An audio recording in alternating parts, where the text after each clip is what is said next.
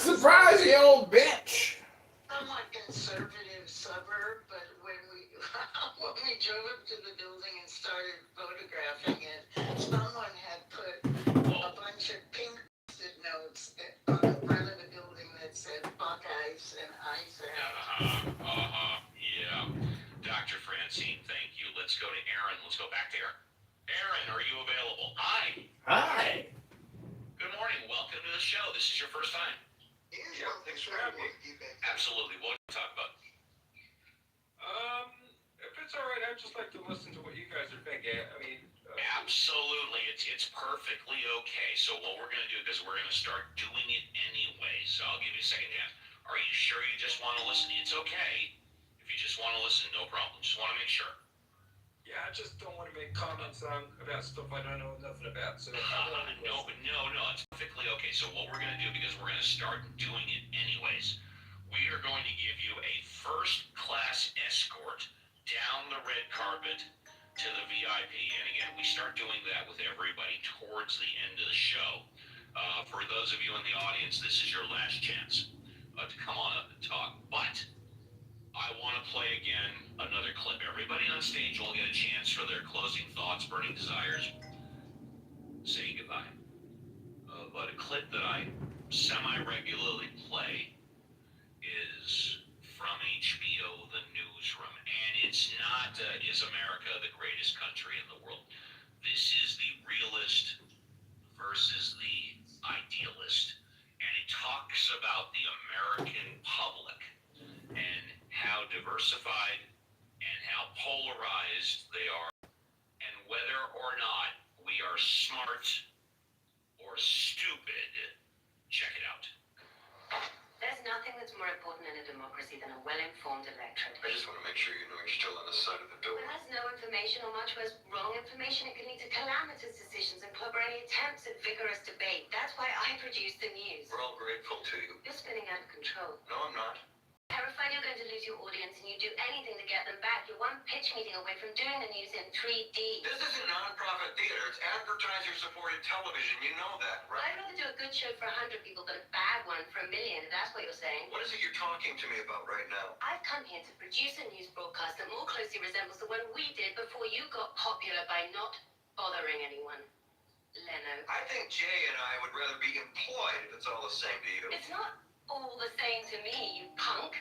I've come here to take your IQ and your talent and put it to some patriotic fucking use. And where does it say that a good news show can't be popular? Nielsen ratings. We're going to do a good news show and make it popular at the same time. That is impossible. Between your brains, charm, looks and affability, and my Refusal to live in reality. It's impossible that social scientists have concluded that the country is more polarized than at any time since the Civil War. The Civil Yes, War. people choose the news they want now, but we have People to choose the overcome that. facts they want now. So what you've just described is impossible. Only if you think an overwhelming majority of Americans are preternaturally stupid. I do. I don't. And if you let me, I can prove it. You know what you left out of your sermon? That America is the only country on the planet that since its birth has said over and over and over that we can do better. It's part of our DNA. People will want the news if you give it to them with integrity. Not everybody, not even a lot of people. 5%. And 5% more of anything is what makes the difference in this country. So we can do better. Hey, Chris, I knew Christopher And Montes this, Santos. ladies and gentlemen, Let's get it boys and gabagoo. girls, nieces Let's get it and gabagoo. nephews, is my Let's message get it to gabagoo. all of you. We can do Better. better. Better. Now, how you choose to do better is up to you. I know how I can do better. How? I'm going to keep doing this show. Ooh. By the way, going on Clubhouse 5 years. Wow. March. Oh no, I'm sorry. I've got 6 weeks. April 1. I'm going to keep doing the show. Keep doing it. I'm going to keep offering a platform where you, the people, can come up and talk about anything you want. You people, except for John Kitover. Definitely not John. And I'm going to hopefully I've only had to block one person opinions a ton of both sides times. the coin.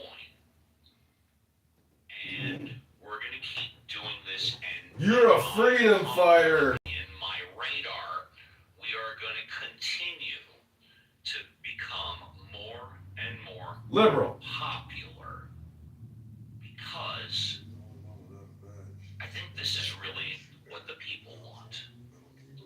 People, although it's entertaining, and I'm the first one to admit that I gravitate towards the psycho, wacko, yelling, insulting rooms on the weekend. You can count on me, Reverend Scott, and the Mod Squad to be here every Saturday and Sunday from 7 a.m.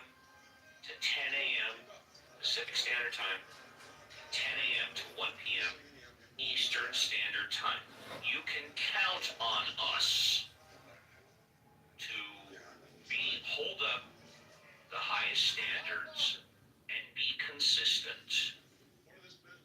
And we will allow you to talk about whatever you want, whatever is in the news, whatever is on your mind.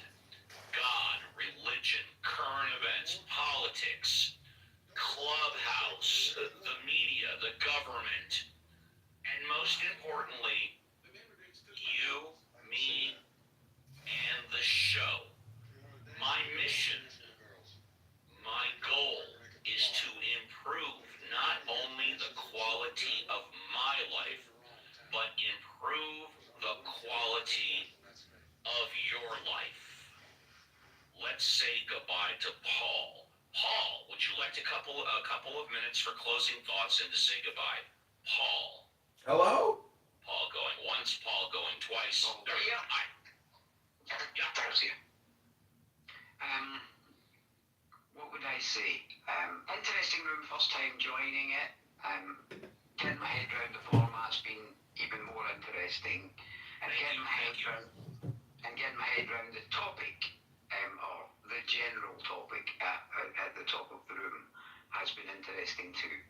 As the only, perhaps not, as a non-US citizen, I found it very interesting to listen to your last clip. We have far from a perfect media in the United Kingdom. In fact, recently, two senior members of the BBC, very senior members of the BBC, have been asked to resign, in other words, politely sacked, because of one biased clip related to Donald Trump. And yet when I listen and look at the American mainstream media, it is based on bias. And when you look at that and you listen to it, and you find yourself looking at how various religions are responsible at various times for heinous crimes.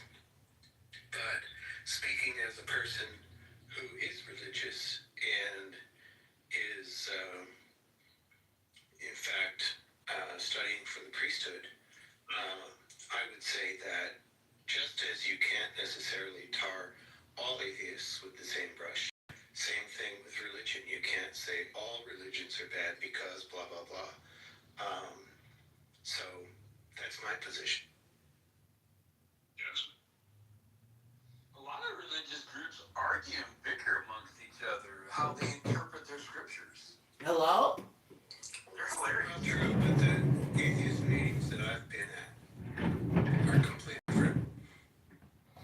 Yeah, I don't think that's always the case. I mean, they may have some conversations like, hey, so what were you a believer before? Were you always atheist? But it's not like that's a constant, topic of discussion. A lot of atheists, if they are talking about belief in the God or gods, it's because they want to talk to somebody and understand how they get there. And then when they talk amongst themselves, they may rehash a discussion they had, or they'll definitely talk about other things that are off the subject of a God or God. If you look at it, I took pictures and put them up on my Facebook page because this is a building that looks like it should be totally staffed and occupied by robots. It has loading docks in the back. It looks No, loading docks! It's totally for freight and not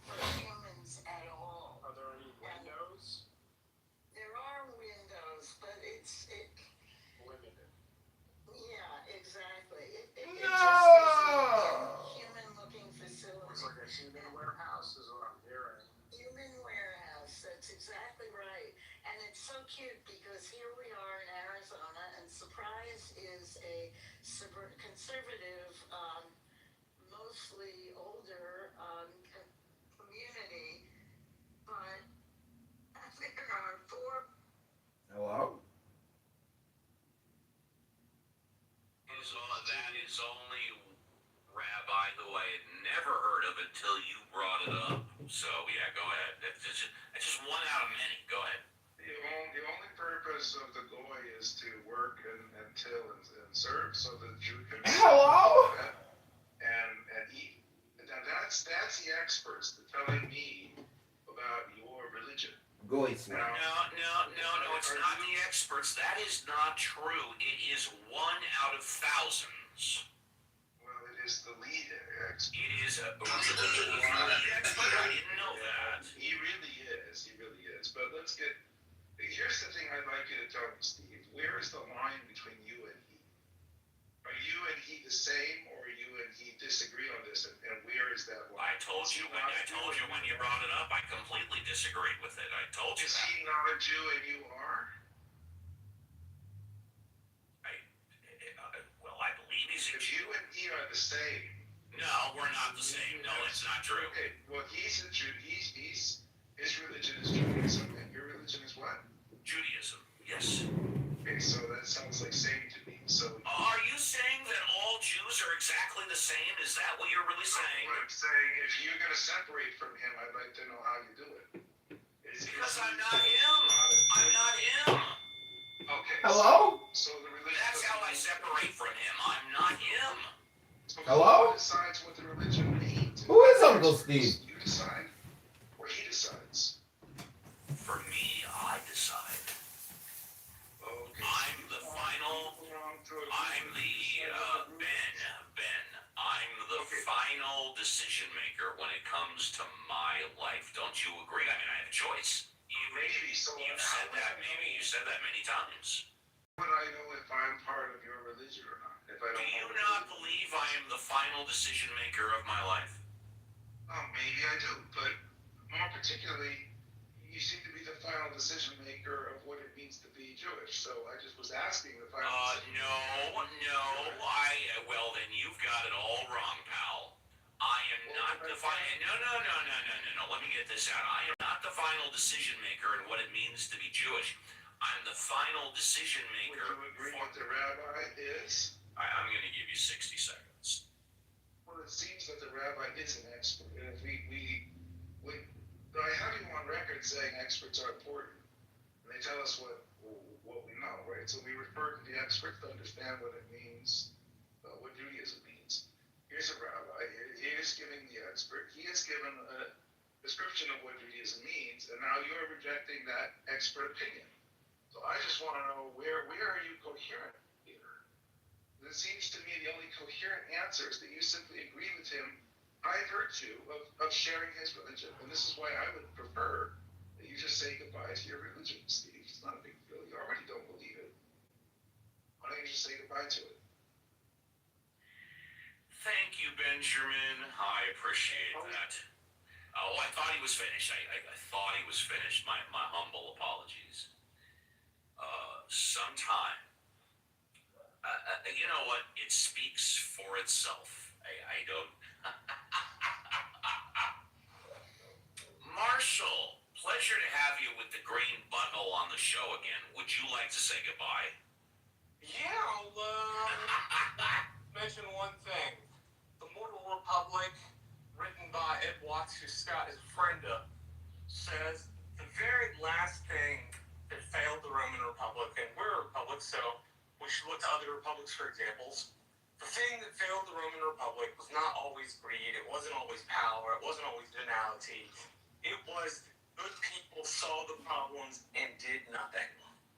Regardless of whether they didn't think they were effective or they think they couldn't do anything, the bottom line was no one got off their behind to save their own country. And as a consequence, the country dissipated. Well, thank you. We'll go to Mega in a moment, or Mesa. You know, in the George Floyd case, where Derek Chauvin put his knee on George Floyd's neck for 9 minutes, and George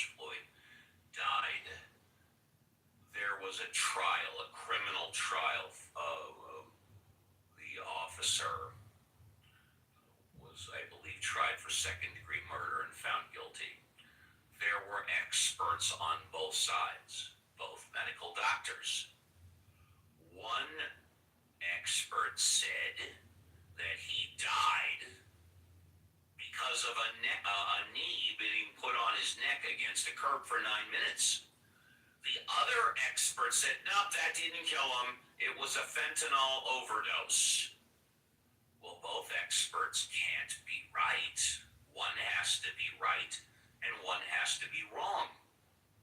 Who decided in that particular case? It was the jury. In my case, whether or not I should leave my religion, which I have belonged to for over 65 years, just because one expert comes out and says something completely idiotic and stupid, that the Goyim are here to serve the Jews, when I don't know how many other thousands of experts would disagree with him. Of course, Ben is relying on the one expert and apparently refuses to acknowledge the thousands of other experts that I presume disagree. What does that tell you about Ben's ability to be a critical thinker? I'm assuming he's sincere. I'm assuming he believes what he says. And in this particular instance, I will go out on a limb on this particular instance and say that, well, quite frankly, Ben, your critical thinking skills fucking suck in this particular case. It's almost like you brought up, Ben, yesterday, the 7 CEOs of tobacco. And I told you my understanding is they literally had they performed 100 studies on whether or not tobacco causes cancer. 99 of the studies from experts says yes, it does. Yet the 7 dwarfs, when they appeared before Congress about 30 years ago, relied on one study that said it didn't. So you're going to rely on one rabbi and completely ignore the thousands of other rabbis? Well, that's idiocy. Let's go to Richard. Richard, would you like to say goodbye? Richard going once. Richard going twice. Goodbye. Richard, thank you. Let's go to Alfonso, who's quite often with the fan band. Alfonso, would you like to say goodbye? Bye. Alfonso going once. There we go. Alfonso. Hi, would you like to say goodbye? For the show as usual. Thank you, I appreciate it. Yeah. To address Great our fucking show, Ben. Steve. Yes. Was I too hard on him? There's Was I too hard on him? No, I think I'm even harder on him sometimes. And the thing is that there's It makes for good educational entertainment, I'll tell you that, you know. Yeah, but it turns into a fixation. For me, it is entertainment, but not educational, because you end up entertaining a fixation in the attacking of people. In the Or the persecution of people or a group based on the Google definition. Yeah. Yeah, there is that. There is a fixation and an insistence in. It's not hatred, because I think what Pro said was relevant. I think what Pro said was not only relevant, it was spot on. Yeah. Yeah, that he brings something to the table, but I think when you've spent. Yes, he does. When you spent 50 hours with him, it becomes repetitive and not productive anymore. And it's just, it gets to a point where, for me, I want to move on, I want to learn, I don't want to just be criticized. And so if people say don't do it perfectly, I think when you attack someone's identity, like Jewish or something, Ooh. atheist or not, it is a personal attack. It is an aggression, right? Even if you say it, in a quiet, calm, passive-aggressive manner, it is an aggression, and and some of us have a lot of tolerance for that.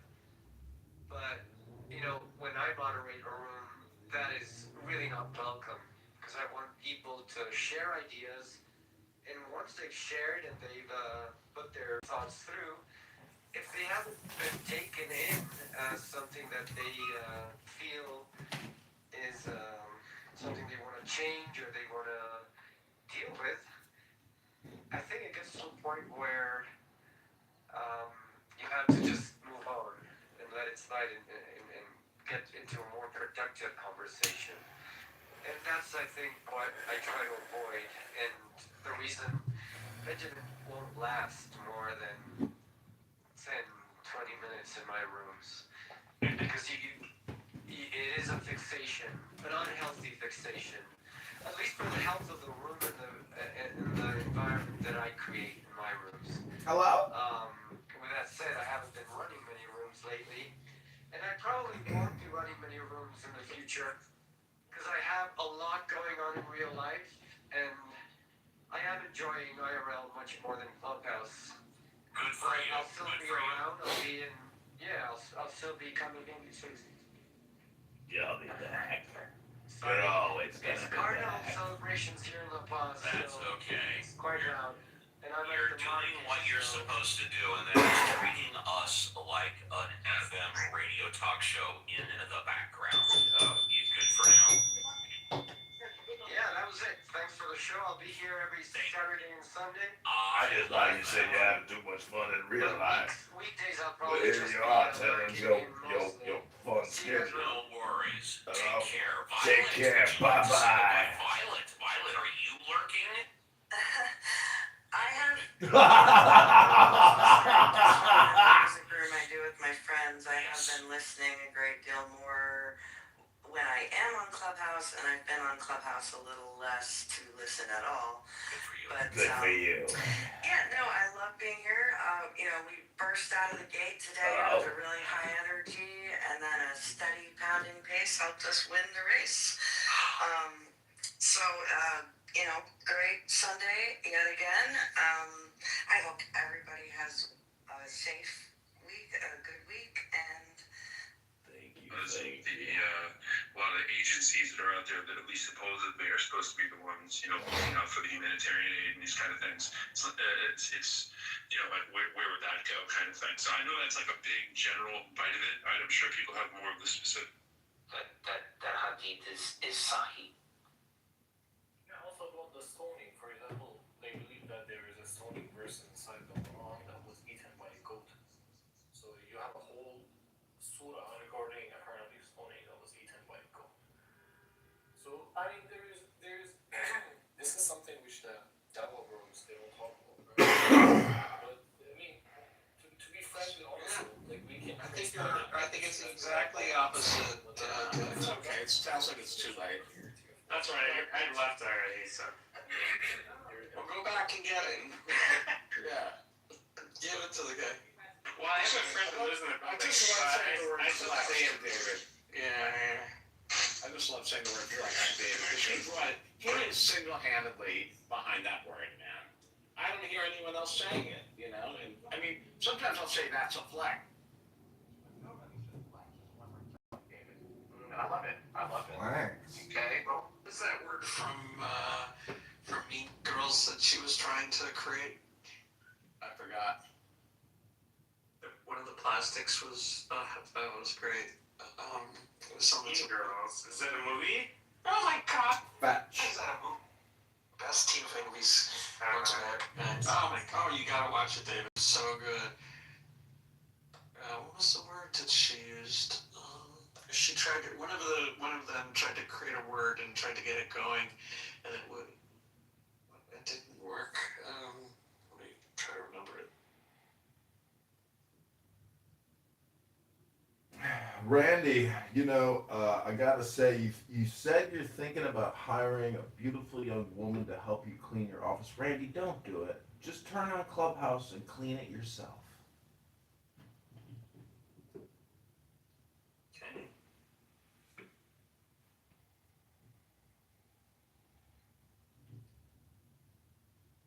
Because cleaning offices is not a job.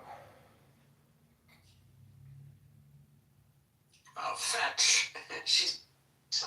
Fetch. She'd be like, that's so fetch. You know, she married a like a sheikh, right? A shake. Yeah, Lindsay. She married like a rich Saudi Arabian, right? Like a royal prince. Oh, shake. Okay, no, I didn't know that. Yeah, she got lucky. Is she a porta potty now? Well, she also like fully did up all her plastic surgery, so she looks like, you know, a pond tadpole. On tadpole. Well, So, David, what's your first drink of the day gonna be? Gin, vodka, or whiskey? not gonna be. Has been.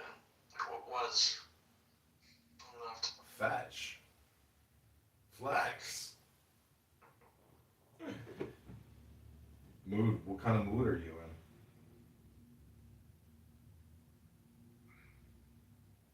Hello, everybody. Hello, mood. What kind of mood are you in today? I'm in an excellent mood. Excellent. Thank you, brother. What's about you? Oh, is this the Palestinian terrorist storing his explosives still in Jerusalem? Hello, mood. We have raided your family's house in Old Jerusalem. We have your explosives from your Nablus bombing. You are a terrorist. You son of a bitch. You son of a bitch. You are a fucking terrorist, you son of a bitch. We know all about you living in Norway with your two sons in the military. We know everything about you, you son of a bitch. You killed those innocent people, you son of a bitch, you. You old dirty Palestinian terrorist bastard. You son of a bitch. Are you Batecha. saying Meshuggah? Wait, are you trying to say Meshuggah? Batecha, Habibi. Batecha. Batecha. عاشقين بطيخ أدوم بطيخ I used to sell بطيخ in تحنا مركزيت, my friend. What is that, like a drink or something? Are you drinking or It's something? nitroglycerin laced with TNT. Oh. Get fucked. This is, you know, why you speak that, you know?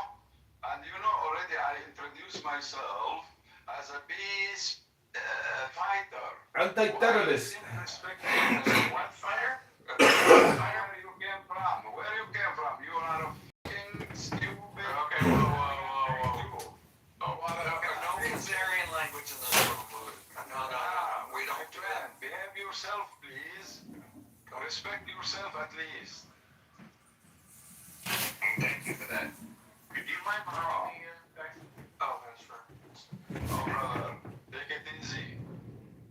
No, we know all about your mood. Kazarian stuff, okay? We know all about your mood.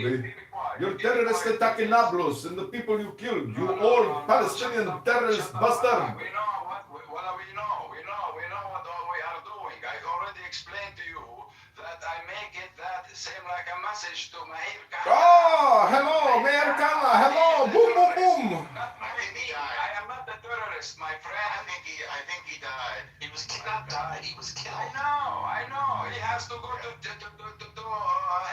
Well, when you get killed, you die. No, we don't have a concept of hell. We don't know where he's going. Personally, I know him, my friend. I know him. No, we don't have a concept of hell. Brother, listen, Elnor.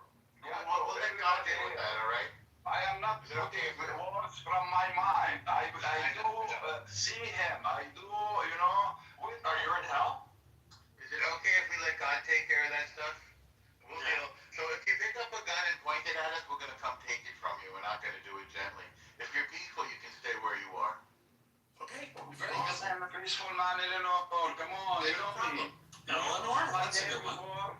You know what is my name? I am Mr. X. I don't know what that Mr. means. X, is that No, your old name? Mr. X. That was his old name. You know, I sure. we was friends together. I create you with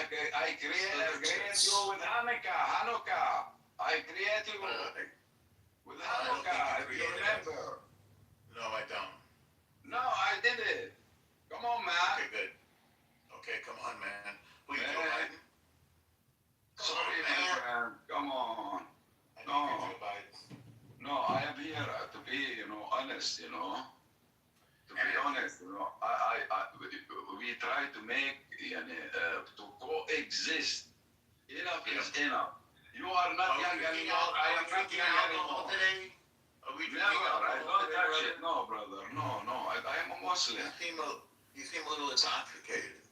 No, brother. No. All I right. don't do it.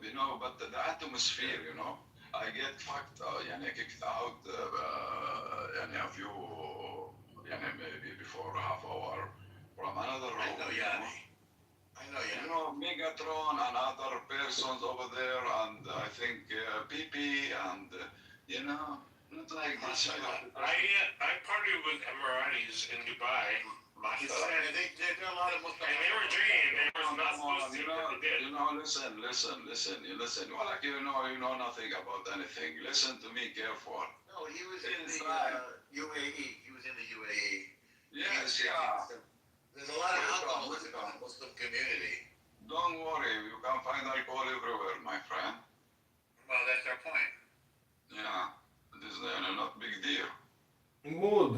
So how many people did you kill in your terrorist attack in Nablus when you detonated your explosive, you old Palestinian terrorist bastard? Majikan, behave your time first and talk, behave. No, this is not a good way to talk to others. Are you a human being or something else? Behave yourself. I'm gonna get a human being. Okay, respect yourself, my friend. We are friends. Okay. You don't know me. Why you take a dark side from the words? Even if I make a mistake with the word, don't touch it, don't judge. That's it. One baby touch. Please, brother, don't judge. I already say this is my past, and I never injured a snake. Well, like the fuck, I give you now videos, the snake. Because you are a snake. Thank you. Even the snake I respect, brother. They have the right to exist, same like me. I am not better than the snake. I'm not better. Maybe I'm here to serve a snake. This is the reason why we are here, to serve the snakes, maybe. Come on now, open your mind, please. Open your mind. You know something? Are you a Jew? No, I'm gay. Are you a Jew? Are you a Jew? No, I'm gay. No, I'm a Catholic. Yeah, you sleep one night and next day you wake up a gay? Is that how it works? I don't know. You tell me why you are gay? Tell me. With full respect, maybe it is a sickness or something.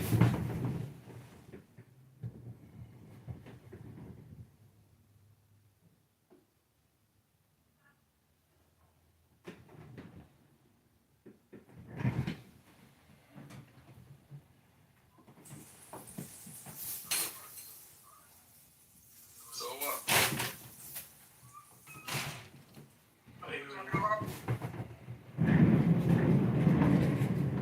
Let's talk, You need to go back to Nablus and apologize for what you did and all the innocent people you killed, you bastard! She keeps on changing, John. You're gonna work on I'm sure, 100%, my friend. Listen, you're not a friend even. Are you reptilian or something? Habibi Betecha, you are a schmuck, you know you're stupid, you just admit your problem and then you apologize and you go make amends and you humble yourself on Yom Kippur. Can you tell me which planet you came from? I am from Uranus, next to Saturn and Neptune. You know what is my real name, my friend? Beteja. That means watermelon head. You are Beteja, Mr. Beteja. Mr. Beteja. Mr. X, you're Mr. Beteja. בטחה שלך. בטחה. אדום. בטחה שלך, אדום עשיקים. בטחה שלך, אדוני. Voila, behave yourself is better for you. You are not my fucking size. La Beteja. Fucking still young. You're still young. You know nothing about nothing. I have experience for all. I know you bastard. When I hear bastard, you still have explosive materials. I have called the IDF in Jerusalem to go to your auntie's house to get the explosives you are still storing in Jerusalem in the old city of bastard. You are a fucking terrorist bastard, killing people in Nablus Bateja. I have sent the military to your auntie's house to get the explosives. Bateja! Bateja! La. אתה לא בן אדם. אתה לא גבר. אתה לא גבר. אתה משוגע. I don't want to say more. Come on. Wake up. Open your mind. Stupid. Habibi, I understand perfectly. You are an informant for the secret services. I understand, Habibi. But حبيبي أنا مش حبيبك ولا أنت حبيبي. What are you coming to say? Do you have something to say, to explain? Just you are cursing. Yeah, Yuli. Sorry, no, he just make me stress. Sorry, make me stress, you know. He have a what? because you are a terrorist with explosives in Jerusalem and you killed people in Nablus. Behave yourself. We are here to coexist, to try to find a way to say enough is enough. Easy. No more killing, no more bloodshed. Enough is enough. Let's clarify. What are you talking about? Because I have no idea what you're talking about. And if you can clarify, it will be help to your point. He is tired of exploding devices and killing people. He wants to retire from the terrorist business. He is so tired of working to kill people. He come here now and he talk about the peace. John, stop talking. Okay, sorry, Betecha. Go ahead, complete your plane. Land your plane, you terrorist bastard. John, no. My point, you know, this is our destiny. To be honest, you know, this is our destiny. Not only my destiny, your destiny and my destiny. To love one place, to belong to one place. We belong both, me and you, to one place. We love that place. We involve in love with that place. We just talked, me and Jacob before, you know, 1 hour ago, about my city. He have been there. Am I true, Jacob? You mean Neapolis, right? Neapolis. Yeah, we were talking about New Neapolis. city. New city.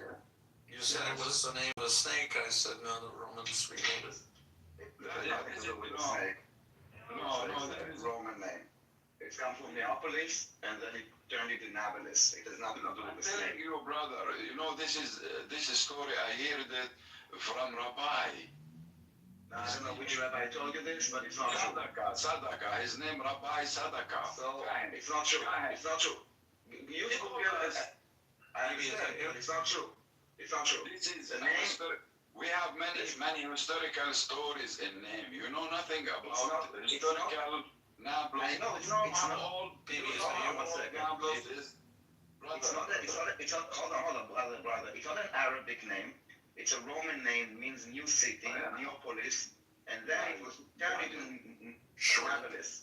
Yeah, It has nothing to do with snakes or with teeth or with anything. And whoever told you this, hold on, listen, sweetie, all good. It's not, Just I'm not saying some this is my accuracy, thing, you're that's all. incorrect. It's just like you're just inaccurate, and I understand that you were told this by some random rabbi. It's okay. There are many rabbis in the entire world, Not everybody is saying, you know what, just, you want to take like 2 minutes and Google it and see that the origin of the word is from Neapolis, New City, by the Romans. It has nothing to do with this story about the snake. What I tell. This is maybe a free tale come from generation to a generation. This is what. No, it's what not. I hear. It's a new story. Yeah, it could be a tale, but it has no relationship to the actual We have when we are child. This is my childhood. We hear. See, so somebody asked me about Nablus. What is the meaning of Nablus? I told them. He told me something else. He told me something. No, I didn't ask you what the meaning was. I said I had been to Nablus. I said, did you know? We were just talking about the city, like Yosef's tomb. Somebody else asked me in another room, maybe. What? Somebody else asked me. Sorry about that, Jacob. Yeah, no, correct. I've been to Yosef's tomb. Part of the problem is that you guys fill your heads with stories and with fake information, and this is why you get upset and you believe in things that are not correct. And I think it's time that you kind of re-educate yourself with actual history, so you would know exactly what happened, what followed what, who's responsible for what. Making up like narrative, it's cute, but you can only tell it to yourself. It's not something that you can actually will hold water. Daniel, you finished? Yes, we think. Sweetie. I like it. Okay, brother. Anyway, Daniel, when you visit Nablus, you will change your mind if you are a real Jew. About what? How can I change my mind about history? Like, it doesn't make any sense. I will change my mind, and I will get them in Egypt. The Jewish people understand what I'm going to say. Only the son of Abraham who have metaphysics things. Only we. The others, they don't have it. We have sensitives. Others, they don't have it. You get what I mean, Daniel? No. And what? We can see or feel. We have a very fucking sensitive feeling, brother. Yes, I understand, but your feelings are not facts. No. You need to understand that feelings are not facts. Let me to continue. The feeling, it's like Hamas, you speak about... No, brother, listen. Sister, sorry. Hamas feelings and your feelings are the same, or you separated from Hamas feelings? Okay. I respect you very much, you know. Listen to me, please. Even though maybe I am a fucking Jew, real Jew, but I lost my way. I became a Muslim. This is another story that you tell yourself, and I heard you already, that you are... No. I already heard you say that you are the real Jews, and that we are Khazar Jews, and basically this is the problem. You play coexistence. Hold on. No. You play coexistence, but yes, I heard you. No. Yes. No, never. Mahmoud, you did say 2 days ago or yesterday, you called them Khazar Jews. If you ignore me, what can I say to you, Mr. Daniel? So yes, it is my existence. Did you say or did you not say that you are the real Jews and we are Khazari Jews? Did you say it or not? Listen. Oh, you are lying now.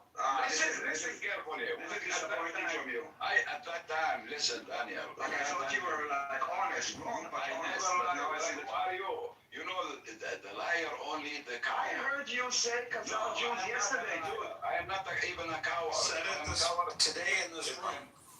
Why are you lying? We all heard you say it. Admit it. You just said it. You said it a half hour ago. Politely, you said it a half hour ago. We thought you were saying What I said? You said you Khazarians. Yes, you told us a few times that we are Khazari Jews and you are the real Jews. I heard you say No, I didn't hear that you were the Jew part. Brother, please listen to me, Daniel. It doesn't matter if I know or not know. Did you say that we are Khazari Jews, yes or no? Even though if I say that, okay, so we're getting closer to the truth. Welcome. Well, are you still welcome in my country? You have no authority to welcome me or not welcome me. I'm not talking about... Why not? Because Mahmoud, again, sweetie, This is again not looking for more. Sweetie, listen to me for a second. Okay, listen. This is exactly the thing with you believing a narrative. You calling us Khazar Jews is an argument that is not based on reality. It's a narrative, like the story about Nablus. Your health is filled with narrative, with stories that have no basis in reality. And this is why you come up to many, many wrong conclusions. Uh-oh, you're beginning to sound a little bit like Emrose. Your head with lies, be honest, and be realistic. Daniel, can I just say, you're kind of sounding like Emrose. I hate to say it, but that's the type of shit Emrose says nonstop, which is your reality is not the real reality. My reality is the real reality. And I can't debate you. Yeah, it's the same thought. It's the same thought, but it's the question is which of the facts that actually fit that thought. It's like her calling the Arabs and Israeli Palestinians. It's a minority of Arabs in Israel that identify as Palestinian. The majority of them call them Arabs, but for the narrative, they call them Palestinians. And again, you are just lying to yourself because reality, slowly and slowly, you are kind of shifting away from reality. And you are, the pro-Palestine movement is now living in an alternate reality of facts. Because for you, the narrative is way more important than reality. And this is why you get to make such wrong decisions all the time. Daniel. Yes. Okay, sweetie. Listen. Love that. Wallahi, I swear God, I swear بحياي, I swear God. Yeah. أنا إزرائيلي. Listen to me careful. No matter. I don't care. Even though if you are a fake Jew or true Jew, I don't care. What is a fake Jew? Even you saying it is disgusting. Can you tell me what is a fake Jew? Give me an example. Give me an example of someone that is a fake Jew. Why would anyone be a fake Jew? You believe that DHI is a fake Jew. 5 million, 7 million. You set yourself up for that, Daniel. No, that's true. Yes. To be honest, I already live I grew up in Tel Aviv, brother. Me too. My business is in Jaffa or in Tel Aviv you grew up? Both. Jaffa, Tel Aviv, Yeah, but he really in Jaffa. No, I've been all over, Even in Gaza, I've been in Gaza several times. I go through areas, brother. I go through areas before. We don't have the same borders between. It is the same, almost the same. We can drive the car before. No, we didn't. We're familiar with it. We didn't always have borders. It started with the violence, yes. Yeah, this is, I am an eyewitness, brother. I don't put any words from somebody told me or. No, but the fake Jew is something the Jew said. It's not based on reality. The Khazar Jews is something the Jew said. It's not based on reality. The Nablus story about the snake is a story that you said it's not based on reality. It's not from your experience. It's things that you were told. And those things that you were told and you repeat them are not helping your cause. Because if you want to help your cause, you need to be realistic. Otherwise, it will never be resolved. Even if it's not aligned with, even if it's not good for you, you need to be. Sweetie. No. Oh, we miss a big chance, brother. It's a shithole. I wish one day we live in peace and invite you. I own a house. One thing you need to work on is a trash collection. Daniel. I'm serious. Yaakov, haven't you heard of Clubhouse? I'm a garbage collector here on Clownhouse. I collect trash here and put it in a landfill, for people to go and possibly bring a little garbage out. Mood, the question is, what are you doing for peace other than coming here and accusing people of being fake Jews living in your country? Hello? I don't like to talk to you. You are a fucking dumb stupid. I want to You fucking dumb and stupid motherfucker, you're a fucking terrorist, motherfucker, and you have fucking explosives in Jerusalem, and we know who your auntie is, and we're going to the house to arrest them all, and we'll bulldoze your fucking house, you bastard. Auntie the bear. Where you reptilian? Reptilian, wow. Yes, I called you a reptilian. this is a reptilian, 100%. Like the snake with the tooth? Yes, exactly. Or you know, the goat. This is a goat. Wait, what's the goat have to do? What's the goat doing Oh, now? fucking bastard, the goats. You have to Oh, be fucking bastards. The goats, you know, they hate us, brother. I don't hate you, I hate your stupidity. I hate your ignorance. I hate your low IQ. And I hate that you are a terrorist and you have committed terrorism in the past, you bastard. You are the snake. You are the goat. You are the reptile. You project onto me, you bastard. He's a reptilian. Let me see what is your picture. That's all. Oh, fuck you. Gay. You are a gay. Okay, remove, please. Yeah. Okay, brother. Yeah, sorry, Daniel, sweetie. Hey, did you just call me gay, you motherfucker? I am not a gay. I'm a happy man, and you are the reptile. You accuse me of being a reptile. Yulia, let Yulia get in here, magician. Mudo, I want to clarify why you use the word gay like something bad. What's bad in gays? I never been a gay to tell you the bad and the good, and I don't know. I don't But know you which judge gays. No, I don't judge, you know, I respect everybody. This is, When you know, when you try to offend someone, he say about himself, he say, I'm a gay. Oh, it's okay, I reply to him. Normal, no. Everything you say is a negative. You come on the clubhouse and you make a negative statement to people over and over and over again. Why? Why, Habibi? Why do you come here and do this to yourself and to other people and make them feel bad? Why do you do this? Is it because your self-confidence and self-esteem is so low? Who are you? Hello?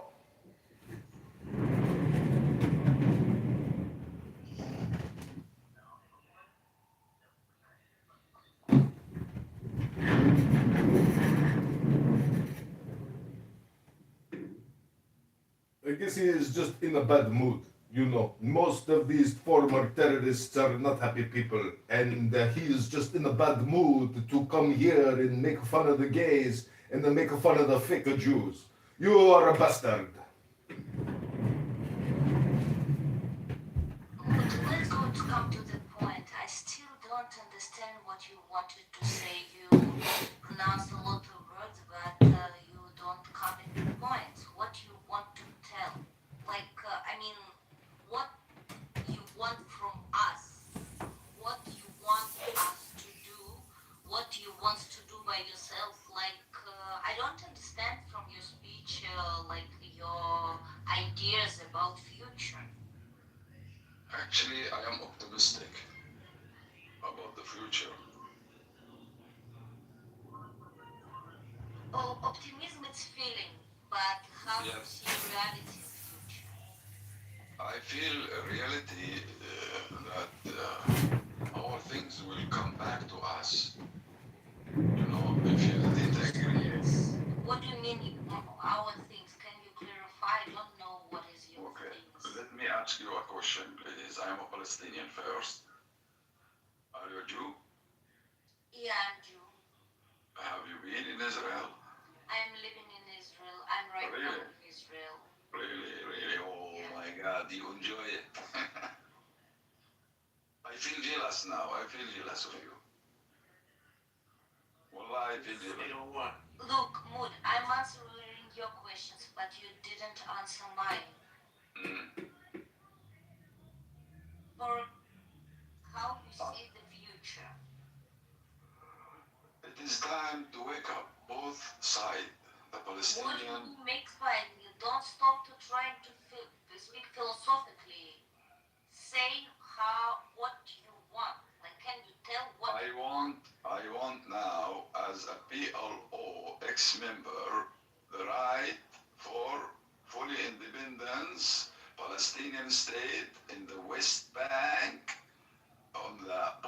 as of 1976, fully independent. Otherwise, we're still in war.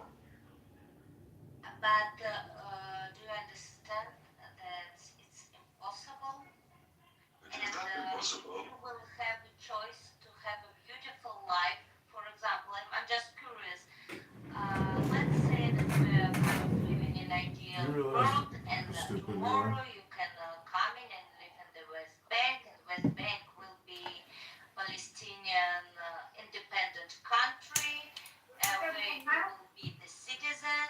It will be named Israel.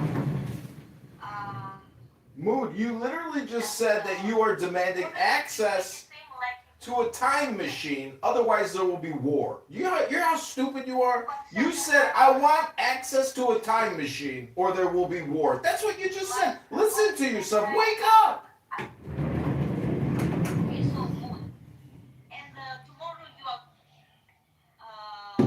living in prosperity, you won a new country, Palestine, in the borders. Where is it now? Pretty safe border, not that one which you want. Will you be agree on it? Listen to me. First, I still have my ID. I have my Israeli ID. יש לי תעודות זהות. יש לי. Also, I have a Palestinian passport. Honestly, I was willing to not say this or say it wasn't a genocide until the starvation ended. That's what sealed the deal for me personally, right? Yeah, but you have to define the word genocide, because genocide implies totality. And there's no totality here. It does imply totality. What is it then? What is genocide? Read the definition, it literally says in whole or in part. It says what? In whole or in part. In whole or in parts? Oh, so there's a part of genocide, not a whole genocide. Got it. Okay. Ah! Hey, watch your fucking mouth. Hey, watch your mouth. Yeah, Lil E. Lil E. Oh, my mama. What's wrong with you, Lil E? I'm my mama.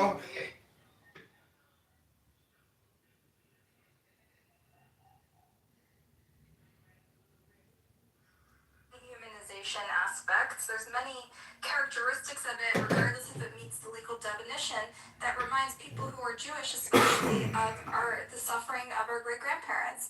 And like the starving children, for example, I saw the same photos that were drilled into my head against my will as part of my heritage and my Jewish education. This is what I saw when I saw those pictures of skinny children in Gaza. And you can't unsee it. And if you grow up in our culture, I think it's perfectly legitimate to say, oh, this is a warning. This is what they warned us about. It was a man-made famine that humans did, and they did it through dehumanizing the other. Okay, so the reason why this doesn't work, amongst sort of other downstream reasons, but see, by comparing it to the Holocaust, you still reinforce the idea consistently that the worst thing that could ever happen in human history was the Holocaust, which is a pretty big pillar of the justification for Israel. So actually, every time you bring up the Holocaust, Shoah, it's basically just reinforcing the belief of, yeah, this is why Israel needs to exist.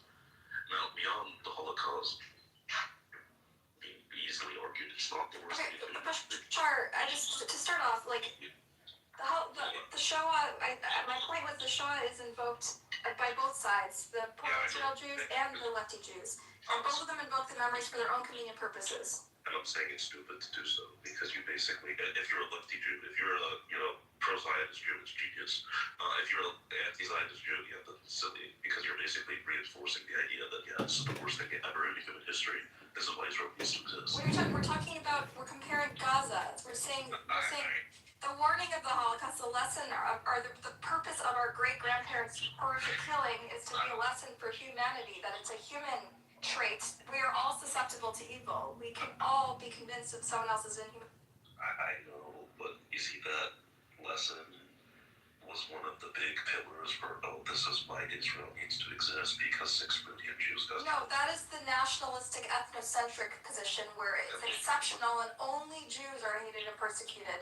The other lesson that progressive and liberal Jews take from it is that we are all capable of becoming Nazis under the right circumstances. I hate to break it to you. Not only is the blood narrative far more common amongst Jews, it's also Explain to me what's common among Jews. the nationalist narrative. It's also far more common amongst Americans, French people, Brits, Westerners, actually a lot of Africans even these days. I was so shocked to hear my cousin learns about the Holocaust in Nigeria. And basically everyone but Arabs. Actually, most Jews take a more humanist view of the world. They see Judaism and Jewish values as compatible with liberal humanistic values, which treats all humans as deserving of life and equal and rights and all this shit. And Tikkun Olam is like a foundational principle of sort of modern liberal Judaism, which is like the vast majority of Jews. And so this is why, as we discussed yesterday, there's sort of a crisis of faith for liberal Zionists, because they're realizing their humanistic values and their civil liberties values are fundamentally in conflict with their Zionist nationalistic values. They're not compatible. And this is something that Jewish people as a whole are grappling with. If you came yesterday, you'd hear it in real time.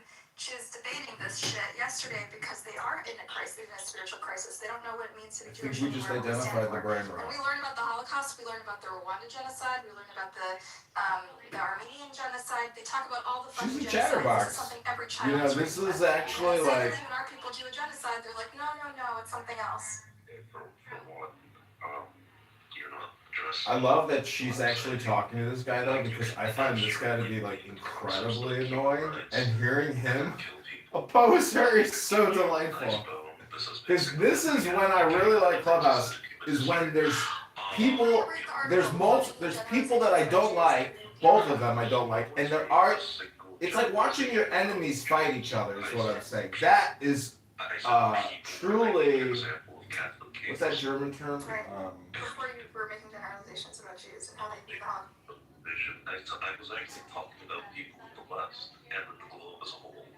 People in the globe as a whole view the Holocaust. Now, there's a lot of young women like this, young Jewish women. I've witnessed young Jewish women getting arrested at Free Palestine movements on Shabbos, and they said, don't do this, you're gonna ruin your Shabbos.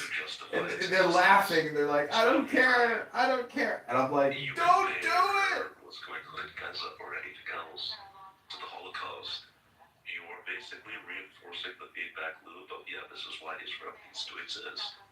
I think you fundamentally don't understand the dichotomy that I'm making. Please read the article so you understand the two streams of thoughts. You're basically taking a binary. Yeah, but Grace, don't take it personal, because she's basically a hostess, meaning like she's doing a show and she's being political. So, let her be aspirational. That's what El Normo says. Compared to everything, in order to be informative, instructive to us how to live and how. Without her, though, we wouldn't have the Jewish complaint department. She's filling up our databases with complaints. And if you don't, you should learn about how people took the Holocaust. We need young complainers like this to fill up our complaint database.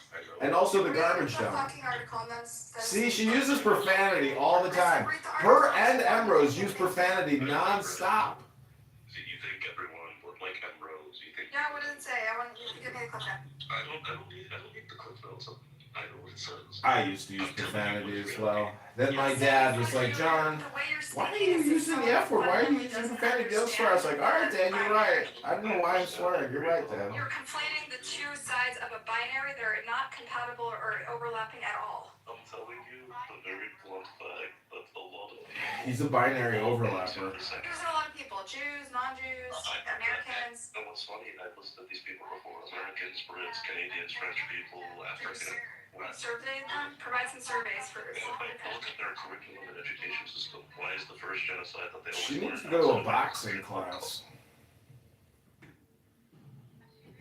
I mean, let's be honest. Okay, my cousin in Nigeria learned about the Holocaust. Grace, just go in there and see. This is the troll. Is because she's emotionally upsetting you. If you can go in there and never get emotionally upset, then she'll have no power. The transatlantic and but just be very calm. If you can find, I can tell you, It's we're sort of talking. a Eurocentric argument. All right, but do you understand my point, Bashar? My point is you're claiming. Well, Let then me why see don't what you let go me in try there to and steal your demonstrate argument. religion You're and saying pray that when over you her and see compare if you can Gaza to exorcise the the demon Holocaust, out of her? you're in fact giving fuel to the claims that the Jews desperately need a state in order to prevent a second Holocaust, right? Yeah. But the whole point is this is a binary. There are Jews, in particular in the Jewish community, since the beginning of time, since Hannah Arendt, right, that believe either that the Holocaust is exceptional and should never be compared because anti-Semitism is the oldest form of hate. Please mute up. I can't. There's noise.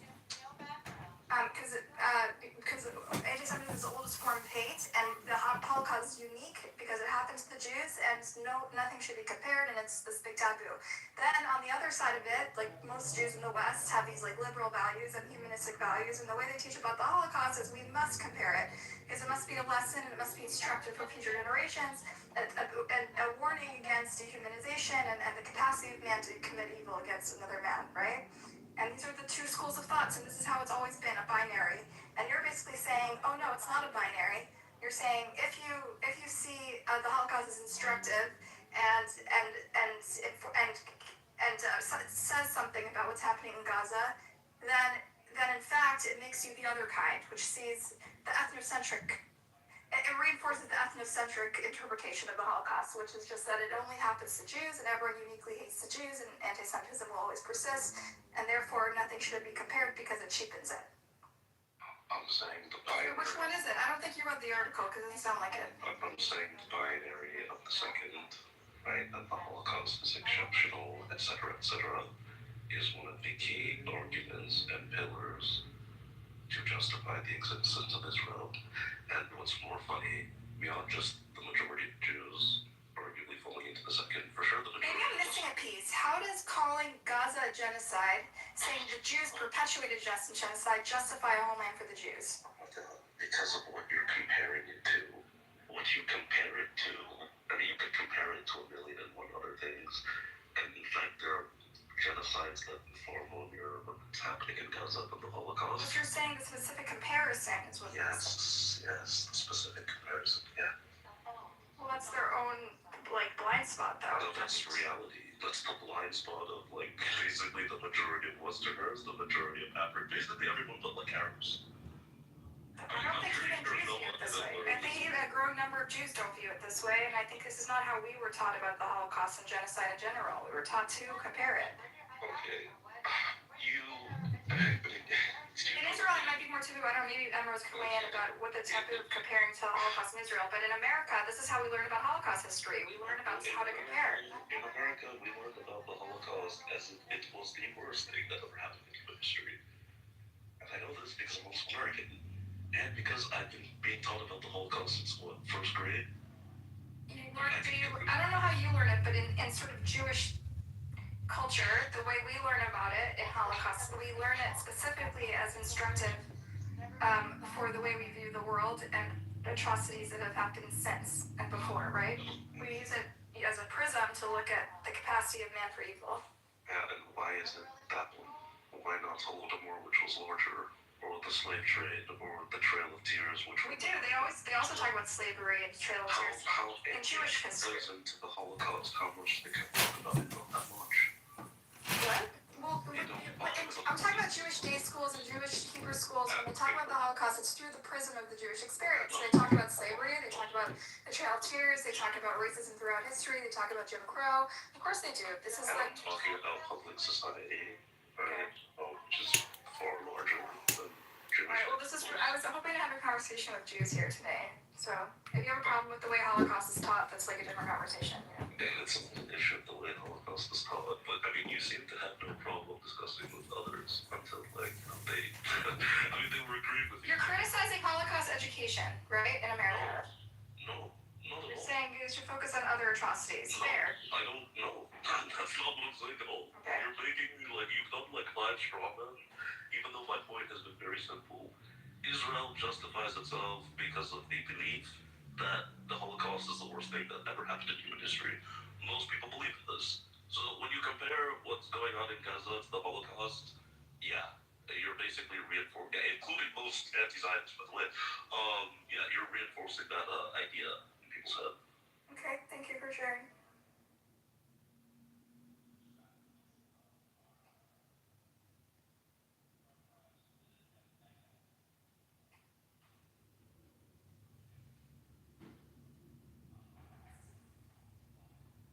I don't remember her ever saying now she does that she went to Hebrew school or where she went. I think like as Jews, like it's part of our experience as American post-war, post-Israel Jewish state Jews to see the world through this prism, as dark as and depressing and unfortunate as it is. I think it like I always resented that, and to grow up with like images of skinny bodies piled up or whatever, and skinny children, and then something like this happens, and it becomes suddenly relevant, you know?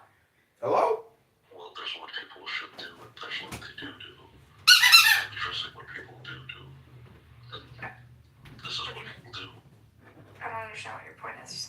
Super cryptic. Everyone in an ideal world should care, even when one single person gets killed. The reality is what's being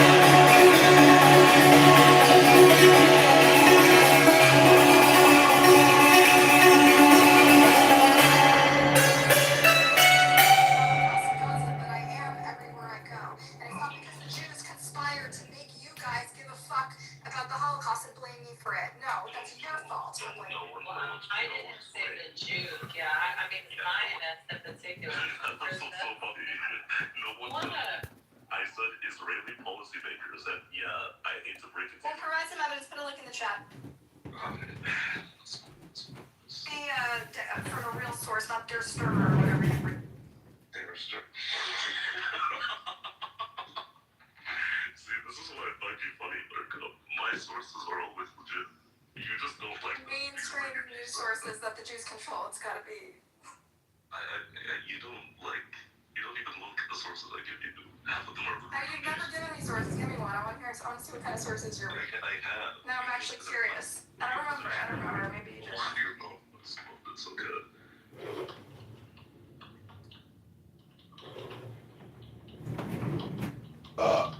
Never had one lesson.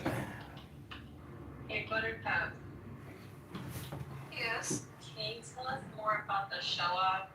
Invoking the Shoah, what is that? The Shoah is the Holocaust in Hebrew. It's about basically in Jewish culture. There's two schools of thought. One is that the Shoah. Well, first of all, in this particular conflict, there people on both sides, the right and the left, the pro-Israel camp and the critical of Israel's camp, both have invoked the Shoah conveniently for their own political purposes, right? And it's very politicized. Like the UN rapporteur, what's her name again? The Italian woman with the glasses. She's now being called to be fired because she invoked the Shoah, comparing Netanyahu to Hitler or something, or endorsing some sort of tweet or something. So a lot of people sort of weaponize the memory of the Holocaust for their own political purpose, and it raises the question that's been in the Jewish community for many, many years, which is that how the Jewish community thinks that we should never compare things to the Shoah. It's a unique atrocity in history. It was 6 million people died, et cetera. And also it's emblematic of this war-breaking of anti-Semitism, which is a unique type of hatred in history, and so it's like taboo comparing it to the Shoah. And another school of thought is that we should, in fact, and many people in America, many people use the word about Holocaust history and Jewish history in the context of we must compare it to the Shoah. It's instructive, it's a warning, and the capacity of man to hurt other men, to continue as other men, and commit atrocities.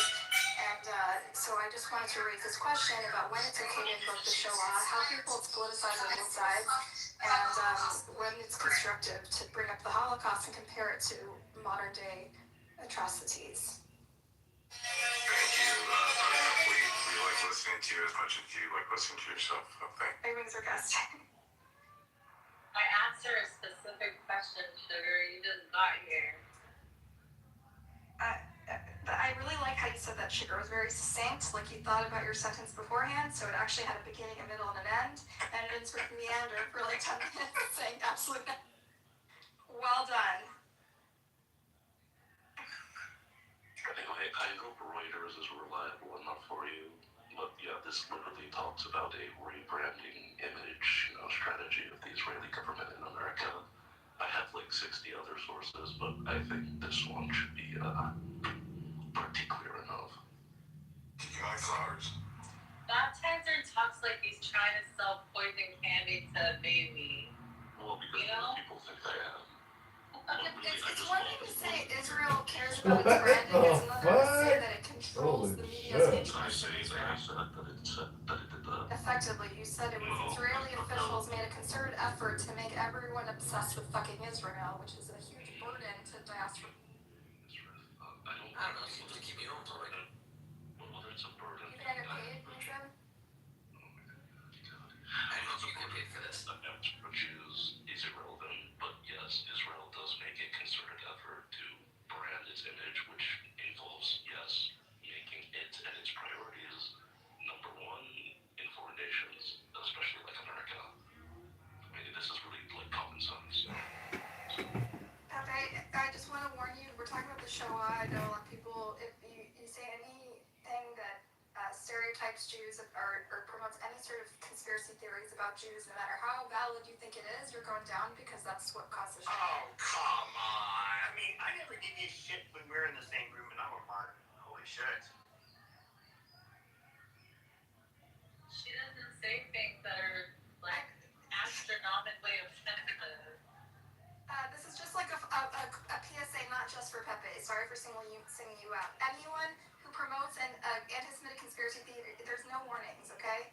We're talking about the Shoah, which is a really delicate issue. I can bend you over and have my way with you. How about? You're so disgusting, dude. Yeah, I'm talking to fucking you, Buttercup. Whoa.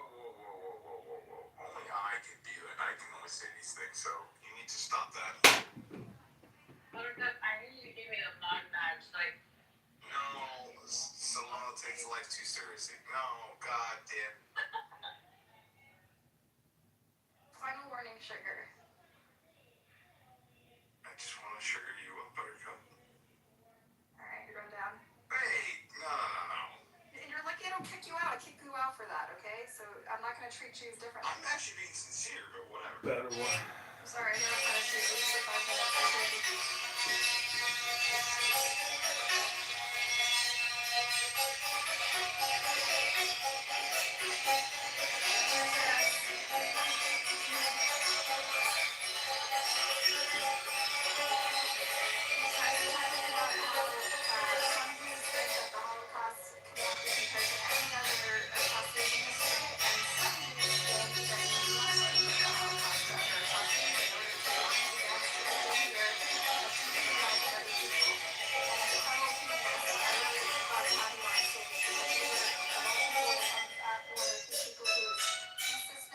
That all humans are created equal and should treat each other, find common ground, and love each other and see each other as Found my channel.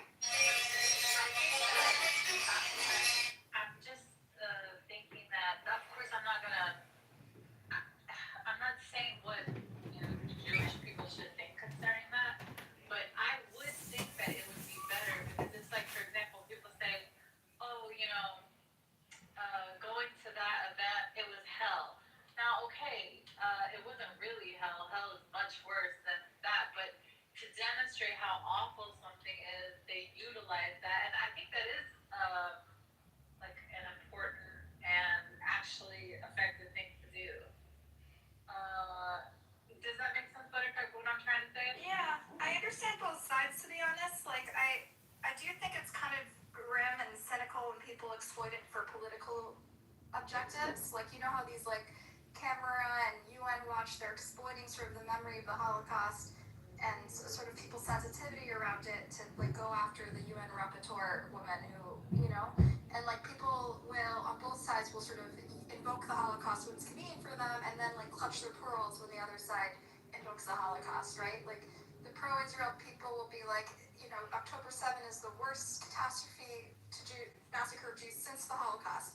There's no reason to do that except to poke people's trauma buttons and to make them feel the war is justified, right? To drum up support from the war. Like, Israel is sort of built in the shadow of the Holocaust. It's very, very heavy over the national narrative. And so by saying it's the worst thing since the Holocaust and invoking it, it's sort of a subtle tool to get people to get on board with this horrific war, right? And similarly, on the other side, when I tell my parents, look at these pictures of starving children, how doesn't it remind you of those horrific pictures you drummed into our brains since childhood of starving kids in concentration camps, starving people in concentration camps? They also clutch their pearls and say, oh no, you can't compare things to the Holocaust, it's like a sacred cow that you can't touch. And so but throughout history, there's been sort of these two camps, and some people are like, to their credit, like, the Holocaust was uniquely horrific in a lot of ways. Like, it was this industrialized killing that we'd never seen before, where they literally created, when shooting people in the head was too onerous on the soldiers, they created gas chambers, right? And they create these, like, killing industries, and the goal was literally to erase Jewish DNA, and it was a really, like, unique atrocity, and it should be given its weight, and it's right that we treat it with the gravity that it deserves. But to somehow infer from that it's not it's not like, to some people it is sacred, I understand, and especially if, like, your family went through it, you wouldn't want people to cheapen it by saying every genocide, every war crime, is comparable to this horrific thing that happened in history that completely reshaped the world. On the other hand, what is the purpose of it? What is the meaning of my great-grandparents' deaths if it doesn't tell us something about the human condition, and it doesn't warn us about the capacity of man to behave this way, right?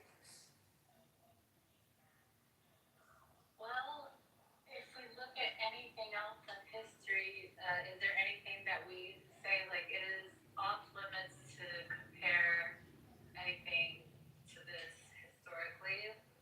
And if so, that might be, like, an indication of the position one should take.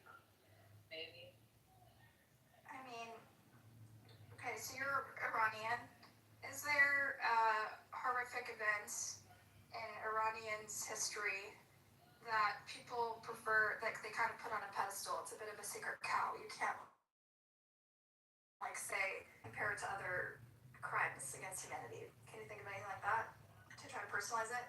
Because I'm sure there's Native Americans. You see the Trail of Tears and the literal successful annihilation of Native American culture as an atrocity without comparison throughout history, right? Similarly, slavery. There's not many crimes worse than the 200 years of slavery, of black slavery in America, right? Each of these crimes stand on their own, but also tell us something about human condition. I think comparing like the indigenous people being eradicated, I don't think Native Americans would have a problem with that. I think there's a lot of similarities, but you did use a good one when you said slavery. That seems to be very triggering when anyone tries to compare anything to the cattle, whatever. Yeah, slavery. Yeah. That was a good comparison. I think Stella, like it's that each of these atrocities is it's just that one atrocity is not comparable to another because each one is unique, and that is true. And also, it says something about the human condition because it's humans that have. I do notice that if you try to compare any slavery or any of these, try to say it's like slavery, black people, the African American community, they don't like that shit. So that was a really good comparison, actually. And they're stupid. All right, Bishart. I'm black, you forgot. Okay, but you're not African American. Oh shit. Where do you think they came from? Who do you think is people? Those are right. Well, why do you think the Evil Landing is called Evil Landing? All right, I don't want to do this. Oh, you don't want to. Okay, so you. I don't want to be racist on my app talking about the Holocaust. Racist? Who's being racist? It's like I'm not black, so I'm not going to talk about. You know how long Tashar has been talking about the Igbo tribe or whatever for like literally the entirety of this app? Like ever since I've been on this app, like he's the only one with his like donation and affliction that like I know, like it's like embedded in my brain. Like when I hear him, I'm like it's always going to go to that all the time. It's fucking funny. What Igbo tribe are you from? I would say this, listening, I've always heard the phrase never forget. There is, a push to make it so that, like, people in the West in particular, remember, all the generations, remember what happened.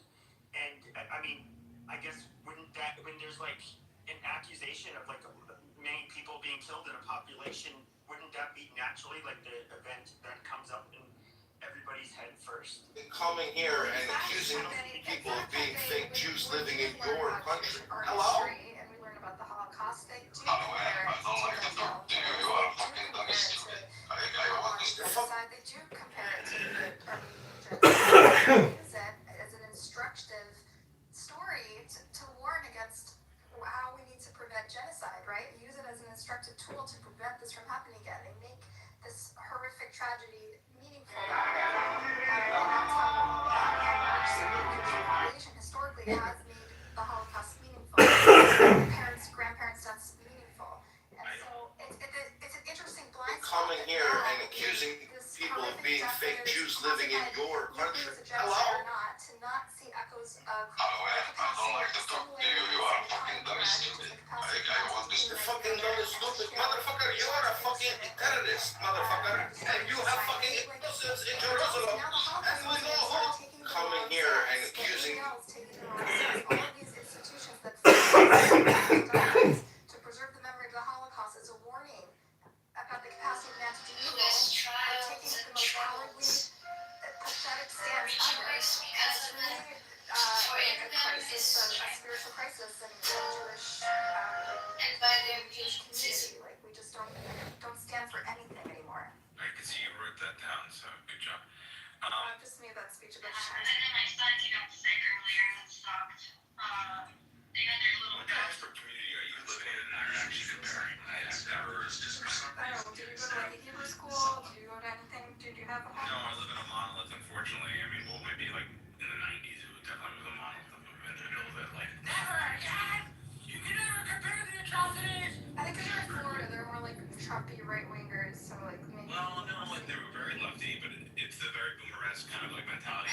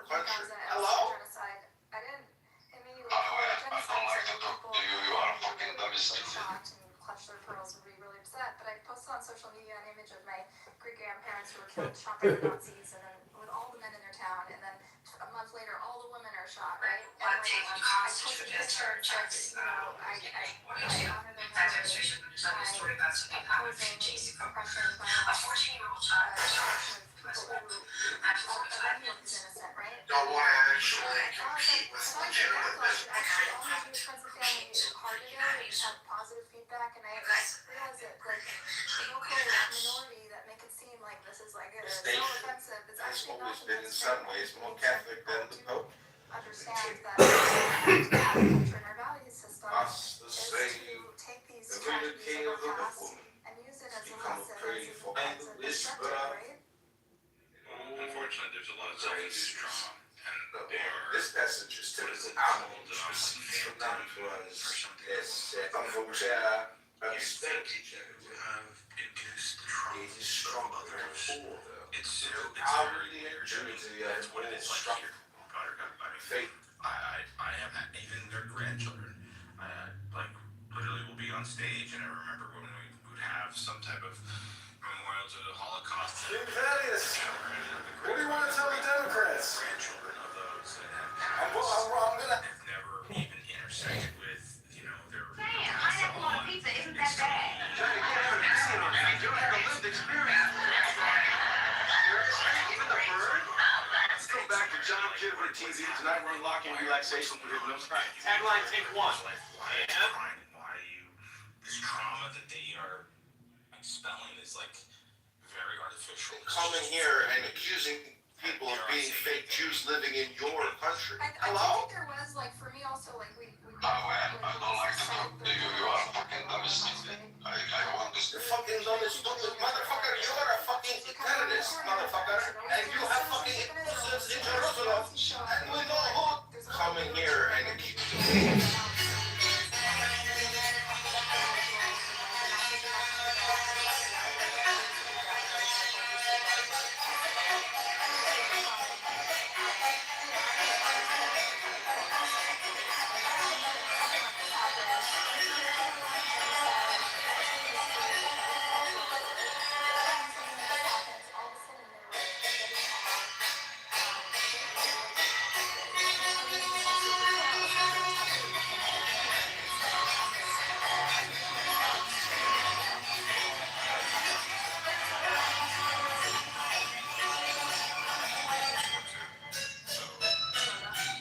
No, I think there is a cognitive, like, thing that happened to those that, like, who was the friends of it. We talked about this about a while ago. But to the Those past, other Jews in other communities, and to the cemeteries of ones that oblivion, came here, like the Ellis Highland. to the swaddling cloths which our childhood is set for. No, Different kind of and it will personality. be Like I have friends that like, oh, their grandparents came here during Ellis. Oh, I'm like, oh, cool. And the way how they interact or like react to anything with the Holocaust is kind of like, oh yeah, it's really sad atrocity versus like post World War II Jews and those that came here and, you know, Catholic, those grandchildren act very different. Like whatever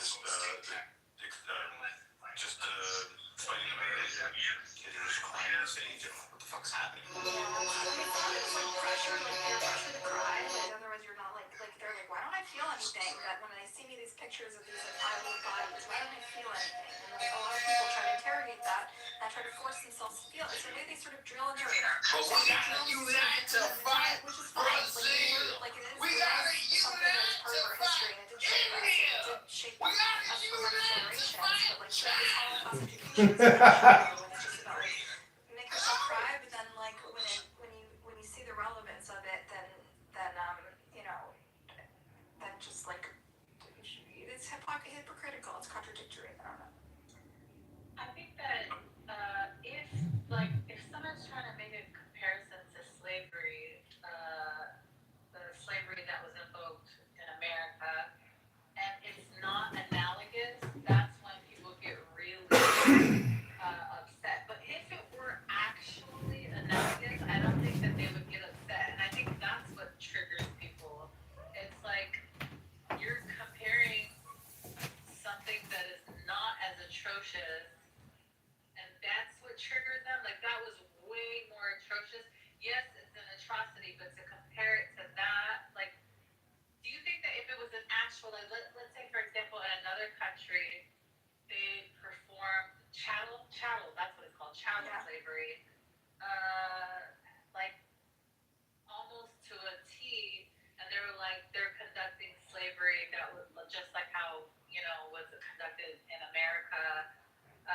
I don't think that they would get upset. I think it's just that we try to make that analogy sometimes, and it's like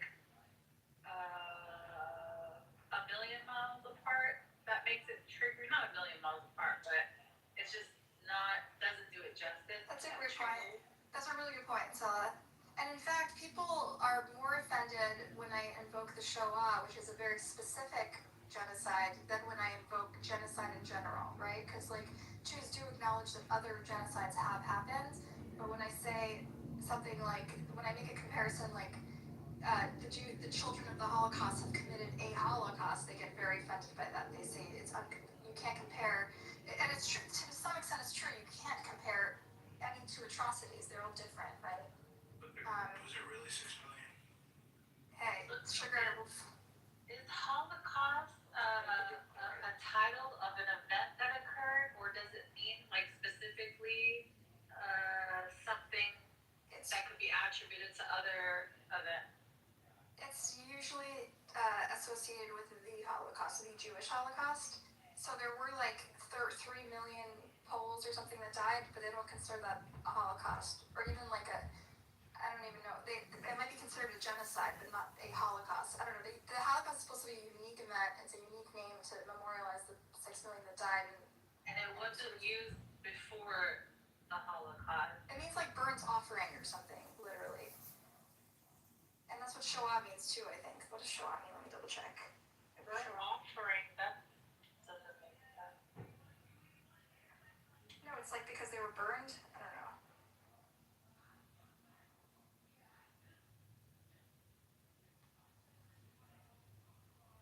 Okay, I'm going to the library to research this right now. Or I'll just tell you what they say on the internet.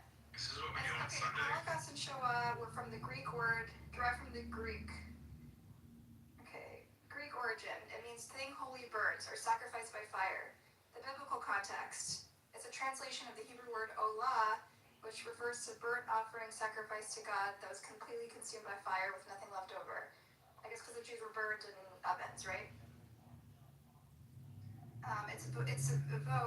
It invokes the memory of the burning of bodies in the crematoria and open pits during the final solution. The Hebrew word Shoah means catastrophe, devastation, or utter destruction. I prefer cheese pizza. Come on, sugar. Come on, don't make light. This is a serious conversation. You're basically like giving license to the anti-Semites to come up here and deny the Holocaust. But these people are like, the English is their second language, and half of them are like mentally ill. Why even communicate with them? I'm sorry. What do you mean? These are Americans. The vast majority of people that you tend to go into arguments with are the English is not their first language. The worst, most virulent anti-Semites on this app are Christian supremacists from America. Okay, it's Pepe. It's they're all mentally ill.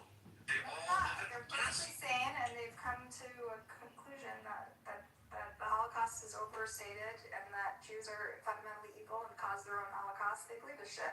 Perfectly sane should be used loosely there. They're all on some form of government assistance, Buttercup. Okay, and they're living at home and they don't work. I'm telling you the truth. Maybe 2020, 2021, and kind of 2022, there was some substance of individuals that provided. Here's a funny story you'll like, sugar. I remember right when Trump got elected, I was hanging out. There's like a lot of Jews who are like liberal, except when it comes to Israel, and so they voted for Trump even though they're liberals, right? And like this guy that my friend's boyfriend. That's Florida. Yeah, well, yeah, I guess in some parts of Florida. So this guy was basically telling me how he has 2 kids, and he got them all, signed them up for Israeli citizenship when they're babies in case the Nazis come back. And then at the time Trump is getting elected, where literally he is in bed courting Nazis as part of his campaign. And I'm just like, what do you think the fucking Nazis look like? like it's just some like we like for years and years the liberals were just kind of like, why are they yelling about the Holocaust? The Nazis aren't coming back. Everyone's exaggerating. Everyone's being melodramatic. And it was like the right wingers are like, you have to be vigilant. They can show up at any day. Figure out who's going to hide you, right? And it was like this sort of dichotomy in the community, whether to be hyper vigilant about the Nazis coming back and showing up in America. And then Trump got elected and it became the reverse, where literally there's Nazis in his administration. He's courting Nazi white supremacists in our country. He's empowering them. He's legitimizing them. And then suddenly liberal Jews are fucking terrified because they realize the sort of authoritarian fascist direction we're going in. And the right-wing Jews are like, yay, we're so happy. Like the people who used to be paranoid about the Nazis showing up and get their kids Israeli citizenship for birth are the same people who are now celebrating a president that courts and welcomes Nazis into his administration and into his ear. Speaking of the Holocaust. I've seen it in the entirety of living my whole life in Florida. There's a lot of very confused individuals here, and no one understands what up or down is anymore. Like it's so loose-ended, and like I mean, like my father is a great example. Like trailing him through his own eyes and like walking through because he's so boisterous and very vocal. Like my dad has always been a Republican, but he hates Trump. He absolutely despises Trump. So therefore, he became a Democrat. Though he speaks and espouses as if he's a Republican still, right? He's very, hard individual, but he hates Trump so much that he's quote unquote a Democrat. So he'll navigate in conversation with other boomers, like out and about at the diners and stuff, like at the local bagel place.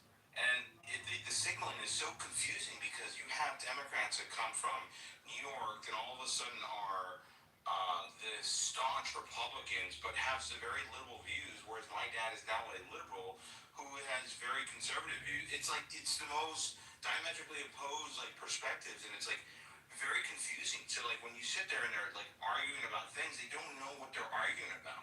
They're just either like parroting things that comes from within the party that they now quote unquote support, but yet again internally, intrinsically, they feel quite the opposite. So like I listen to them, like I don't intervene. I think all of this is all dumb. But from like a bird's eye view, when I like listen to like just go to the diner, like come to South Florida, you'll like hear these people like at the local diner. Like I'm telling you, it is a funny experience. You just go to listen to these like Joey Buttafuoco fucking New Yorkers, and you're going like, wait, you're Jewish? What the fuck's happening? And then I listen to my dad talk his shit, and I'm like, what the fuck are you talking about? All you guys are absolutely fucking positively retarded. Yeah. We're all retarded. We've all gone off the deep end. It makes no sense. So like, that's why I once again to digress.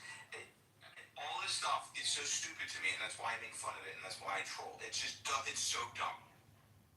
Yeah, it was a joke to us. Holocaust education was a joke to us because it was so ridiculous. They were showing us these piles of bodies when we live in America, and our life is so privileged, and we have so much access to opportunity, and we've achieved so much status. It's really ridiculous. Well, everyone is privileged. Everyone lives in the suburbs, and we're sitting here talking about piles of dead bodies and great black and white pictures. And now, suddenly, we're seeing pictures, piles of bodies, and skinny children. And all of a sudden, the Holocaust memorial organizations are telling us to look away and close our eyes. And it's the opposite of what they've been doing. Well, it's for those that live here. That once again, my experience is not just yours, obvious, but like to take yours in consideration too. But in here, what I think it is that they have been there. How can I say that? They have not escaped. It's become a habit to only look at our own atrocities, the own issues that we've had internally, and they can't see anything outside of that. And if they do, they try to compare. It's like, well, either they're shunned or they're kind of like, well, this is not really important to my relevance and to like what I. Something especially corny about like sort of and like funny almost, like amusing, like caricaturistic about the American Jewish psyche and pathology of being obsessed with the Holocaust, and it's the basis of so much like hilarious like literature and art and movies, right? Of our sort of American Jewish post-Mormon, post-war pathology of like fixating on the Holocaust and seeing ghosts of Hitler everywhere, right? And then that's why it's so ironic, right? That suddenly it becomes a sacred cow when it has to do with when we are the ones who are dehumanizing or falling into the same human trap of dehumanizing the other. And yet again, you got like Jewish influencers that that they're making fun of themselves. They're just maxing themselves. You're talking about the pro-Israel influencer ecosystem. No, well, there's a kind of a duality I see in the influencer world. Use general terms. They, them. Who? Be specific. Well, there's quite a bit. There's a lot of local influencers here in Florida that are like super Jewish, but they don't partake into the ethos of like the hard right kind of thing. They kind of like joke on it, and they want to be as relevant as someone who's like who's also like who questions like Sneeko and all that. They kind of virtue signal to people like him, and they want to be part of that ethos. So I mean that is like it's all the alt-right white supremacists are all diverse. They're all diverse, right? Like Kenny Ko, Sneeko. And it's important. Are you kidding me? You absolutely should understand. These are right-wing. No, these are all black, Arab, Hispanic. It's the most goofiest thing to see. No, it's not Arab. I know that's what I'm What are trying you to saying about them? How are they involved? These are white, like white supremacist activists. Like these are even Nick Fuentes. He's like a half Hispanic, right? And how does that tie to the Holocaust narrative? I'm trying to explain that the people that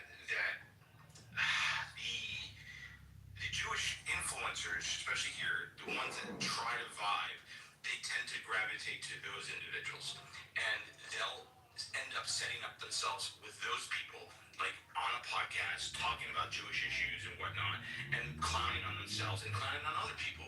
Whereas, like, the hard right strays away from those individuals, and they become this very dictatorial, like, individuals that are on. I gotta send you a whole bunch of clips. I'll send you clips and give you a I'll try to info. I don't think you really care anyways, but whatever. Whatever. Hey Bob, what's up? Are you Jew? Did you grow up with a Holocaust? He's a Persian hybrid. Okay. He's all kinds of everything. Just a mix. We're talking about Holocaust education. How there's sort of two schools of thought. Like, so one version is that the Holocaust is a unique event in history, cannot be compared to anything, and the other is that it must be compared. It's instructive. And many of us, when we learn about the Holocaust growing up, especially in the West, we also learn about Armenian genocide, Rwanda genocide, and we see it as an instructive event in history that is a warning about the capacity of man to do evil and dehumanize the other. And so we're discussing how both sides of this Israel-Palestine debate tend to weaponize the memory of the Jewish Holocaust for their own political purposes. And so we're trying to explore when it's okay to invoke, when it's cheap and zen, and when it's actually instructive. Yeah. Do you have any thoughts? Any thoughts?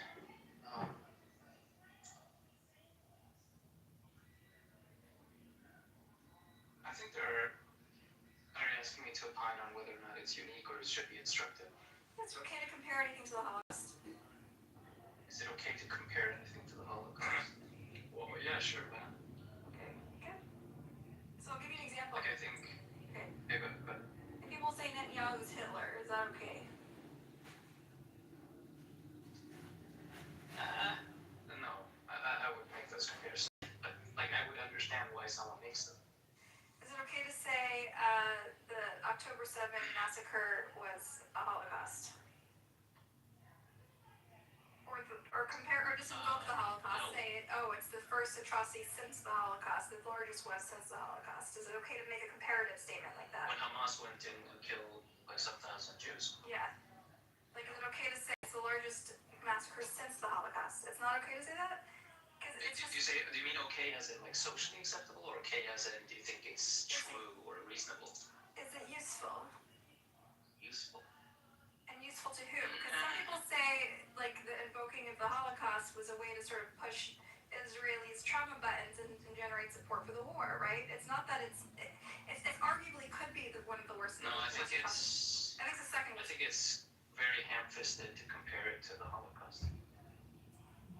Yeah, I think the way they frame it is it's the worst massacre since the Holocaust. The worst massacre since the Holocaust of Jews. That happened to the Jews, yeah.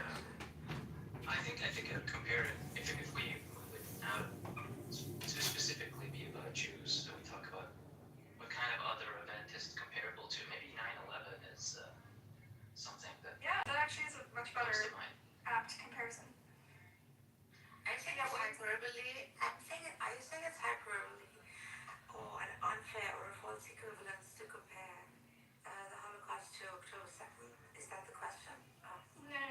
so we're viewing, there's two ways Jews, since the Holocaust, and thinkers and philosophers have fallen into two camps. Either the Holocaust is an exceptional tragedy in history you can never compare, and it represents something unique, because anti-Semitism is the worst kind of hate, and it's unique compared to all other types of hatred, and we need to put it on a pedestal, and it has to be the sacred cow that we never compare, right? Other Jews say we must compare. It's instructive because it warns us about the capacity of man for evil and to dehumanize each other, right? And so these are the two schools of thought. And with Israel and Palestine, both sides have sort of weaponized the memory of the Holocaust for their own political agenda. And so what we're exploring now is when it's acceptable and useful and instructive to invoke the Holocaust, and when it's offensive. I still do it too. Too soon. Too soon for what? For the Holocaust? To compare? No, that's kind of like it's like well, you can't compare the impact in which the incident that has happened. It's like, but it's too soon. That's what happens. It's like, well, okay, well, on the alternate, on the coin itself, it's like, well, if you can't compare the intensity, well, then is it too soon or too late? So Daniel has an interesting comment. He's from Israel, and I really wish that Ambrose was still here so she could give us like an overview of what it's like. I think in Israel it's far more taboo to compare things to the Holocaust than it is in America, where we take a more universalist, humanist perspective on Jewish ideals, right? And so they see anti-Semitism is very much in the forefront of Israeli culture. Everyone hates us. That's why we exist, and it's central to their narrative about why they exist. And so they have a much harder time saying any atrocities are similar to the Holocaust, or saying anything similar, or even comparing themselves, being introspective about themselves as the capacity of doing the very thing that used to oppress us. And so in America, though, we have a very different view. And the way we learn about the Holocaust is actually as an instructive event, where we do compare it to the Rwandan genocide, and we do compare it to the Armenian genocide. And in Hebrew schools and in day schools, when we learn about the Holocaust and Jewish history, we learn it through a prison.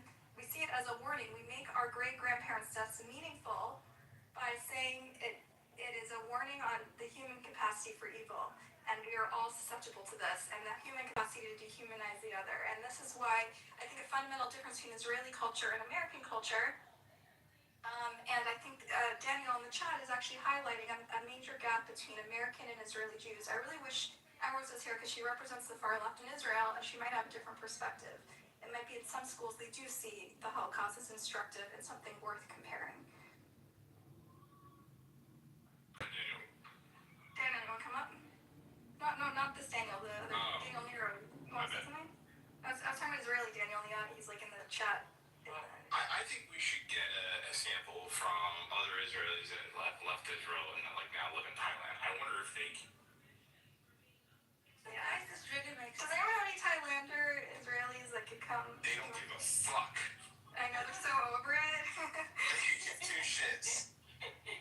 So yesterday in Buttercup, Redmond made that comment on never again, right? Yeah. And it was a comparison based on like say empathy, exactly like how you probably see it as a Jew within the American paradigm. And like now that you're saying this, it's making sense. Because I made a comparison that Ambrose did get, and immediately John was added out of like justified sensitivity. Yeah. And she said, no, we don't do that. We just don't do. All she's saying is we just don't compare it to anything. Yeah. The question was, I don't know, someone asked this like absurd hypothetical, like, what do you think is happening in the mind of like Palestinian, right? When he's going through atrocities. Yeah. Well, what do you think is happening in the mind of Palestinians? Yeah, so I made a poetic comparison saying that he's probably thinking never again. Like if I was a Palestinian, it'd be like, let's stop this and let's rebuild. That could be. And it's Hamas that is. David, you. David, I'm not going there. I made a poetic comparison, right? And I said, a child is perhaps thinking, never again do I want my children perhaps to see such atrocity. A mother is thinking, never again do I want. But if they only had two options. So, listen, I was giving a hypothetical. I was giving a poetic answer to that, kind of implying that surely, like, human empathy is uniform. for across the board, any human family. That is the message I was trying to sort of convey, right? As a humanitarian. Yeah, I think it was a little ambiguous. In her defense, it was a little ambiguous. It was a bit absurd, I think. With all due respect, we've seen the humanitarian side of Hamas. Right, David, you're missing the combo. You're not understanding the context. Keep up. Let me explain to you. I'm going to say it. I said it like 14 times. I'm going to say it again. Today, we're talking about two schools of thoughts in the Jewish community. Since you're from suburban Connecticut or New Jersey or whatever, tri-state area, you know, and you grew up around a lot of Jews, you know that the Holocaust is a big part of our narrative and our cultural history and our cultural heritage in the last 100 years. And one thing we talk about is there's two schools of thoughts. One is that you can never compare anything to the Holocaust. It's sacred. It's a sacred cow, and we should see it as a unique tragedy in history. And there are many unique characteristics of it, and it's true. On the other hand, many people in America, especially more liberal Jews in America, see the Holocaust as instructive, and we want our great-grandparents' deaths to mean something. And the way we make it mean something is we say we must compare things to the Holocaust and see it as a warning of the capacity of human man towards evil. This is the question we're talking about. We're not talking about Hamas. We're talking about whether or not we may or may not compare things and when it's acceptable to compare anything to the Holocaust. That's the convo, David. Stay on topic. I thought that supporting Jewish sovereignty in the land of Israel was how we memorialized the deaths of our ancestors. That is sort of that is the narrative in Israel, which is why they tend to have a different relationship with the Holocaust than American Jews. Yeah, I agree with Big Zen. It's like the ongoing stabilism of the Jewish state is the most. When's the last time you slept, David? Okay. Can we not like boost Buttercup's like ego anymore? What do you mean? Who's boosting my ego? Buttercup, you're short and you need to step stool to get to the top shelf. I was That going to is picture true, same spots with Buttercup. Call it a I'm sorry, I was being mean. You are making a good point, David. Go. No, I don't want to make it anymore. No, you wasn't. From your expertise as like a suburban, New Jersey. The only suburban he is suburban trash. So. suburban Peruvian. That's redundant. Right, docs. Suburban trash.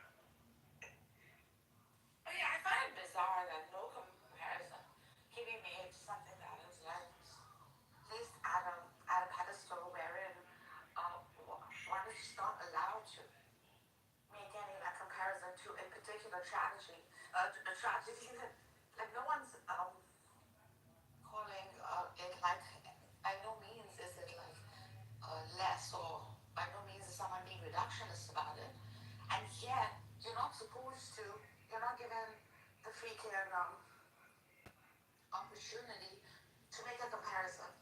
Like, I think this is absurd. Well, the I'm gonna ask Paul. American Jewish culture is full of comparisons. Like, we've written so much amazing literature and art and music and movies, from like Philip Roth to Mel Brooks to Isaac Bashevis Singer, that kind of skewers the Holocaust and is irreverent towards it and finds humor in it and finds meaning and lessons in it. And this is part of our American Jewish culture, which is why I think there's a bit of a gap now between us and Israel, where their whole foundation of their narrative of why they exist has to do with sanctifying the Holocaust and making it an exceptional event, and it justifies their existence, so they're scared to touch it, you know. Let's not forget Woody Allen. Woody Allen. Look, this is just part of. This has become like art. I don't know. They were able to. I'm gonna tell you. I'll tell you that the opinions that I do admire are those that are all my Jewish male friends that are all married to Latinas. So I'm gonna get back to you on that and see what they think.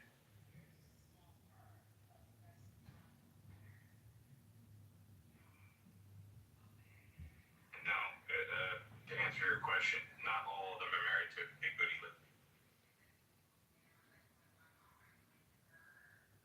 So everyone can check out the chat if you want to see an example of like Israeli attitudes towards the Shoah and whether or not there are lessons for us and how we process it and make it meaningful.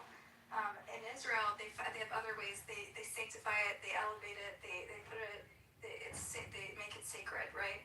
And in America, we see it as something to that we interpret in art and analyze and see lessons in. Azazel, you want to come up and talk about the Israeli experience and how you guys talk about the Holocaust? How do we compare that to Black History Month, to what happened to the blacks? Oh, we did talk about that. Excellent point, Blessed. So, I didn't make a point, I asked a question. So, Thank you, Blessed. That's so actually very. that's something we covered, actually. So, go ahead. Shut the Talk fuck up, about Michael. I just He said, why don't we compare it to Black History Month? Like, why? I think somebody's mic's really low. Yeah, if your mic's not. What is the point of the? How are we going to? Because like we should have like a remembrance where we teach the Holocaust, or? Okay, so the question is, I'm gonna say this again for the 100th time. There's two schools in Jewish thought and Jewish philosophy and Jewish community of how to talk about the Holocaust. On the one hand, people say you should never talk about it. It's a unique event in history. It's sacred, and it is unique in a lot of ways. And therefore, you should never compare other atrocities in the world to the Holocaust. And other people say, and especially don't weaponize it for political purposes like people do all the time. The other side says you should compare the things to the Holocaust. In fact, many American Jews learned about the Holocaust and discussed the memory of the Holocaust by talking about the Rwandan genocide and all the other and the Armenian genocide. And we see it as a lesson, and our great-grandparents' deaths as meaningful when we actually use it as instructive, as a warning about the capacity of man towards evil and our capacity of man to dehumanize the other. And so then, when it comes to the Gaza Israel-Palestine conflict, some of us see echoes of it, but then all of a sudden our institutions who have been telling us to keep the memory of the Holocaust alive are suddenly silent and telling us to close our eyes and look the other way. And so this is sort of a theme, and I wanted to open up the question, because both sides in the Israel-Palestine conflict tend to weaponize the memory of the Jewish Holocaust for their own political gain. And so I wanted to without imposing my own beliefs on it, open the discussion about when it's acceptable and fair to invoke the memory of the Holocaust and when it's inappropriate. And many times it is inappropriate. So you're telling me right now that the people in Gaza and the people that are pretending to identify as being Palestinian aren't weaponizing what happened in Gaza for their benefit? I don't know what they're doing, but I'm saying, like, What do you mean you're doing it all over social media? Okay, I don't really care what they're doing. It's not my business. My problem is, when I grew up, Why am I getting X's when you guys know it's true? Because you're Okay, so let me respond. You're not staying on track. I am staying on it. We're talking about Okay, so let me weaponizing. point. Let me respond. How What dare I you? see, I think this is what I wanted to focus the conversation among Jews, because there's a binary in the Jewish community about how to talk about the Holocaust. Okay, this has nothing to do with how Gazans talk about the Holocaust. That's or We non-Jews. don't have a book on how to talk about the Holocaust. I don't know why There are you're many, opening many up a books. room There about are the Holocaust, which is numerous really books, insensitive. Blessed. If you read a book, you'll know there are many books of Jewish thought that are cited in the article above about how to talk about the Holocaust. This is not a new concept. We've been talking about it for 80 years. Okay, so let me respond to what you said. As a child of great-grandkid of Holocaust survivors, I was drilled into my head with these very bleak images of piles of body and emaciated children. And when the Gaza war broke out, at some point you start to see echoes. The things that they taught you and warned you about and tell you are instructive about humanity and our capacity for evil all of a sudden become relevant. Regardless of whether or not it meets the criteria of a genocide, you can't not see those things that your Holocaust education drilled into your head growing up. But when I say it, all of a sudden, those very people who said, oh, never forget the Holocaust and see it as a warning for humanity about the capacity for evil are suddenly telling me that, just kidding, don't look, like, this is not relevant. This is not comparable, and it's actually taboo to compare. And so we're trying to explore this paradox, right? That on the one hand, they told us it is instructive to compare, and now they're saying, just kidding. Phoebe, is it okay to compare other atrocities though? Love you, Buttercup. I love you. Yeah, I love you too. And Mohammed. You can't do that. Now he's gonna think you're his wife. Yeah, in a very platonic way. No, seriously, you gotta be very careful. Megatron, I'm warning you, I should, since that's kind of in your room, I should put a PSA. Any even slight conspiracy theory about Jews controlling the media or questioning the legitimacy of the Jewish Holocaust or any anti-Jewish conspiracy, you immediately get pushed down without finishing the thought, because that is what caused the Holocaust, and we're going to treat it with sensitivity to I want to hear what Phoebe has to What was wrong with the first first three versions of Buttercup? She was a little too feisty. She made too many enemies. She was too anti-Semitic. Fuck you. My crime, Bob, was being naive enough to think that humans have the capacity to live together and not kill each other for eternity. We can. I mean, I don't know what to think about the topic. It's okay. You can just listen. Well, If your language is not this, English, I want to answer the framing. Sorry, what? Was that you can only answer if English was not your first language. He's trolling. Bob, Well, you're in luck. English is not my first language. Okay, and do you have a mental disability by any chance? stop talking, sugar. Well, I'm on this app.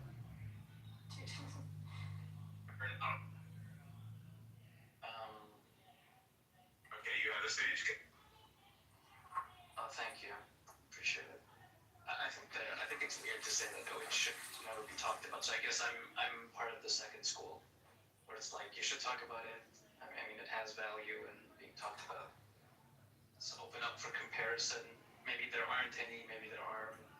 Not talking about it seems weird. Like adopting this like defensive isolationist position of like, nobody would talk about it. It's unique, and then you terminate the conversation. There seems like really strange. It's absurd. It's like not allowing humans to even like, pause the degradation and tragedy, or even if you want to put it on like the pedestal of all tragedies, within a certain community or in the world, to not be allowed to make a comparison, it's bothersome. Do they actually mean don't talk about it at all, or don't compare it to anything else at all? I think it's what you described, that you know how the way you described African Americans being offended when people compare things to slavery. I think it's something similar to that. It's a similar sensitivity where it is a unique atrocity in history, and people think that you should respect it and not cheapen it by saying, oh, a lesser tragedy is the same as the Jewish Holocaust, which was really, really shocking to the world and changed, irreparably changed us as humans, right? So it's more like saying like Christ who died for our sins on the cross, and XYZ who died out of like self-sacrificing themselves for the greater good, sort of thing. And then it would be natural to say, no, you don't compare Christ to these to mere mortals, right? Something like that. Terrible example, but I get it. You see how it's very pleased. It's how high you is.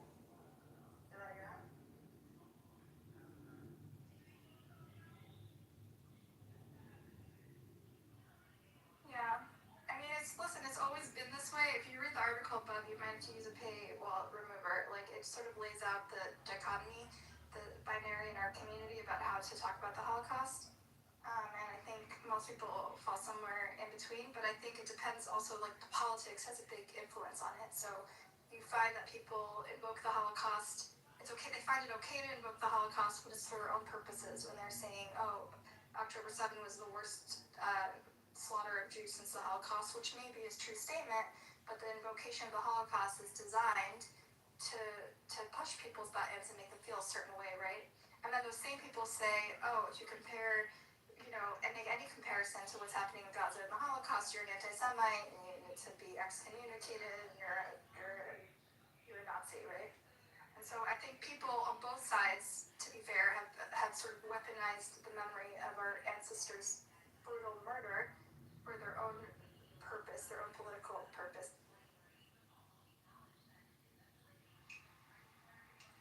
I think that if you are correct, Buttercup, and this particular one-time event is called the Holocaust, and then people are trying to use it as a Holocaust, it starts to get a little bit weird. Now, if you were saying, like, the Holocaust, like, this is comparative, like, this is like the Holocaust, right? The thing is, there isn't a Holocaust. It's a word that was created just for the Jewish Holocaust, Right. Like, you say genocide is one thing. Yeah. People are more offended when I say Holocaust than when I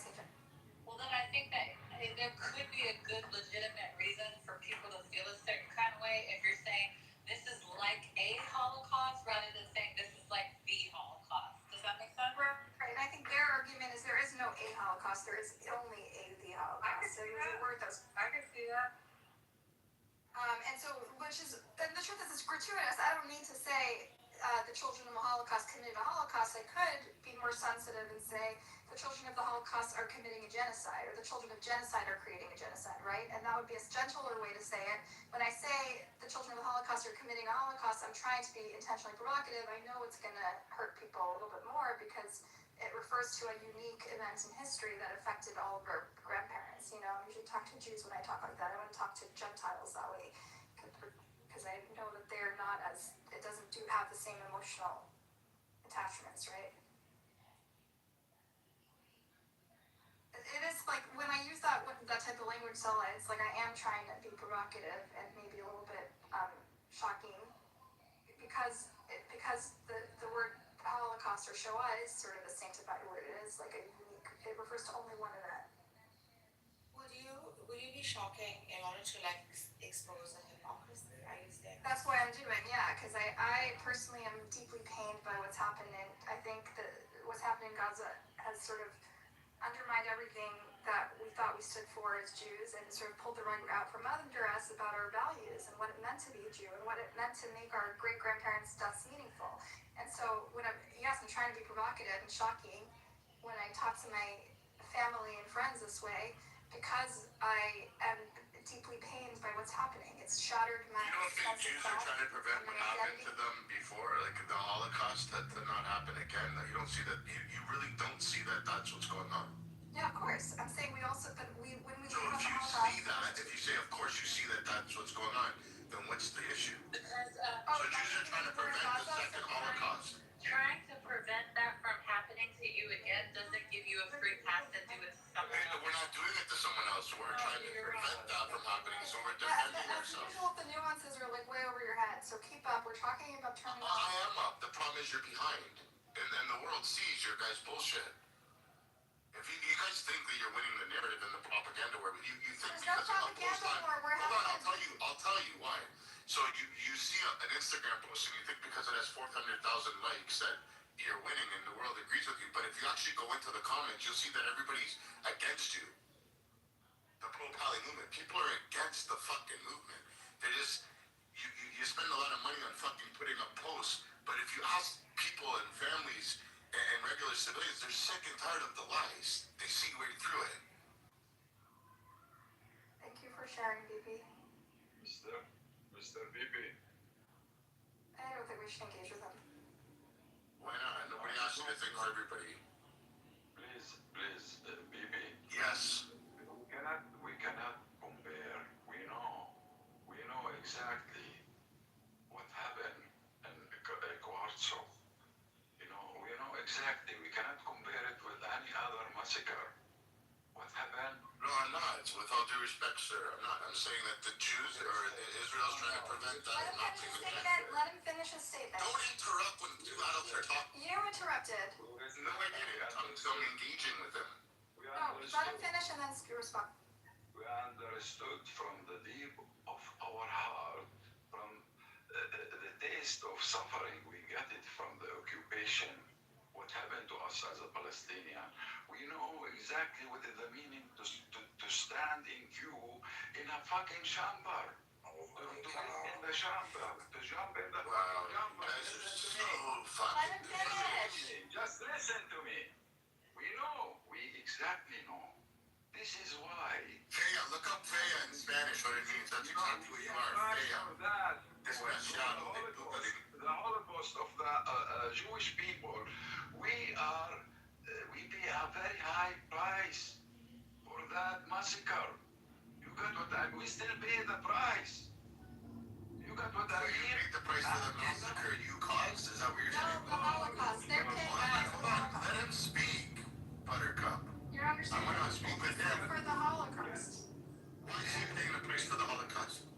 Because That's the question. what happened in Palestine, the result. We get rid of the Nazi regime not because they are Christians or they are rid of the Nazi regime. They are bullshit. Who got rid of the Nazi regime? They are a Nazi fucking. Who got rid of the Nazi regime? You did it. Nightmare for the human being. Who got rid of the Nazi regime? My friend. My friend, who got rid of the Nazi Nazi I regime. feel sorry, still feel sorry about you. I feel sorry about you. I know. Who got rid of the Because Nazi I am your regime? destiny. You know why? I feel sorry about you because I am your destiny. You got what I mean? No, I Even don't if you really want to understand. There's a communication breakdown. So who got rid of the Nazi regime? You just said you did. Your people did. the world, stand world. together.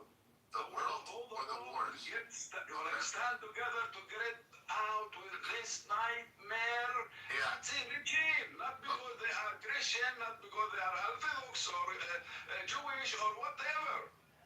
Not because they are Buddhist, because they are a fucking nightmare for all the humanity.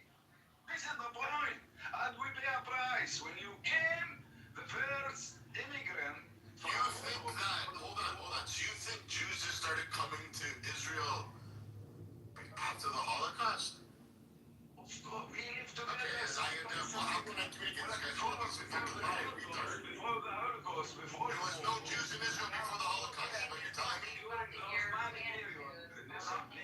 What European Jews? Jesus said to the Jews. The Holocaust. What are you talking about? What are you talking about? You're saying that there was no Jews in Israel before the Holocaust? That's what I'm talking about. You're intentionally being obtuse. No, I'm not. Who else heard what he just said? No, you're listening. You're half listening. Just listen. Shut the fuck up, Bronstein. What did he say? Shut the fuck up. He's pointing out that Palestinians have been paying the price for the Holocaust for 80 years, okay? And they suffer. Man, stop being a fucking victim. Do something productive. You're not unsympathetic to the Holocaust, but they have been paying the price for the Holocaust. Yeah, I know. They're paying the price so dearly. That's why they're digging tunnels in order to terrorize people. Stop, man. Why should y'all guys be the only victims now? We're not victims. That's the problem. We're victors. We're not victims. That's the problem. You guys want us to be victims. We're not. By tomorrow, you know what you did in Gaza. I'm sorry. Please, sorry. What you did in Gaza, you know what you did. Exactly. We saw it, you know, on videotape, live, what you did. It is different than 1948. Not much people Wait did. your turn, it's sister. Yeah, so you're telling me, okay, hold on. Listen, the problem is, Tomorrow, if you make a vote tomorrow in Gaza, Mood, let me ask you a question. come on, man. Let me ask you a question, Mood, without being interrupted. Same like So you saying, hold on, Mood, can I ask you a question, Mood, without due respect, sir? So you're saying the world, and I don't want to be interrupted, so the world seeing, so you're saying, who's running here? Oh. So you're saying the world's seen it through video and Instagram and Facebook and all that, right? Correct? Hello? Mood. What's the videos? Hold on. Mood. So did the world also see the Nutella stores, the restaurants that were still open during the whole time that the world was seeing these fake videos come out? Did the world see that these restaurants that were still open inside Gaza, that there's still buildings still standing inside Gaza? Or did they only see the part that the world wanted, that the propagandists wanted you to see? Like the rubble, destruction, and fake fucking tears. Like, come on, man. How does a fucking whole room of people still not understand what's going on here? 70,000 people dead, that's way too many. Absolutely, I agree with that. Okay. But 70,000 out of 2 million people in 2 years? You don't think that's precision striking? Alright. What's the matter with that? Well, why can't I speak when I have something to say? Why do you want to shut me down? But I'm asking Mood. He's saying that the world's seen it. Did the world see the restaurants? Mood, did they see the restaurants that were open? Why didn't you answer? Okay, you're taking it out of... Okay, Well, I'm not taking anything out of context. He said the world's seen what happened in Gaza. Don't derail, this is boring. Baby, you're yelling. Can you take a Xanax and chill, bro? He's gonna go in the audience until he comes down. Can we get back on the topic? Yeah, so to recap the topic, I don't know if did you hear the intro, Igor? Basically, we're talking about Jews, how there's like a binary about how to talk about the Holocaust. Some people say it is instructive and we should compare things to it, and they learn about the Holocaust by talking about the Rwandan and the Armenian genocides, and they say it's instructive about how the capacity of man for evil, and we must learn and make our great grandparents' deaths meaningful. And then the other half say it's an exceptional event in history. It's horrific. It was industrialized killing, and we must treat it, sanctify it, make it like a gold, like a something that can never be compared. Right. Yeah, I agree And that so, we shouldn't compare. really? Because I think there is like events in history who have different. When I say doesn't need to be compared, that doesn't mean that the other crimes are small or anything, right? But I think that the Holocaust is like specific event in the history that actually, and I think most of academics agree on that. That is like was it the serial killing and stuff like that, and it's very unique. So when we starting comparing that with other crimes that happened, like let's say in World War II, the genocide of the Serbs in Croatia, that killed around 500,000 people in camps, it's also different than the Holocaust that happened to the Jews, right? But can't we say every genocide is unique and not compare the two? Say they're like apples to apples is one thing, but to just say, well, to make it meaningful and say we learn from this about the capacity of humans to become evil or to dehumanize the other, then makes actually the tragedy more meaningful for a lot of us who are descended from Holocaust survivors, right?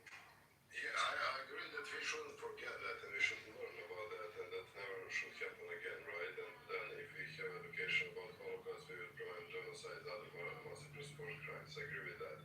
But if you're comparing something that is not parallel with the Holocaust and making the same, how to say it in English? Equivalency? I don't think that's fair, right? So that's why I'm saying, like, for example, I think when we're comparing some massacre and genocide, that need to be precise, right? We can't say that every war crime is a genocide. In the same way, I think that we can't say that every genocide is like a Holocaust. So I don't believe that Holocaust, and by the way, that word was used like even before the World War II with a little bit different meaning after 45 or something, starting to be very uniquely to the Jewish Oh, really? suffering. I didn't know Yes. Yeah, so point I'm making is that, like, for example, for me, the Holocaust and the Armenian genocide are totally two different things because the motivation was different, the execution was different, the hatred was different. So I think this is like uniquely Nazi ideology that was affected to Jews, right? I mean, you can make argument that, like I said, many Serbs died, many Slavs died, Gypsies, homosexuals, but the level on the hate Nazis to the Jews, they were like, I don't want to offend anybody, but they were saying they're not human, right? Right. And you have the second tier that were Slavs and so and so, right? So again, they have like very detailed plan how to do that, industrialize that. We didn't see, for example, in Armenian genocide or Holodomor in Ukraine, when they have different motives what happened. So I don't think that we should like kind of water it down. But aren't there common threads? Okay, so I guess in like to Jews though, like when we were sort of brainwashed from birth to talk about and memorialize the Holocaust, right? And we were seeing these images, and I think to me, like as a Jewish person who takes my cultural heritage and this legacy pretty seriously, like when I see things happening in Gaza at the hands of, in the name of Jews by the Jewish state, regardless of whether it meets the criteria of a genocide under international law, regardless of if it was provoked or not, which of course the Holocaust was not provoked, regardless of these like distinguishing characteristics, to me, like I think it's valid for me to see echoes of what my great grandparents went through in the images that are coming out, and to me, like it makes it's an affront, it's insulting to their deaths to not use it as an instructive, to use their memory and of their tragedy as instructive. Are you like trying to gaslight people by saying that you take your Judaism serious? Like with Buttercup, are you serious? Alright, you know what? Go down. Go ahead. Okay, so for example, my family, my grandmother was slaughtered by Croatian in the camp, right, in the eyes of my grandmother, right?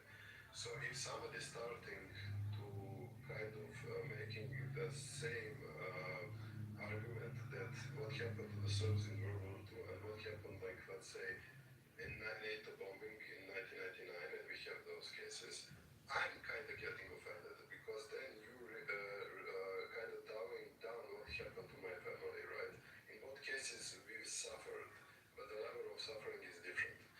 why I don't think that we should. Listen, I'm for absolute free speech, so everybody can say whatever they want. But when we talk about these things, historical things, maybe legal, political, I think that we should use it like that. I give you last example. Shut up and promise. So when and I agree with Sarah when she's saying like just slavery should be maybe compared Bad to boy. just slavery in Russia that was existed until the Peter the Great. But other than that, I think it's bad. The last thing I will say, I think that at the end of the day, we should learn about this atrocity, like to learning, right, and to understand that humans are possible to do that. But we necessarily shouldn't compare those things. For example, when they're saying Trump is Nazi, and I'm not like MAGA or right winger or something American saying they're Nazi, it's kind of for me the family who had the problem with the Nazis in World War II is kind of dishonest and kind of. I'm not getting offended, but I think it's like watered down stuff. And in that regard, I don't think we should like compare the Holocaust with any other genocide.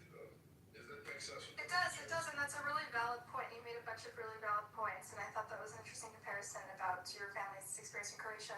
I want to, on the flip side, people call MAGA, they use the word, people throw the word Nazi around pretty lightly, right? Sometimes in a tongue-in-cheek way, sometimes in a serious way, but like people, on the flip side, that was another point I was trying to make, is a lot of people weaponize the Holocaust and its memory for their own political purposes. So like, Jewish people and pro-Israel people on this app are very easily classify me and Emrose, for example, as capos, which are in their. Oh, birthday, babe. You're early. What's that you're back? A little something. Roses for my favorite girl. Perceive the war in Gaza as genocide, right? And they see that as like a traitorous position. Sure. You have idiots all around.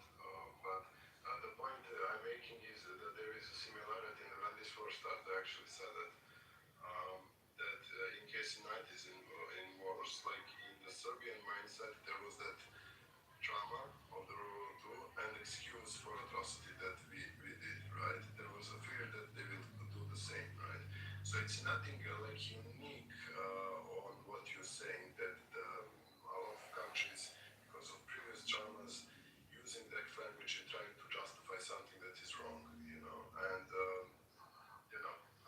I'm rambling now, but I understand. I agree that it cheapens it. Like, I also hear when people say the word, like a lot of lefty Israelis use the word Judeo-Nazis, citing this guy, a really smart guy, an earlier Zionist who died, Leibovich, right? He coined the term Judeo-Nazis to criticize his own government's sort of like slide into Jewish supremacy and fascism, which he said resembled what they, the previous generation had experienced, right? And that is like an internal criticism in Israeli society that like the left in Israel has sort of adopted, but when I hear it, I'm just like, what the fuck? Like, why would you call people Nazis? It just flattens the conversation. It's not apt, it's dishonest, it cheapens the evil that the Nazis did. Yeah, exactly. Yeah, I agree with that, and that's why. Like, I don't like when they call me a capo, but I also don't think we should call them Judeo-Nazis, you know what I mean? Like, yeah. I mean, like in the American or Western discourse, we are in the stage that we throw in some words very lightly, like Nazis, racist. A lot of right-wingers will call Kamala Harris communist or Bernie Sanders because maybe don't understand what communism is or was, right, and stuff like that. So in that discourse, and I'm kind of against that. Again, I'm saying I'm for absolute free speech, so everybody can say. But if you're talking about intellectual level, academic level, I think we should like kind of be careful what labels we use. that was really helpful. I think I want to Stella's point about like comparing things to slavery, American, black slavery in America, or to your point about comparing things, different genocides to each other. I think I'm curious to hear from other people about their cultural experiences and lived experiences about like ancestral trauma that your family gets offended by when there's comparisons are made and you find that it cheapens it, or if it's not an apt comparison, it makes you, it triggers an emotional reaction. Buttercup, I wanted to ask you, like, what goes through your mind, or what goes through you, either emotionally or otherwise, when the Holocaust, given the scale of the Holocaust,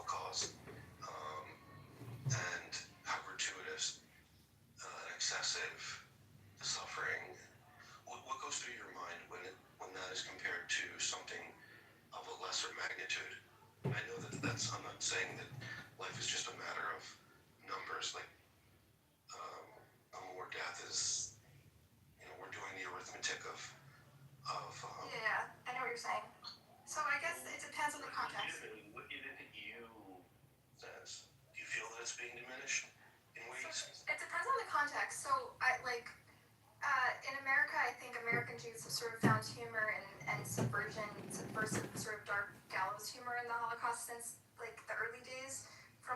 We've made a lot of art and literature, even Seinfeld, right? There's a soup Nazi. We evoke the Holocaust in a humorous way, and it's one way of coping with trauma, right? And it's become sort of a cultural touch point in American culture, and that was sort of something that the Jews sort of created this model of how to joke about your ancestral trauma and these atrocities, even though, and not making it sort of a sacred cow that can't be touched, right?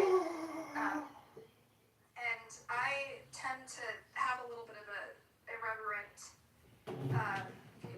approach to the Holocaust because I also grew up with these like dark pictures and like drilled into my head, and it was kind of annoying. And so to me, one way to deal with that is to be like a little irreverent with that topic and maybe callous, right? But I think when it starts to apply to the genocide in Gaza, people start to get it's a little too real because I'm basically I'm not just joking about you, oh wow, you're being a grammar Nazi. I'm saying something that I'm raising something that's a very inconvenient truth, which is that Jews are sometimes the perpetrators, right?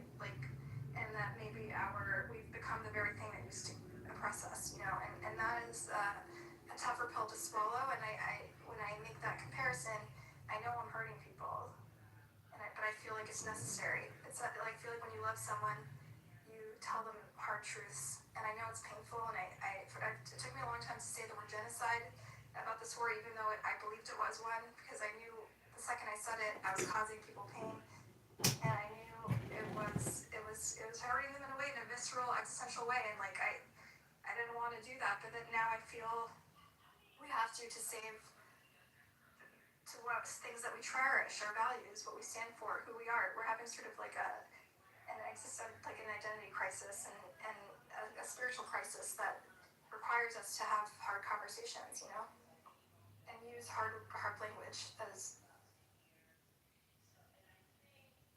Yeah. So you would say that things like the magnitude of suffering, the magnitude of death. No, I would never say it's apples to apples, okay? I always acknowledge that the Holocaust was not provoked, and the Gaza, what I consider to be genocide, was provoked, right?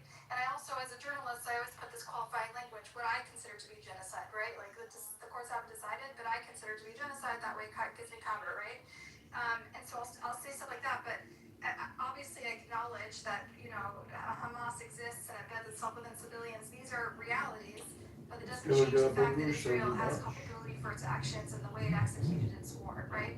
And I always point out that there are things that are similar, like the industrialized killing, the invention of new technologies to kill on a mass scale that removes culpability from the killers, right?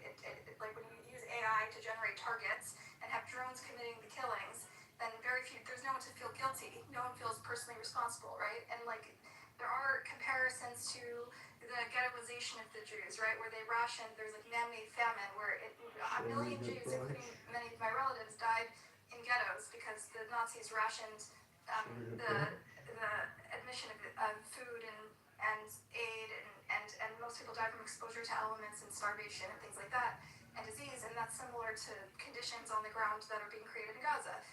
I'm not saying it's an apples to apples identical to the Holocaust, but I'm saying there's common strains that if you're a Jewish person whose great-grandparents died and you were raised with Holocaust, the typical Jewish American narrative about the Holocaust and Jewish history, you should see these warning signs. These red flags should pop up to you, and pointing them out is not anti-Semitic. It's not a betrayal of our values. In fact, it's an expression of our values.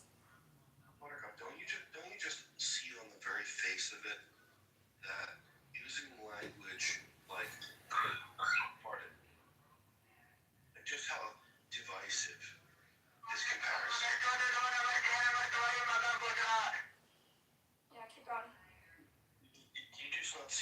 its very face how divisive this comparison is.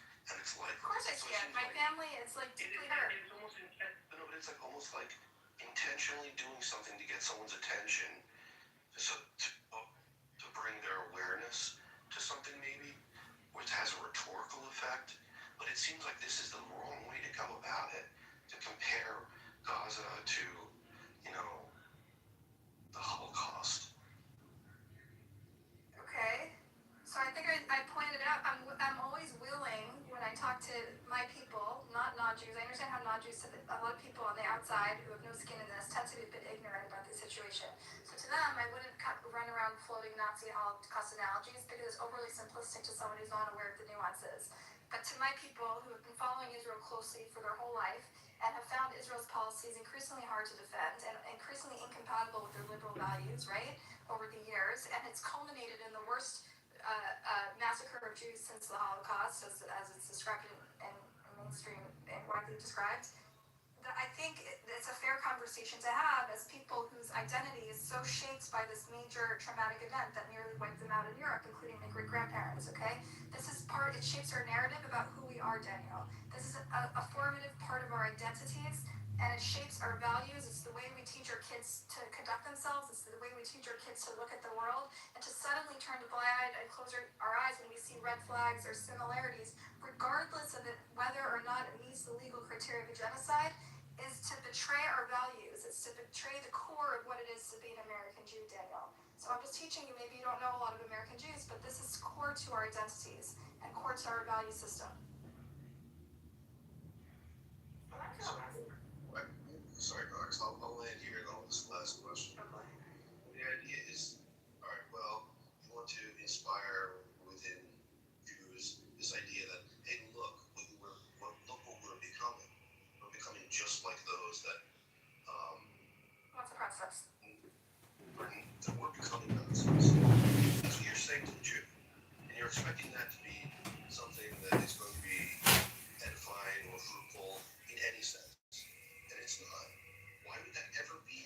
Why would that ever produce the type of change or the type of awakening that you want? By comparing Jews to the people that mass executed them. Like what? Why?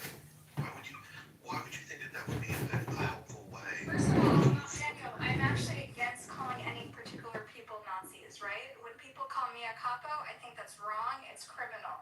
When people, I am against using words like Judeo-Nazi, which is popular in the Israeli left, right? I don't use these words.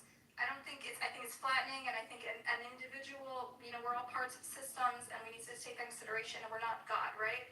But I think it's instructive to use our cultural heritage and our history the way we've been taught to use it, and this is foundational. And I'm sorry that you find that offensive, but this is something Jews have been doing throughout our history, and I think if you learn a little bit more and you read the article above, you'll learn about how this has been foundational to the way we talk about ourselves and the way we interpret and make our great-grandparents' tragedy meaningful, Daniel. And so for you to take that away is taking away the meaning that I make out of my great-grandparents' horrific killing. Buttercup, you're very fair enough. I'll read it. But thank you for answering it. Buttercup, let me know. Not gonna be about you personally. I think you should pass like Buttercup. You're very, very thoughtful, but I think you should put the Reconquista in a larger context. And I'll be very succinct here, Buttercup. But as soon as the Muslims succeed in taking over Israel, they'll go on to reconquer Spain and Christian areas. It doesn't end with Israel, Buttercup. This is not the convo you're going down. This is okay. This is a narrow convo. It's about, I wanted to talk specifically in a dialogue that's been happening in the Jewish community since the Holocaust. I want to continue the conversation and expand it, zoom out a little bit from people who have experienced other types of genocide and atrocities in their ancestral, in their family history, and how they are sensitive to it, and the way you navigate these delicate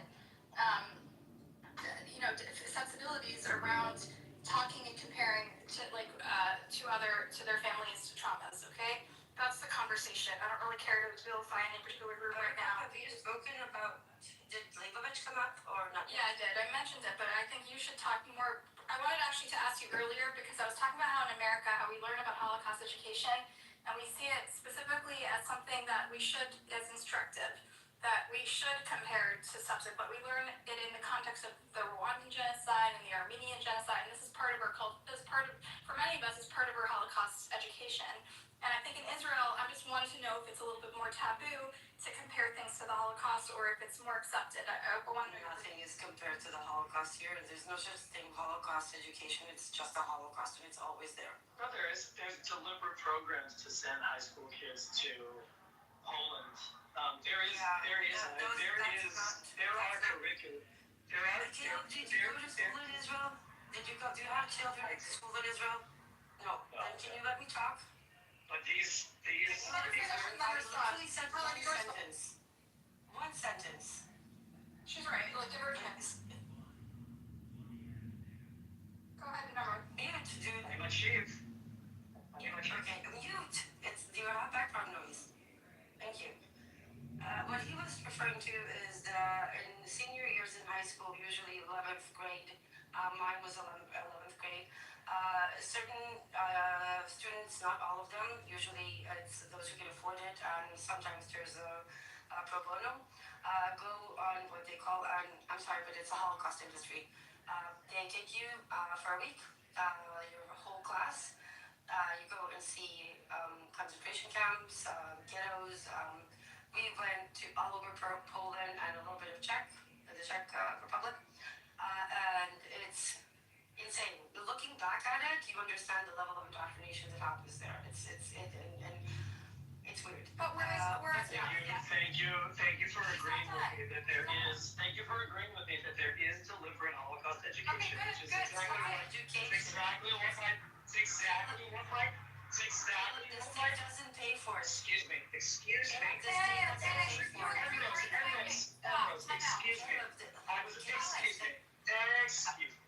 I was making a modest point. You said that there is no Holocaust education. I disagree. There are Holocaust education programs all around the country, including the one that you mentioned. So don't lie. So let her. If you waited long enough, you'd hear her make the point. Now stop. First of all, the state doesn't fund it. Fucking liar! I didn't say the state funded it. You said if you have no capacity to actually listen, seriously, you are really difficult to have a conversation with. It's your word of a highway. This is not how you convince people. This is not how you convince people. You are unbearable. It's not your politics. It's your approach. Well, if you're being petty. I never said sentences.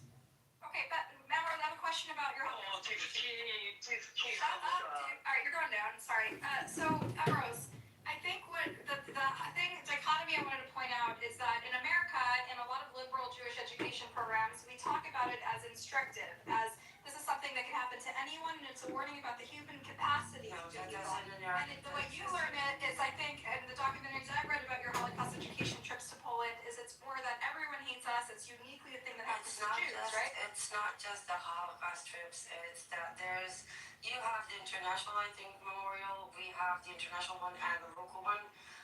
The Holocaust Memorial Day is a few days before it's all combined together. So you'll have the Holocaust Memorial Day, then you will have the Memorial Day for those who fell protecting the country or in terror attacks, and then you will have the Independence Day. They link it all together intentionally, right?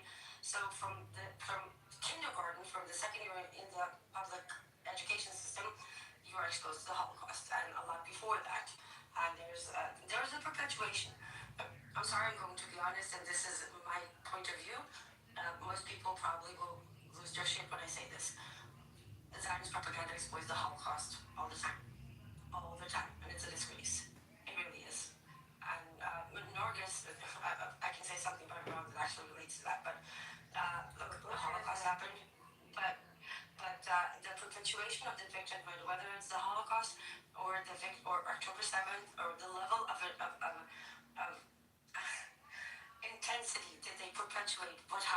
that's what did to us is intentional. It's designed to maintain this like victimhood and persecution and existential fear and vengeance. It's not a mistake, and yes, the Holocaust is being exploited, and there's nothing more dishonorable, despicable, and demonic than using the Holocaust as an excuse to commit another. And there's actually no part for Holocaust education. Where does this stash belong? That legendary crystal meth cookie? Gets you trusted glass from cash and surprisingly cozy, like 1,000 tiny expensive pillows. Security you can rip on and be stretched out on a mountain of iPhones. Where does this stash belong? That legendary crystal meth cookie? Gets you trusted glass more than cash and surprisingly cozy, like 1,000 tiny expensive pillows. Security you can rip on and be stretched out on a mountain of iPhones. Where does this stash belong? That legendary crystal meth cookie? Gets you trusted glass more than cash and surprisingly cozy, like 1,000 tiny expensive pillows. Security you can rip on. It's just part of your everyday life. You don't need education. Thought I'd be stretched out on a mountain of iPhones. Where does this stash? Yeah, and I think that is a. That was a point I made earlier. Try to fix it right in the forehead. There's even the tape that's up Exploit the there. memory of the Holocaust for political purposes all the time. And there is a way to talk about the Holocaust that is instructive and informative and useful, and there are ways that are less useful. One of the reasons I do what I do is because maybe if somebody did it, then some of our families would still be alive. If somebody did it for them, it's probably like complete something that wouldn't have any impact. But yeah, Well, but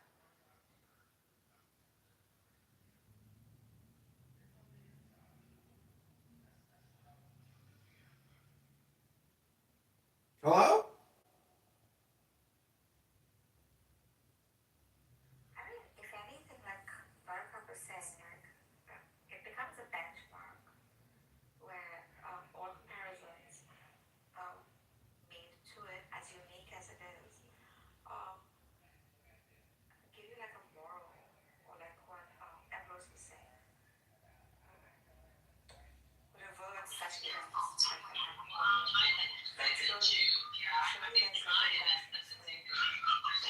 There's a reductionist approach and then there's a hyperbolic approach, right? Where both would not do justice to a particular event in history that is like so grave and tragic. But to say that there are no common denominators, I think it's just rather bizarre because the common denominator would be human suffering, would be the loss of like lives on a large scale, systemic oppression, racism, etc., etc. So these become like benchmarks by which we could sort of like compare to some extent, if not everything, tragedy to something that is like a bigger tragic event. Again, I'm finding it rather bizarre to like isolate a certain event and say nothing can be compared to it. there is other comparison. Like we did point out for Black people, chattel slavery is a similar thing that people cheaply casually compare to the very offensive.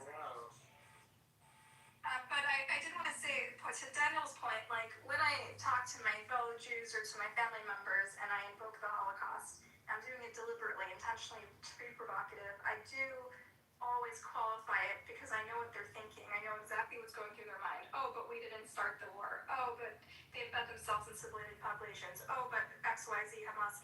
So I always say it's not apples to apples. But That means you're equating it to what's happening in Gaza. Yes. When I talk to my family about what's happening in Gaza, I do try to qualify it. I use I That's a find it. personal equation. It's not. Are you interrupting me, David, or do you need to go down in timeout? So when I talk to my family about it, I'm just simply invoking my own family history that's also their family history in like a personal, intimate way that is like among friends, and we don't have to worry about what the anti-Semites are going to say or whatever, you know. And I think it's important because we have this shared history, and it's important, and I'm intentionally using provocative language, but I do always use qualified language too and say, while it's not apples to apples and XYZ is different, there are these commonalities, and this is what they raised us, this is our culture, this is what they raised us to look out for, and to suddenly close our eyes and develop this like blind spot is a betrayal of our culture, of that education that you gave. You know, David, maybe I was respond to Rose really quick? I just wanna. It's gonna be really quick. Yeah, go for it. It's Thanks. not gonna be. So, Rose, when you said propaganda or something, right? So, through the years, well, let's just use a 2,000 year, or actually, 2,000 year mark. Since Rome, Jews have been thrown out of this country, that country. This constant sort of disdain or blaming things on this particular group. And things get up again, and then they bring up these things from the past. They get exiled again and pushed away and pushed away. And then let's just skip to the Black Plague against the Ashkenazis. They start killing Jews immediately. Okay, can you make your point? We all know this history. You're not educating us. Because they're hand. But no. But the thing with Melrose is that he's not actually remembering all these steps. Of course she is. This is foundational to our narrative about ourselves. What are you talking about? That got to the point where they were being systematically killed. What is the joke about Jewish holidays? Because it's you guys don't want to have you guys just want to hear us. You're not. Make your points. Like if you're 10 seconds away. To be a 10 seconds. You're giving us a look. I hear you run this uncomfortably program on top. The oppression that we've experienced in history. We all fucking know that we're Jews. Anything else? Tried to kill us. They failed. That's just who we are. What are you fucking saying? He's disregarding it and pointing out and saying, "Oh, well, it's." אתם יודעים מה אנחנו ניצולי, בטח, את יודעת מה You guys don't want to hear objections? I'll just listen. just hold on, את יודעת מה אנחנו ניצולי שואה במחנות ריכוז? I don't know. There's a saying in Hebrew called new. New means get to the point quick. So you see, I told the Buttercup a joke in Hebrew that I will not repeat in English because this is like a joke that every sixth grader in Israel knows. What does it mean?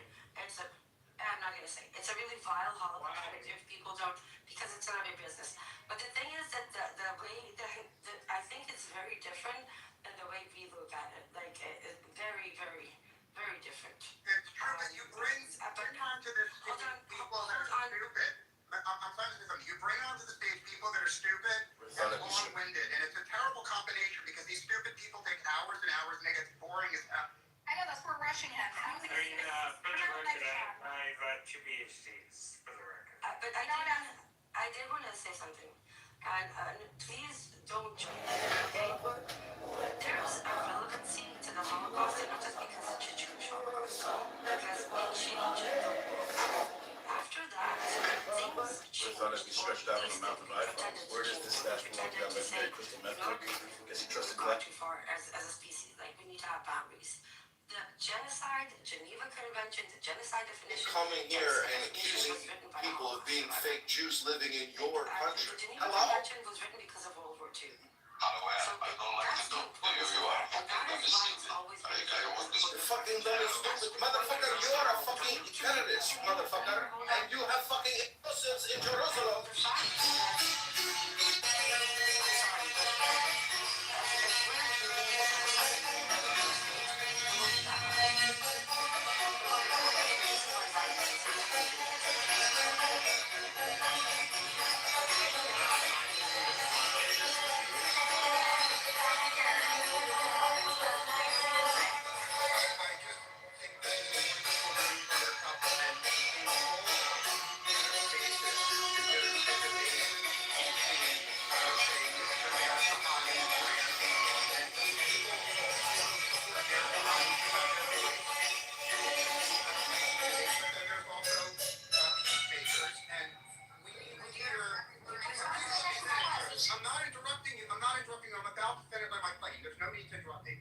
I come to your space, Buttercup, because I want the smartest and most succinct supporters of America Hani here, and I want the smartest and most succinct peaceniks, and I want to hear an honest, open debate, and I implore you to kick the retards off the stage because they make the room boring, and I'm done speaking. But Thank you for the feedback.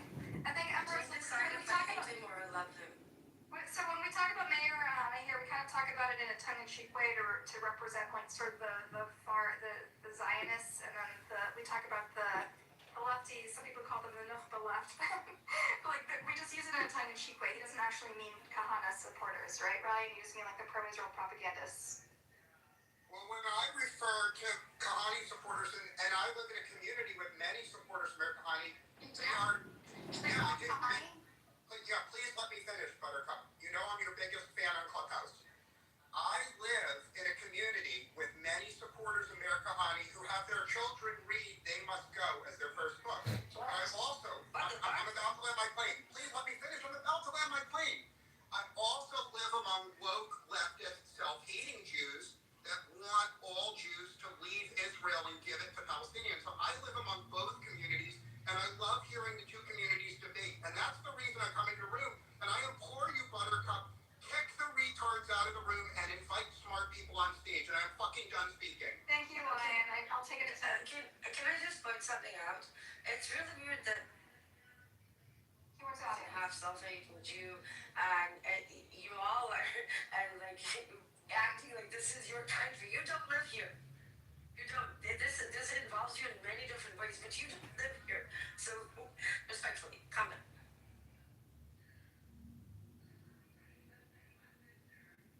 Yeah, I think this is just sort of we're having sort of an identity crisis and a crisis of like just in general as Jews, and we don't really know what it means because we don't have the luxury of being Jews just by virtue of being Israeli. Like we have to engage with it in some way philosophically and be really neurotic and be hyper vigilant about anti-Semitism or some shit. Like we don't really know how to be Jews, and so a lot of the foundations for what they said meant to be a Jew in America and the diaspora and the things we engage with to make ourselves feel like we're an ethnic group and a sense of peoplehood. All of those things they're sort of like there's a lot of hypocrisy because then when there's an actual what I consider to be a genocide and things actually do those warning signs they warned us about are happening in Gaza in our names.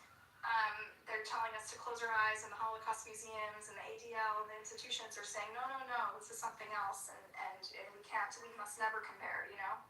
So I think it's just sort of Bernard, you said you don't have the luxury of being Jewish just by the sake of being Israeli. I don't have the luxury of being Jewish without being complicit in occupation, genocide, and oppression.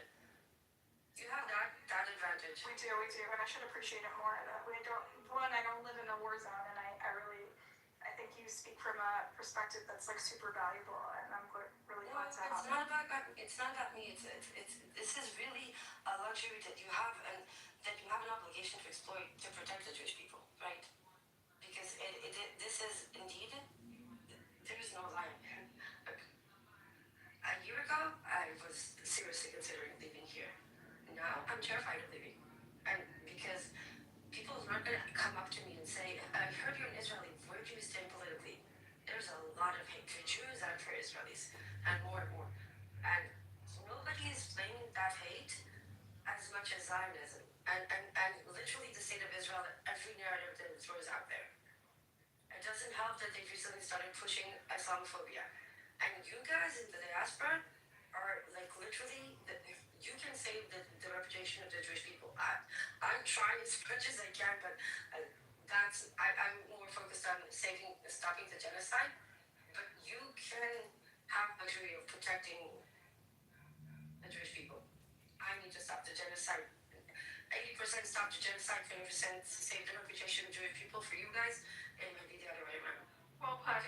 They're different wars for sure.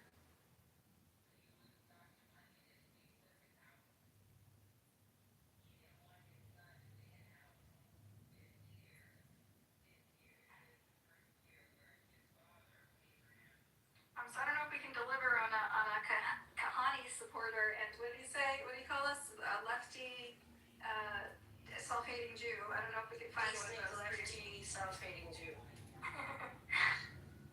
But we can try. We'll try. We'll try to represent all the sides. Just to be clear, I'm not a lefty. I'm proud anti-Zionist. Yeah. And I'm not a self-hating Jew. Did you just snort? Yeah, because he called it. I love the typecasting over here. Hey, shapeshifter, how are you? We're having a conversation about when it's okay to compare things to the Holocaust or weaponize the Holocaust and when it's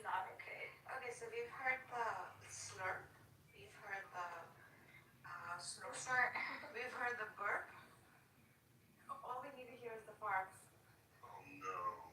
Uh-oh. I'm just waiting for the other shoe to drop.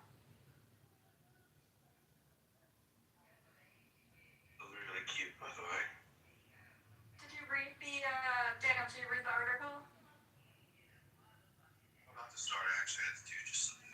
Okay. Let me know when Do you know that there an article that came out by Amos Goldberg and Daniel Blackman, I think it's the end of 2024, and the opening line was, it might not be Auschwitz, but it's crime of the same family, the crime of genocide. Sorry, Gaza might not look like Auschwitz, but it's a crime from the same family, the family of genocide. And they go on to explain it, but Can you post in the chat? Or I can look for sure I can find it. It was in Amos Goldberg. The particular rule to be universally applied or not, because there are a lot of things that, in my opinion, are descriptive, but the church calls them prescriptive, and vice versa. So I think it all depends on what you want to do with that verse that you call it. Tell you, as much as I love our veterans, I get PTSD every time I go. And I went there with them this morning for breakfast. And that kind of drug me down. Yeah, I stayed up too late last night. Shit. Sorry. I found it. It's called, I'm going to put it in the chat.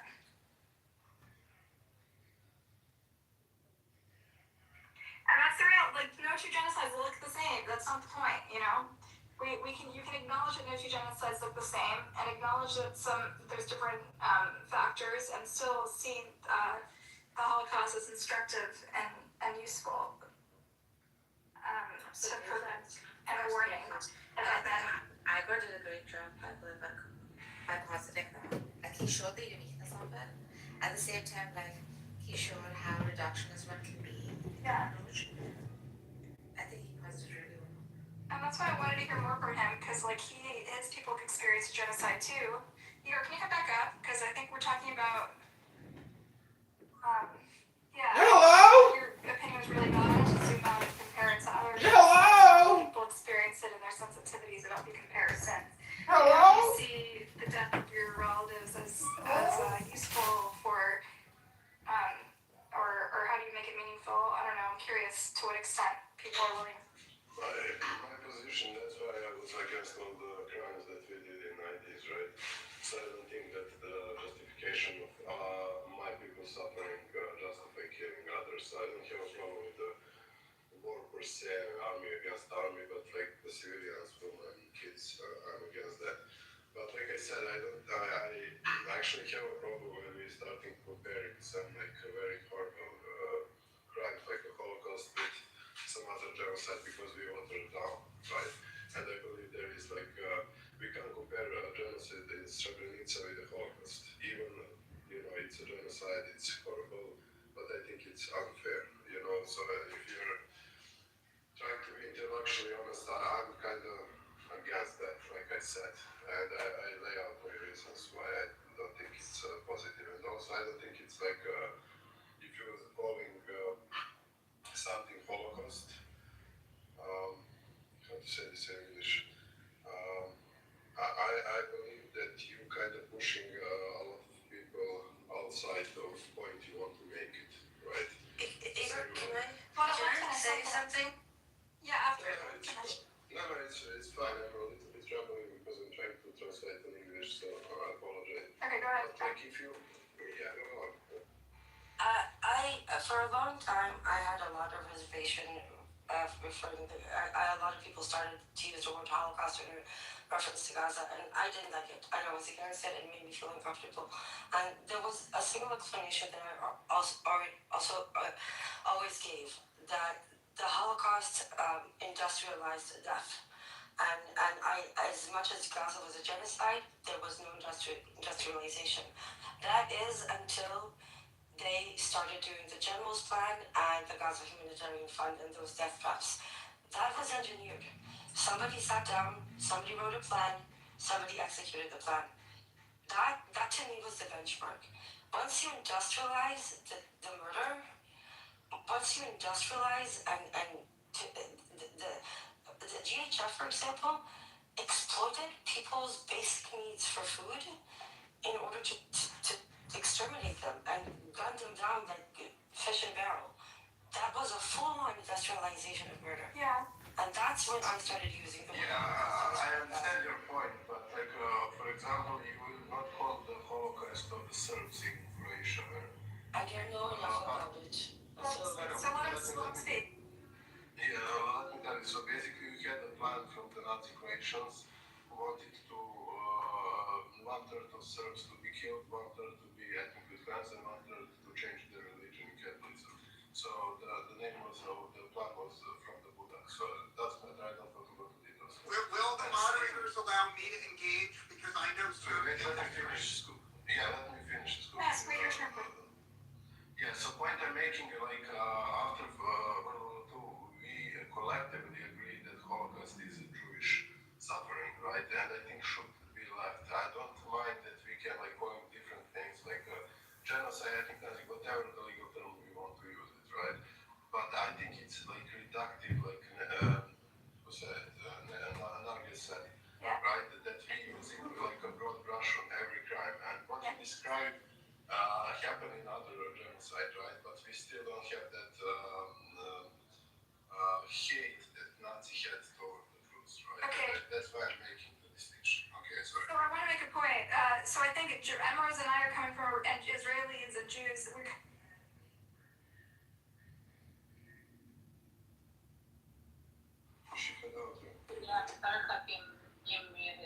Sorry, we don't see it through the Serbian genocide, we see it through our own genocide, of course, right? And so I think it's natural that we would compare it to the Holocaust just because that was our historical trauma, and this is now perpetuated by our people. I think that's why that's why we made that link. And also to Emrose's point, I always saw industrialization in sort of the AI munition system. They created new technologies, just like the Nazis created the concentration camps and then the gas chambers in order to sort of take the fingerprints off the killing, because the Nazis were coming back with PTSD from shooting kids in the head while they're screaming. So they said, what can we do so they don't have to see the death, right? They can just push a button. And this is similar, this is even more hands-off when they're just using an AI-generated targets and like drones, so there's literally no fingerprints and no one feels culpability for the mass deaths that are happening. To me, I see that sort of invention of new AI technologies and machines to do the killing is another form of industrialization, an industrialized killing that detaches the killer from the It seems that, making a chart like we see atrocities and comparing them to the Holocaust doesn't seem to be problematic. The problem I think that becomes really insensitive is when we say like a Holocaust, this is a Holocaust, rather than comparing it to the Holocaust. That's where I think that there's a little bit of insensitivity that's happening unawaredly. Am I saying that correctly? And I'm now aware of it. Like this was very educational for me to note the difference, right? There is a true difference by saying, insert whatever atrocity is a Holocaust. You're really kind of negating the actual Holocaust by dropping the Holocaust. Like saying this is like the Holocaust in these ways, but instead you're saying a Holocaust, which is like really in a kind of way making what should be the title of an event, minimizing it. Like it brings it down. It's not singular. It's a singular event, and now you're making it like just it dilutes it. Totally makes sense. Yeah. Wait, I want to hear from Igor. Yeah, go ahead. So would you like say that all slavery is the same, right? That is the distinction that I'm making, right?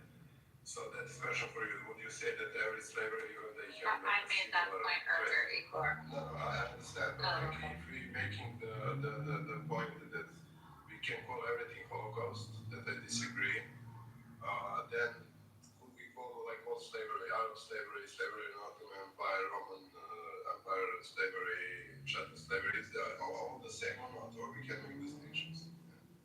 That is my angle. I'm coming from my perspective. Of course we should make distinctions. No two slaveries are the same, but that doesn't mean we can't talk generally, broadly about slavery and what and try to prevent, because we must talk broadly about it as a theme and understand the common threads, right? In order to oppose it. Like there's a difference between saying like, I was at work or like I was in this event and they treated me like a slave, right? That could be so offensive. But if we're saying like in the slave trade when they did ... they're doing ... there's a less we can distinguish the Okay, so we're talking about, let's say human trafficking. Let's say Jeffrey Epstein. Right. When you compare that to slavery, because he's trafficking. So like if you say the people that were human trafficked were like the slaves in America, right? Like that could probably be offensive. But if you say something like, for example, this isn't the way it was, but it's a quick example. People were bought and sold, like they were in the slave trade. They were bought and sold also. Like to make it like distinct comparison is one thing, but to do you understand what I'm saying? Like if Yeah. You want to be as specific as possible about the criteria, so you're not lumping in or generalizing about the experiences. Yeah, like for example, I use something a comparison often, right, to show that brutalized people do brutal things, and I talk about how the abolitionists were asked, "Do you condone the slave rebellion? Like the slaves turned on their slave masters and killed a whole bunch of people. Do you condone that?" And I'm like, no, like we don't condone that, but we told you this would happen. We told you this would happen. Often in other examples, hold a second, to show that like, listen, when you brutalize people, we're not saying that we condone something, but we're saying that this is an inevitability of what happens to brutalized people at some point. That they also can return brutality for brutality. Right. I think that's a good point in a way. I understand the point you're trying to make, and I think that it's something that me and Emerald were making too when we were trying to say to Igor, like what we see, like when we point out a specific aspect of the war, which we say reminds us of the way the Holocaust unfolded, because we as Jews are very versed in the Holocaust, and it's so much a part of our narrative and the way, the prism through which we see the world. And so when she took one of the aspects of the war and saw industrialized killing, I saw another aspect of the war and recognized industrialized killing. And the reason we recognize it is because the Holocaust has so shaped our psyche and the way we see the world. Boss, you should teach me that. I bet everybody down there saw it, probably blinded by how shiny you are. I have a focus. Mostly how cold my knees are.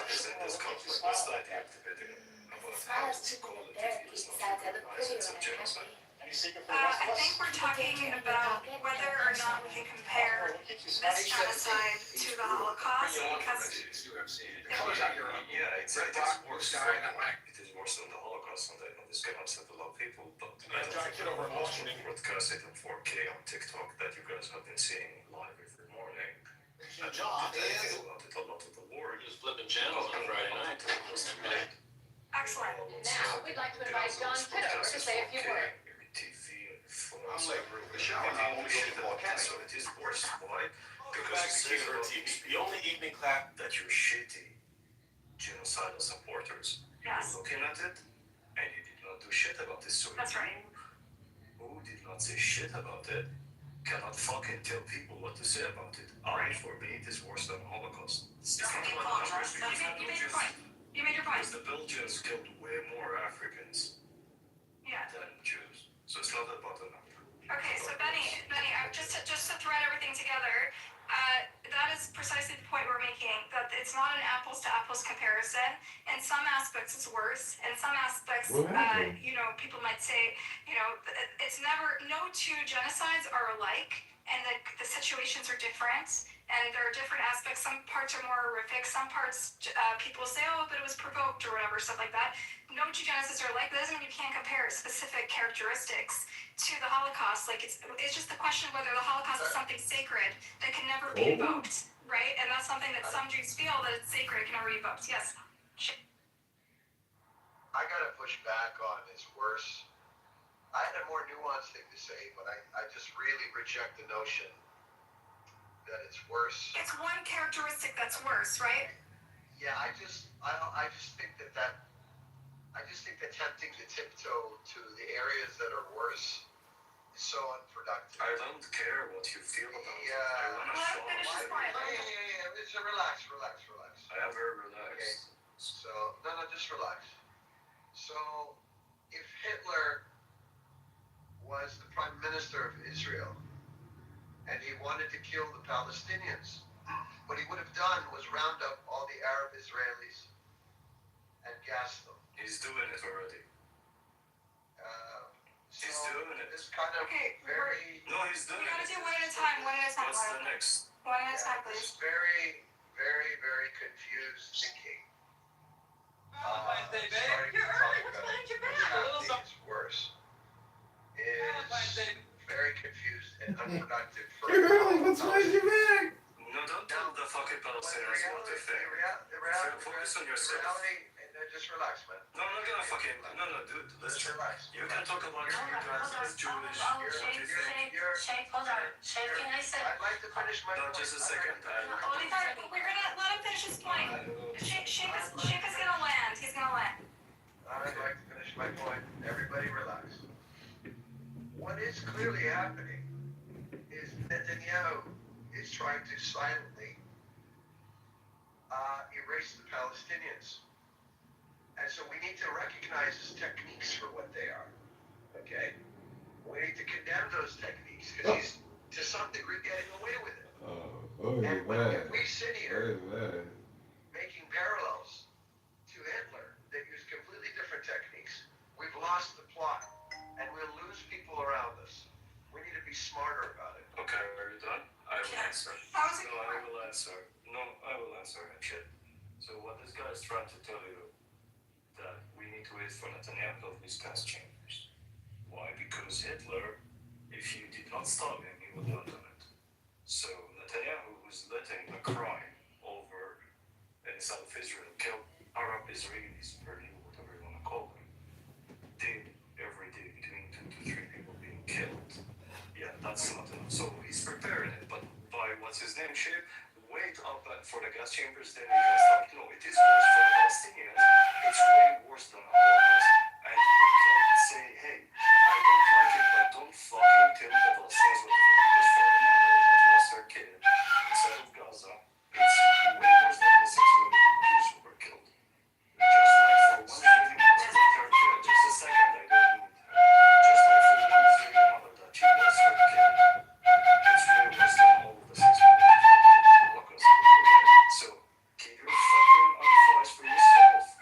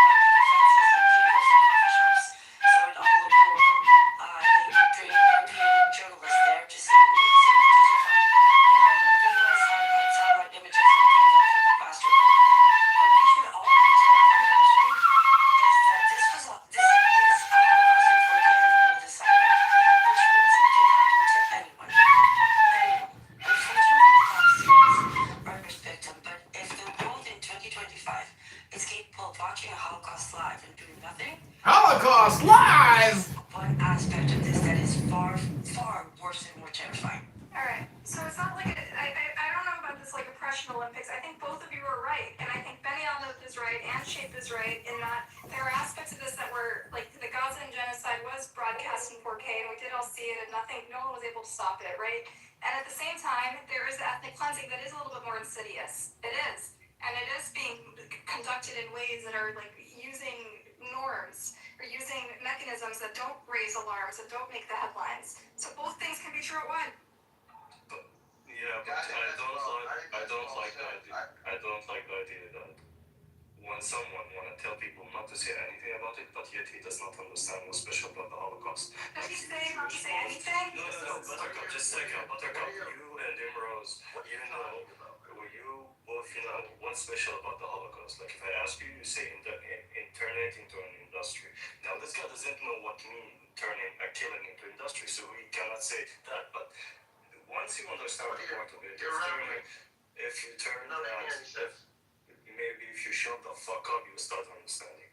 So when you try to understand that what Israel have been doing, turning the killing inside of Gaza into industry, meaning optimizing using AI, optimizing using all these technologies, using drone, that kind of put it in the same bucket. Now add another element into it.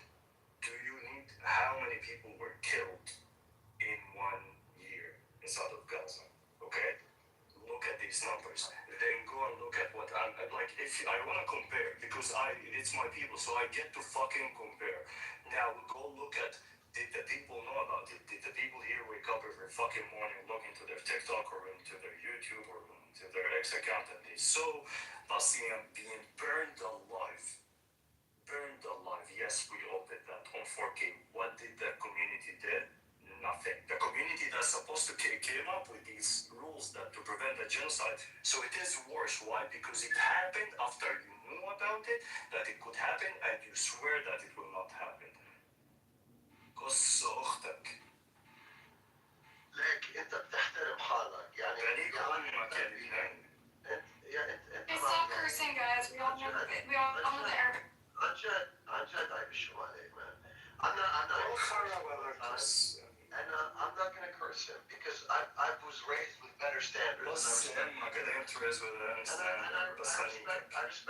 I respect the upbringing that I've gone through. And you know, if his parents were listening to him, you know, they would be ashamed of him. Yes.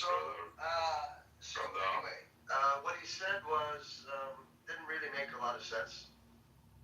He's just holding on to his point, using his fixed mindset. And, you know, to say that nobody did anything about the crimes that were committed by Israel is not true. You can make an argument and say, well, you know, the Arab countries should have done X and they should have done Y and they should have done Z. Those are fair arguments. Shape, the word justified it. What are you talking about? I'm talking, and if you listen, you understand. To say that nobody did anything. Nobody did anything. It's just not true. No, who did? Give me a fucking example. Who tried to stop it? And did stop it? No. So shut the fuck up. If no one stopped it, and you all lost. Okay. So what would you have liked to see? No, what I'd like to see, like seriously, any action that would stop it. Like what? What do you mean? Like what? Who's asking? Who's asking? Who's asking? Name an action. No, action from who? From the U.S. or from the Arab countries? Would you like to see the U.S. military embargo. Military embargo from the U.S. Arab countries cutting sanction and they forcing Israel into letting food and aid into, right? Not kind of sitting with them in some. There are 100 ways. And you know what? If Egypt would kind of close the Suez Canal for a few days. There's so many shit, man. If you don't know, shut the fuck up. Like, why do you have to live in... Alright, this is not productive anymore, guys. Guys, this is not productive anymore. I'm trying to dump shit for this guy. Alright, guys, I think we're talking past each other. Alright, Bugs, speak up. Bugs, it's your turn. You know, Buttercup, this is a wonderful room, but there's just groupthink. There's just denouncing. How come you don't have any kahanists on your stage? It would make the room more Are interesting. you the same guy from before? Yeah. He's yelling about the kahanis? Yeah. Alright, you're the one who's here. because you're annoying. If you're nothing to add to the conversation, kindly remove yourself. Yeah, and if you think you can do it better, then go open your own room and do it. I'm sorry, I'd like to say something. Respectfully, Shay, we have been trying to do something. Since February 2024, I've known every single detail there is to know about Gaza. And I know exactly who did what, when, how, which country. World shape. The whole world was watching. The whole world. At best, they were ignoring it or throwing a condemnation here and there. At worst, they were justifying and arming the genocide. Like, we need to understand that the world is watching a Holocaust live 2 years. The world watched babies freeze to death and did fucking nothing. We should all be terrified. This was always the concept was, okay, the Jewish Holocaust happened, but the world understood how bad that is, and no one is ever going to let that happen again. We should all be terrified. Terrified. If it happened to the Palestinians, Question anyone can for you, Imraz Amatarkam. Can you tell me about all the ways that Jews were killed in the Holocaust? Yes. Like what were the most common ways? Gas chambers and fireman pits. Okay. Did it happen in Gaza? Literally, Gaza, the genocide in Gaza was the first genocide that humans were killed in every way. They were killed when they tried to get aid. They were drowned. They were burned twice. They were bombed in hospitals. Tell them about the quadcopters. After they injured, they literally tried everything in the book about how to kill Palestinians. Every way was they tried. People died when they were trying to get food. Do you realize that? Drowned? But no. This Lebanese knows better. Go ahead. They're using footage from Gaza in commercials for the military industry. Do you understand how fucking sinister that? Imagine, like, one of their first points in time that you remember. I remember when we started hearing about the drones, like the quadcopters that could throw bombs and shoot at people. Says, okay, people, you're going too far. Like, let's not go overboard. This is not like a B-grade disaster Hollywood movie. And then videos started coming out. And for fuck's sake, Gaza, there's nowhere to go. A quadcopter can appear out of anywhere in your bedroom window. You could hear a child. There was a time where they used to play a crying child through the quadcopter to attract people outside. They used quadcopters to herd women and children like animals. For 2.5 years, these people are living in a fucking dystopian movie. So, yeah, there were no gas chambers, but the whole world is watching a dystopian movie happen. The Hunger Games in real life are doing nothing, Shape.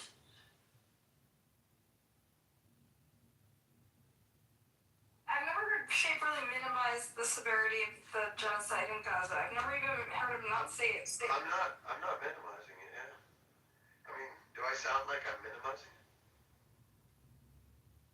I think that you guys are getting hung up on whether or not it's fair to do a comparison. No, he said defeat the purpose. force not productive. He doesn't know shit if It's a fair point, though. If you're trying to make a point, if you're trying to get an outcome, I don't know why is this going to get you your outcome? Listen, as someone who's Jewish family, when I say the word Holocaust, they get very provoked and it touches them. Maybe that. Hold on, just a second. I get it. I get it, and that's why I use the word, but it is hurtful and it does to come be out. shaken. Every Jew, where you anti-Zionist or Zionist, want to shake your core, right? Because all this is happening in your name.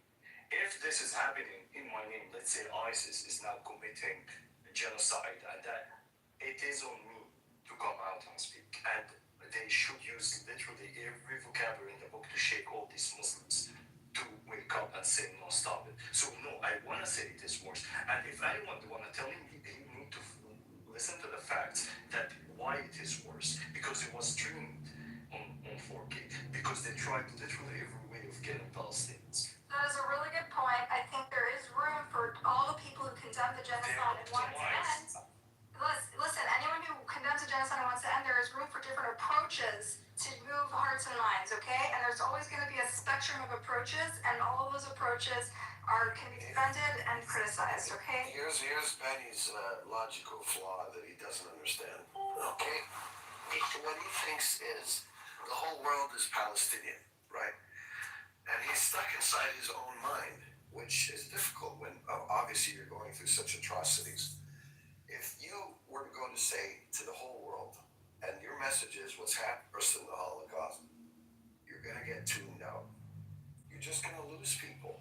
Oh yeah. You and I, we want the same thing. No, we don't. I want a free, strong Palestinian state.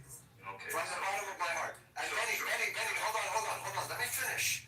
And I'm coming from, I've had Palestinian militias murder my family. Yeah, I know. You understand me? You understand me? Yeah, I know it. And I've done nothing but defend the Palestinians. Sure. Okay. Okay. Thank you. So Okay. when you go out, just be quiet, settle down. When you go out with this kind of narrative, you're gonna lose 95% of the people. Which people? Okay? It's gonna get you. Non-Palestinians. It's going to get you nowhere. And if you think it's going to get you somewhere, I hope you get it done. Because it's not working. Thank you, God. I'll answer. Hold on. Can I answer him? He directed. Listen to your mod. Shapeshifter, I disagree with you. I just listened to Bonnie Olive give his, commentary, and it was very, very emotionally provoking. Like when he said this is worse than the Holocaust, I'm already taking in my frame of mind that this is what they're experiencing in real time for his friends, his family, people he knows. And so when he says this is worse than a Holocaust, especially because he experienced it, my ears open because I'm like, how could this be worse than a Holocaust?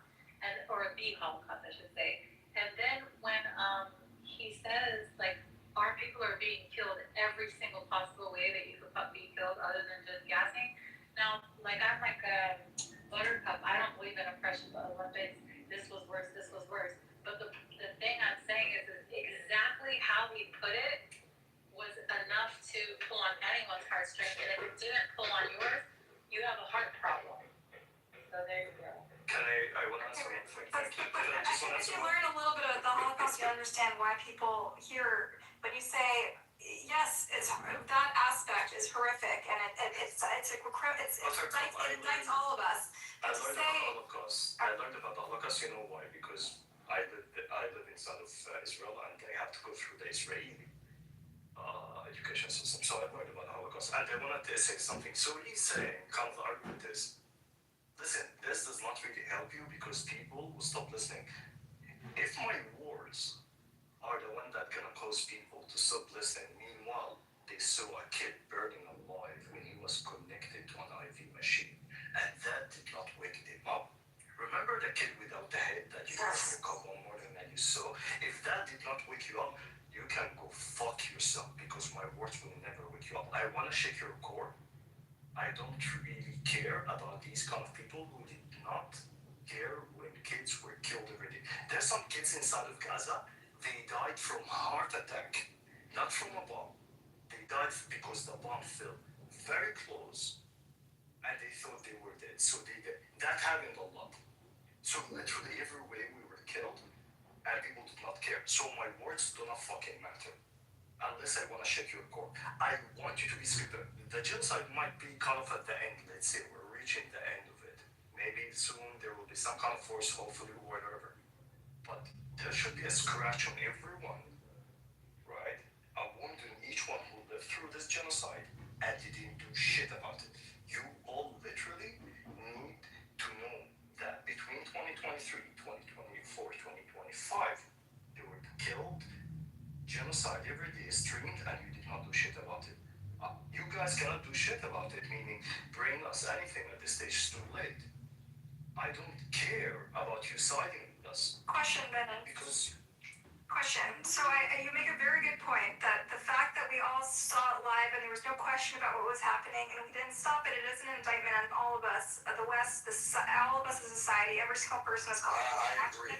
I'm not doing that. However, when you say what happened in Gaza is worse than the Holocaust, you wouldn't say wholesale because since you learned about the Holocaust, you know about the rooms and rooms of children's shoes and the mass graves and all this shit, right? So you wouldn't say wholesale, you wouldn't compare the two tragedies, as tragic as it is, but you're saying this particular aspect of it is worse than the Holocaust, which we didn't even know and people were in denial about, right? I told you, for 1 Israeli mother that her kid was killed for her, that is worse than the Holocaust. I said that, I don't understand that. But It's a subjective judgment.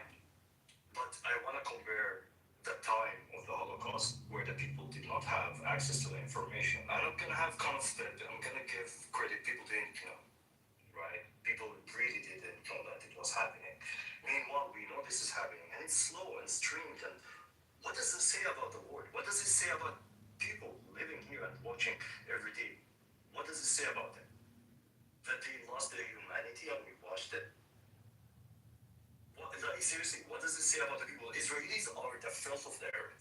Israelis are the most criminal society on this earth. Projection. North Korea, right? Projection Because they alert. but they want to do worse. But what does it say Projection about alert. us? Projection And yet, alert. they act like, oh, we are with you, we support you, right?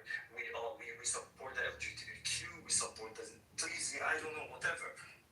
What does it say about the world? It's the worst. They are double-faced because they knew and they didn't do shit about it. Are you guys not getting what he's doing? Quite obviously, like this can't be broken down in like a comparative analysis or like a logical syllogism. He's saying, fucking look at us. That's all he's saying. Our pain was great, and no one stood up. People forgot. It's greater than what you think and what you assign as a benchmark. That's all he's saying. No, Jazz! Oh man, she's one of the dumbest people I've ever seen. Something's wrong with that one. That brain does not work anymore. Sorry, Narjas. That's not what he was saying. You just summed up his propaganda. Focus on me. All communication is hypnosis. The attention. Hello? The attention I think economy. this exemplifies the question, right? It's like where things start to get touchy when you make a comparison. And it's why it's always such a sticky thing. But sometimes it's useful to make comparisons, but you're always going to run into these sticky sort of. Yeah, and I know how you're feeling about this Buttercup, and But it's intended to. I mean, there's no question. for us to be moved. No, but there's no question that the Holocaust scale was like exponentially worse than what happens in Gaza so far, right? There's no question. And like to compare, to say its equivalence is like even obviously someone who's very critical of Israel. She opened up a can of worms and now she can't put it back in. But he's providing the shock value. Okay, I don't think I'm not going to use the term shock value because it's more meaningful than this. Okay, you have to think about the world as a bell curve. Okay, and there's people on the polarities. The message to grab the people in the middle is not the shock message. It's not going to work. There is no It'll resonate with people that have an affinity. There is a middle, you stupid bitch. There's always a middle. Okay. You can't just It's keep gold doing this. statistics. Hello. Okay, the Arabs have ignored the Palestinians. Do you think the rest of the world is ignoring them? It's not because there's no shortage of people screaming Holocaust. Let them asking before you continue to crush my narrative and reframe my narrative. I must regain control of the frame. It gets us nowhere. Hello? Okay, if you want to keep repeating the same thing, expect a different result. It's not going to happen. That's a good point, Bonnie. That's a good point. Because But I want to ask about the middle. literally almost every atrocity that's happening, you're saying it's a Holocaust. It's a Holocaust, and if you examine it a little bit more closely, it's not. So what do you think about that? That's a great. Go ahead. No, but I don't go and tell, I don't know, let's say I'm not going to speak to the Jordanians or Egyptians and tell them it's a Holocaust. Hello? There's a different kind of terminology. But when I'm speaking with Jewish around the Hello? world, Zionists, You should have hit the like button now and subscribe now before it's too late. You just gotta hit subscribe now. someone talking about, I'm going to use your own example. Hello? Now, that middle that speaks about how they cannot capture. Hello? But that middle cares about the Holocaust. Hello? Does not really care about. Alex Maruri, subscribe now. There's no middle in this conversation. Now subscribe. You're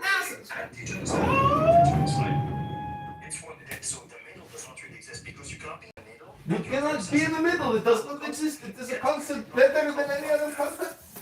So if you were there, you're technically an Israeli-prone genocide. And that you cannot capture. I don't want to capture you. I want to force you into stopping. I want to put sanctions on you. I want to sanction you the fuck out until you cannot do the genocide anymore. That's what I want to do to you.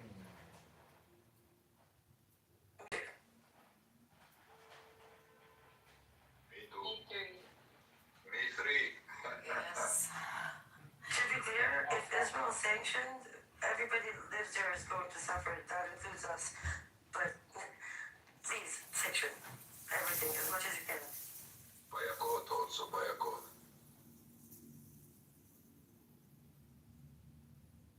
By a code here in Norway. All the settlers, we pay a code them, we kick them out from all the shops.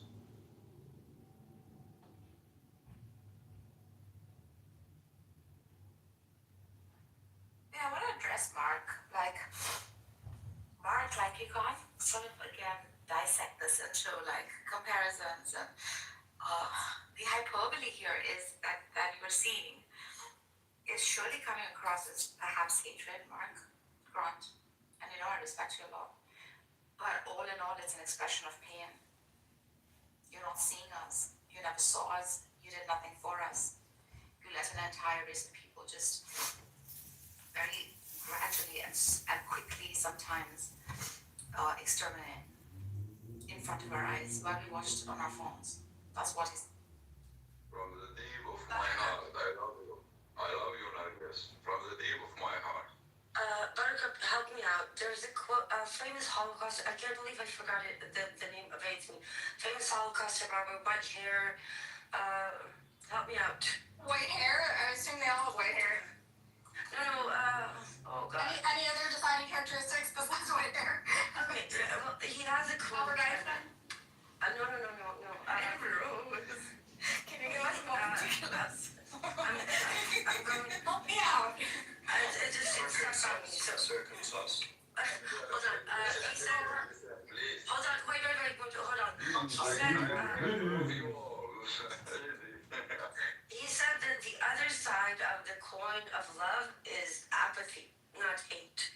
And apathy is the most dangerous thing there is. And this is why you provoke. You use and yes, it's specifically, and I use it specifically with Jews and Israelis because there needs to be a response because otherwise it's normalized. People are very good at compartmentalizing, at creating cognitive dissonance. We've seen it throughout the occupation. We cannot allow them to solidify the cognitive dissonance. They will not get to say we didn't know, but no, they will know. They will know, and either they do something or they don't. I have a pushback to that thought. So, To be, go ahead, mister. Go ahead. Tfaddal, Habibi. go ahead, please. Some of the language and the ideas, we know that all human beings are prone to getting polarized.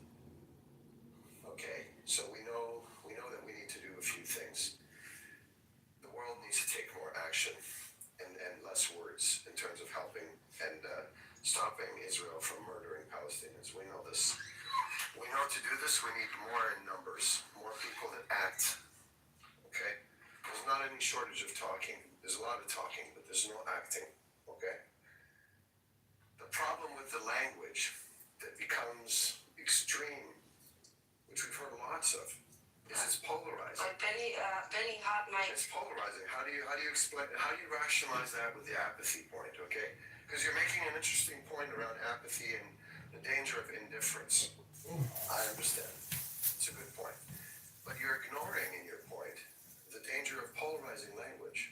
How do you address that? Polarizing between one, no?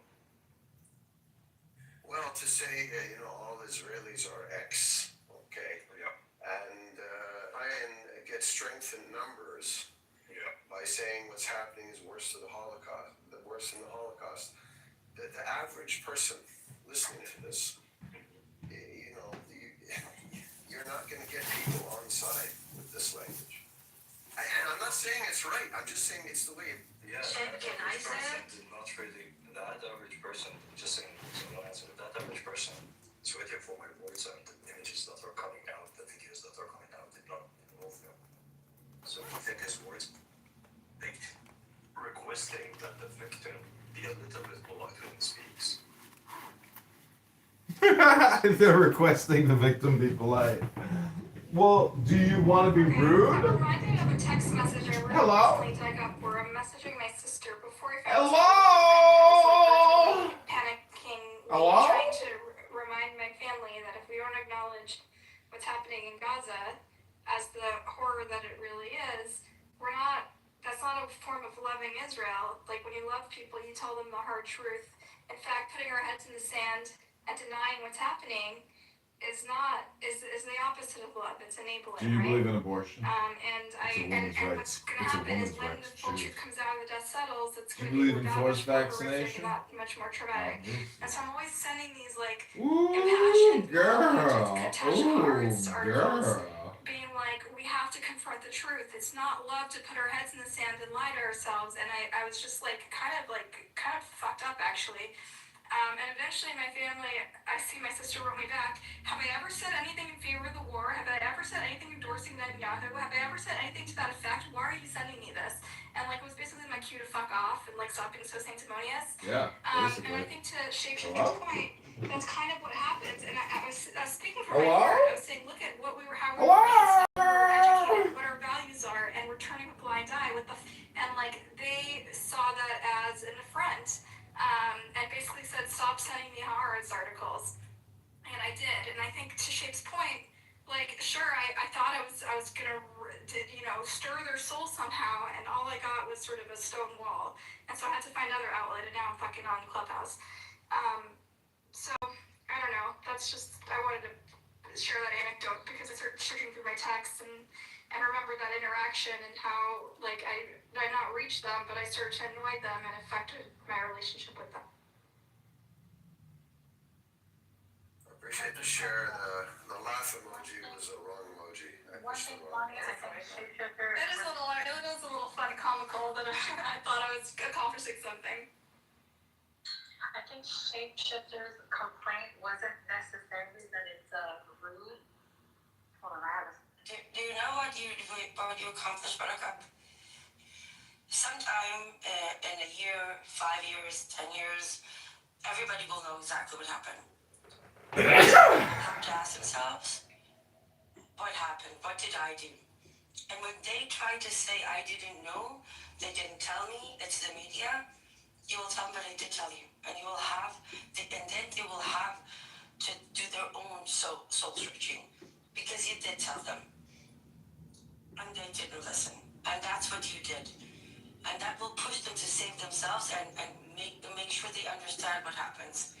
And not to repeat it again and why it was so horrible. That's why it's important. And the safest way for the triumph of evil is for good people to do nothing. You did something.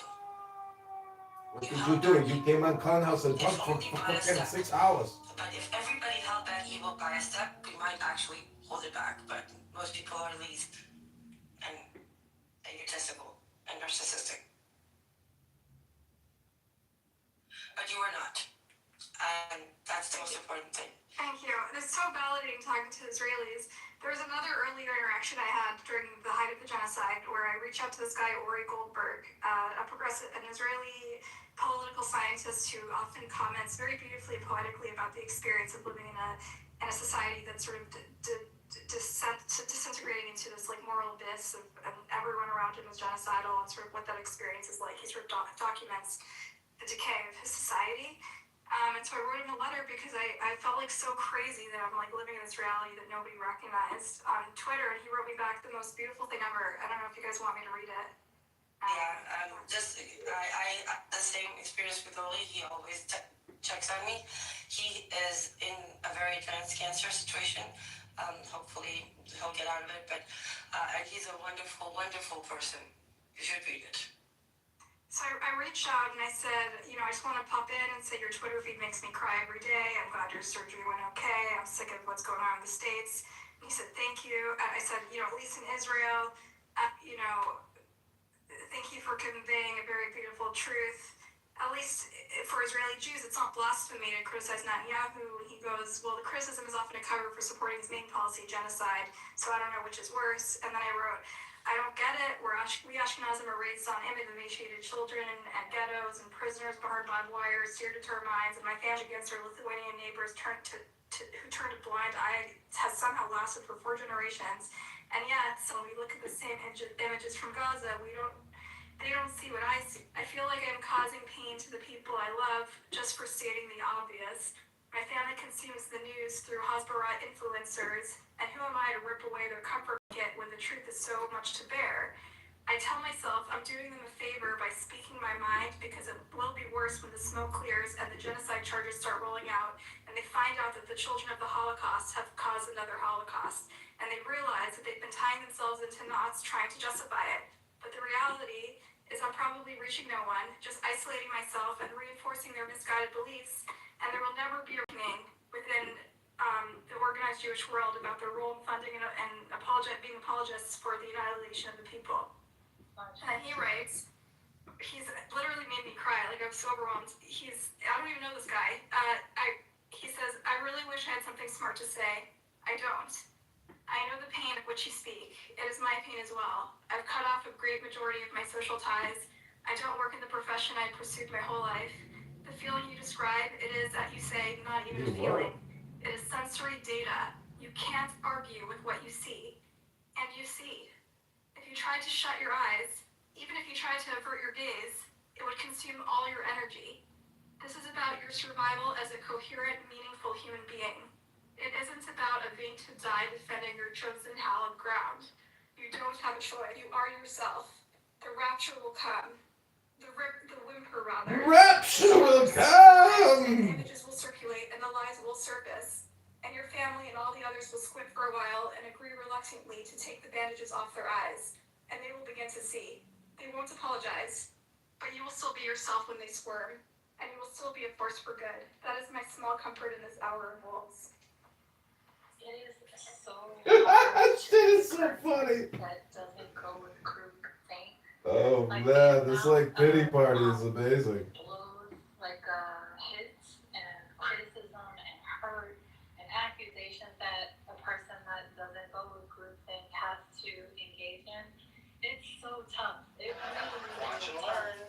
Got a coffee coming right up. When it comes to Improvise, trust me. the conflict of Iran, well, actually, I don't even need to use the word conflict. Hello? So I'll avoid it. But for Hello? for example, for Iran, Hit that like button and subscribe right now. Subscribe!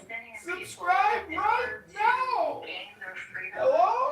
they Their freedom? accept help. I want freedom too!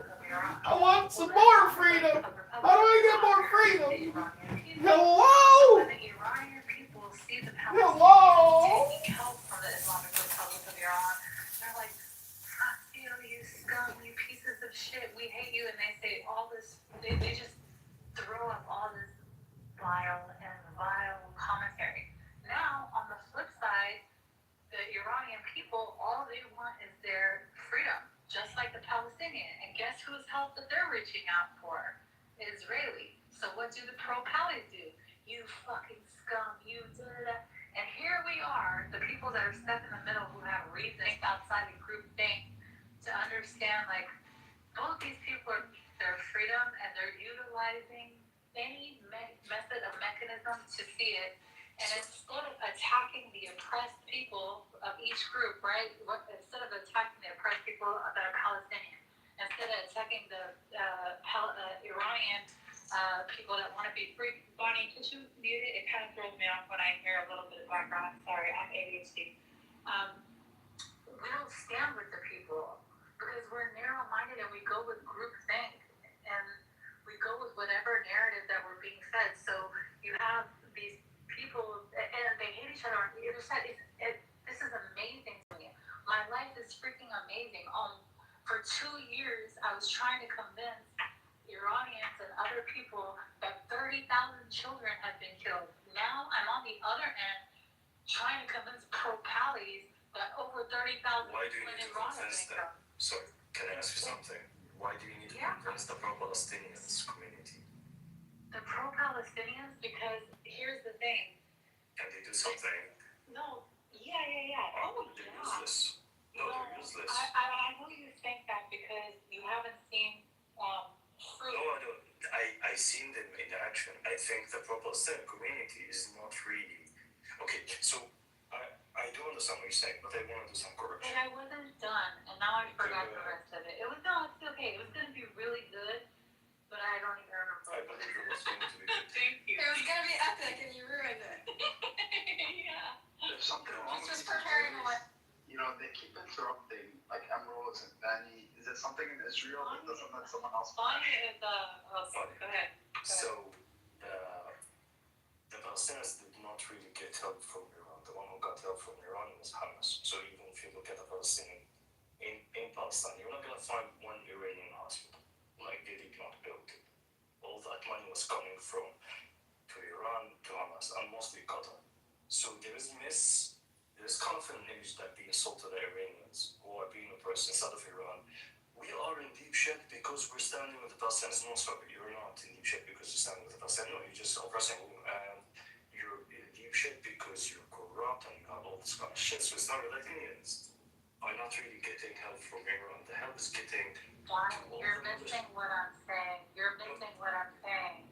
These are the propaganda narratives that each side is given, and then they believe to hate other people.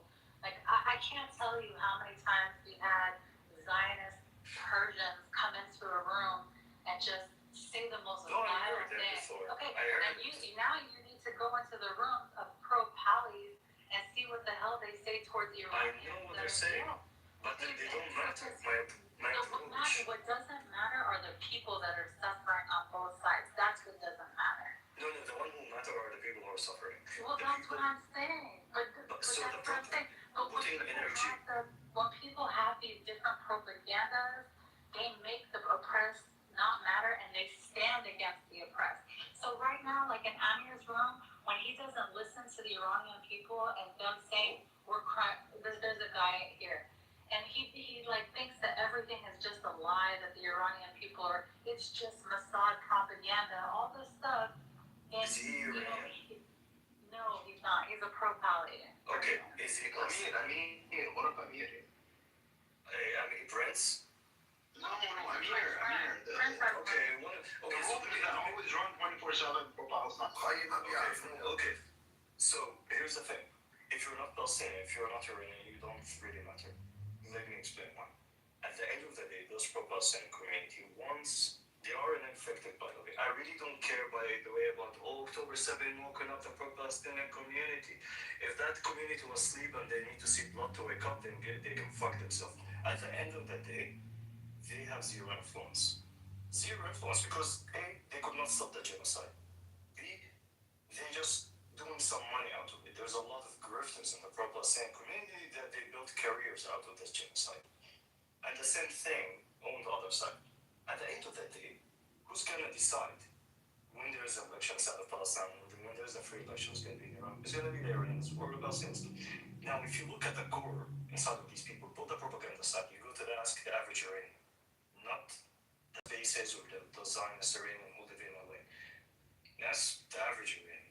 Who's anti-regime? He's anti-IRGC, but he just want to go with his day and he just want to put food on the table. So, like, people are dying in South Palestine. You tell me yes, like, are you supporting that? He's not gonna be. The same thing with you catch someone in the West Bank and you tell him about Iran, he's gonna curse the IRGC because the IRGC are oppressing the people inside Gaza using their Hamas, right? So at the end of the day, the pro-X, pro-Y, pro-whatever, they don't really matter. They don't. So why would I literally burn 400 calories and try to explain to someone who's Zionist Iranian that, no, we are humans? You don't want to, go fuck yourself. That's it. End of discussion. You came with the conclusion that the enemy of my enemy is my friend. Okay, great. I cannot change that. That means that you don't have any morals.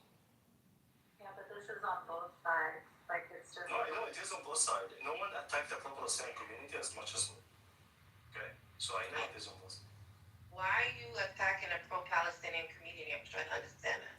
Because the new trend in the pro-Palestine community, they're pro-Hamas, they're not pro-Palestine. How do you know they're pro-Hamas? Because when I see their posts, I see they are pro-Hamas. They're very few. So you see everyone's who is pro-Palestinians. No, not everyone. The one I saw. Okay, so then you're generalizing, right? No. Yeah, I am generalizing right now. Okay, The grifters, I'm generalizing. No, The so you're grifters are the loud generalizing voices. everything that you say. Wednesday, let him finish his point. I'm generalizing on the loud voices, that community. Okay? That community that think that Palestine is equal to Hamas. Okay? So if you're in that camp and you're very loud, this is all we hear. The pro-Palestinian community for Palestinians does not really matter. It's not, with all due respect. Can I say something? Hold on, before you do, I just want to point out the irony is, this is more so amongst like the Western pro-Palestinian communities that are, a lot of them are not Palestinian or not even Arab, right? If you actually know Palestinians, especially on the ground, all of them. Yeah, I've had the same experience. I hate them all. Yeah, it's almost like a video game. This is also true for the diaspora of like the Iranians, right? All this is happening in the diaspora.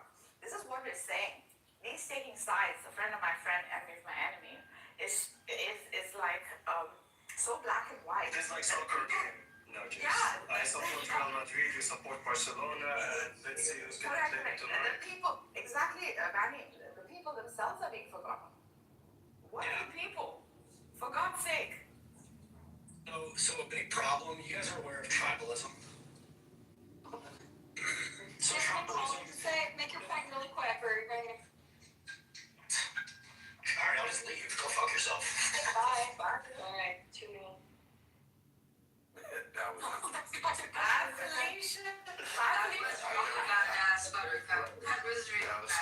Honestly, man, you're coming into a Middle Eastern space and asking if we know what tribalism is? I'm Middle Eastern. Pretty funny, yeah. Oh, that was so good. That was so quick.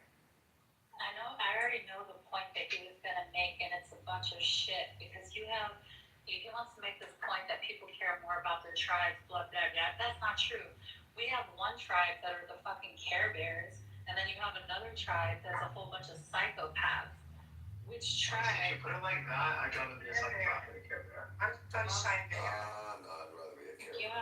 Yeah, Rainbow Care Bear. That is such a Care Bear. You just made something bigger, man. No, I have the Care Bear dad bod thing going, so. But you get my drift, right? Like it's. No, I understand. We'll take Buttercup, Nagas, and I will take donations for all the pain and suffering that we've incurred on this app. We'll send you our Cash App and Venmo. You can reimburse us for all the pain. Wait. I think both of you, Nargis and Salamid, and Buttercup and Emeralds, because to be honest with you, the Jewish community are very disgusting to Buttercup and Emeralds, saying horrible things, disgusting, misogynist things. Oh my God! Yeah, the Iranian community doesn't like us. You haven't heard the comments. Wait. Hold on. Persian Jewish people too. We have our own particular brand of Zionism going on. Every side, like at this point, everybody, everyone is making. Otherwise, completely taco included, Mazi included. Yeah, not. We're changing it from everyone. They are a bunch of vicious, insecure fucks. Hey, what's up, Scariest.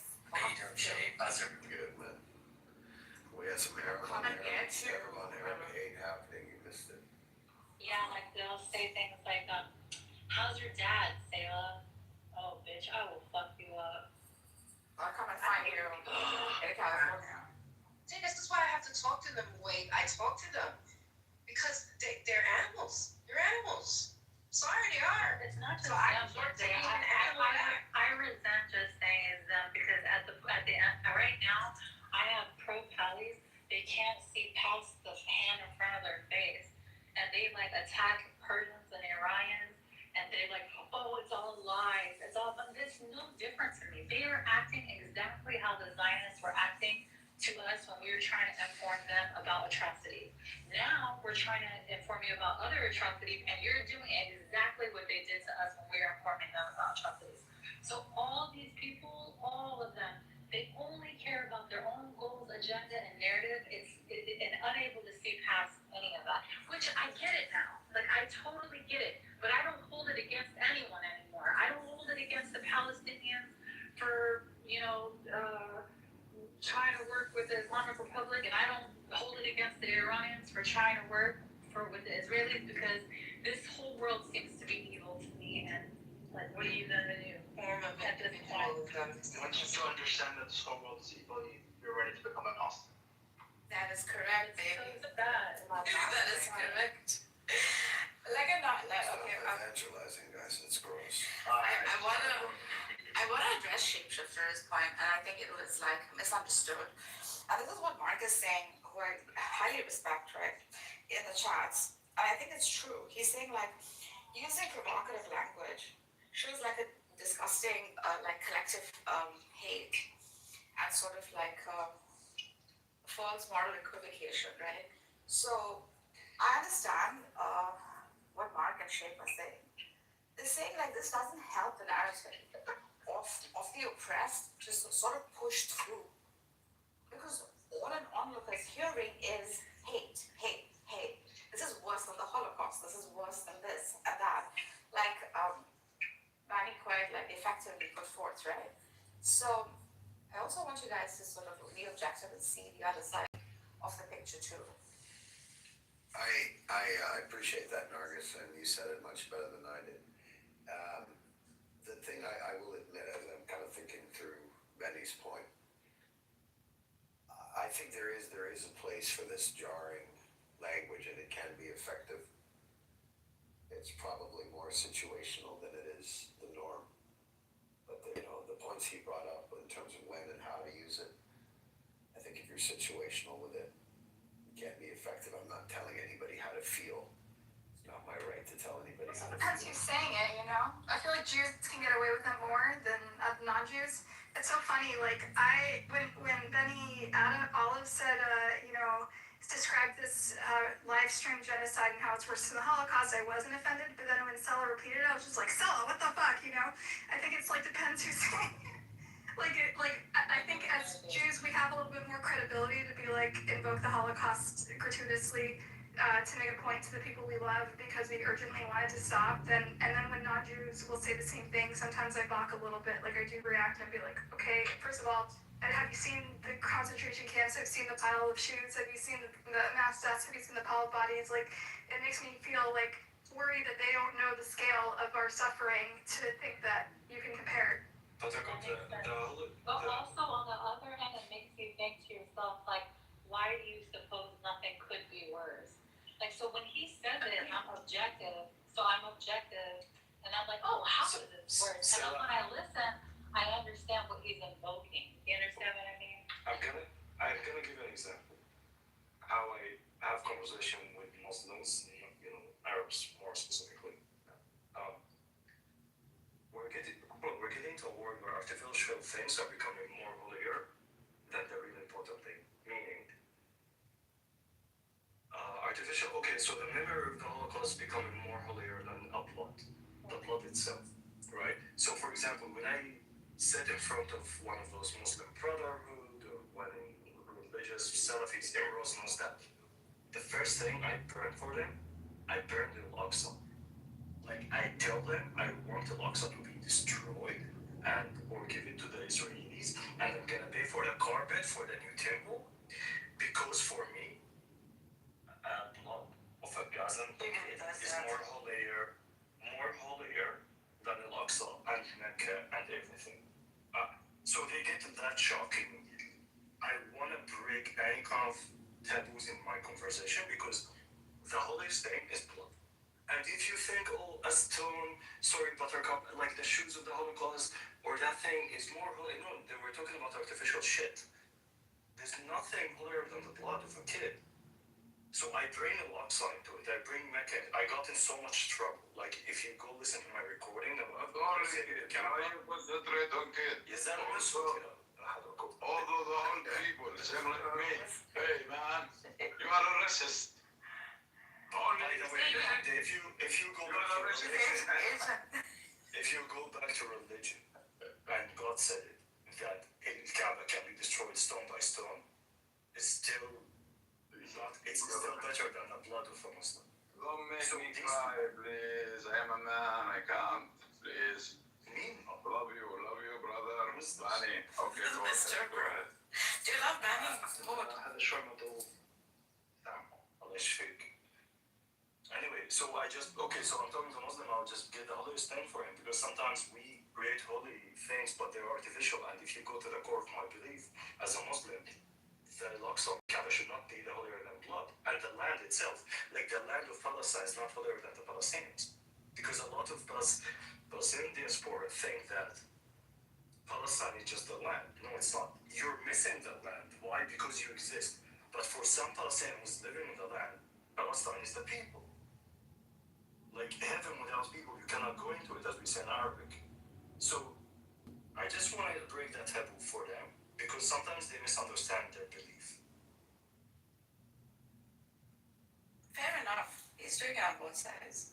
So, Mark, I did. That's a good point. It's about the way people talk to their own communities and their own families, which is different, tends to strike a different note, and we have a little bit more liberty to speak our minds and use provocative language than when we're talking to someone, when you're someone who's not familiar and doesn't have that intimacy, right?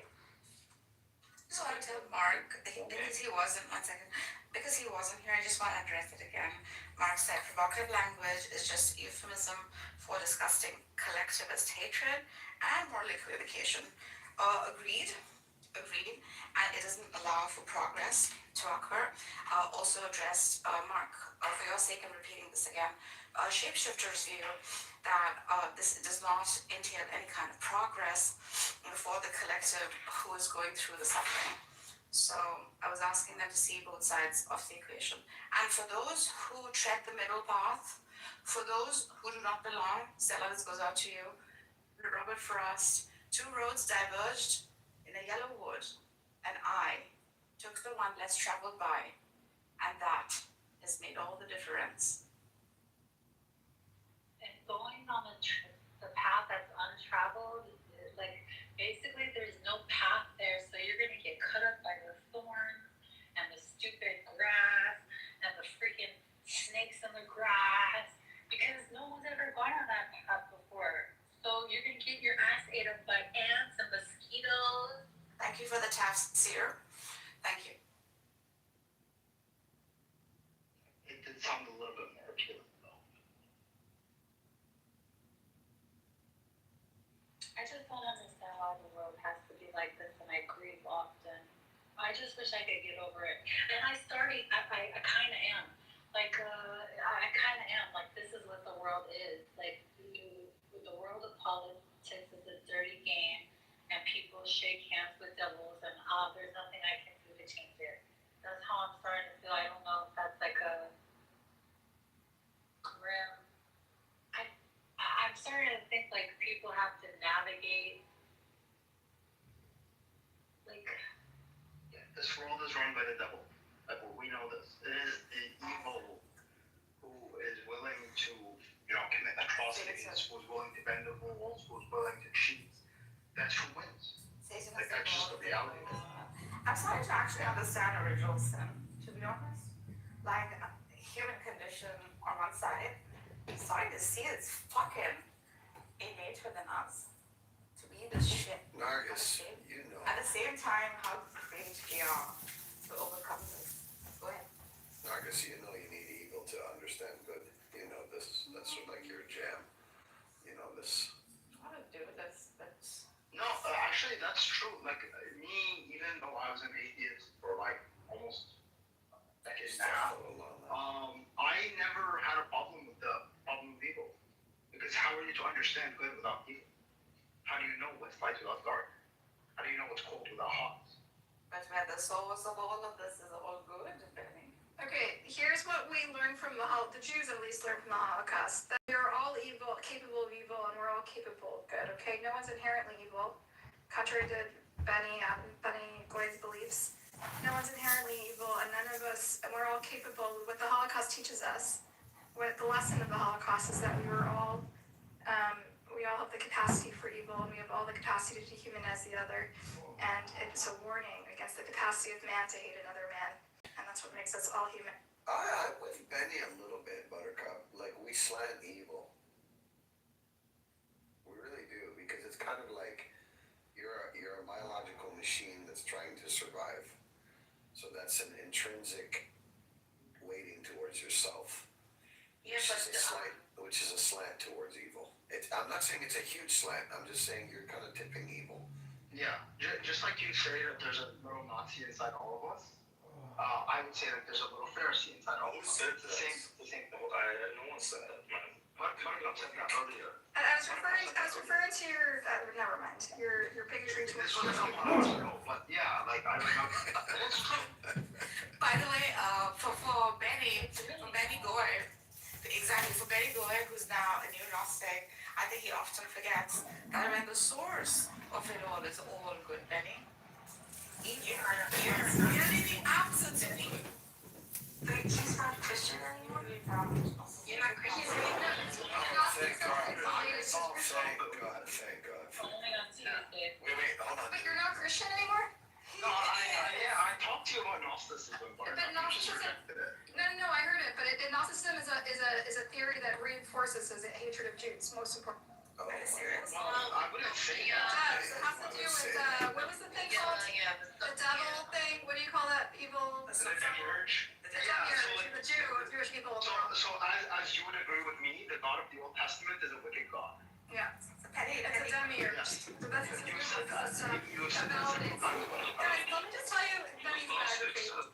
Benny grew up a Muslim. Oh, not this guy.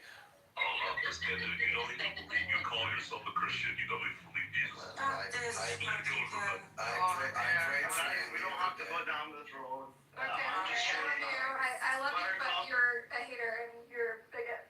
And I'm sorry, Buttercup, you said the same thing about the God of the Old Testament before I did. I said he's fickle. He's not a credible God. He's a foolish God. He's a petty, vengeful, spiteful God. But that's not makes him incredible. You actually think he's real. You think he's a real evil thing, and he's the root of all evil, and that's why he's evil. You somehow. No, but you still. Benny basically. Benny grew up pretty secular, like Muslim, Syrian, and then became an atheist, and then went on some spiritual journey. And of all the religions in the world, and all the strains of Christianity in the world, he settled on the one that is the most hateful, the most violent. Wait, hold on a second. Yeah, Benny Mabarishu, aka Benny Goy right now. Yeah, Benny Mabarishu. Look, just can you I want to clarify that Christianity is a religion of love, and it's a beautiful religion, and Benny just found the one strain that is hateful and anti-Semitic and considered. You don't think it's a beautiful religion because you deny our doctrine. No, thank you. We love the Jewish people. I disagree, Buttercup. Is this where you want the room to go down? We love the Jewish people. I said it's a beautiful religion, Benny. We love the Muslims. Yeah, we love them too, but they need to know. We love the Muslims. We're all the people of the book. People of the book, dude, you're using Muslim terms, dude. Yes. Those who are with Christ and those who are the ones who are not with Christ. Well, don't make me turn the other cheek on your ass. No, turn. That's not. Alright, guys, we're gonna have to now. Don't make me turn the other cheek on your ass. Time out. There's one ground rule. This is a really sensitive topic. We're talking about the Holocaust, so we're not going back down any rabbit holes. So if we can't not talk about religion, then I'm going to move all the Christian fundamentalists down.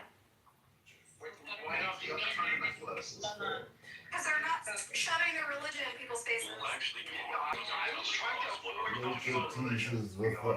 I know, sorry, I brought it up. You tell us what our religion says daily, then you get mad when we correct you. It's kind of insane. Sorry, it's too loud. Yes, go ahead. I'd like to introduce you to a new kind of fundamentalism that Nargis and I created, and hopefully we can induct you in. So Nargis and I have a plan that we're going to confiscate all the leaders of the world and force them to take civil silence. In a closed environment. Take them. Where Shake. Psilocybin. We're gonna have to take psilocybin. Taco is magic on my bag at some point. I feel like someone's done that already. I feel like there are people that have tried to create cults around psilocybin.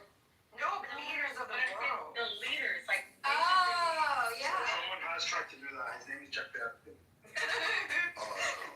Oh my god. You're up thin ice. We went so Why long you without ask saying us? that. What's wrong with mentioning? That's not even anti-Semitic. No, but it's just. Or at least you might think it is. I don't know. You It's anti-Semitic, but we don't need the ghost of Jeffrey Epstein sticking in every conversation. And you just compared our plans to the Epstein Island, and I don't appreciate that at all. Like, you totally missed the assignment. Well, taking the world leaders and drugging them, it kind of sounds familiar. It's not true. It's not true. It's not medicine. This Yeah, sounds so down. I don't know, cyanide, but that. Not medicine. Good lord, is the right term. It's sounding down And with that will these Christian. unleash them back into the world again. That hateful dude. What's it? Yeah, The guy that very loud. the guy that basically sounds like Should I bring him back I up? have this weird annotation in my voice. You want him back on the stage? She didn't even say anything. That's what I think. Can I just get He one? actually didn't say anything. I didn't say anything. I got him up. I didn't say anything. I know why he did. It's deeper. Come on, you can go deeper than that. That's my first practice. Give me a break. I wasn't sorry. Go relearn your catechism. Go relearn He your just learned catechism. easily. The least Christian guy Christian guy denies Jesus. Why is that in the room? Keep him up so I can perfect the accent. You should perfect your faith. Then you come next to the Russians. You should perfect your faith. Alright, does anyone want to You talk kind of about sound like an AI that's half asleep. And you kind of sound like the devil warping around the church. Now, you some I observed that the other day, that he sounds kind of AI-ish. Or not AI, but like he's talking into one of those voice warpers. Yeah, like you know on YouTube when they dub over videos, you know, like on YouTube they're like, and you're oh fuck another AI generated YouTube video. Like it would be the perfect background where you're like watching a movie about Gilgamesh and shit, or like the Age of the Giants. I mean, he has the perfect voice. Yeah, why don't you think about doing voiceovers? Yeah, like a National Geographic. Here we see a rabbit. The rabbit is You on should the be ground. getting paid right And now. the rabbit met another wolf, and the wolf was bad. Baptizer, have you really considered doing voiceover work? I do. For work. You do? Yes, I help children learn catechism. I have like a dream. Paid for being a voiceover for. Yeah, I help children learn catechism. That's I not go and talk to Then them. going, And it's then normally going to, you know who independent Muslim is? Independent Muslim? No, I don't. Yeah. Obviously. Oh, is that on the Twitter? Yeah. Yeah, I I see. have like I have like I want to see him talk to this guy. I want to see what happens. It feels like Well, what does he believe? He wasn't very smart. Well, what does independent Muslim believe? that women are psychological terrorists. You haven't been punched in the face before. I beg your pardon, Salon? Big men get punched more than little men. Did you know that? No, but I believe it. That way Islam. You don't get punched. Don't slouch.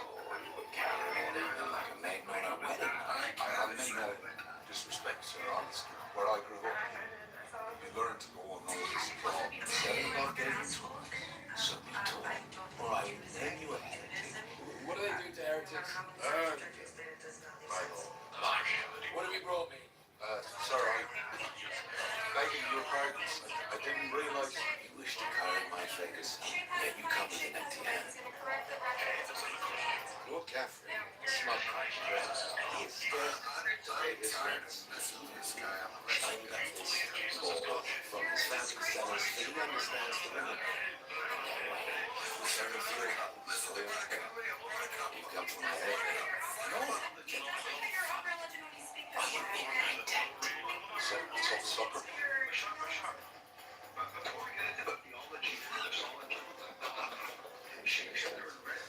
is your name, man? Sir, that's ridiculous. You ever been punched in the face before? I have, and I will.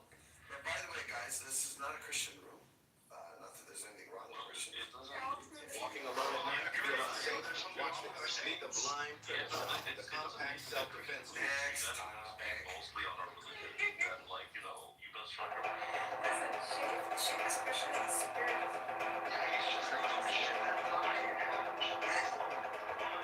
Offering 85% off to tape. You know, I'm going to join the atheist rooms and beg them to convert me. obsessed with religion.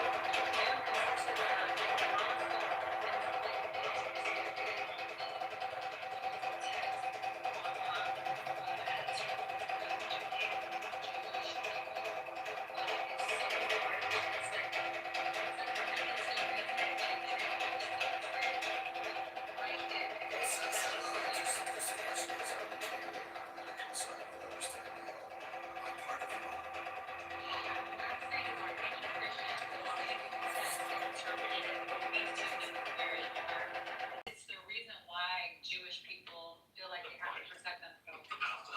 She just called both of you guys dingo bears. So we don't want that. But we don't have to pray for ourselves. We follow the church folks. Exactly, and it's a Yeah, simple no, question. that's not correct. It's common things that church fathers believe, don't believe today. Sayla, does God not affirm? He says.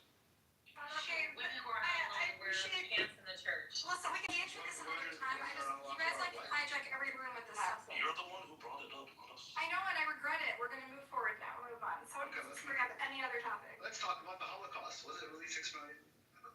All right, you're going down. Oh, come on, it was a joke. I'm sorry. I'm sorry. You can't sign up for my books. I actually heard him scream on the way down. He was like, "Ah, no!"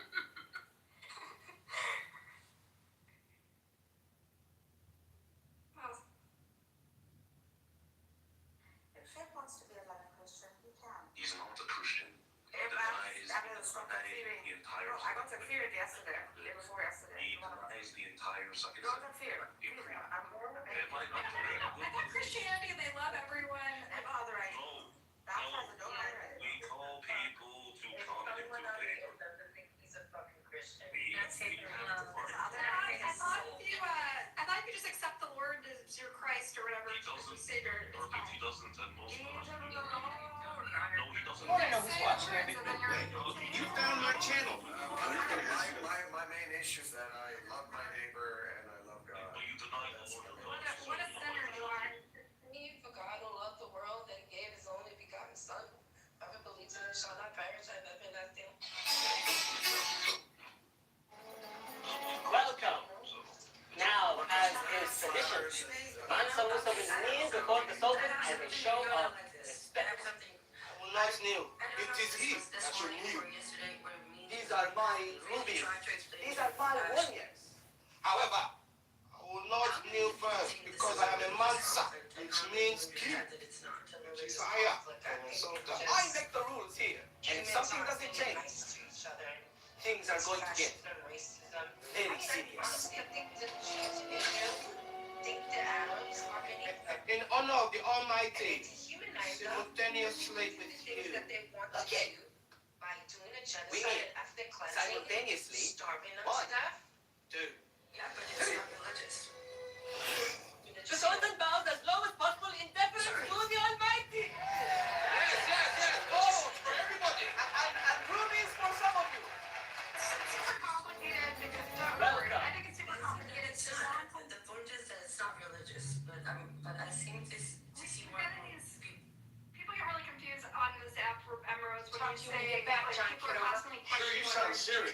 Very John Kitover. Yeah? Their religion or an ethnicity and like, so I think it just confuses people and muddies it a little bit, especially when people don't know what the fuck a Jew is. You know what I mean?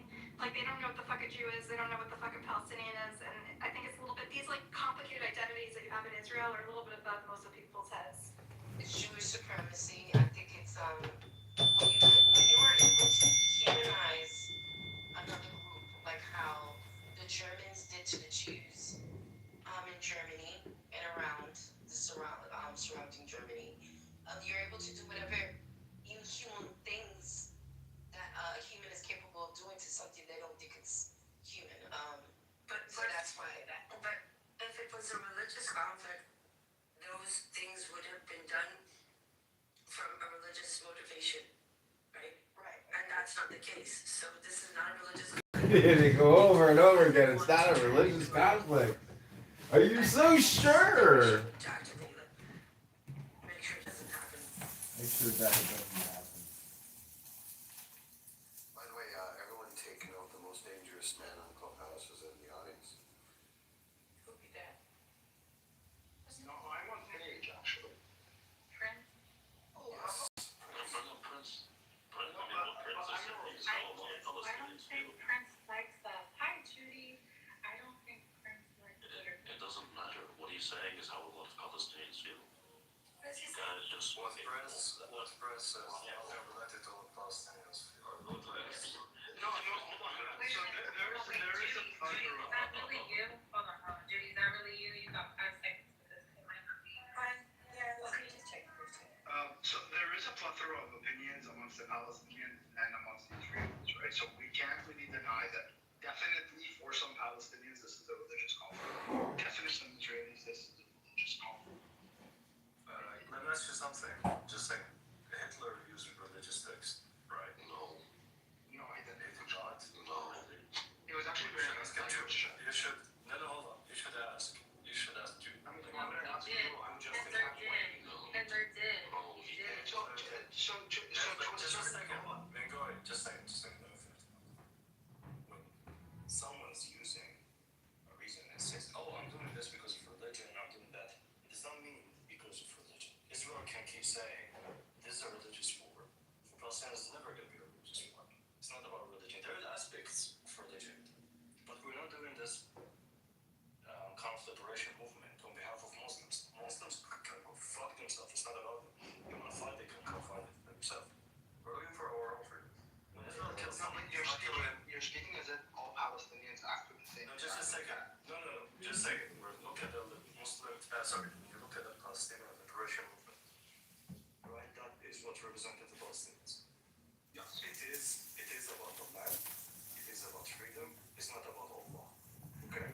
But even they're assuming that all the Palestinians are acting with the same time. You're always gonna find 1 or 2 or 3 or It's smaller. much more than that. But just a second, hold on. The Palestinian liberation movement is not funded on religion. Like you being Muslim. I didn't say it was founded on religion. No, it's not. I didn't say that it was. No, I mean What I said was that there's a significant number of people that are motivated by religion. Like, okay, let's take your Nazi example. Yeah, The Nazis used Christianity to a certain extent to motivate certain Christian denominations to get on board with their plans, right? Why were they using Christianity or biblical texts or whatever to motivate those people that are motivated by Christianity, right? So to get them, although the Nazis for them it wasn't about Christianity, to get those people who believe in Christianity and who are motivated by it to be on board with their plans. Similarly, you can say the same thing about Palestinians and Israelis. They both use religion as a motivating factor for those people that are religious. I'm not denying that some factions in the Palestinian liberation movement recently, in the last 20 years, more than 20 years, in the last few years where Hamas kind of took this and ran with it, they want to turn it about themselves. And they want to do it and use religion just for their own agenda. But if you look at the foundation of the Palestinian movement, the liberation, the PLO, right, you're going to find many of the founders were Christians. This is where the Palestinian identity started kind of to shape into national Palestinian identity. for Palestine, but I mean national Palestinian identity. So the foundation of it was not like when Israel kills you, does not really kill you because you're a Muslim. It kills you because you're a Palestinian, whether you're a Christian or you're a Muslim. Okay? Now Hamas want to use religion and just want to bring it into it. Oh, tahrir, what jihad, okay, I'm not denying they're doing that. But if you return to the court, no, it's not about that. It's not about that. I agree with you. It's like just a second. Sorry. No, I agree with you at the core it's a nationalist movement, but you can't deny that there were Muslims involved from the very beginning. So as the deal with Assam, was from Syria. Right? You said it right. You said it right. Let me ask you a question. You asked me to join the club for 99 cents per month. What does that mean? Wait, what? You asked me to join for 99 cents per month. No, she says, oh, I was impressed what you did to Prince yesterday. I said, join the club for 99 cents. So I can't do that. I can humiliate Prince for 99 cents. If you... That's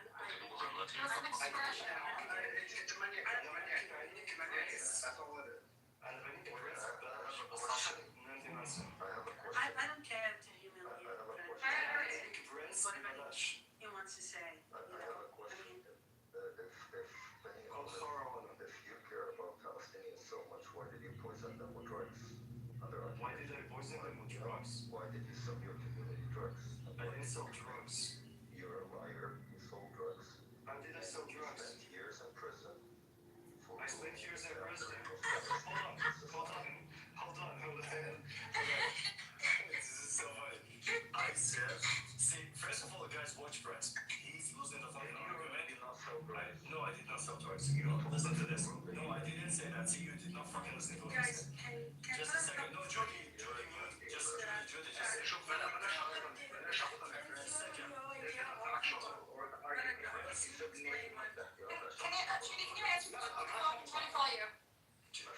a second.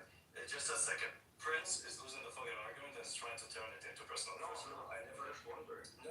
You asked about poison. I did not sell drugs. I went to jail, okay? But I did not go for drugs. For selling flowers? No, for hurting people.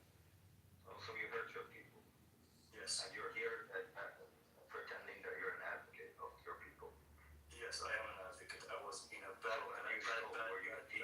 No, it's not fake. No, not a fake. Why did you hurt people? I hurt people because they were fucking assholes and they deserve it. Now I can fucking hurt you. They were fucking assholes and they deserved it? Yeah, I don't think this is... I don't give a fuck what you think of Telegram.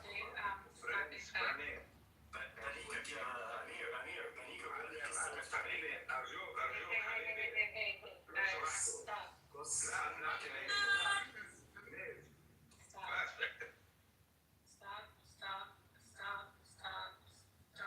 There will be no violence.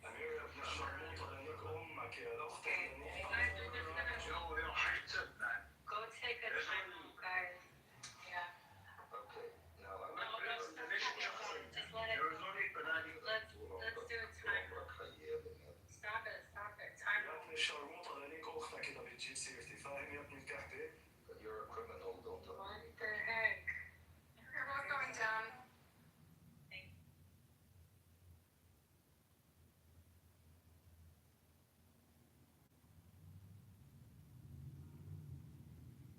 You can't threaten people with acts of violence, weirdos. He just doxed him. Or at least he thinks he did. Are we okay with that? Who's he? I think we got too much testosterone in the room. No. Prince is under the impression, Prince is under the impression that he had actual information on Benny. Private information, right? That's doxing. You guys don't view that as like the ultimate sin? No. Well, I do think that, but I don't think what he was really doxing. He didn't give a name just because he said like you went to jail for something. Next, this will get you off. I'm tempted to pick another fight with Bashar to redirect it. What do you want to do? What rubbish do you At have? least our fights are playful. Playful? You think this is playful? I do. I admit it's very quite playful. Like, to trying to redirect the awkwardness. I made it more awkward, sorry. Okay. Oh, shit. Can the women please restore order in this room? Honestly, bro, I don't care what you believe in. And the real Slim Shady, please stand up. Please stand up. Please stand up. Always. Oh man. I think you guys should let my people speak. Let them hash it out.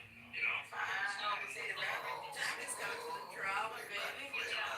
Jack's coming to the drama, baby. Alessandro Volt in the house. Certain things are guaranteed in this life: death, taxes, and silencing Okay. Palestinians. Okay, look, I don't know what like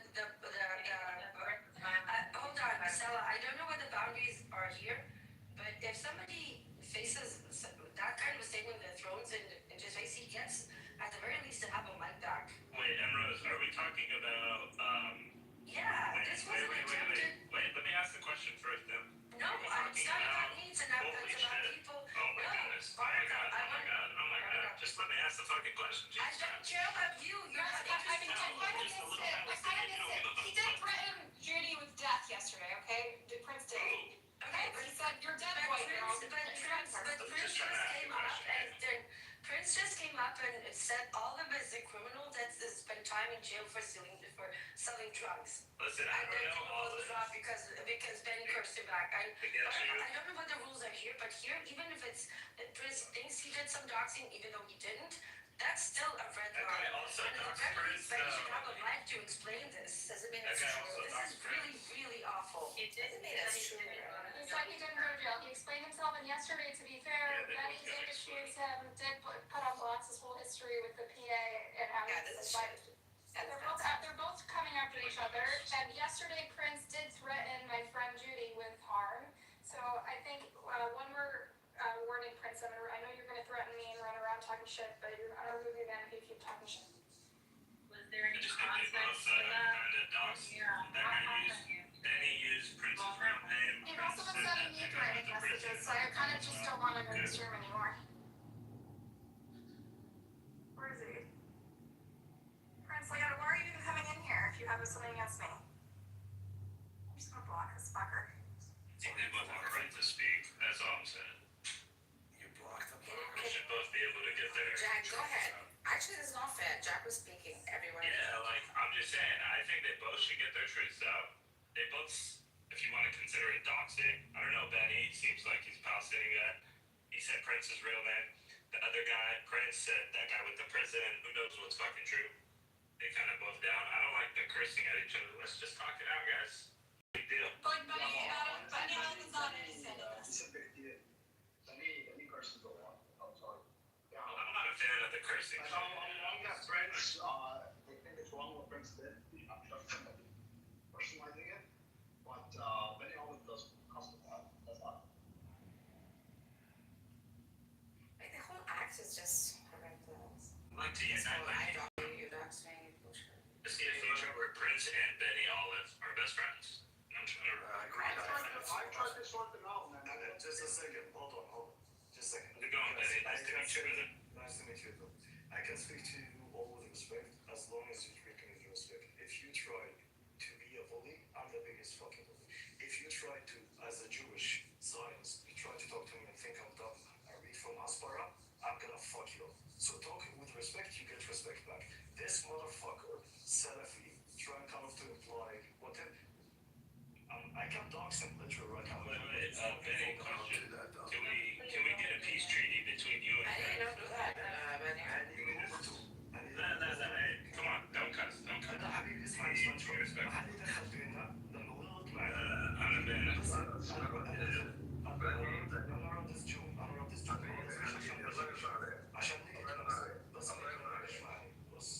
رمضان كريم يا حبيبي، رمضان كريم. Sending it to a cover that show our room. I'm just here to, trying to create peace between my two people over here, Prince and Benny. And I see a future where they have a 2-mic salute. I think we can achieve this. This is the segment that Nagus and I would like to see on the song. It's time for it to win, everyone. Can we pick this up? No.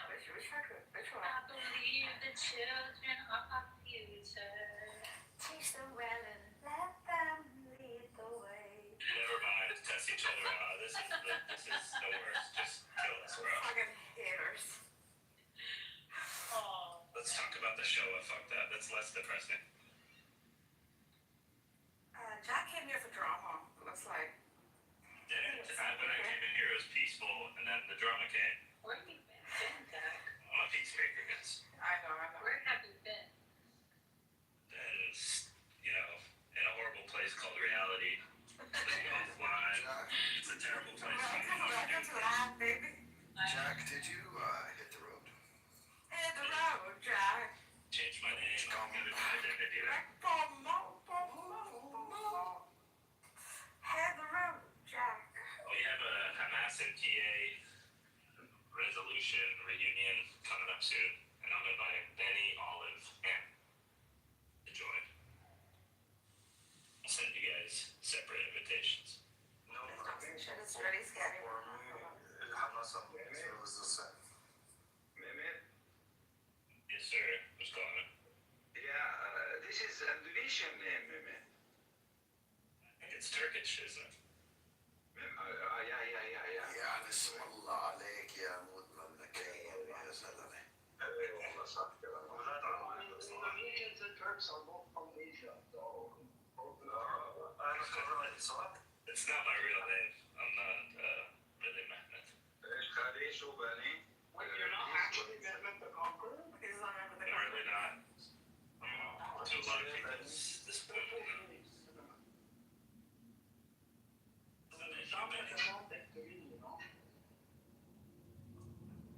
Sorry, what's You're gonna fit Benny. Anyway. that was a joke.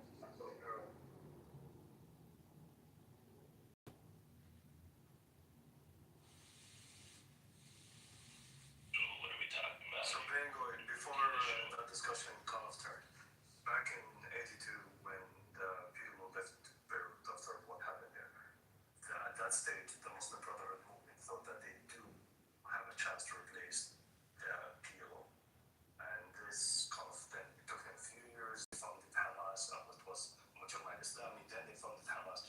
The whole idea of Hamas just to replace the PLO.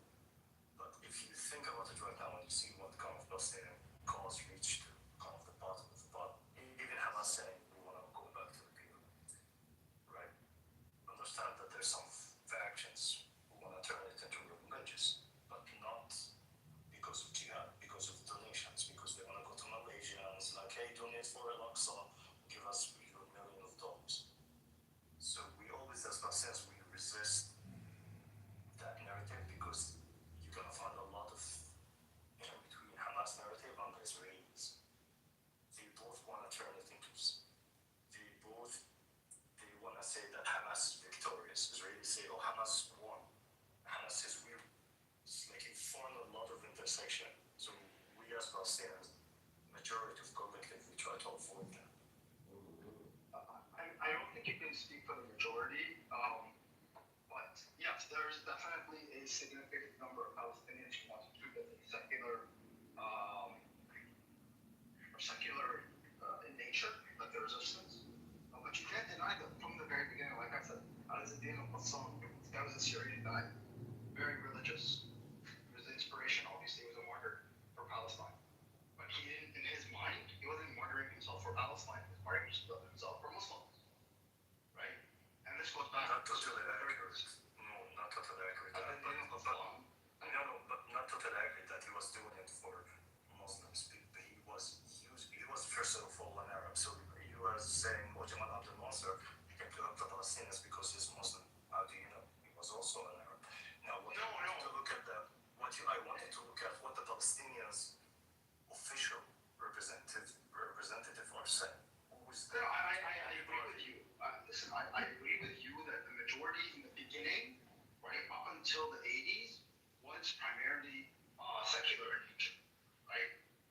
I don't disagree with you on that. But there have always been a group of people who were more motivated by Islam as opposed to Palestinian. Yeah, not Palestinian, right? Yeah, and at this point, there is a significant proportion of Palestinians that are motivated by Muslims. Listen, man, I get that. Like, listen, They're not mutually exclusive, Benny. They're not mutually exclusive. It's a redundant equivalence. It's It's Like redundant if he's equivalent. saying he's lying for his lie, in a way he's lying by religious principles or standing against, say, oppression or resisting Hello? against oppression. So they would sort of go hand in hand. Yeah, but I just didn't know someone was Syrian. Wasn't even possible. Oh, I see. No, Jamal Abdel Nasser was Egyptian too. Jamal Abdel Nasser, yes, that's what he was fighting. Yes, Why are he you was fighting them because his ideology was explicitly pan-Arabism and secular in nature. That's his professed ideology. Okay. So he was doing it from a pan-Arabism. It is an Arab conflict. It's not a Palestinian conflict, like, right? So I each one think can it push is. his own identity. Just a second.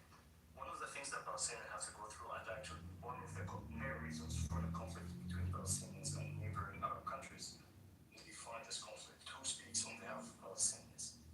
And right, like Jamal Abdel Nasser want to control the narrative, then the Palestinians want to control the narrative, then we'll have it. But the Palestinians, whether you like it or not, or whatever you kind of stand on that side, you say the Palestinians want it, and they saw in this kind of conflict, they want to represent themselves. Okay? They reached to that with the PLO. There were so many mistakes, there were so many things, but they reached to that with the PLO. And then there were some, I agree with you, there's some groups from within that are originated with the Muslim Brotherhood, right? And later, for example, Jihad Islami, or sponsored by Iran. They want to turn this, they want to destroy the PLO as an organization. They have been working actively in destroying it. Now, I agree. Listen, we agree on the facts, but like the only thing that I'm trying to make clear is that there are a significant proportion of people on both sides, on the Israeli side and on the Palestinian side, and in terms of like the larger Arab side, that are motivated by Islam. yeah. Now, when we being pragmatic and we look at the world that we live in and what rules this world, international law, and let's assume international law is not a joke and the UN is not a joke, and this is what we're gonna play. These are the rules that the big guys put, and we have to play with it because this theater we live in. The Israelis have this, because they're on the winning side, they keep cherry picking. Oh, now we're gonna play the ancestor land with us, and then later what you're gonna find is, oh, but we go by international law, we can do this. As Palestinians, by international law, there's nothing say, oh, this land belongs to the Jews. This is a joke. It's a fairy tale. It's a fairy tale from 2,000 years ago. If you bring it to a course like I used to live here 2,000 years ago, now I have it. By international law, this does not really stand. And for us as Palestinians, collective, want to get our rights, recognition on the international stage, we're not going to use the Muslim cause because it does not stand. That's some book you believe in, and that book you believe in, and that does not stand, right? So we need to be really careful using this kind of terminology. Now, what Prince was saying in the comment is, oh, we sin when someone dies, this is a shame. So what? Like, even if you're Christian, you say, I don't shahid al-watan. Shahid is not kind of tied to religion. I mean, it can be, but it's not necessarily. I know exactly. Yeah, not necessarily tied. So each one start kind of seeing from the lens of himself. I agree with you. I agree with you. And listen, the last 100 years, give or take, of the Arab world, right, can be characterized as a power struggle between the pan-Arabists and the pan-Muslimists, more or less. I'm not so sure if you can make that sort of. It's an overgeneralization. That's overgeneralized, yeah. Yes, but you can view it from an overly simplistic lens in that sense, right? And One way, yeah, I agree with you. yes, and for the beginning of that 100 years, for the first 50 to 70 years of it, more or less the pan-Arabists have won, or the nationalist component have won. Nationalist ideology was a prominent ideology. Yeah. Now it's flipping. I don't think so. Now, Sisi, unfortunately, it's no, Benny. This is what. No, Sisi hanged him. Sisi, when the Muslim Brotherhood in Egypt started saying, oh, we're doing Ghazwa to Somali, you know what's Ghazwa, right? Yeah. They would use kind of this terminology to incite all the Muslim, or everyone, almost Muslims. Yeah. I agree with that. Sisi was not from the people, man. Sisi was installed by the Americans. It doesn't matter. He serves his nation. I'm saying, but you have to look at the ideology of the people. I don't care. That's what we are saying. That's what matters. It's more popular today than ever before in the last 100 years. No, yeah.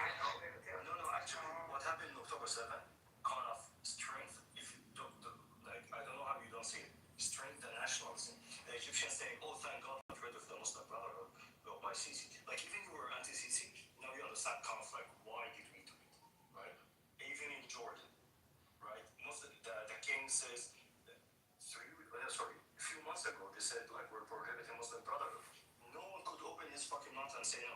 The national identity became Nobody's allowed to run their mouth. No. They would talk before, but now we need to shut the fuck up. Everyone shut the fuck up because now they understand they are in a region where Israel is your neighbor. And when Israel is your neighbor, you don't fuck around with. And it's not like a game. It's not a dollhouse. You try to do shit.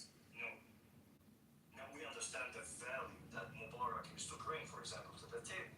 Like the people you're citing, like Sisi and the King of Jordan, these people are Western puppets. They're viewed as such. I'm not denying. I'm not. No. I'm not saying they're Western puppets. Sorry. I might understand that about Jordan.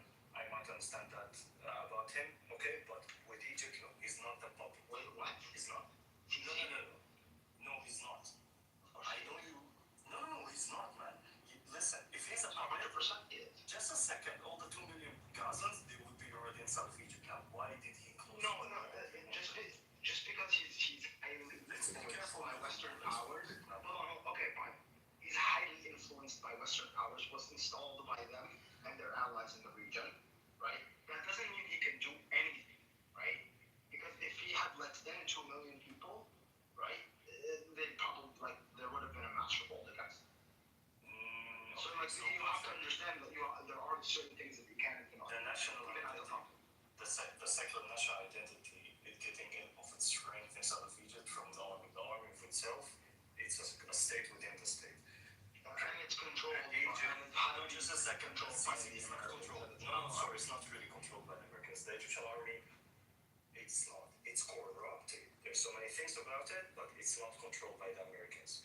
By the Americans and its allies, yes it is. The UAE specifically is probably one of the most influential countries. I don't think you know. But Saudi Arabia as well. No, I think you're looking at it very primitively and very shallow what you hear. But if you look within the Egyptian society and you get someone who really understands the army and kind of the background and why are they structured the way they are, your understanding of their relationship with the Americans and the UAE is really primitive. It's way more complicated. The army in Egypt is propped up by the Americans. Okay. They're propped up as a result of recognizing Israel. No. Yes. That's exactly what happened. That's why Egypt is the second biggest recipient of American funding in the region. Yeah, but it's not to be controlled. It's to preserve the peace. No, you give them money. No, just a second. You give them money for one sake only to keep the peace and calm between Israel and Egypt. Yes, this is a form of control. Because if you did not control them in that sense, then they would pose a threat to Israel. Why the Egyptian army is staffing their tanks right now inside of Sinai? I agree with you, Rani. Why the Egyptian army is on full alert inside of Sinai right now? Because, there are several reasons why they... What are they preparing for? For who? Do you think they're going to invade Israel? No, they're not going to invade Israel, but they know that Israel... Just a second.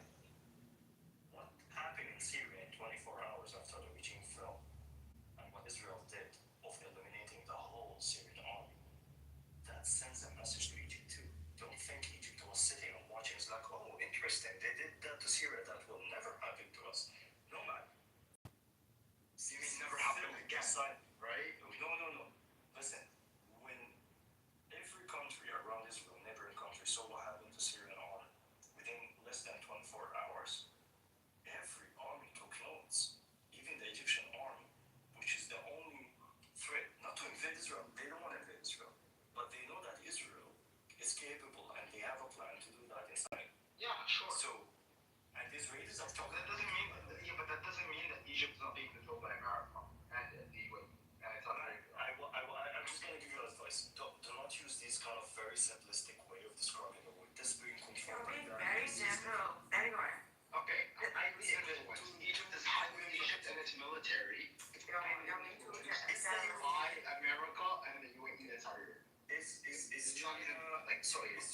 China influencing India or like all countries have influence on each other? That's This is kind of super general. Yes, that's why I say highly influenced. These are To the extent where a high degree of influence could denote control. But In it's what not kind of a sense? Like, relationship. there's some particulars, right?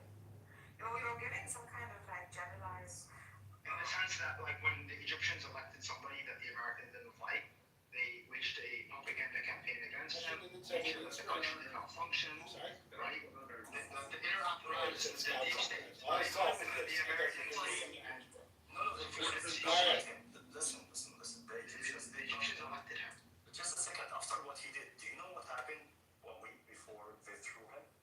You know what kind of how did he change the constitution? He literally changed the constitution that his opinion cannot be changed. And that's in the message to Omar. And he gave him an ultimatum to come back from the army, which was effectively controlling the nation, which controlled the nation. Yeah, let's control the economy of the nation. Is the Turkish army was controlling? Yes, it was before I got. Okay, so but this is how it happened. Yes, in order to retain civilian leadership, you have to overthrow the military. Otherwise, you're effectively a dictator. What I'm trying to tell you is the influence comes from within. You don't need the Americans to get the army to do a coup. Who supported that? No, man. They are okay with it. Okay? They were okay with it. You don't think the Americans supported them to take out Morsi? Listen, sorry, they were okay with it. But was it the Americans who told them to do that? That's bullshit, man. No. The Egyptian army does not like the images of them coming. Listen. It's not about America telling them what to do. It's actually that America, intelligence agency in Egypt, are controlling the narrative like they planning to. So they are the ones who have put in this new regime.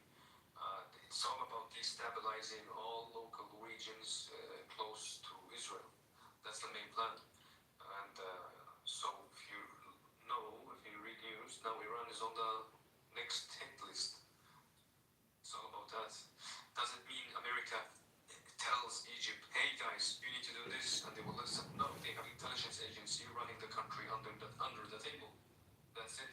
They cannot change the regime if the army does not want to change the regime. Like they cannot. The Egyptian army was anti-Muslim Brotherhood. They saw that the Muslim Brotherhood were trying to change the fabric of the constitution in a way that cannot be unchanged. The Muslim Brotherhood is a very stupid, amateur movement. They're not. That's kind of very known about them. They could not predict that there will be a coup, so they should not run the country. I'm very happy.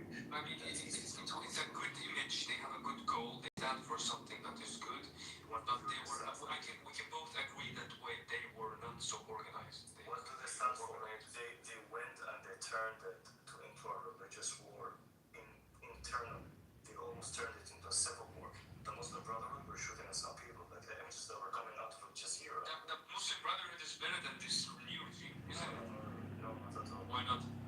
Because the Muslim Brotherhood is immature. If you could not predict that there's going to be a coup, you should not be running a country. I know, like I'm not speaking from strategic warfare. I'm speaking like from a religious perspective. I don't think you should bring religion into the state. Like you should not, because the minute I debate with you about the policy that you took, you can say God said, and then you kill the discussion.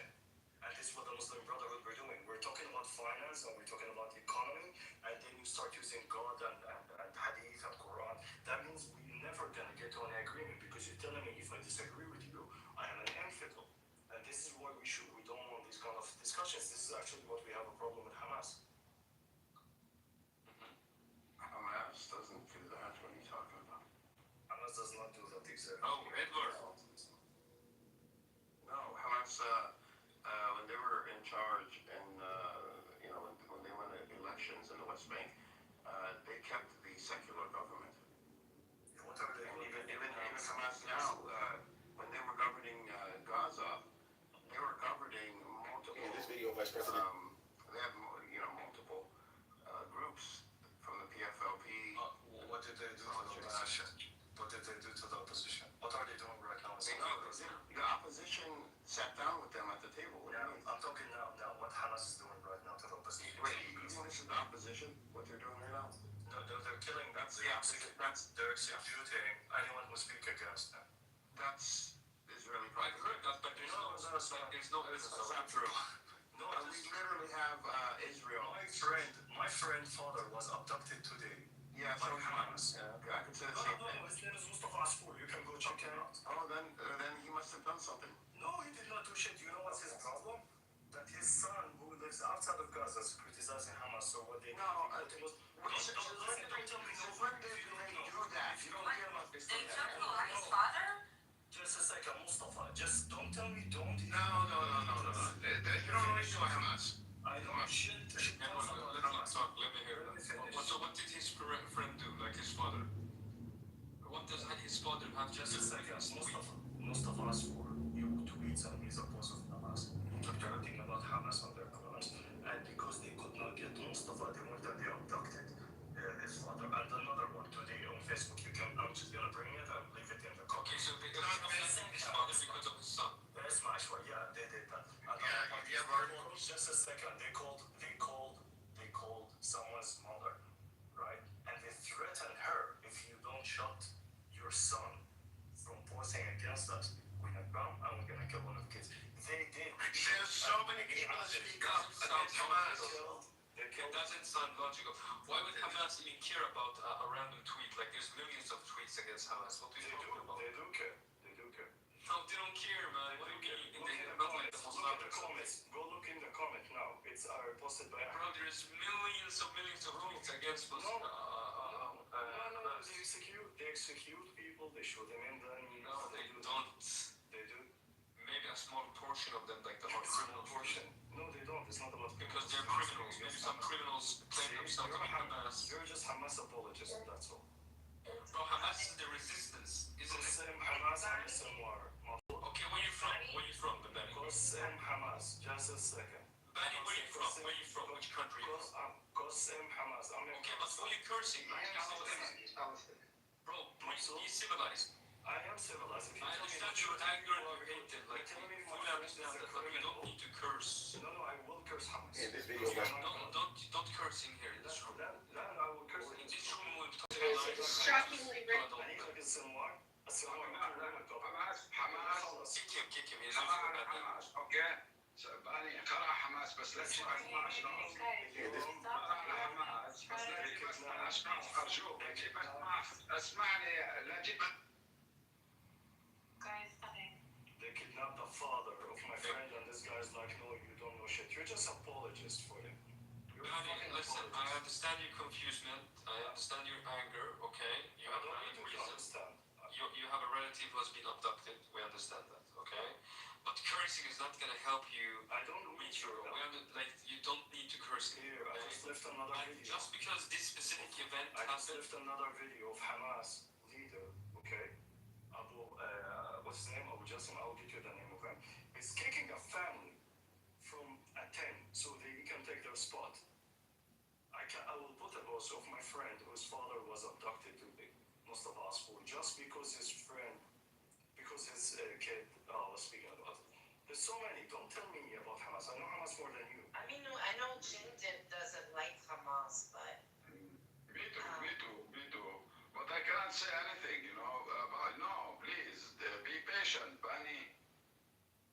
We cannot say, طلعوك عن هذا بدي يقول لك شو بتعرف شو بتعرف. Palestinians Hamas the only resistance against Israel. No, this is the problem, right? And how can you try that like Sinwar? There's a try. Look at what they just did right now. Without any evidence whatsoever, they said that if Hamas arrested this guy, that means he must be a criminal. So the assumption is Hamas, there's no corruption, that Hamas operates under freedom and liberty and all of these things. And if you were arrested by Hamas, that means you must have been a criminal. Well, no one said that. No, that's I just let me ask you a question. You just did that right now, man.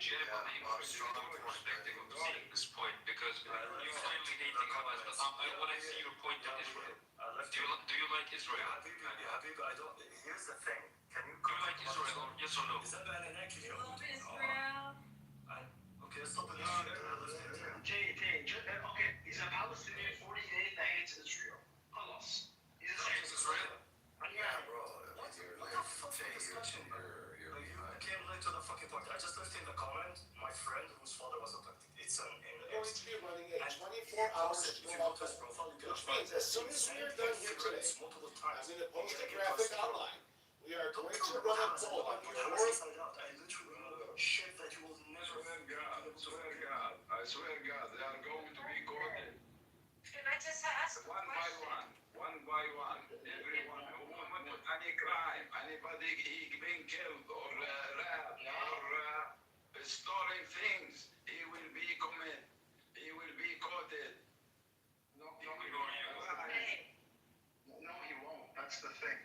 If these people attain power, they will be in power. Nobody will hold them accountable. It's the same thing in Syria right now. We have to contend with Jabhat al-Nusra taking over, right? With Daesh or What's the other side? right? Because once you take power, that's it. I can stop. Bani, who would you like to I don't think Anyone else?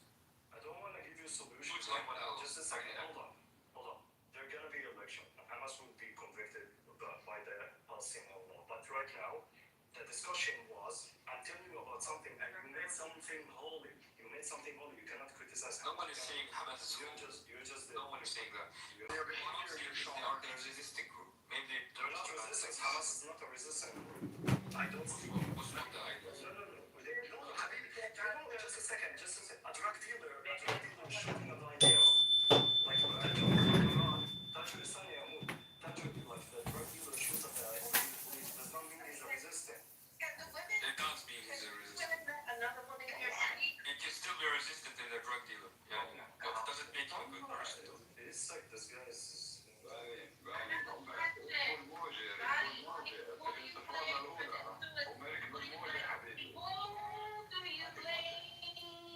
And someone check it working all the time. Yeah, listen, man. We had the same issue after the ceasefire and everything, when Hamas was lining people up and calling them traitors, like executing them. Everybody was defending them. Didn't go in. I'm not talking about the Mujahideen. Do you know that family name? Did you hear about it? And guys, can I just say something like one? Just want to speak for 1 minute. You know that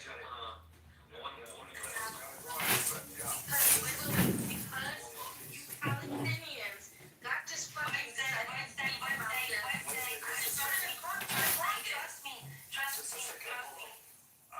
in Mujahideen family. Now we got fucking that up here about to add this fucking Wednesday, just let the Arabs do their thing. Nargis, you need to Just a second. Big George, really. Just a second. In Mujahideen family, Israel asked them, they sent him a message to their Mukhtar, to the, I don't understand, the family. Okay. And they asked him that they want him to collaborate, to collaborate with them and kind of create a militia because they're very large family. The Mukhtar refused to do that. They dropped a bomb, they killed 102 from that family. 102, 1D. Damn. Just a second. Week after, they had Hamas wanted to evacuate from their tent because they want to take them and fight with Hamas. Hamas went on to execute 9 of their people. Hamas called them traitors.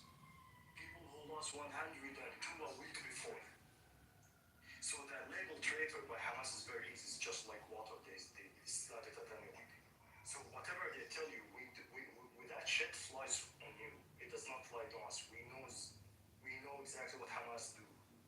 We know when they call someone a traitor, it has nothing to do with it. Who killed Muhammad al-Daif? When Muhammad al-Daif is hiding in the Muassi Khan Yunis, and 300 people were killed with him, innocent civilians. Wednesday. I've been trying to say something. No, but this is, you need to read the room, honey. You need to read the room. This is a moment. You need to wait, Wednesday. Maybe Hamas isn't good, but there's one good thing they do. They're resistant. When Muhammad al-Daif was killed, who told Israel about Muhammad al-Daif that he was hiding between civilians in Muassi Khan Yunis? It was a Hamas member. Intelligence agencies, right? No, it was Hamas member who told him. Who is it? Why don't they talk that there are traitors in between them? Why do they always like to slap anyone who killed? Hamas is full of traitors. Yeah, it has. No one's rejecting that, but the thing is, like maybe they have done the bad things, but at the same time, we know they are standing their ground. Standing their ground. Abu Marzouk said the following. Abu Marzouk said 3 months ago, when they were debating with him on Al Jazeera, guys, the arms that we hold, we are the only one who can to secure the settlements. You cannot take it from us. Our arms is the only way to secure the fucking settlement. That's Abu Marzouk. Imagine again, the head of Hamas, one of the leaders of Hamas, our weapons will be used to secure the Israeli settlement. Don't take it from us. Hamas weapons is not against Israel. What's left out of it is to use against the fucking Palestinians. Yeah, maybe. The thing is, in such chaotic environments. Huh? Dude, I'm not gonna continue debate with him because he does not fucking know the ABCs. I'm coming here to debate. I can keep pulling. Why is your Arabic impossible? Arabic just Kusar Russell. Why are you being like insulting? Like what is this not انا من هنا بسبني يعني انا سبيته شيء ليش عم تسب؟ لانك مش فاهم ايش بتحكي حتى لو مش فاهم بتسب اذا واحد مش يعني اصلا ما انا مثبت يا اكون صريح معك حبيبي بني يعني شوي روق شوي حدا سب فيك لحتى تسبق يسمي والله خطأ what is this man be a man kick this guy like he's not supposed to be صاحبي this guy is not supposed to be ابوه فدائي هم خطفوه ولا خطفوه خطفوه واحد كثير وخطفوا فدائي اللي كان محبوس استغفر الله قاعدين تكفروا وما بعرف شو guys can you mod me I'm gonna kick this baggy out because he's being really rude and cursing I'm not I'm saying where are you from? Are you Palestinian? Yeah, I'm Palestinian, yes. Oh my God, can I say something? Y'all ever having small talk? It's like something now, right? Okay, go ahead, Wednesday. Thank you. Tanya, I have a question. Like, I understand. No, just keep don't ask me questions. No, I want to speak to it though.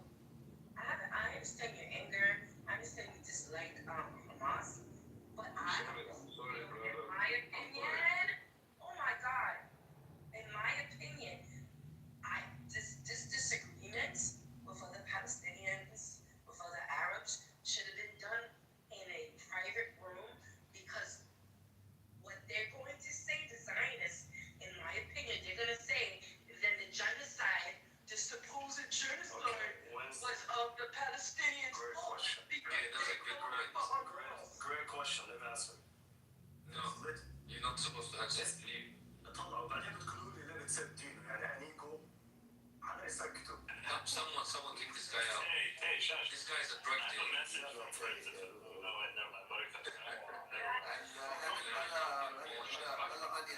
By the way, you know that's a huge fucking stereotype. That like 28 Arabs are drug dealers. This is a huge stereotype. I'm sorry. No. Everyone knows the Lebanese are the best drug dealers in the region. That is true. best hash. كلهم يعني الحصل It's the Syrians. It's friends. No. I thought you were the biggest drug dealer in Syria. Bro, we have the best drugs. Number one, we have tabbouleh. And whoever's not addicted to it, there's something fucking wrong with you. And then we have hash. Lebanese tabbouleh is best, bro. Thank I grow, you know, the best I grow just only for tabbouleh. The Palestinian falafel is best, and the Lebanese is. You know what? I agree with you. Oh my God. Benny, all of you answer yes. So, hey, ما تسب فين قلت له ما يسب ليش انت عم تسب طب اسكن انت بلشت اوكي هو بلش بس انت ما قاعد حماش مش الله.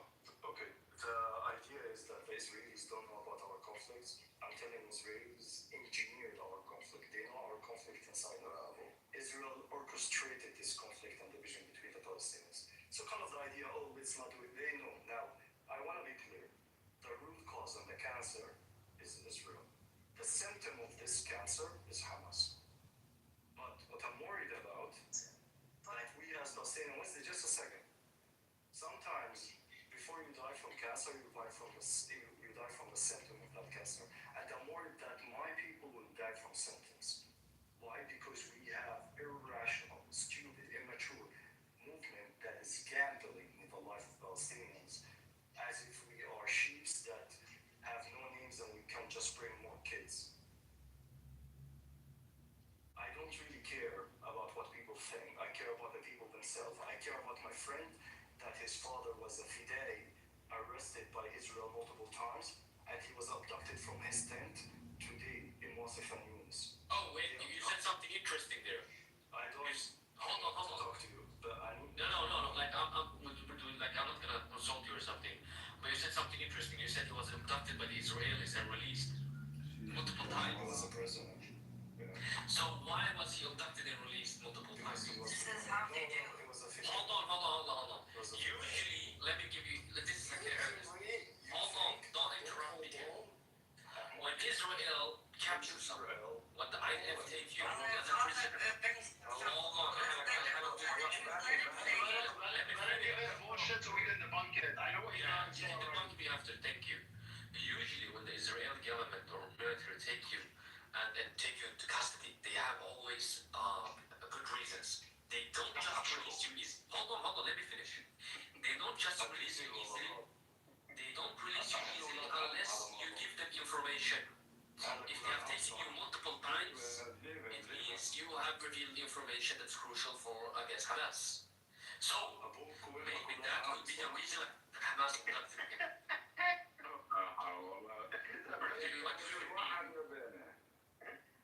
Listen, man, if you want to use that logic, then the vast majority of Hamas members are Muslim. Including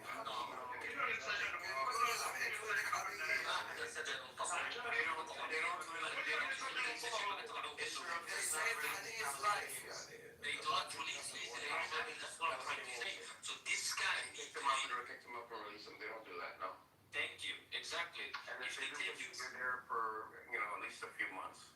exactly. So Benny, You're innocent, you're there for a few months. but your friend's father probably revealed secret information about Hamas' position, and that's why they released him, bro.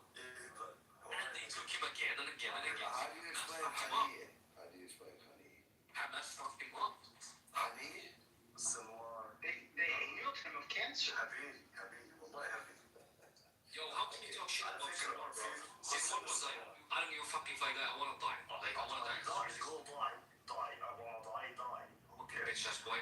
You take the whole Gaza with you. Die. You wanna die. Benny, you were a Muslim, yeah? You were طيب انا مساعد انا جنس تجيب اختك اللي عن قصك عصا. سوري السوري بتغيظك. طيب بالله عليك يا حبيبي، والله انا فاهم لك. انا اسف. هو عم بقول انه اسمع الكلام على فكره. ليه انت ابن الناس وعالم بيان عليك انت نظيف وباني برضه نظيف. يعني كنت نظيف بالبدايه، هو صاير السب فيني. Can I just point out that هم فوزوا الشباب. I just want to point out that the Palestinians have taken over the Holocaust route. Okay. يعني روح هشام. That's a random question. Like what that Benny fucked up, he messed up. He mistakenly said that his friend's father was taken by the Israeli government multiple times, not once, not twice, multiple times, and released. That's a huge red flag. Huge red flag. Have you ever heard the term administrative detention or illegal fighter? I mean, usually when they let me help you, Ty. Let me help you. Israel has 3 categories in which it can. You're Israeli, right? Yes, and let me explain, Ty. Let me explain. Israel has 3 categories: prisoners that have been charged and sentenced, administrative detainees, and illegal fighters. The second 2 categories. Just a second. I got the number. Just a second. So I got the. You messed up, bro. That's not business. His father was arrested in 1979, and then he was released, and then he was arrested in 1987 for 15 years. For 15 years. So he stayed in Israeli prison. He stayed twice, at least, like the long serving, beside the arrest here and there. But whatever. because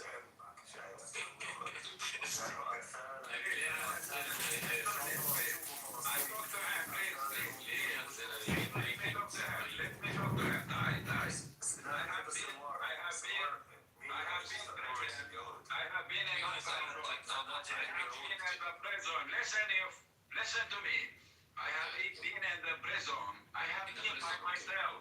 I have been in the prison and I get sentenced and I released. You know, I stay 1 year and they release me. Listen. And after that, you know, they keep on me in the custody. You know, this is something very terrible. You know, they put me and the others they thought I'm a fucking corporator. Terrible. Listen, you two fucking stupid. Sorry. ما تشد مشرفنا احكي عادي ولا اسمع ولا كان يحدوني حيوان. كان يحدوني عشان الناس تقول عني عميل يا واطي وانا اشرف من الشرف يا واطي. لا ما حدا عم يحكي لك. انت لا تستحي اسمع كلامي. لك يا زلمه ايش مالك؟ اخلص. Shut up, back up. استغفر الله العظيم. يا زلمه ليه عم تسب؟ انا ما سبيتك شيء يعني والله ما حكيت معك شيء. الله يعيب عليكم انت العرب يعني. خليتني اسلم. What kind of integrity do you have? خليتني اسلم.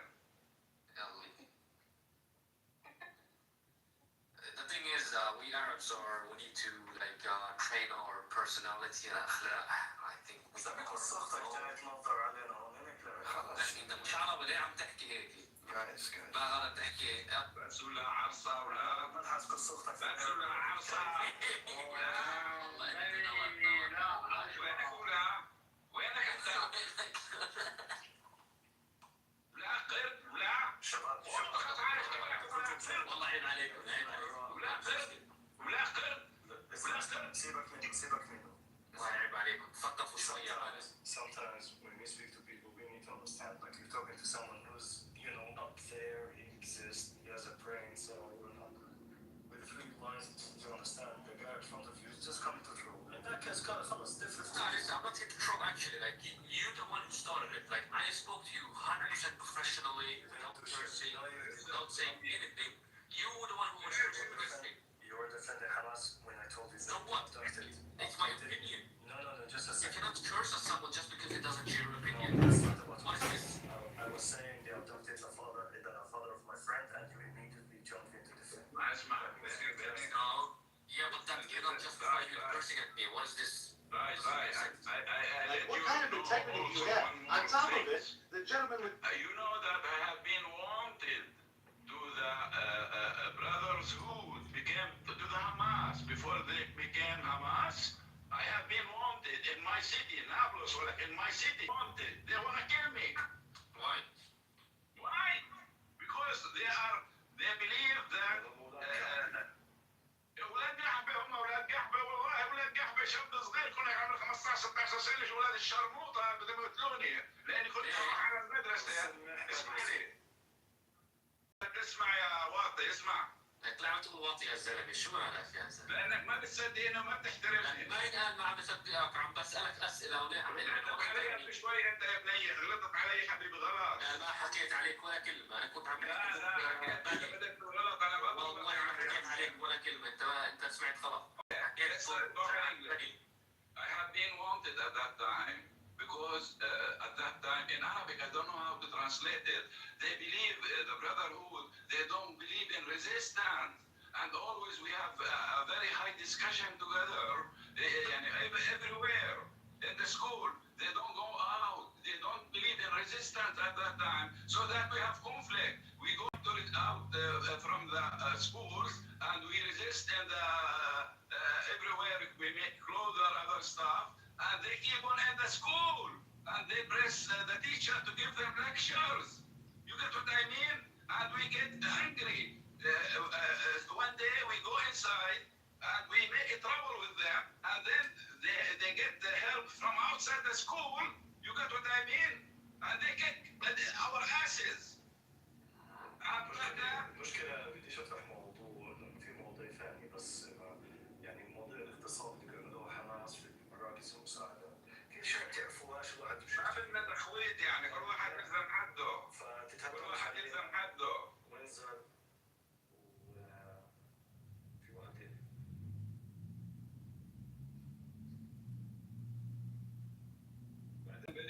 انا وياك متفقين. We meet me and you Benny. You know why? بس انت بالك طويل حط جاكيت فليز وكون بجد. لا حبيبي خلي بالنا طويل. انا هيك اسلوبي ناجح. I success in my life. This is my style, you know. I didn't sit beside opposite. I don't like to sit opposite you, even though we don't agree. Even though we don't agree, I like to sit a little bit beside you. And then That's a good thinking. you got what I mean? Yeah. Yeah, that's it. So yeah, there's a lot of traumatic events that happened, but I mean, the most fundamental in civilized discussions is that you. Don't talk for a call, that's wrong. You know now, I'm a scarlet of the Is there anyone out on another arena? Please, You know nothing. You know nothing. Can you guys start a new room? I just feel like it's Sorry to disturb. Before you get sorry to disturb anybody. I love you all. I love you all. I love you, Benny. I love you, everybody. Someone requested to talk. You want to say something? Yeah, I was gonna say, before you guys in the room, Benny, I respect what you have to say as a Palestinian because people on the internet are used to a certain narrative of voices and opinions, and then with someone who you are Palestinian outside, and you have a different opinions, I don't respect the fact that Palestinians and don't want to cancel you, attack you, and insult you for having an honest opinion about what you experience, the way you feel around the experience, about certain leaders and how they have, harmed your community and people around you. And I think it's really good for you to speak up against it. wow. Thanks for sharing. I gotta go, guys. I'm closing the room. I think it's awesome. Bye. Later. Goodbye.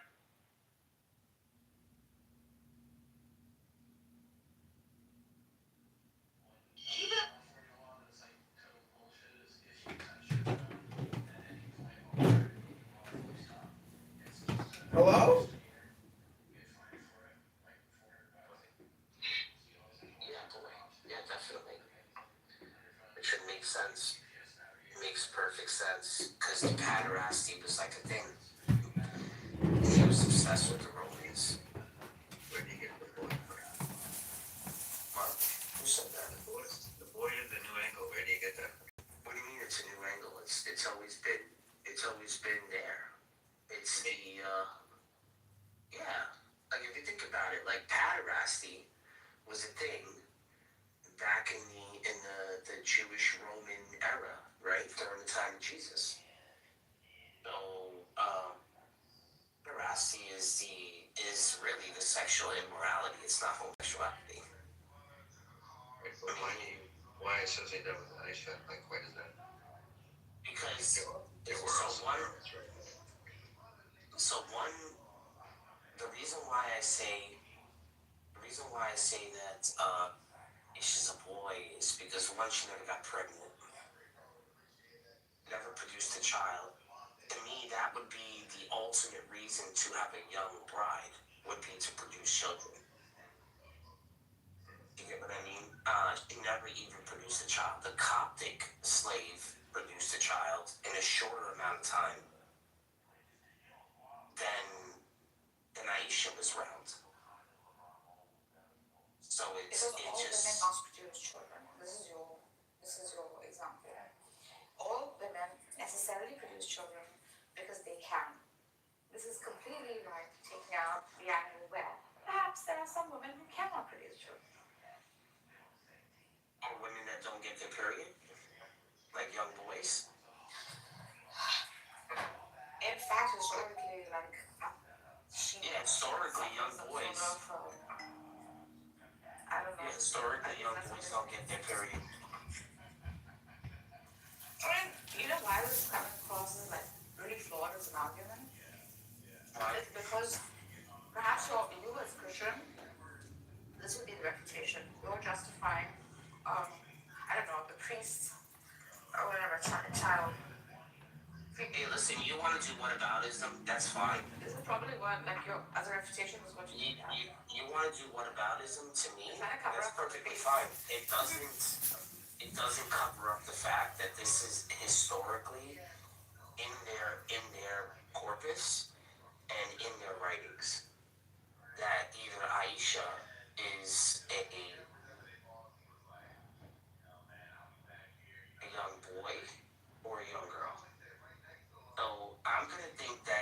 wasn't stupid enough, because I think it's more common for older men to like younger boys versus younger girls.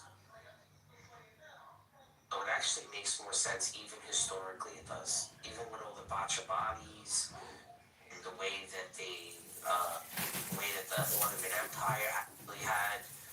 So these are like deep-rooted secrets within, their culture. It's going on in Afghanistan, it goes on in Pakistan, it goes on in these areas very frequently. I think those boys are respected. Aisha has freaking, she has, what are you talking about? She has hadiths, she has prayers, she has a whole bunch of I'm saying the buzzing boys are not respected, right? What do you mean they're not respected? That whole concept is not revealed. Would it be given the respect that I just given, at least among the Philistines, and if you think This is after the fact. This is after the fact that they give her actual womanship. Yeah.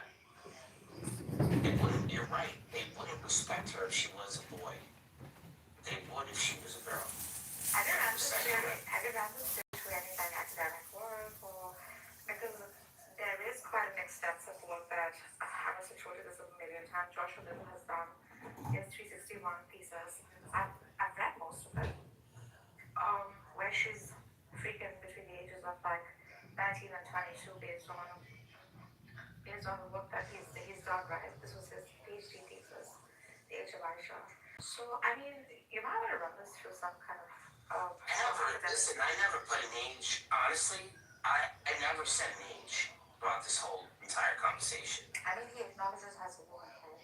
So this is what I'm trying to say. So you might want to kind of run this argument through some academic book, or if you have already, I mean, any view is obviously respected within academia, even if it may not be accepted.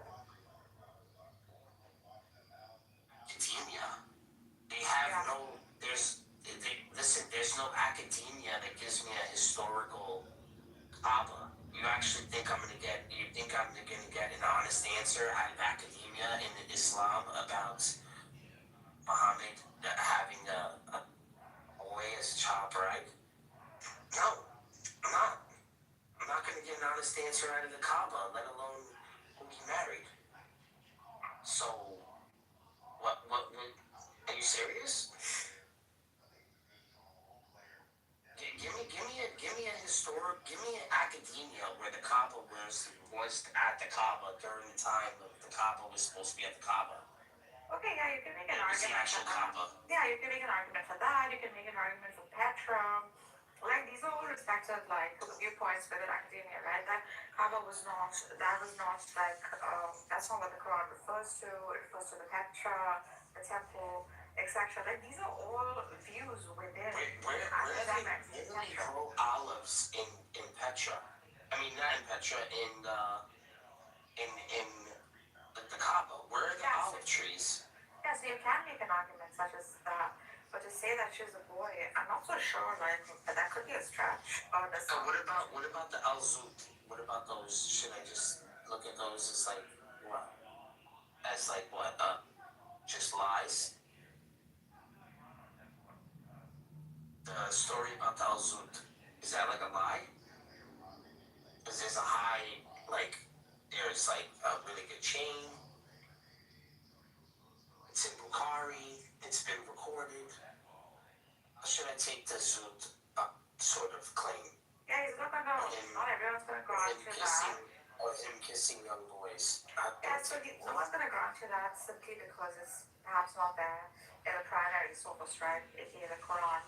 So there's no mention of it, etc. Now, if you're reading in Hadith, you might have to do that whole like system of.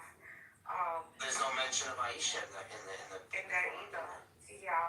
However, there's reference to. So then, if there's no mention of Aisha in the Quran, it all holds far. What are you talking about? Correct. Can I add to the Elsa thing? Yeah, it's not that Quran. Like I don't know.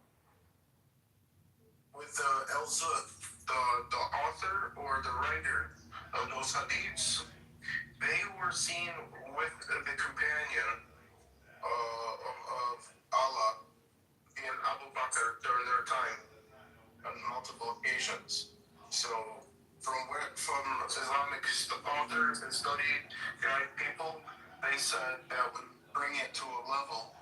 Sahih Bukhari.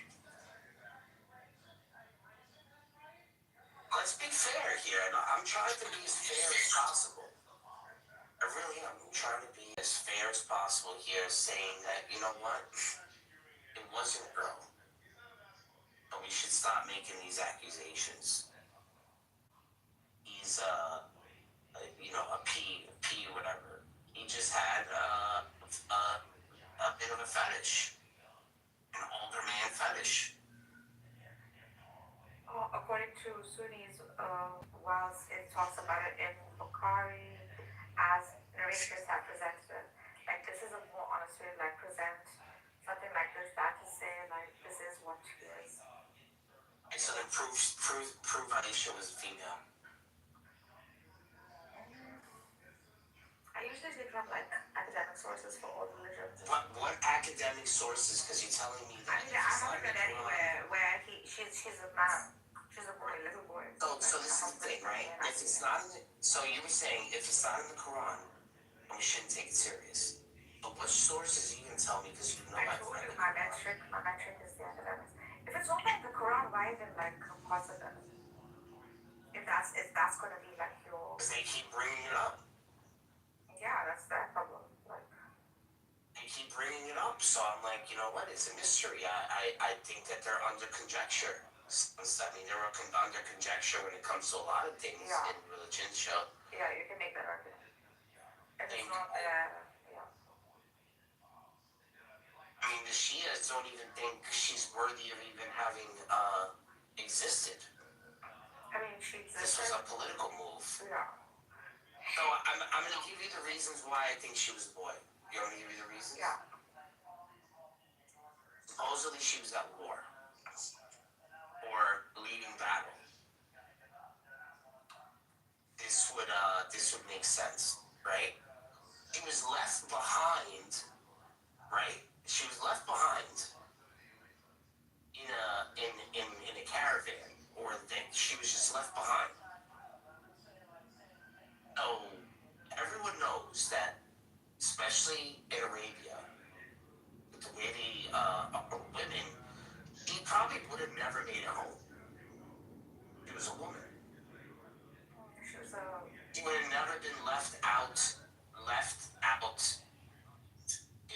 if that was a woman. Because they usually are never alone. Only boys are alone. Another reason why I think with the thing with the battle is the fact that they tried to emphasize that she was either strong, not a girly girl sort of person. That she was probably like a stud. Yeah, probably like a tomboy type, right? Yeah, they call them like studs now in the city. Yeah. So it makes sense from just the way they describe Aisha as not being a very girly girl sort of girl left behind in battle. I mean, why is it that the Coptic woman, right, and all these other women would prepare food for Muhammad besides Aisha? When was Aisha ever recorded making food for the Prophet? She's aristocracy. Do what? She's aristocracy.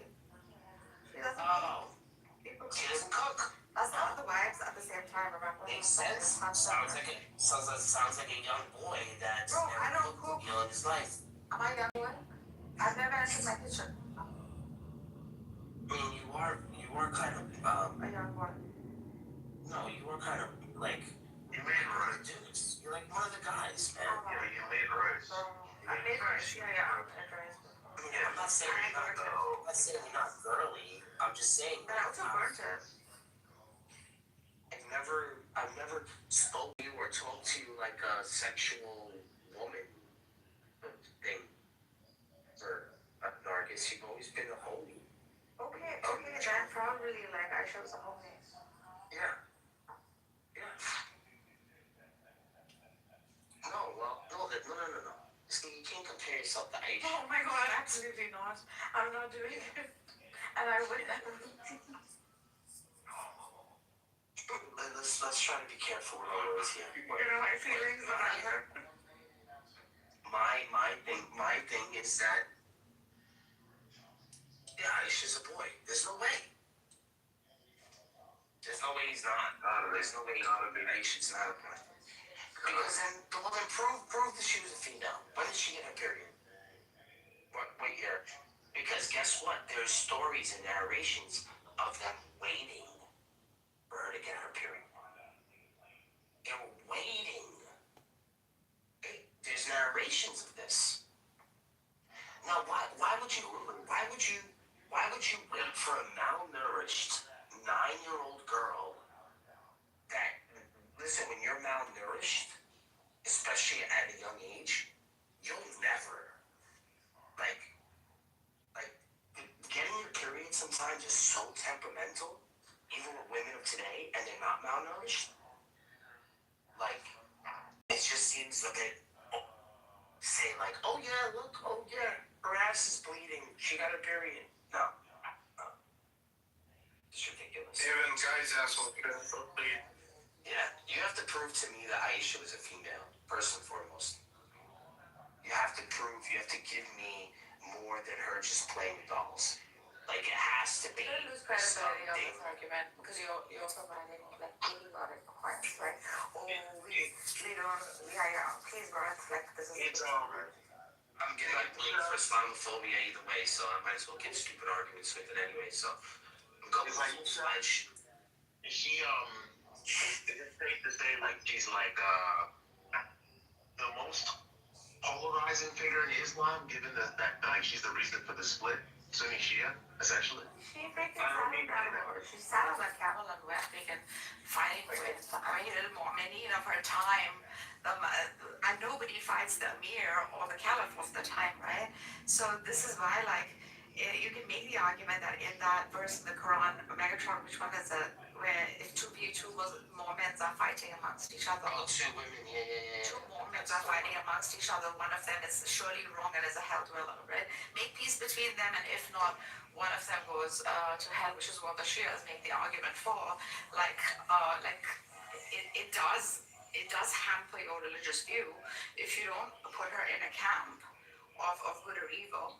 So this is what they would fight for in her, and that Ali did not kill her in battle while she lost it was out of respect for the Prophet.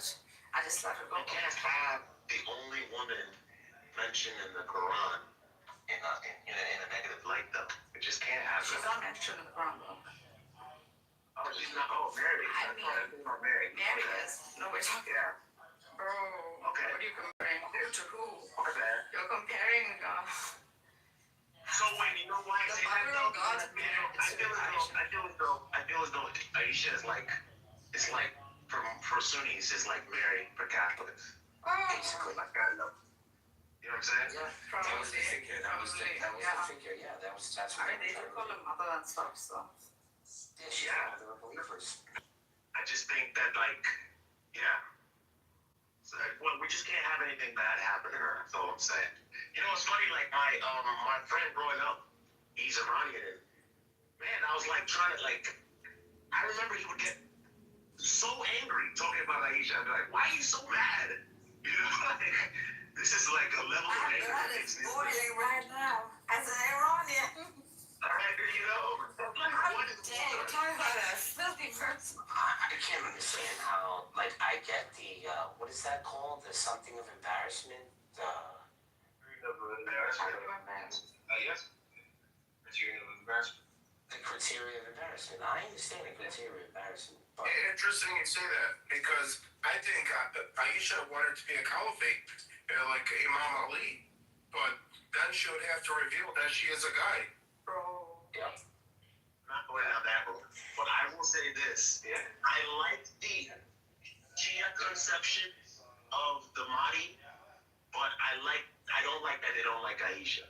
So I'm torn. I'm sorry. I think on team I'm here sorry. or team two. There's a reason for it.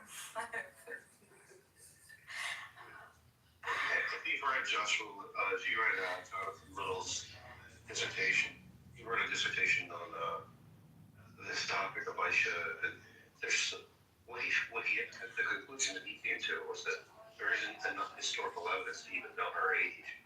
Like there's nothing that they can historically reliably say about this person.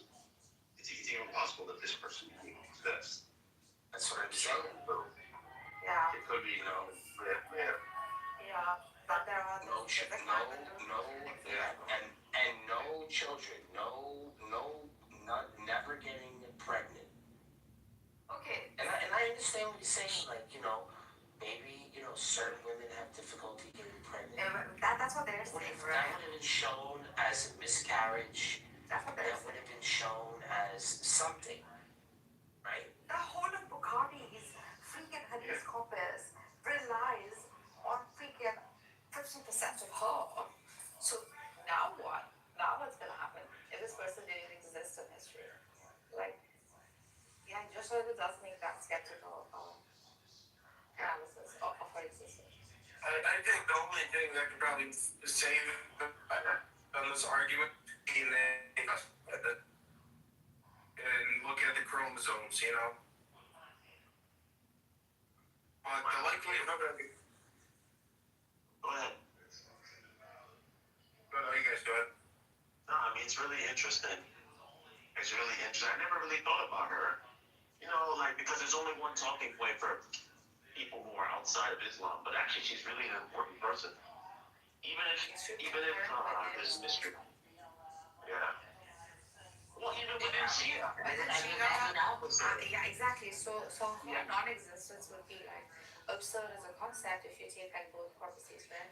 Now, Joshua is not obviously setting this in stone, but he's also saying things like her age. Daniel, I don't know if you read the part where he speculates the age being between like 19 and 22 or something like that, based on his sister's age, Sarah. He does give an explanation of that. Well, then, wait a second. I think some people are going to be a little bit both. So Joshua Little's, Jonathan Little's, he says that if we want to really look at it, he doesn't commit to any age at all. He just says, look, there's enough evidence for us to make these claims, and he doesn't trust. What he doesn't trust, Bukhari, a testament of six marriage and 9 consummation. So, you could say that he didn't say that she was the Fatima. That's a little. Yeah, you can't say that. The other thing I get is Aisha, pretty young, besides the marriage thing and all the other stuff. She's pretty younger in her age for the most part. And a lot of people say that she had a lot of periods during that time. There's a Sahih Bukhari verse about the semen being washed off, and then there's also a verse about Muhammad visiting all his wives in one night. He used to put the hammer down, as they say. So there should have been a chance that she should have got pregnant. Unless it is a guy. Yeah, I'm telling you, man. There were plenty of opportunities. The guy had children with other women. How successful was he? Because of I don't know. But damn, at least one child out of this girl would have been okay. Or at least a miscarriage or something. Maybe she just had bad genetics and had infertility.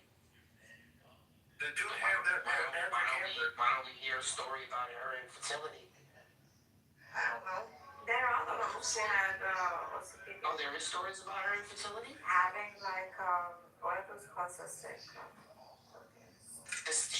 She had cystic fibrosis back then? Or she had endometriosis? Give me a break, man. We found that out in this century. Oh, give me a fucking break. Endometriosis? Get endometriosis? I don't know, man. Into that composition. Endometriosis is how you get cystic fibrosis. The guy used to put the hammer down. He knew what he was doing. So going with cystic fibrosis, this is the better. At least now we're proving she was a female. Correct. So there was a mention of her and Hafsa, right? You see the verse that talks about the two of them, the two wives just fucking and making fun of her for the honey drink. So Is this in the Quran? Yeah. Well, it doesn't mention her name, so it talks about, just look at a tool. Let me give you the verse now. 66, 1 through 5. Come on, man. Dude, I don't know how to pronounce it, so I don't pronounce it. Verse 66, 1 through 5. Yeah, so I want to read something just one time.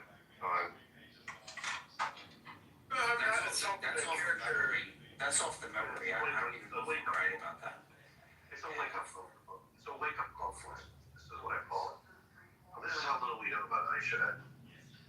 The historical figure, this is from Jonathan Little, his dissertation. He's an Oxford scholar. The historical figure of Aisha stands at the center of enormous religious and legal authority, and the actual evidentiary foundation of her life rests on surprisingly fragile ground. Nearly everything claimed about her derives from literary traditions compiled generations after the lifetime of Muhammad, rather than contemporary documentation or independent corroboration.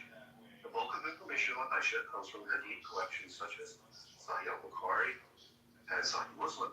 Texts assembled roughly 2 centuries after the events they describe. These collections rely heavily on chain of oral transmission, with their reliability cannot be verified for external records, archaeological evidence, or contemporary written testimony.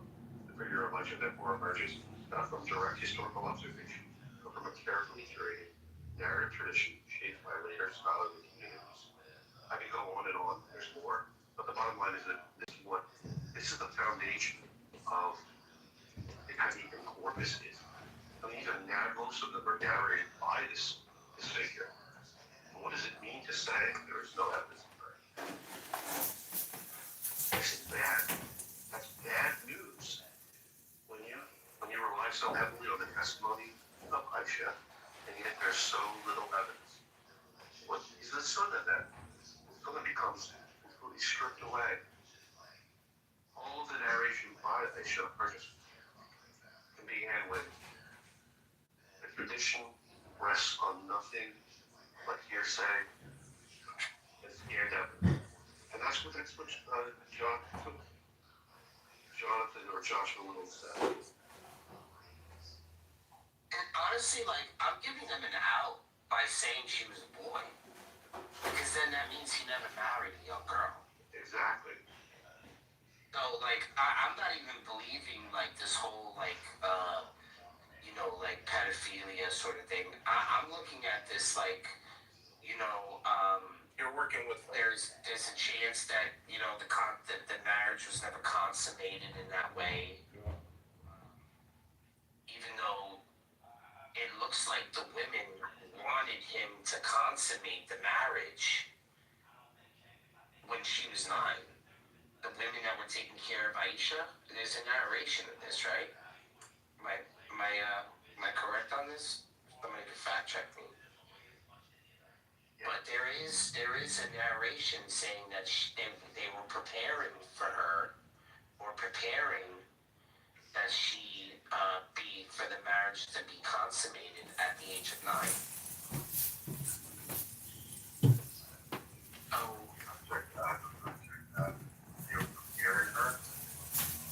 Yeah, you'll see. Yeah, or the 2 women that were taking care of Aisha and wanted to make sure the marriage was consummated. There's some sort of narration with this. And they were like, oh no, she's ready.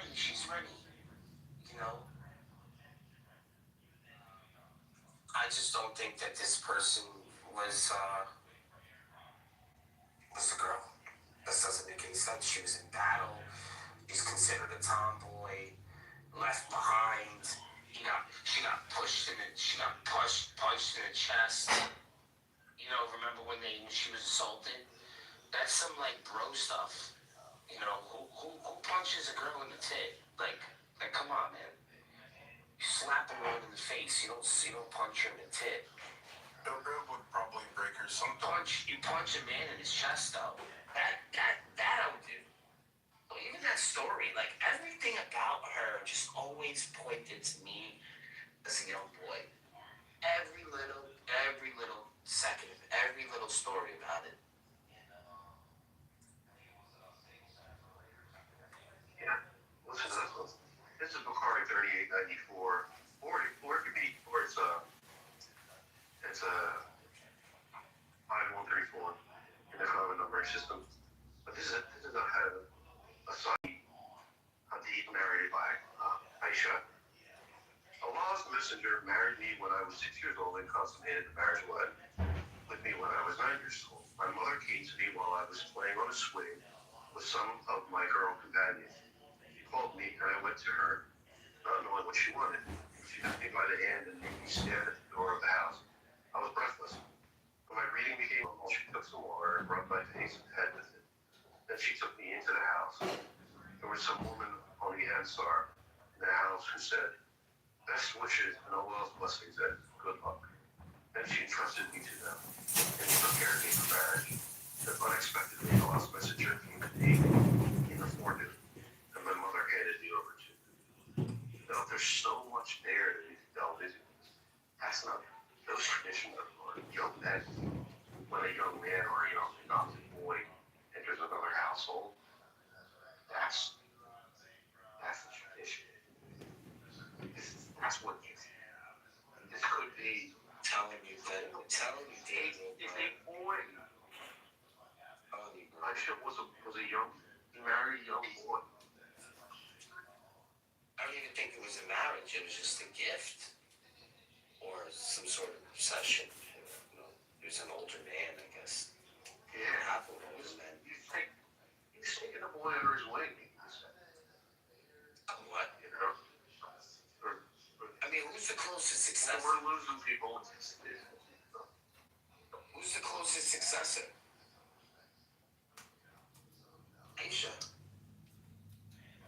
Not Ali. adopted. It's Ali. Because Ali was raised by Muhammad. Or I think this is too controversial. There's evidence, there's a lot of evidence to suggest this thesis is correct. But it's honestly going to be impossible for us to. How are we ever going to present this? I mean, this is controversial as you can get. I'm sorry.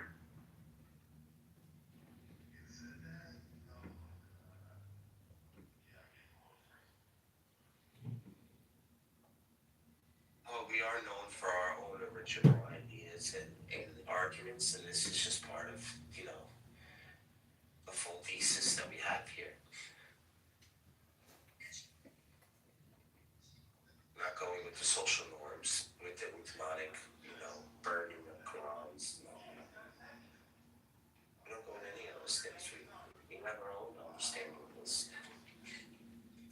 And if it wasn't surrounded by such a web of lies, then it would be easy to believe. But it just seems like it's the opposite every time they say, don't have partners to Allah except him and his messenger. They contradict themselves like right after they say things. I just can't. Possible. And I think the opposite. They want to believe. They want to believe it's a girl, then believe it's a girl. Prove it. Prove it was a girl. You play with dolls? Really? That's all they got. That's it. That means the whole Hadith corpus is garbage. That's ultimately what I'm trying to prove. You hit it right on the head. You can't prove this girl. You can't prove this girl. You can't prove any of it. Let's just try to figure out who Aisha is. Is she a boy or was she a young woman? And what was the point of females back then? They're respectful to females now, but it was so that way they can bear strong children. Why did he keep her around at that point? Was it out of compassion or was it a different motive?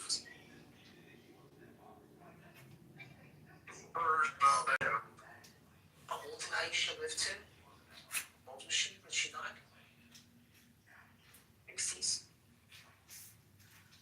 Only men lived up to their 60s. Women never lasted that long. Well, I think that Aisha is a crucial linchpin. You pull that okay, then everything comes crumbling down. It's cast in the. I'm not, but I think if you're gonna make the Why are you argument. interrupting me? Oh, sorry. It's okay. Let me just finish what I'm saying. If Aisha's credibility, her historicity is in question, and 60% of Bukhari is narrated by Aisha. 40% of Muslim is narrated by Aisha. If the historicity of her is very essential for the legitimacy of traditionalism, of the Sunnah. The Sunnah itself is in question with the historicity of Aisha. And we know nothing until 200 years after the death of the Prophet about her. I mean, upon what does Sunni Islam rest? All right, go ahead, Teresa. That was my only point. I didn't mean to interrupt you. I'm sorry. But I was gonna say, if you're gonna make the point, because like women didn't live that long, she could have also been an exception because Khadijah was narrated to live a long time too.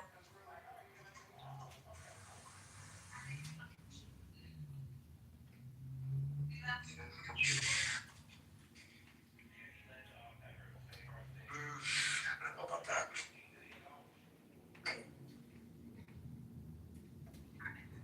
Woman lifespan. 5 years. Yeah, see what I mean? 65 years old. But I feel like if you want to make like a better point than,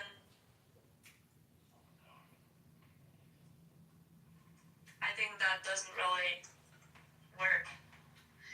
I think the best bet is just to like to kind of take Islam by its roots and destroy it from there, instead of like the Hadith, kind of destroy it from the Quran.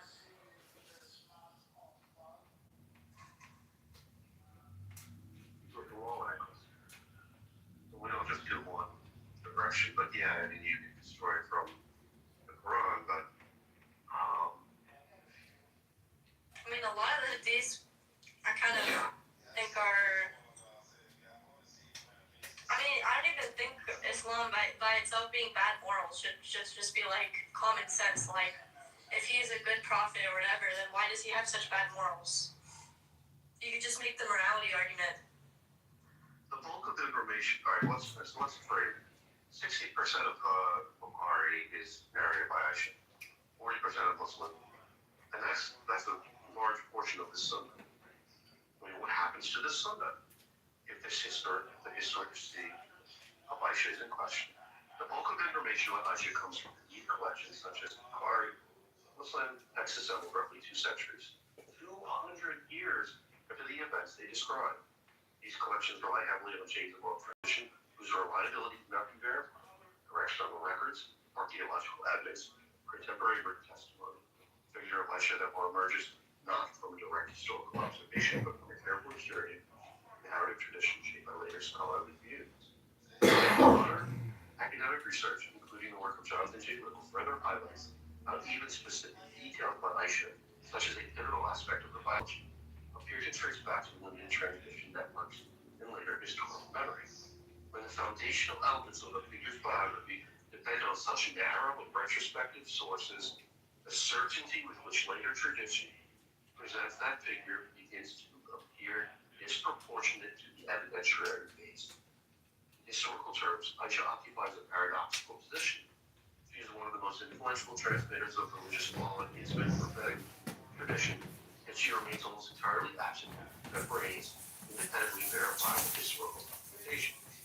The result is a figure whose authority looms large within religious history, while resting upon a record that, by the standards applied to many other ancient personalities, would be considered strikingly thin. And I ask the question again: what happens to the tradition? What happens to the Sunnah? It's like gone, and it's mostly like. It's fucked. It's fucked. It's fucked. It's fucked.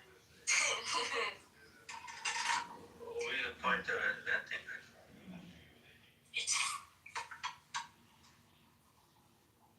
Danielle, based on, like, what would be the point if you could attribute it to somebody that actually existed?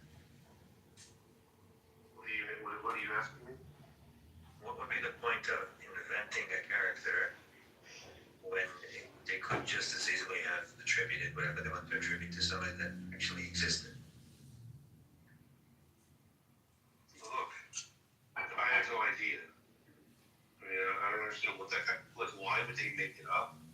reason they made it up is because they based a lot of the law on it, on her. So people that said that they had a testimony from her, there was a lot of clout. There was a lot of the gravity of her statements. They hold weight, right? So if you say that Aisha said something, that's legally binding. That becomes part of Sharia. That's why they make this stuff up. Right, but it only has weight if the person if they already knew the person actually existed, right? Right, I don't understand. Are you saying she didn't exist, or saying like Megan found that she was actually a boy? I think you're having trouble with following. The whole point is that the historicity of Aisha is in question, and the hadiths that are based upon her narration are in question as well, given that we don't know much about her. It may be attributed to someone that didn't exist, or another question you ask is like, well, why would they do such a thing? I don't know. I mean, I'm saying if I'm going are you a Muslim? No.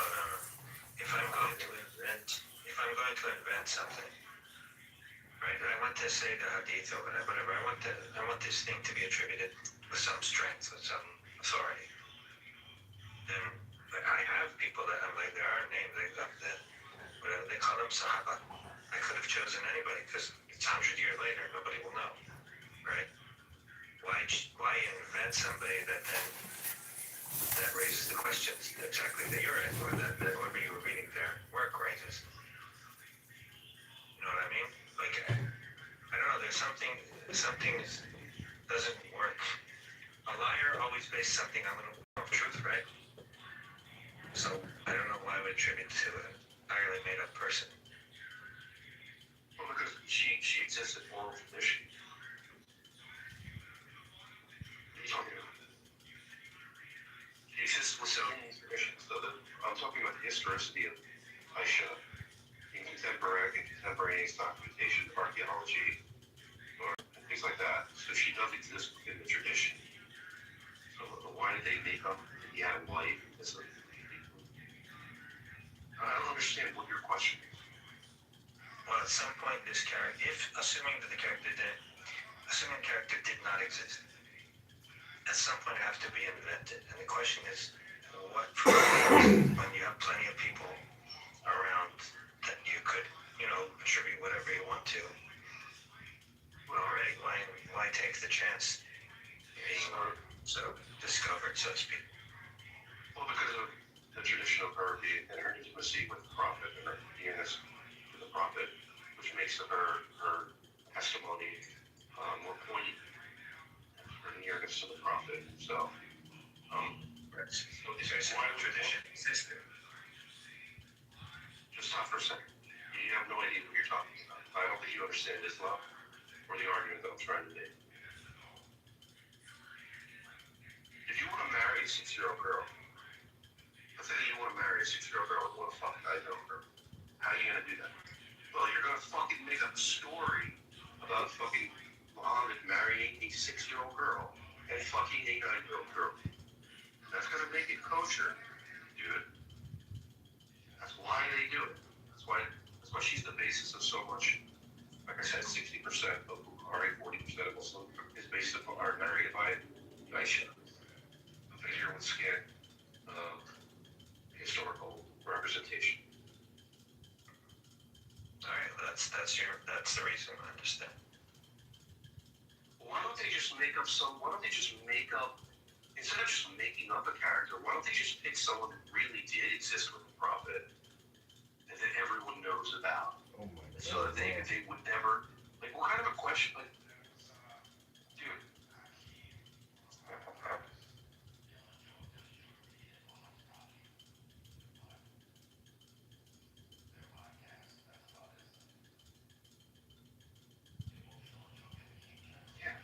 This is directly from Jonathan Little's, or Joshua Little's, Jay Little's dissertation, Oxford scholar. Even he writes it. They don't even know how old she is. They can't even determine her age using critical assuming. They have no fucking clue. People would question the wife, the prophet, right?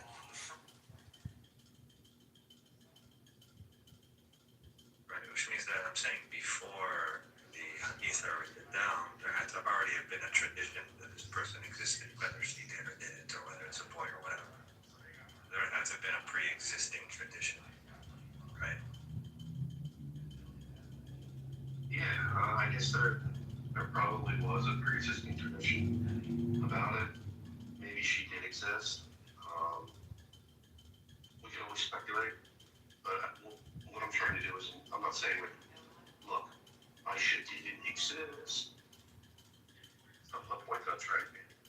I'm just explaining to you that the evidence for her existence is very scant. No, there are people that existed. No, there are people that existed, and the evidence for them is very scant. You understand that? Yeah, There's some guy who wasn't like, he did live a very unremarkable life. Charged with battery and exploitation of the elderly. Why is my face surrounded by candles? I understand that. We were just, The people that exist. you started to call my living room. Anybody want pepperoni for the cactus? Why is my... Thrifty Fred's, how can I help you today? Yeah, there you go. Completely transparent. Shadow band. If you're looking for modern design, bright open spaces, and a backyard made for gathering, this 4-bedroom gem is ready for you. Let's schedule a tour. If you're looking for modern design, bright open spaces, and a backyard made for gathering, this 4-bedroom gem is ready for you. Let's schedule a tour.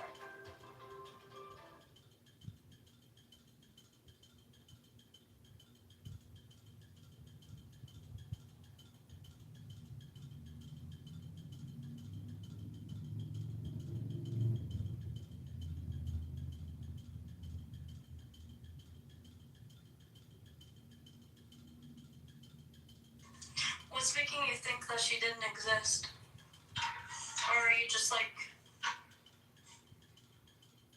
listing things that would totally ruin the authenticity of all the hadiths?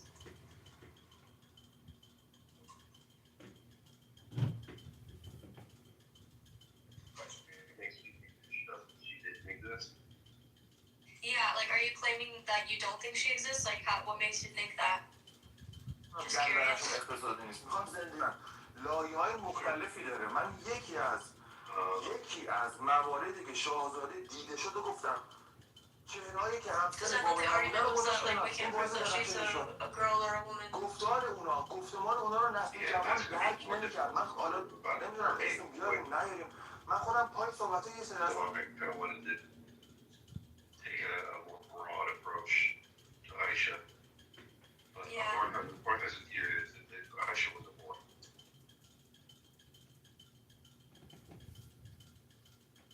How long do you think you guys?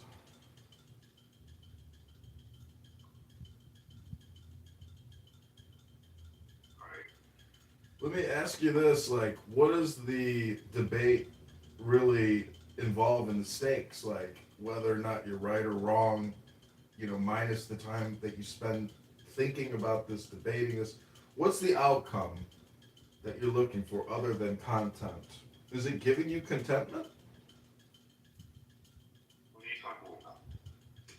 I'm saying, I'm questioning, you know, how you spend your time using your brain. You asked for clarification. So I'm just asking you, what's the point? Hello? You don't understand what we're even saying. Oh, I speak English. I can actually hear you and listen to what you're saying. And I'm recording it, so if I want to go back and listen to it even more, guess what? I can. What are we talking about? I don't know. You tell me. What's the topic? Aisha, apparently.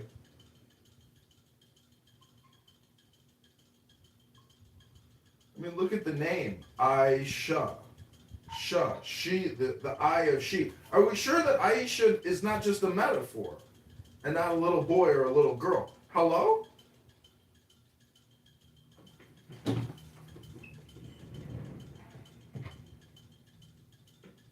Are you being too literal? Hello?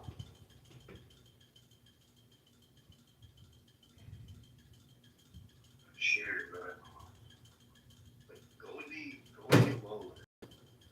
It's depressing. We'll just go away. Hello?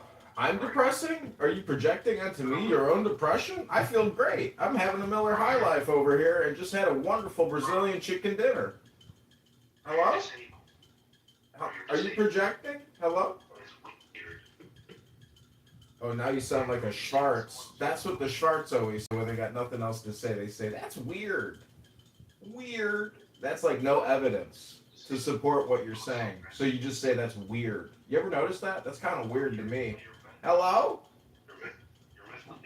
Are you projecting on me? I've seen you, Daniel. You look like you haven't showered in weeks. Your hair is oily. It looks like you're from 1920s. You look dusty. Hello?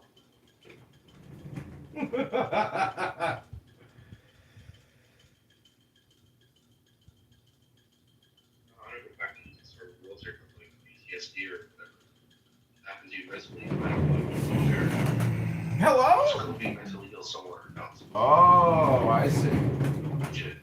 Please. Oh, I see. Okay.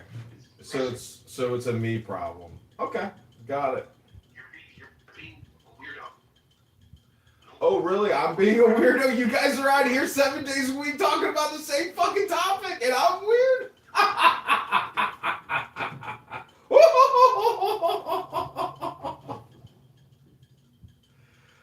Oh. Sorry, Daniel. It's not me who's weird. It's you. It's you who's weird. It's Megatron who's weird. You guys keep doing the same fucking thing every day. What the fuck's wrong with you? Hello? Fucking weirdo.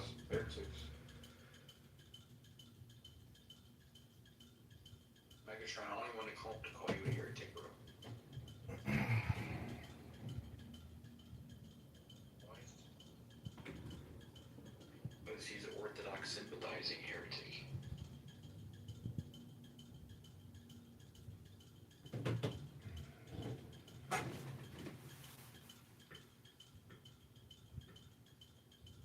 And Daniel, you're an atheist sympathizer heretic.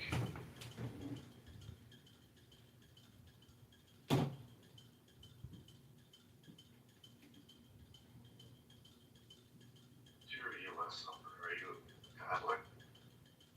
Oh, yes. I presume my niece is delightful. You're some sort of aquatic slug. Was she not stuck to her feet? There is the question of the dowry. You are short the amounts we agreed on. That is an installment with more to follow. If it were a thing of beauty, we could overlook such things, but it most certainly is not. My uncle, His Grace the Pope, is too modest. He is also offering the Duchy of Urbino with his wealth of farmland. What do you say? We happily accept your increase in the dowry. Congratulations. French match is going to stay in the favour long enough to get pregnant. Do you think you can manage that? Well, shall we go and meet the groom? My second son, Henry, Duke of Orleans. Much nicer to look at in real life than your portrait, Jessica. Majesty, just like that, we will marry.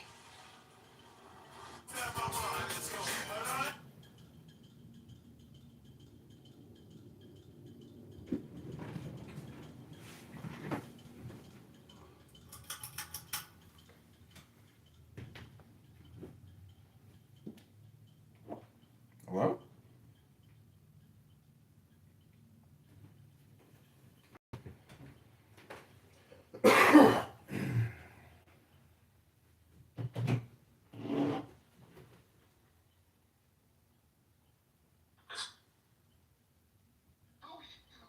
You're protected.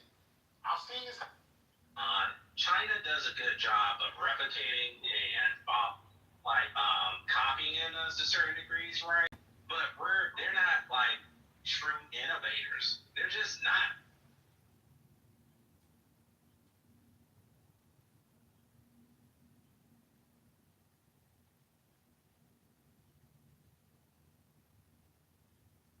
Have very deep conversations about mental illness, genius, epigenetics, and medication. We had that conversation. I made some tofu. I think I won't die. I think it was edible. I have an idea to make some more. I'd be really healthy about it. Is all tofu edible? Well, I mean, if I cook it, it might not be. Oh. But I did do I think I did an okay job. I put some olive oil down. I threw some spices on it. I swirled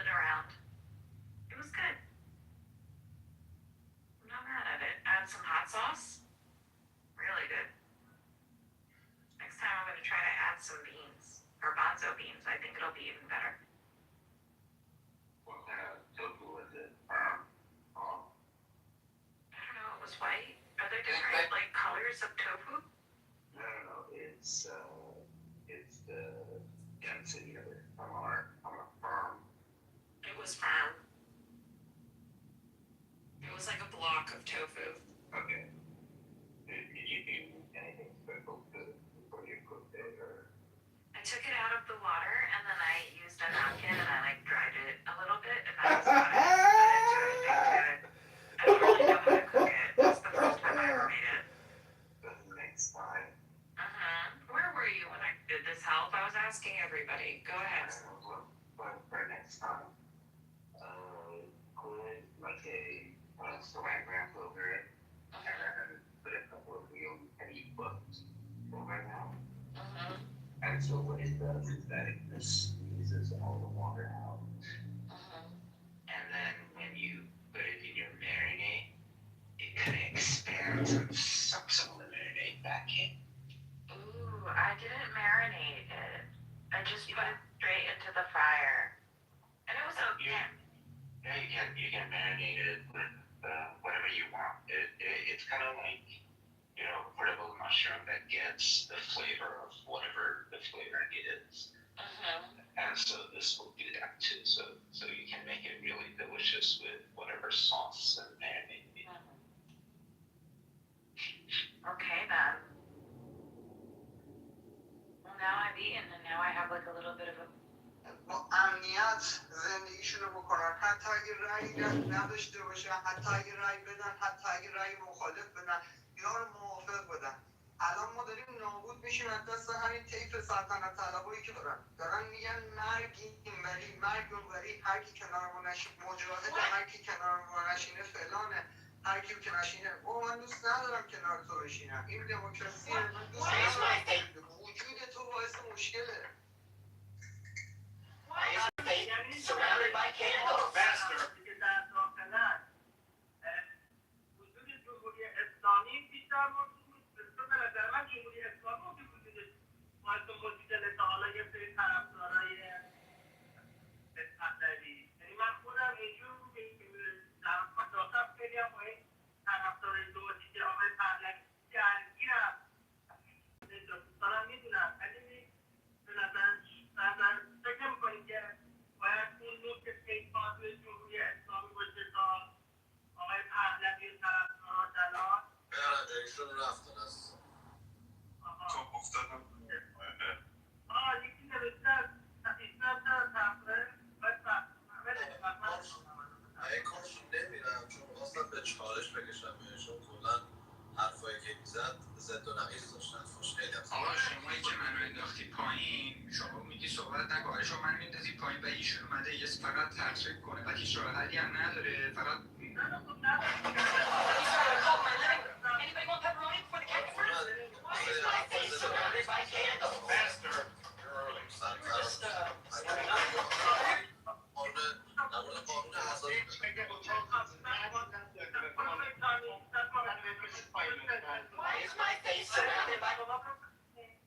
Why is my face surrounded by candles? Faster.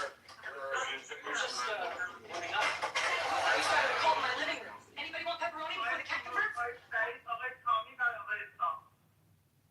بهنجا اول بگم خیلی بد میاد. امیدوارم صدای من بدی صدای شما انتقاد بده نکن. شنونده من دارم رانندگی میکنم. یکی دیگه از مادرشون با اصلا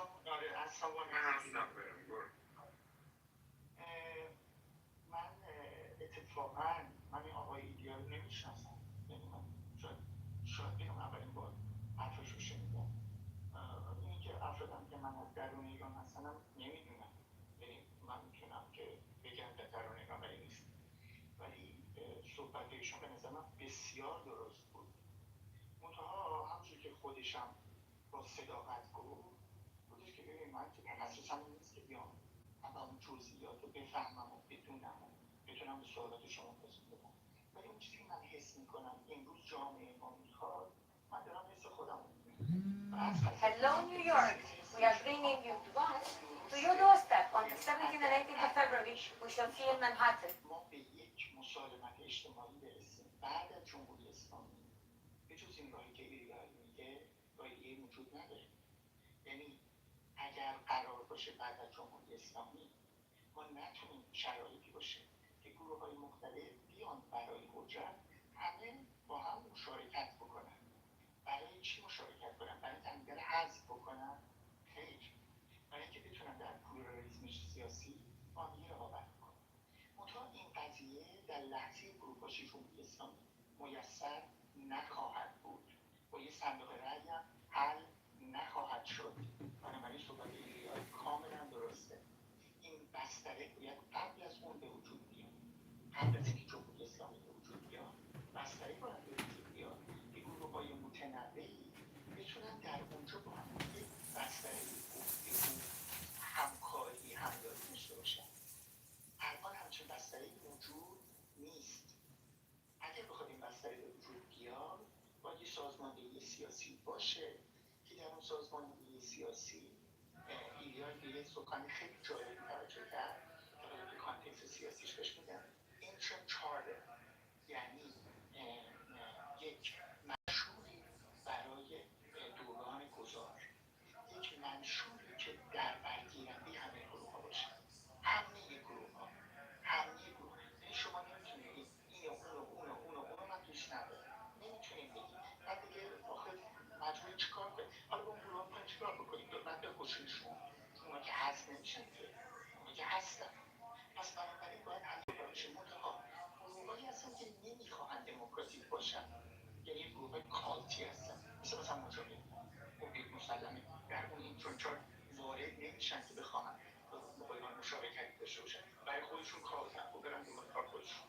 ولی برخی بسیاری از گروه‌ها میتونن در واقع در یک منشوری که در واقع همه شامل باشه قرار بگیرن.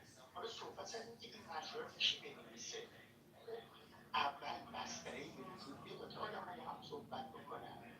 یعنی همون صحبت‌های خیلی جالب خانم گنجی برای من خیلی حال باز توجه بود، گفتش که ببین بیان سوء تفاهم رو مطرح بکنن، این فضای اینجا رو دعوت می‌کنه که بیان ما صحبت کنیم.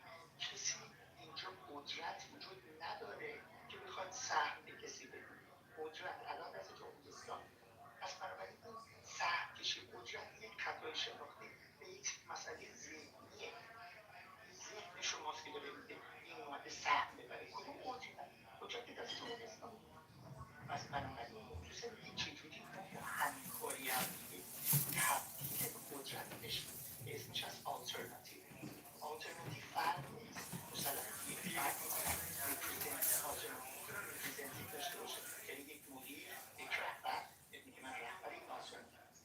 یعنی آلترناتیو یک سیستم سیاسی. ما فعلا سیستم سیاسی نداریم. پس بنابراین باید به جای اینکه به آقای شاهزاده حمله بکنیم، به جای اینکه به گروه‌های دیگه حمله بکنیم، به جای اینکه به هم بپردازیم، بگیم که این بده اون خوبه، شاهزاده کم زیاده، این بده، تفاوت بده، اون یکی بده، مجاهد رو بگیریم چیکارش بکنیم چیکارش نکنیم. به جای این خطاهای شناختی و فرافکنی ما باید نگاه بکنیم که اون صحبتی که ایلیان کرد در واقع مغز داستانه. چگونه میشه این چارچی رو به وجود آورد که در برگیرنده تمام گروه‌های مخالف جمهوری اسلامی میشه که تبدیل به یک قدرتی بشه. جمهوری اسلامی رو ناکام کنیم و از طریق اون چیز منشوری که اینها با هم دیگه دست دادن، قرار دادن، نوشتن، اون آینده میشه برای بعد از جمهوری اسلامی. یعنی این منشوری که الان قبلش دست دادن و دارن در اون مسیر همکاری و همیاری میکنن جوری باشه که در واقع مکانیزم های در واقع تولید بشه. سیستم سیاسی هم دیگه سیستم سیاسی مکانیزم درست میکنه. سیستم سیاسی مکانیزم رو درست میکنه. اون موقع بعد از جمهوری شما میتونید با خیال راحت ببینید که ما روش ها مجموعه های درست کردیم که باعث آرامش و صلح جامعه، ریکانسیلیشن جامعه میشه و همچنین در برگیرنده گروه‌های مختلف سیاسی که حالا با هم بیان بشینیم که یک قانون اساسی یا کانستیتوشن رو از طریق یک مجلس مؤسسان به وجود بیاریم. مجلس مؤسسان چیزی نیست که ما بشکن بزنیم دیگه الان من 4 نفرم میذارم تو یه مجلس مؤسسان درست میکنم. مجلس مؤسسان نشون دهنده نماینده اقشار مختلف مردم. خب شما اگر نتونید بستری رو به وجود بیارید، یک بستری سرکوب به وجود بیارید، مجلس مؤسسانتون مجلس مؤسسان ساختگیه. مجلس مؤسسانی که خودتون و افرادی که دوست دارین رو گذاشتین تو قانون اساسی هم مثل جمهوری اسلامی دیگه. جمهوری اسلامی مگه جمهوری اسلامی مجلس مؤسسان تشکیل نداره؟ من به شما میگم در شهریور سال 1358 مجلس مؤسسان تشکیل شد و جمهوری اسلامی هم قانون اساسیش از درون مجلس مؤسسان در اومد. این خود چی شد؟ شد که بلایی این حرفا. بنابراین ما از امروز توجه بکنیم که چگونه این نقاط رو پر بکنیم با همکاری شاطر، با همکاری هیئت تا بتونیم این جریان اون چیزی که ایلیای گفتش که مردم این در برگیرنده این شمولگرایی رو طلب میکنن ما رو بتونیم فراهم بکنیم. این وظیفه ما که در خارج از کشور هست. اونها در درون کشور نمیتونن این کار بکنن چون سرکوب میشه. پس بنابراین در کشور آزاد حقه که این مسئله فراهم میشه. حالا شاهزاده میتونه بکنه با بقیه باید بکنه. من نمیدونم. من اینجا برای شما که جادویی ندارم. ولی اون چیزی که ایلیای به نظر من برخلاف دوستان که گفتن ضد و نقیض بود، من ضد و نقیض ندیدم تو حرفش. کامل نبود ولی ضد و نقیض نبود. بنابراین من فکر میکنم که اون صحبت ایشون رو فقط اومدم تایید بکنم که بسیار صحبت از دیدگاه من ضد و نقیض بود حرفش. حالا من از شما سوال دارم. انشالله خیلی زیبا سخن میگید. معلوم هم هست که معلوماتتون خیلی مناسبه کوش و از من خیلی بیشتره. حالا من در پی صحبتاتون سوال دارم. خب از اونجایی که ما میدونیم، من یه چند تا نکته از حرفات رو گرفتم، خیلی دوست دارم جواب سوال بدم. از اونجایی که همه رو میدونیم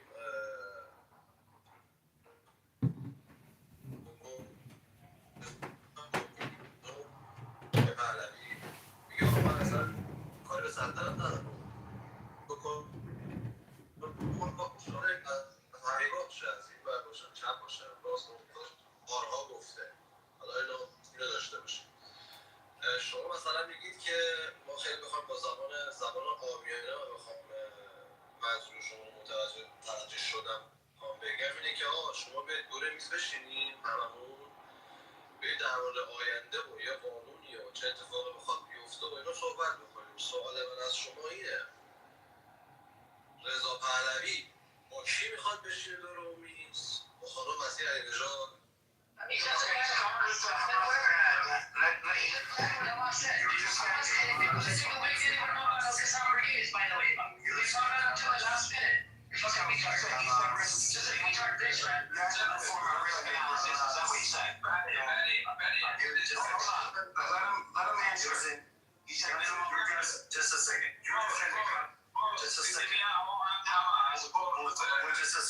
Just a second. You guys are defending Hamas. I mean, Hamas. No, forget about that. Forget about that. He said, no.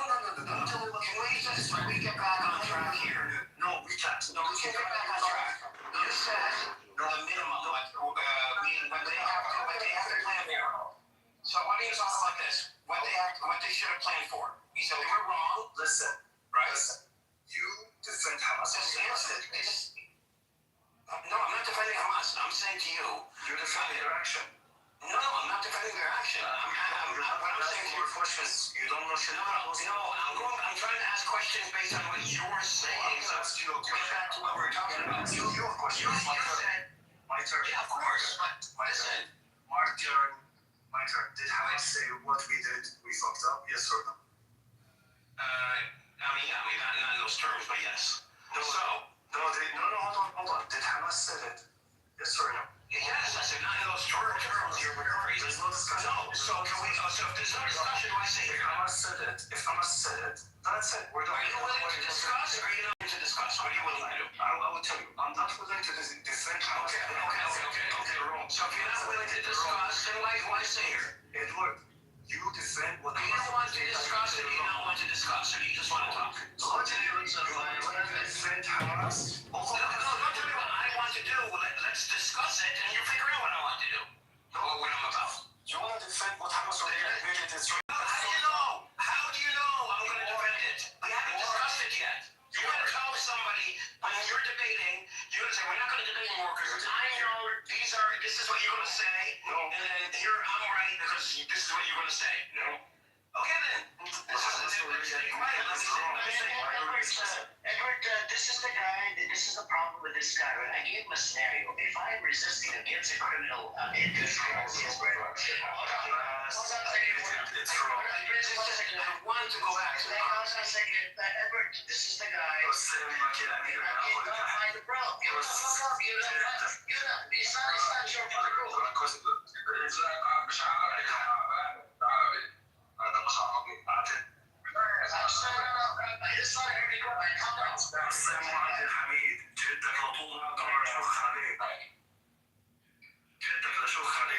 Why are you cussing? Thank you. He's cursing me out. There you go. So, by the way, this is the same idiot. These are the same people, right? He talks about, okay, fuck Hamas, sure. And then he wants to talk about my grandfather who dedicated his life from the age of 14 to serve the Palestinian people. And we're going to sit in the audience, you have to come off the fucking mic every 2 seconds, and, you have to, speak and suck his dick, right? Sit in the audience like a little cunt you are. Fucking old fart. Fucking bitch. So, again, we put claps for the fucking Zionist scumbags on the side. Claps for it. Here's the minimum, here's what he said. The minimum risk that Hamas should have accounted for, and this is an argument I've heard before, the minimum risk they did account for, and what you're talking about is the risk that they did not account for, which is what? It's genocide, which is a risk, when you're doing a risk analysis, is something outside the scope of the operation. It's not something you would account for. No one accounts for genocide when they're planning an operation.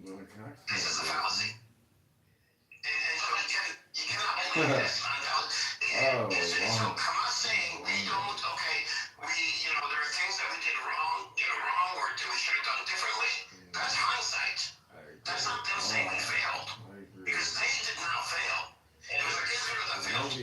The example that I gave, if I'm attacking a Zionist entity, right, I should know prior to resisting that this entity is going to genocide my family, right? So I should know that, and let's say if they do end up genociding my family, and I come out all of a sudden, I'm crying that, I fucked up this and that, you're going to use that against me? So that's the thing, how would you know genocide is even on the table? You wouldn't know that the genocide was not on the genocidal regime. No, have they done this before? I'm not saying that. I'm saying, have they done this before? Have they genocided? Israel has responded disproportionately every single time, and the number of deaths in Gaza have increased year after year. Operation after operation. That tells you that. There's never been an attack as big as October 7th, so one could reasonably deduce that our attack is saying that it's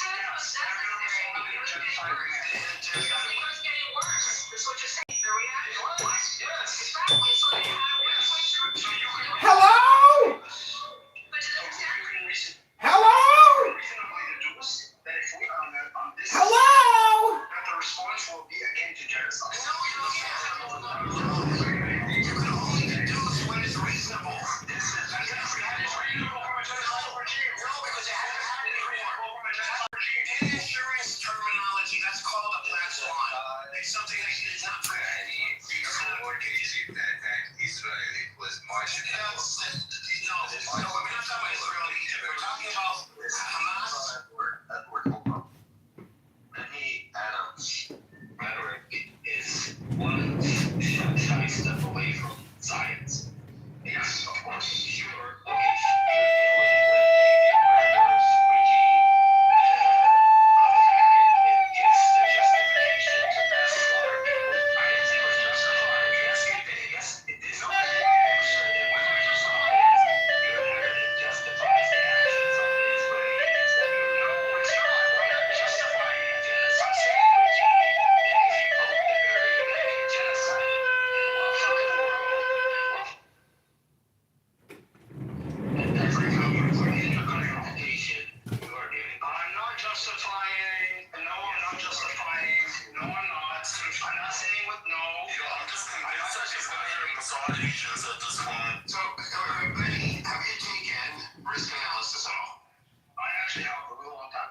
Okay, so you do like a risk assessment. I mean, you may not remember exactly, and I don't either, but we know the basic idea, and you account for all as many variables of possible repercussions. Yes. Now, and then you're saying it's possible. It's possible for Israel to commit genocide. Wait a minute. In your risk analysis, okay, you cannot, and you know this from taking the course, you cannot account for all risks. That's it. You have to account for as many risks exactly as you possibly can. Absolutely. Now, do you think prior to October 7th, do you think that it would be reasonable to assume that Israel would commit a genocide? No. Because genocide is so horrific, you would not assume that Israel put itself in a position that it would literally change the entire narrative of the Israeli-Palestinian conflict. You would assume that Israel would come in. You would assume that Israel would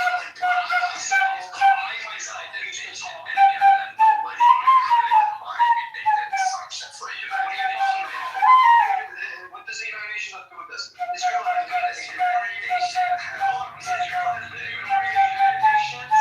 Israel has been ignoring the United Nations since its development. I know, but as a member of the United Nations, you do not. Hello? They have been ignoring UN resolution rules and the Geneva Convention and all kinds of resolutions. So here's how so it's reasonable to assume that Israel is going to follow international law.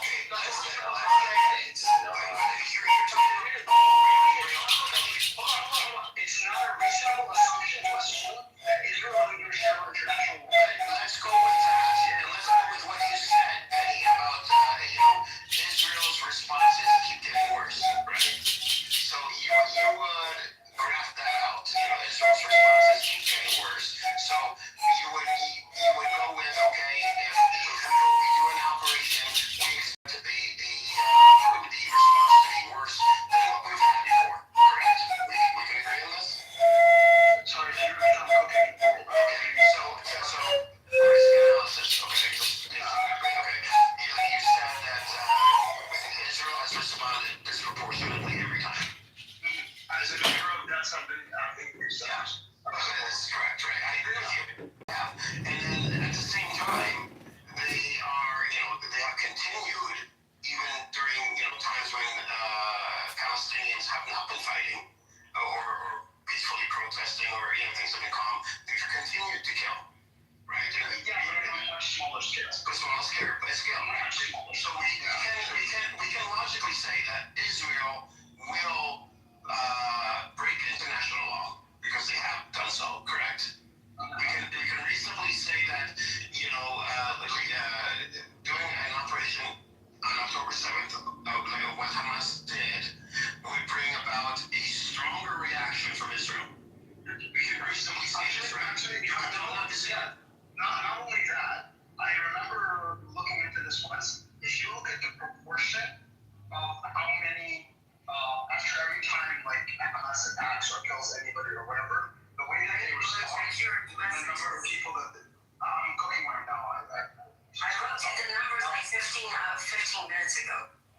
Oh, thank you. Yeah. So I think they are proportional in terms of how many people they've killed. So the 70,000 number is probably equal to the proportion historically. Okay. So wait, hold on. Let's see if it was. Is this measured linearly? Which you are measuring linearly, right? And is when you increase the number of people that you kill, is that risk linear? Because it's not linear, right? If you graph it in a linear manner, you will probably get to the number. Yeah.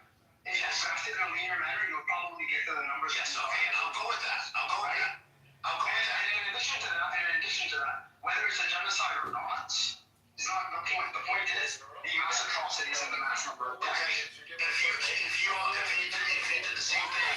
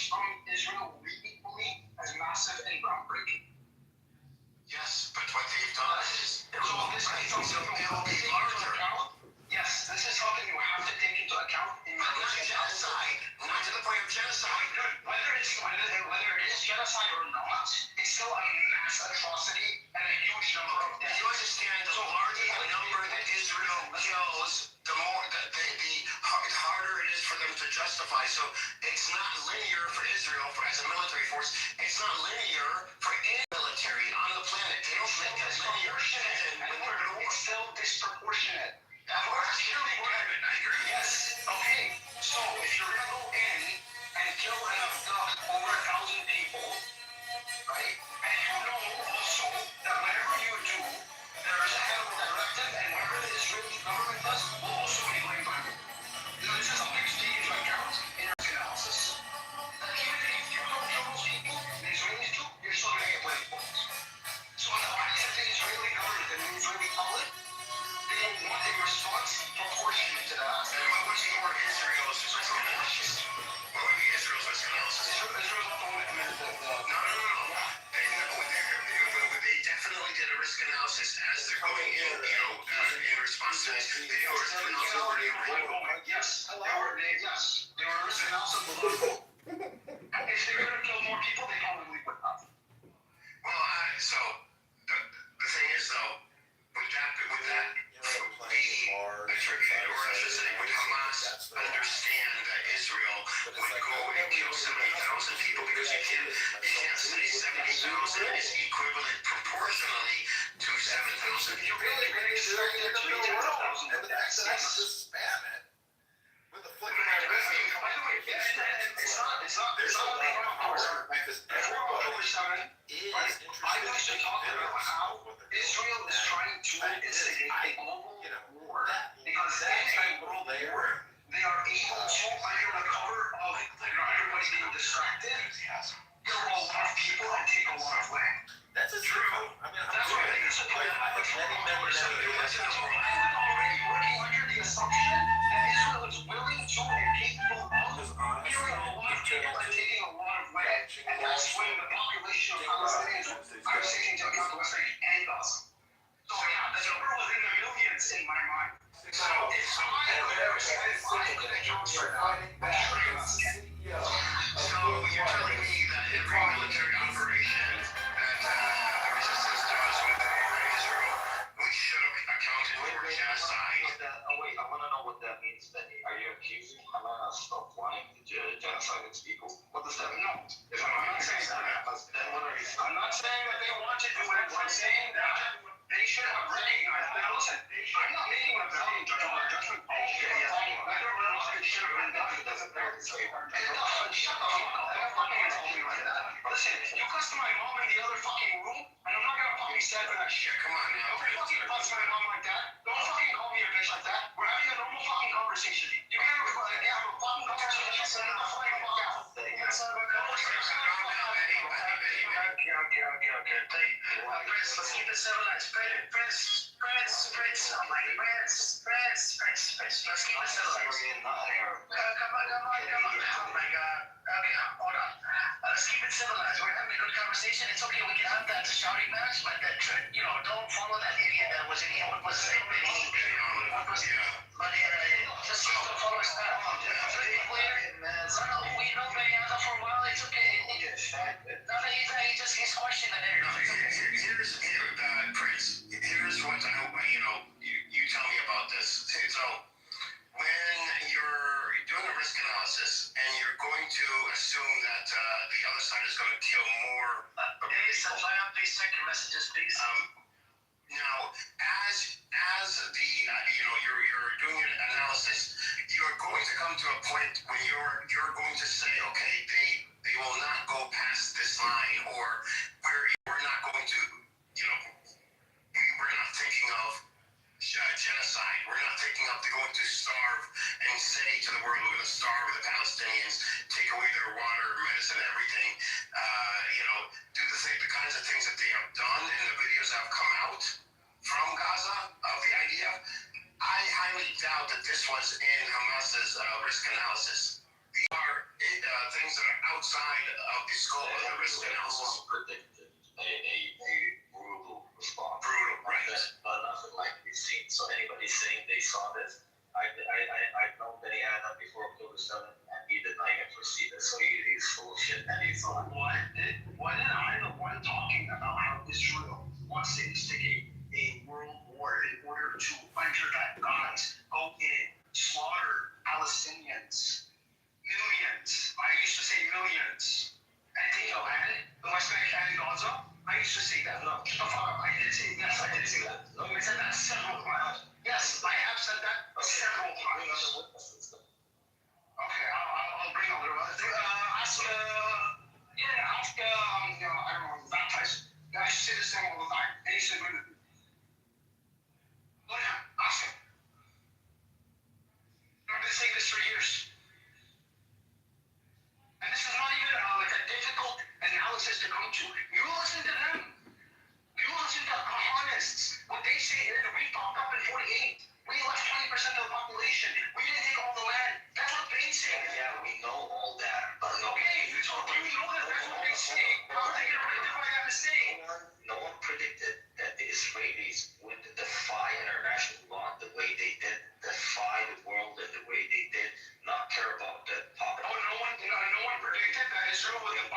international law? Really? No one did. No one predicted that they will. No one predicted that the most extreme government in Israeli history, would follow the trajectory of not following international law, not allowing the right of return, occupying land, taking land, right? Colonizing land, killing people disproportionately, right? Blockading Gaza, starving people, putting them on a caloric diet. No one predicted? Really? Why are you lying to yourself? It wasn't predicted. It was Stop. Yes, actually, I agree with you on that one. Everybody was surprised with what the Israelis said. Stop it. Honestly, I wasn't that surprised. Yeah, okay, you're the smart. I know I'm not. I'm just an observer. Exactly, that's the problem. Like, if you can't understand you're dealing with, then you shouldn't be in a resistance game. I'm sorry. If you don't know the Israelis until now, they occupied you for 75 years. If you don't know what they're capable of until now, then you don't know what the fuck you're doing with your life. You're definitely lost. Because Really? You don't know that these guys are willing to slaughter on a mass scale. You don't know that these guys don't apply international law. Really? even if they did, no, that's not their fault. I'm not attributing fault. You are. That's true. That's a conclusion. You're jumping to a logical conclusion. I don't deny that. However, that isn't even my argument. That's not what we're arguing about. Right? What we're arguing about is whether or not they could have predicted this within the risk analysis. Or assumed this to be a possibility at the very least. And yes, you could have, you should have predicted this at the very least as a possibility within the risk analysis. So this is the question for you. If this is true, if what you are saying is true, and they are such a evil people, was there any way to prove it to the international, to everybody that these are such a devil people? Yes, just look at their actions. Are you serious? You are seeing that in this room, many Palestinian and many other nationalities are saying we were surprised that they did the genocide. So your claim, Jonah and many of them, is that no, it was obvious from before. To us, it was not. So That's because media has brainwashed people. It's propaganda. They just normalize. They normalize dehumanizing Muslims and Arabs in general, which include Palestinians. It's as simple as that. It's propaganda from day one, from before any of us here were born. humanization is a political act every country does. Actually, genocide as an act of Nazis happens once in that's a very random event that some politicians do not consider a possibility. For example, walking outside of my house, I do not expect sun come down on me and my family. That's a very random event. You know what I mean? You think dehumanization? That's planned, projected, and executed for many, many decades now. It's not something that randomly happens. And there are very few powers. There are very few powers over mainstream media, which is why so many of Israel would be doing this. No, it was, but just people didn't know how bad it can be. You're not getting my hope. Civilization, yes, that everybody does it. Most of this colonial system dehumanize. That's how they operate. But genocide is something that normal human beings are not capable of. Anyone claiming that anybody can predict the genocide in 2023 is full of shit and a liar.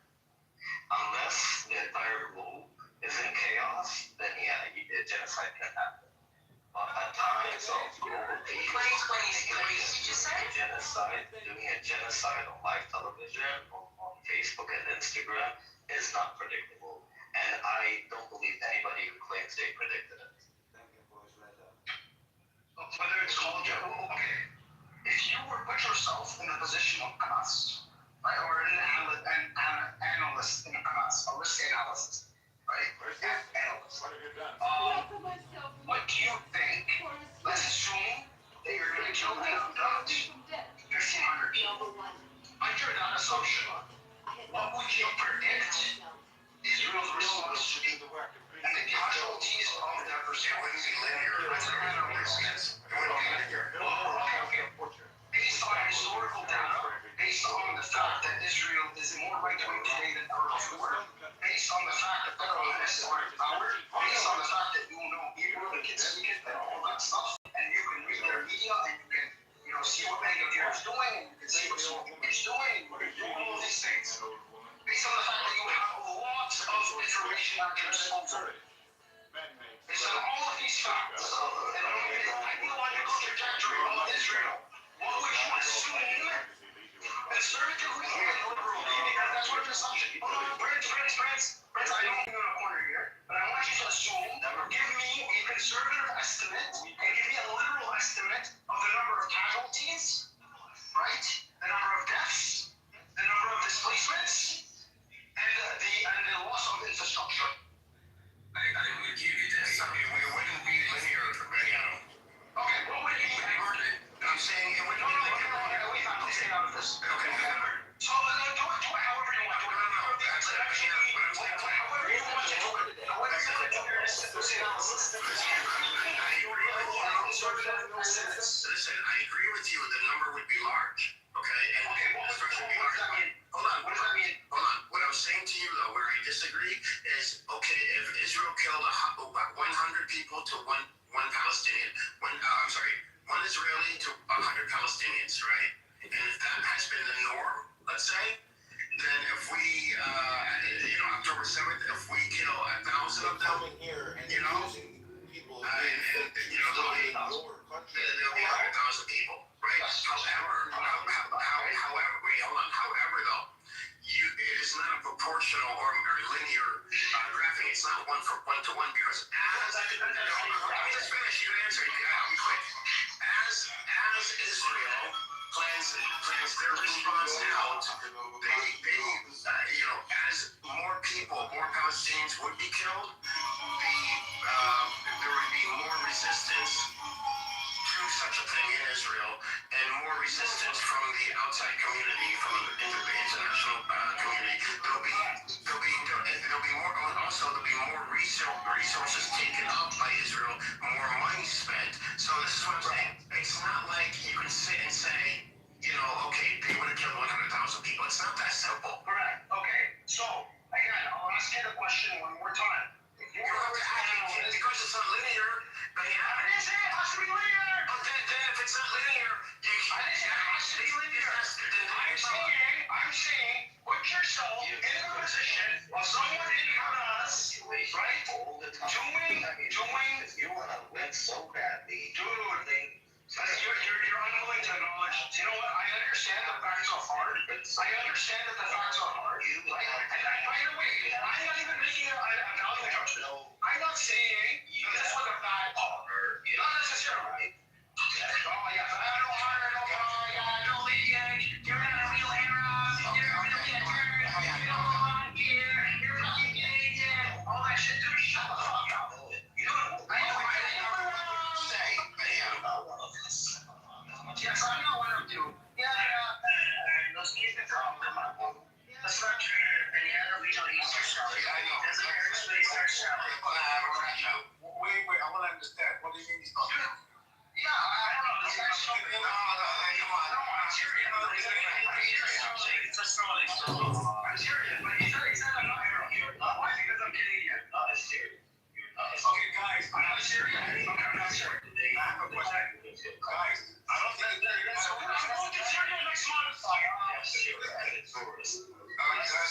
Well, less apart, my point was actually is personally. Come on, man. Yeah, that's not making crash That's not the point. Prince doesn't do that. It's just how would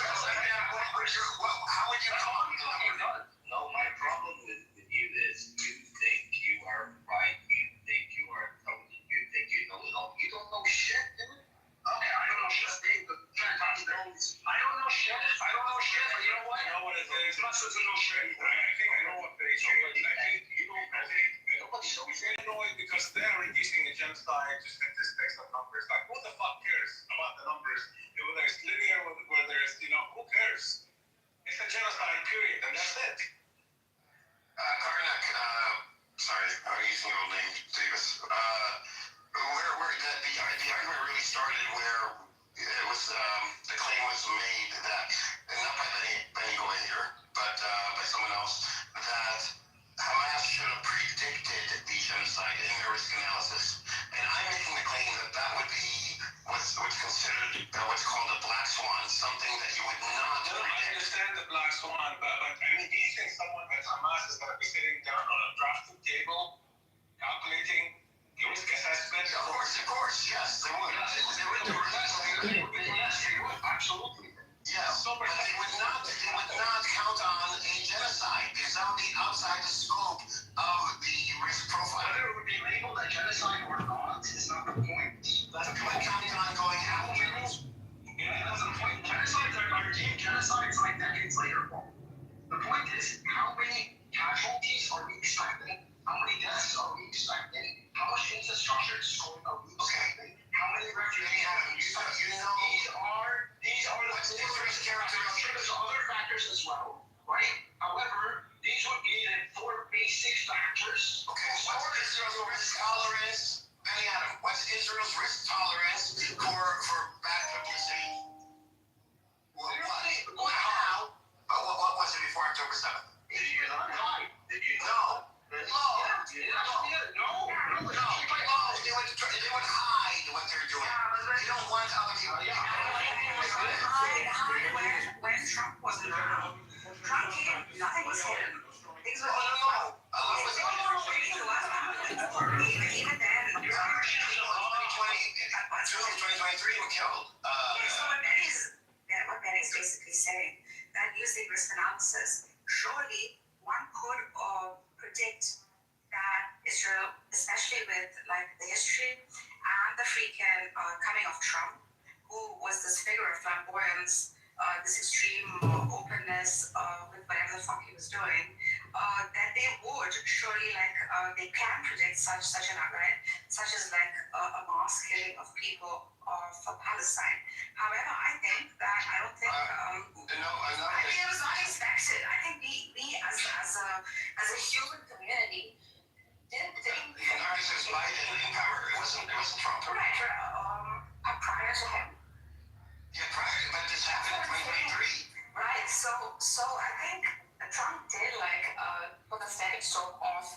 I can do whatever the fuck I want, and this kind of became this rolling stone and started to collect mass, such that at some point one could predict that a mass killing of a people is very much possible, right? I'm not saying Hamas or any other body should have predicted this, but prediction of such a thing is very much possible. We did not expect to go through with it. Then you're contradicting. If you didn't expect it, then you wouldn't predict it. You can predict it. No. You cannot expect its reality. No, what you would expect and what a Hamas member would expect are not going to be the same thing. That would be the ones going through it. You're the worst on it. But also, we know.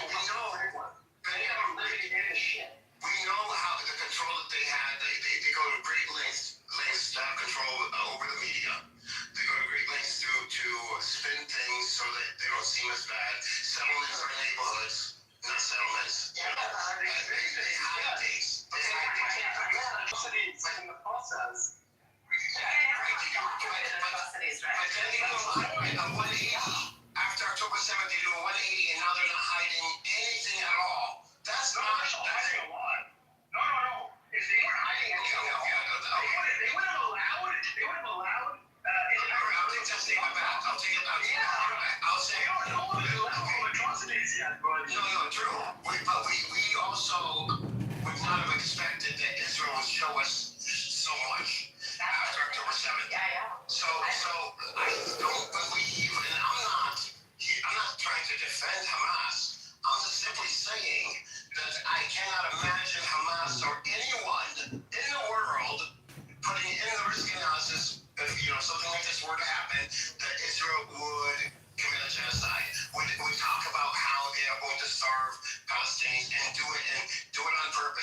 after and kill fucking reporters and hospital workers and destroy most of the hospitals. They've done all of these things before. No, at a very small scale. Yeah, I understand. But they're not all of these The larger the scale, the more dangerous it becomes for Israel. Yes, but because of October 7th and the scale of that, they had justified that they can do all the things that they haven't been doing before, but on a bigger scale. It's just like a game of poker. He's been bluffing, and in the end, he's gonna go all in eventually. So they just played it like that, like a game. Like Israel did not do a single thing, by the way, in the last 3 years. They did not do a single thing that they haven't done before. They just do it on a bigger scale. And the scary thing is that they're just getting started, by the way. Mr. Justice. I mean, like in a game of poker, you are not allowed to kill the dealer. That's not.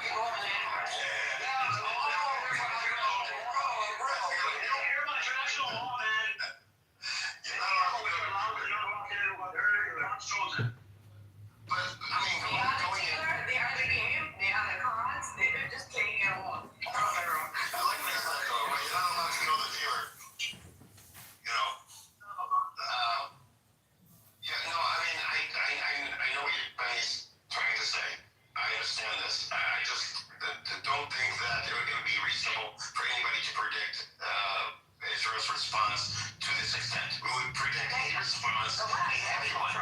No one addressed my comment on like Trump, who started the freaking snowball and started collecting most of the rundown. He set the freaking standard for shameless flamboyant. He really contributed to it. That's true. Yeah. But listen, man, I said it before, I'll say it again. When I found out about what happened on October 7th, my first reaction was, what the fuck is Israel going to do now? Because that's it. Cards are lifted. Rules are off the table.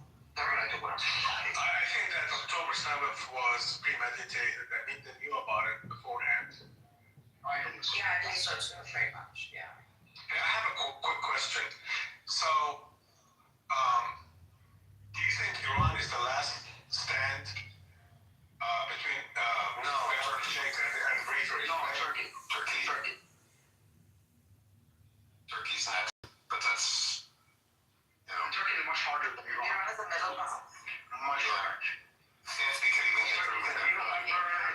Turkey and Iran in order to accomplish their greater Israel. Is that a first statement? Yeah. So they're going to be the grand finale of them all. And then if you run down with Turkey and Iran, then Egypt and Saudi Arabia will be fine. I mean, those are followers, yeah, exactly. Yeah. They haven't even been able to handle I don't know. They haven't been able to even handle Lebanon yet. Forget about it. What do you mean? Lebanon is destroyed. Hezbollah is still The fact that not giving up. Yeah, sure. I'm not giving up on their mountains, sure. Israel is not giving out on the his, bro. Look at him. Guys, you are really Hezbollah's been destroyed, bro. Come on. No, I think Hezbollah is going to surprise us, to be honest with you. I have a feeling. guys, you really are really done that. That was risk assessment right now. Well, Actually, why not? well, here's the thing, Davis, White Guy Davis, let me tell you. Wait, I hear something about David. I changed my name. I wanted David. Change it in the... Because that's my name is David. You told us already, you told us. Change it back to David. Change it in the alias. Yeah, I told him that. I can't. They won't allow me. So Hezbollah, the problem with Hezbollah is they have weapons that they have shown. They have huge caverns underground filled with missiles that are way more advanced than what They have WMDs as well as WMDs. I just found out. This is only coming from me. I know it. That's how some of the Iranians. So, There was an Iranian that came in here a couple of days ago.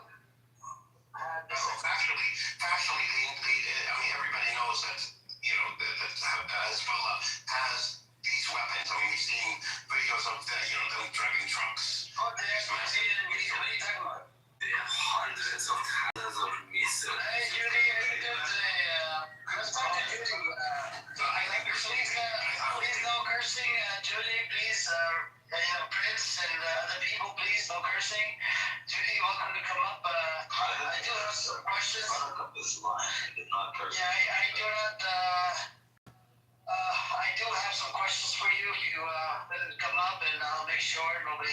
taxi or nothing. We're just gonna have this conversation back and forth. Don't worry, man. I will spread some love in the room. Yeah, hope you're doing good, Judy, and it's a weekend. And I think Buttercup is gonna follow you. She's gonna come right in. As soon as you come up, Buttercup probably wants to come up as well. But I think I have to keep the Buttercup down in the audience because she keeps coming and she wants to come in the middle and try to derail the topic. So Edward, do you really think like his would have like some sort of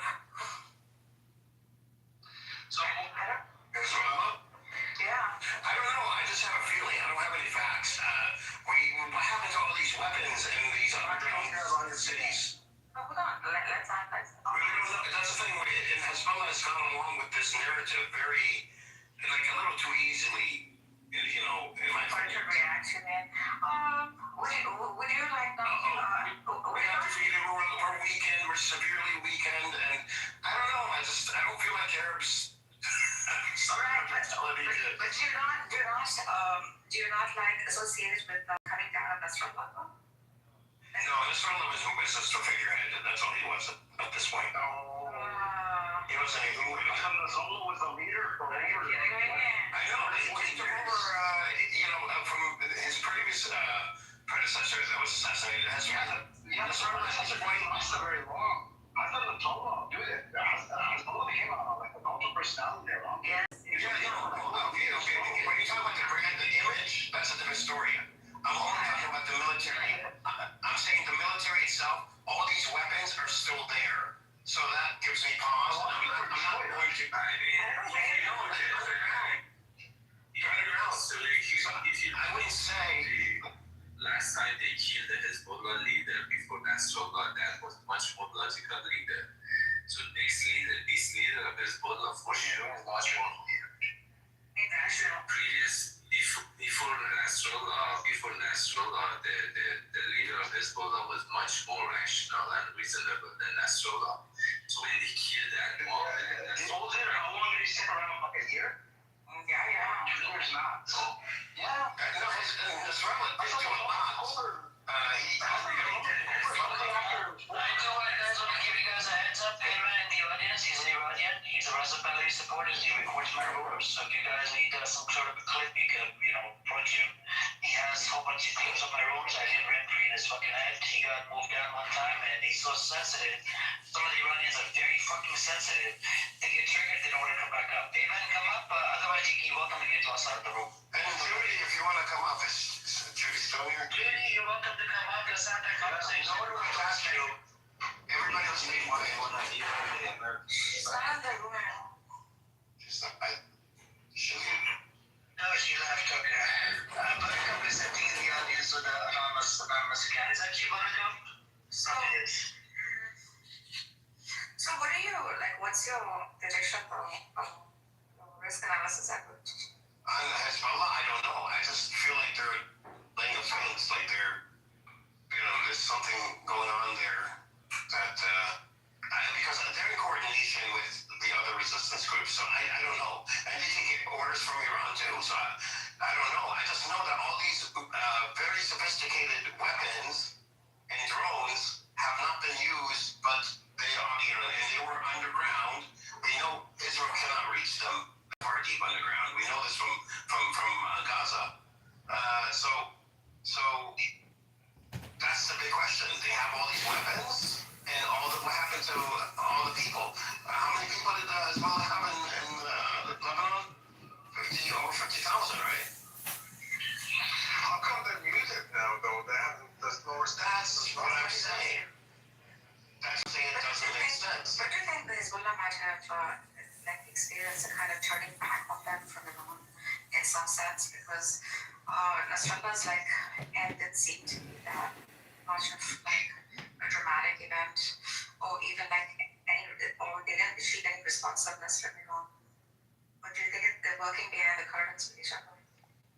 I still think they're working together. I think Iran is working with all these proxies. There was a recent shipment of weapons. I don't know if you guys heard about it. I think Ghost told me about it about a month ago. 4,000 weapons came to Syria into the hands of Hezbollah, whatever. the Syrians, they're easy to bribe.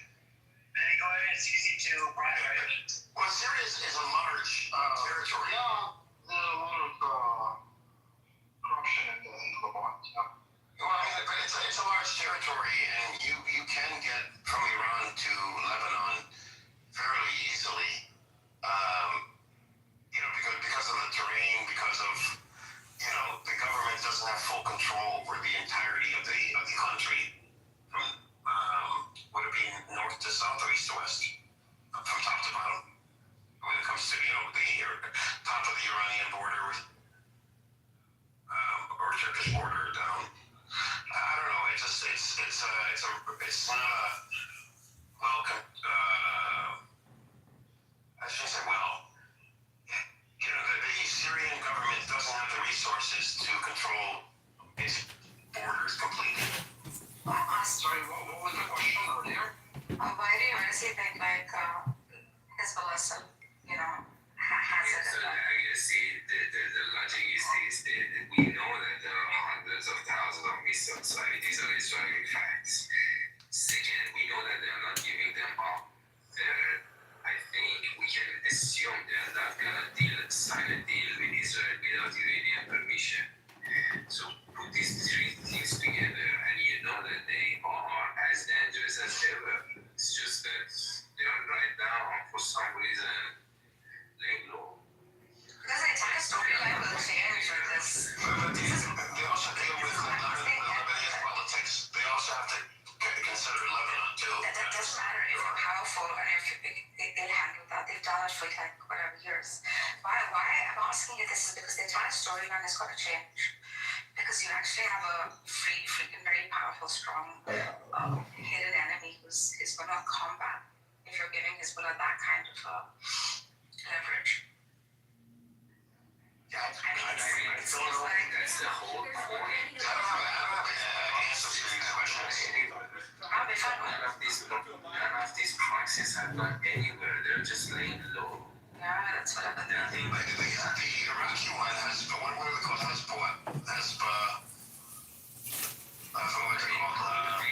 Houthis are full control. Iran always told you guys don't underestimate the Houthis. Well, the Houthis is one, but the Iraqi resistance has been building up forces and training and weaponry, and that's going straight across from the Iranian border to Iraq. So if you guys really want to understand from a poker standpoint, Iran is just playing blind now. Just folding all the hands. I mean, I don't know why, but they're not playing, so they're just like imagining. They have internal issues with them, that's why. When you have internal issues and you've they're waiting for something else. they're waiting for they're waiting for a savior. No, I mean, if you have Iran will be big. it's been methodical. No, think about poker. It's not methodical anymore, it's blind hand. You let everybody kill each other, and then one opponent left, then you stop playing. That's also a possibility. They resign. If you have enough cash in hand, you just play blind, like every time you just fold all of them. They're like, whatever. I think an attack from Israel, Iran would see it as that would be the best thing for Iran and the government. Yeah, Israel's not going to do that. Israel, they're good. There was some leaks or some talk about Israel. Iran is waiting for this October 7th. Yeah, they're not going to do that. So once Israel goes out of Taylor, it's only Iran and US. So the negotiation. Don't forget China supporting Iran. They sent 16 cargo planes, military support. Everything is on hold for this drama in Middle East to just shut down. So when Israel accept that it's over, they have lost the war, they have achieved nothing, and they become quiet. Whenever you hear nothing from this, you can see Bibi Netanyahu was not part of that, so he's going to prison. So once he's in prison and everything is calmed down in that part of it, then Iran will start playing. Up to that time, I don't know when that will be, but it's probably very close because Netanyahu is going to prison. You saw that. He's not going to prison. He's not going to prison. It was not part of that, so. No, but you're not getting so. in the Knesset, they're in the process of passing a law where he can get away with it and still resign or leave. So it's there like the first stage. So there's like I think it goes through like 3 different stages. It has to be approved like 3 times or something. That's some stupid bullshit policy they have. Once it gets approved, by these 2 other parties or whatever, they will have the bill where he can resign and he doesn't have to accept the guilt. But with Herzog, the president of Israel, he says he's gonna have to accept the guilt, then I can pardon it. So he did promise to pardon. So if he pardons by him accepting the guilt, all that's gonna do is he's just no longer gonna be able to be a cabinet but he will be neutralized, like yeah, but he's not gonna go to jail. They're all psychopaths. They're all gonna get jail. He is still on watch, right? So if you go to prison, it's probably for 1 day. Nobody cares about it. The point that you've been neutralized, you will be out of Israel politics. He's the actual face of devil. He's the only person who can deny all this crazy being into one force when he's out. Then Israel will tell left because nobody can unite this crazy. That's not true, man. They're all psychopaths. Even the legends are psychopaths. I know, but somebody should unite psychopaths. And that's all this is. They really unite because there's a coalition. I think they're working together.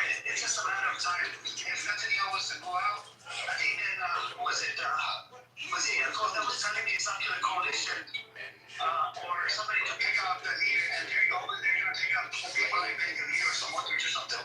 Some pieces of shit. If that happens, West Bank is gone. West Bank is fully gone. That's again an analysis, but I don't think because whenever Netanyahu is not there, they cannot create a coalition. He's really literally the asshole of the. But he doesn't have any moral value. The other ones have moral value. People with moral value, they cannot really unite with each other. That's why in the military you have to be extreme.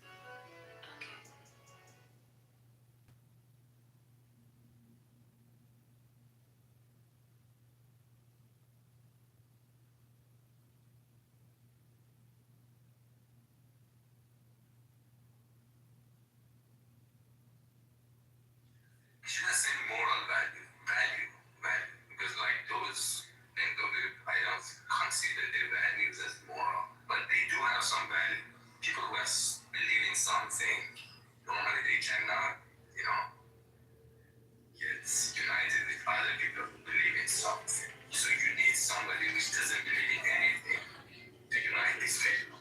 And that is the role that is in the final place. And once he's out, one is neutralized. So basically, you will have Israel as a country which cannot form government. It goes to a cycle of like prime minister something that they're seeing in England right now. England is very sophisticated. And not the shit and not the power of stress more than again. And that is when we become our answer for everything. A quiet absolution for doing nothing at all. Patience. The Jedi are no longer what they once were. You serve a Senate that no longer serves the people. Still, you preach of patience while the galaxy burns. Long have I weighed this decision. Longer still have I waited for change. My place here ends where I must act for you alone. I seek only to serve the galaxy. Pursue a course that restores what you hesitate to defend. May the Force grant us courage, for I fear to lose this order. Why? You don't see how these things work. There is a talent that he has that he can unite, right? The right wing of Israel. They don't have anybody else. This is why he has been there, and this is why this is happening. You are assuming there is a conspiracy theory that there are like these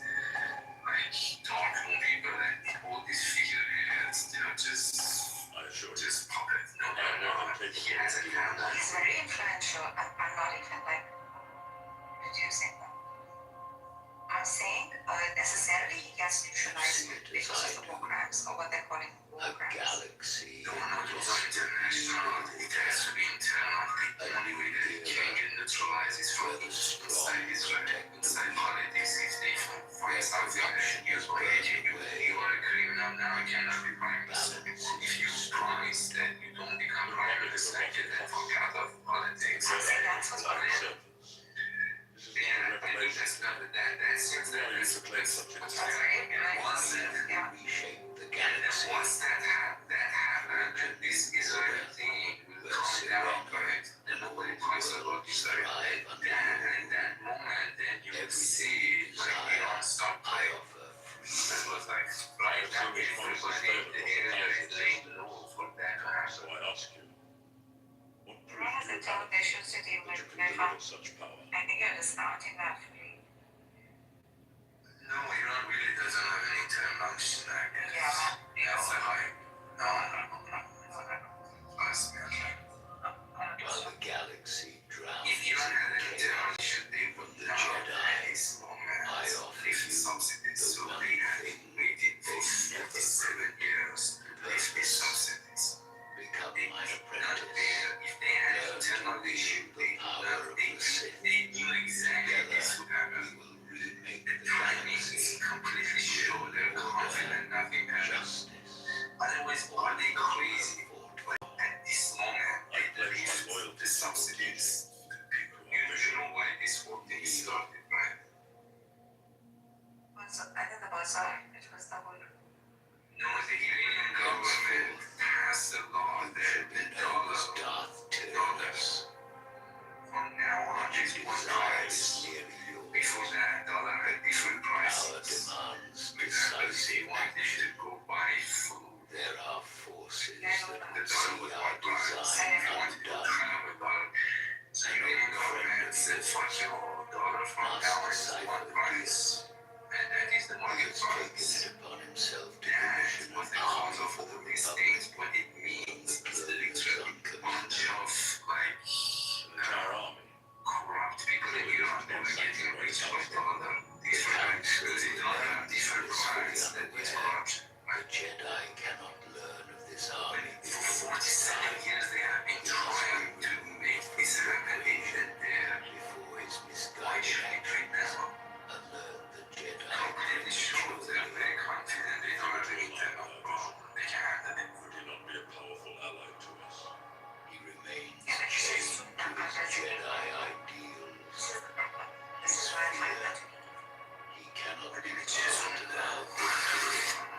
He can only Before the subsidies. his continued existence risks exposing the Very very good one. means of our ascension. Manipulated the currency before subsidizing it, right?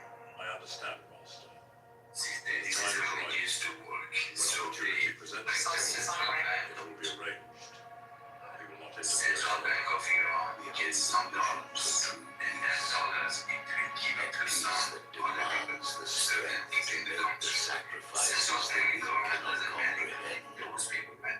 See to it that So now those people are out of picture. There is no middleman. Dollar directly goes from the central bank to the people of Iran. They are like cards. They call They it. couldn't do this earlier, Rayhan. No, they couldn't. They're scared because these things prices will go to the sky, and their prices are going to the sky in Iran right now. Like the gas goes from 5 cents a gallon, $3 per gallon. You know what that's?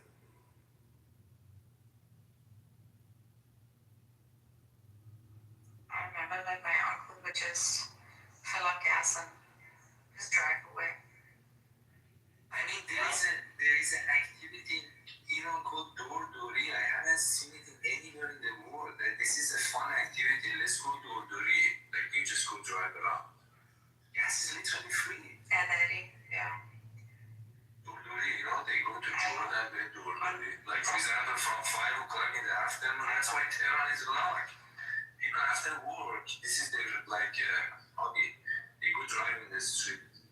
What the fuck? I remember they go to I have seen that. Yeah, because of gas. Like I remember he would just fill up gas and just drive away.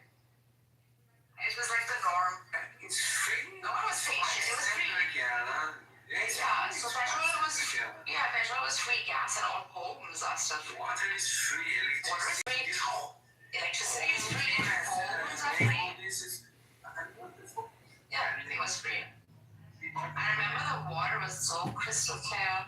Even the water, the jewels, so clean. Have you been there lately?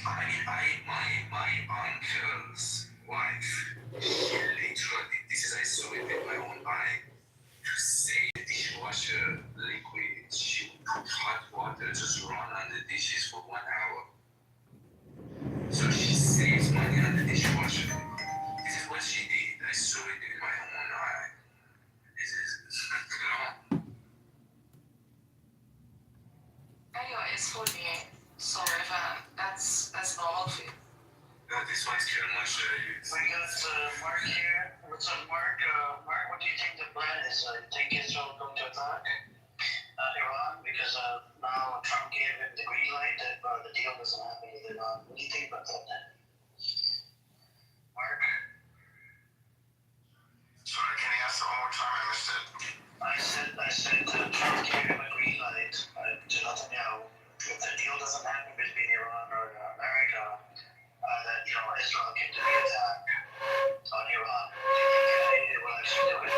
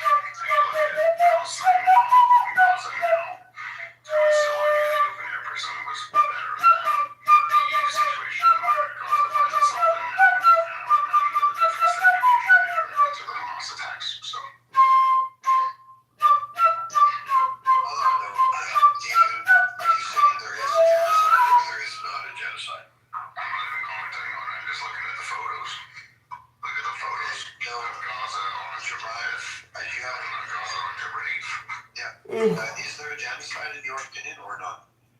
No, I don't think there is, but that's not even neither here or there. It's just a question of photographing it. It is here nor there. Like, we can't just be kind of numb to genocide. It's the year 2026. It's not the 1500s. I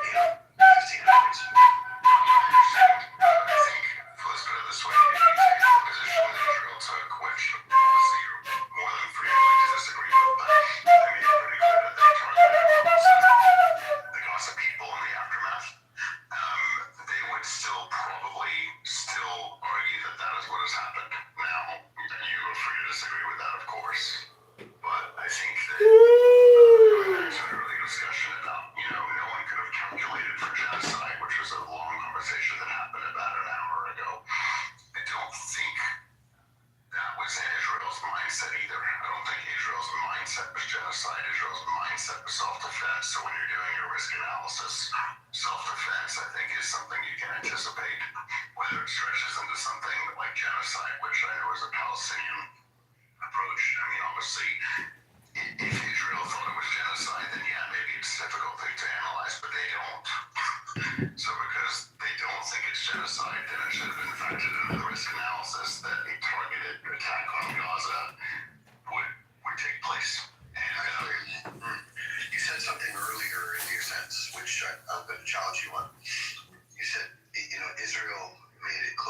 was an attack on Hamas.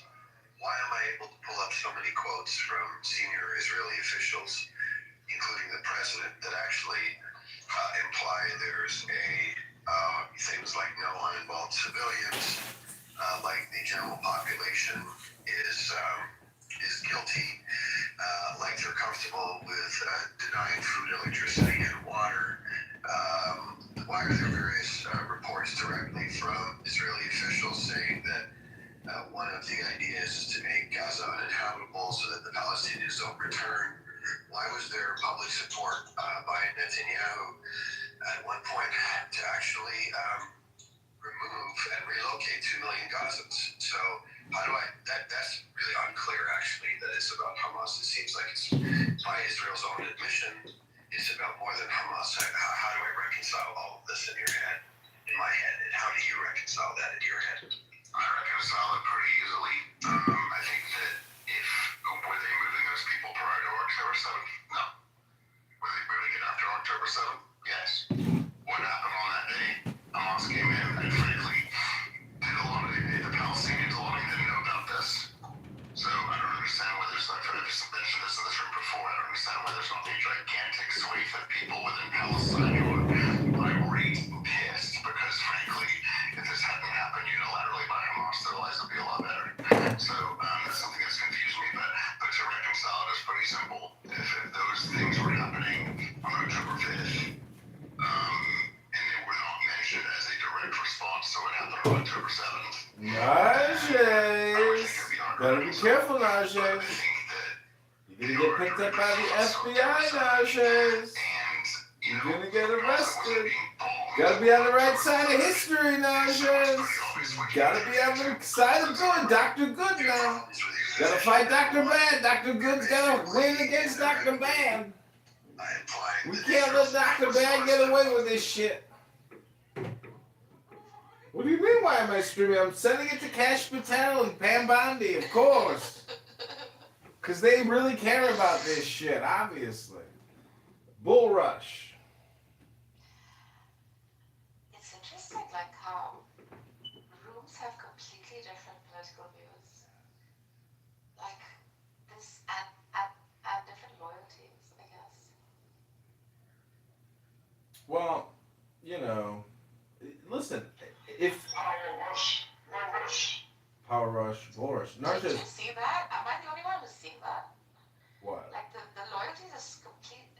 Like rooms will differ politically, and it's interesting you're streaming this one because you find another room just back opposite this that holds a completely different view to this, although the events are the same. Well, have you seen the videos from October 7th and all the innocent people who were killed and all the injured people?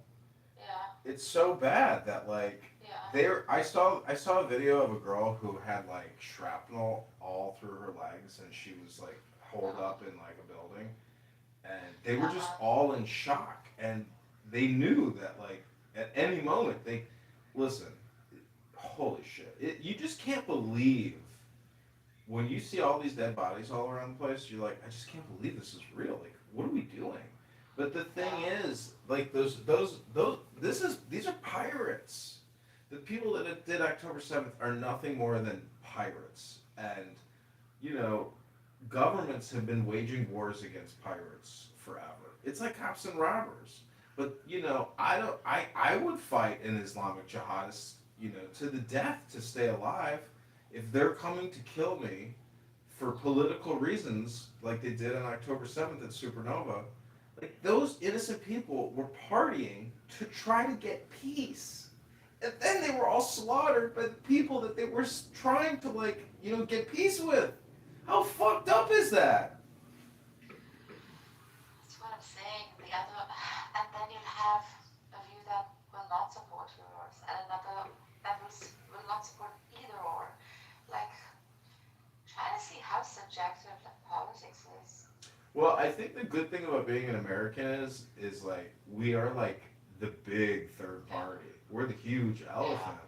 And these are just like parasites fighting each other and sucking off of us. And the truth is, like, we kind of get to say what happens. And because it doesn't matter which side of the fences you are over there, like they're extremely aggressive. Everybody is. Like they, they're polarized, and it's just crazy. Regal, welcome to call the FBI in Los Angeles and report Amir the terrorist. How are you doing? And Nora, welcome to the room. Nora wants to run away quickly. Yeah, thanks. Nothing but gumdrops and ice cream here. How are you? Gumdrop? Moderation, moderator. Yeah, moderator, point of order, moderator. I'm good. I'm about to hop in a hot bath. I was wanted to read some poetry, because most people, like, Narcissus, do you think you have mental health problems?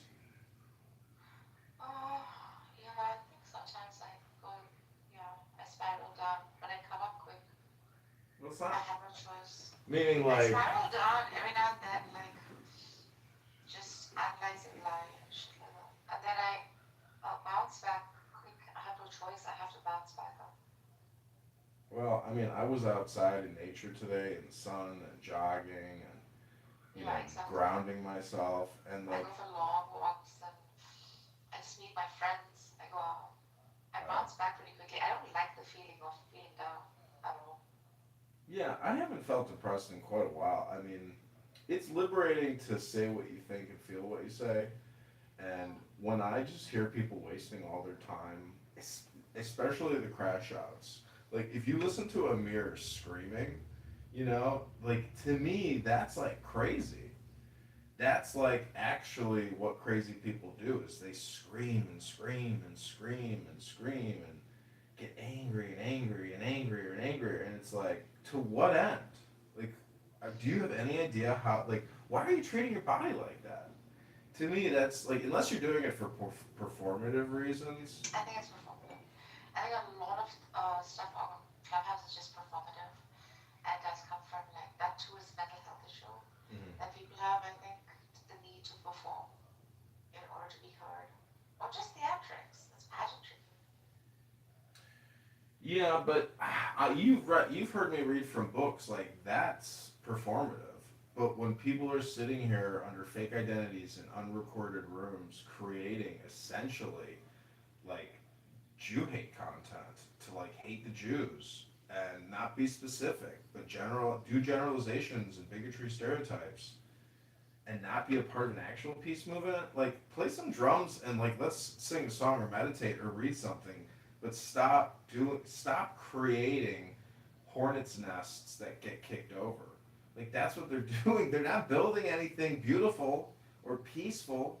So, that's why I say like call the FBI and report Amir the terrorist in Los Angeles who runs his car rental business and have him just, arrested and locked up and put into jail for maybe 10 years. Chill out. He doesn't have the right to Just express relax. his views. I'm just saying, like, he doesn't have the right to express his views or to, like, pick a political side. Sure. Is that what you're saying? Sure, but I've got the right to report him to the FBI. It's my right as an American. No, it is. That's my freedom of speech. If I think. Anything, right? Like, See, this is political. This is political. He wants to play politics, and I'll play politics the way I want to play politics. He can't police me by. Listen, he has kicked me from so many rooms. He won't give me freedom of speech.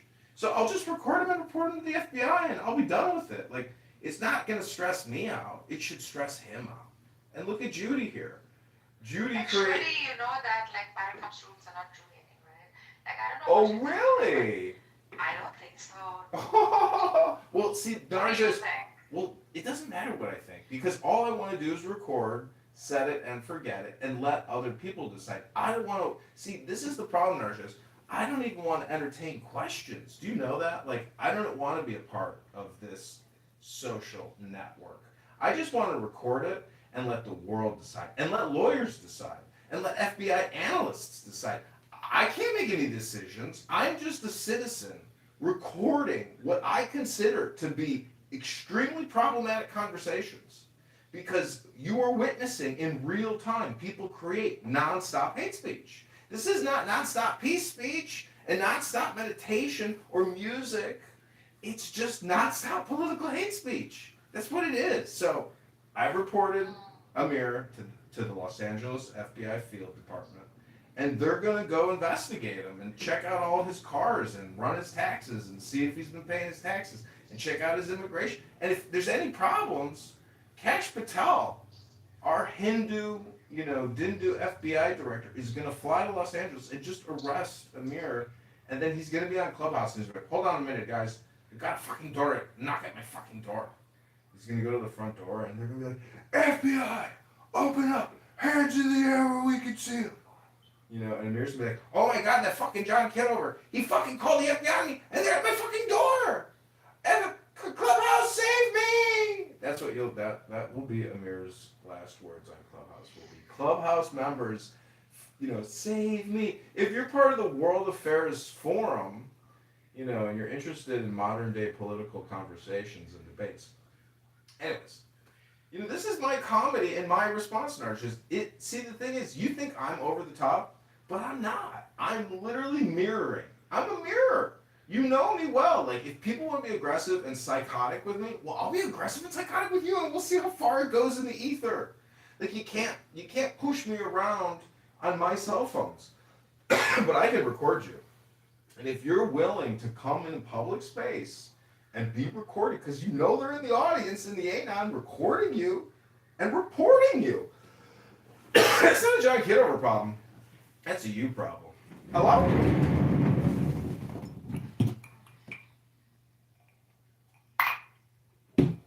So, today was interesting, like, how you see, like, someone pointed out that, great hyperbole, right? That this genocide is far more intense than some other genocide, for example. And then, like, he created that shock value. And then someone who opposed him said, well, this is not good for the benefit of, like, the collective. What you're doing here is, like, you're promoting some kind of hate that keeps, like, sending or making a dam in front of, like, success. Like, there's no progress here, another said. So, and both these people hold the same political view, but their approaches towards, like, success were different. One wanted to continue with the hate, the other wanted to sort of see progress from here. So you'll also find that in, like, political room setups, I think. So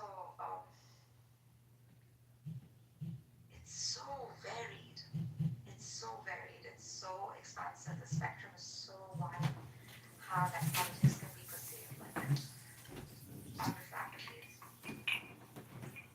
I don't know. Narja, when these people start reading books to me, then I'll know everything is okay.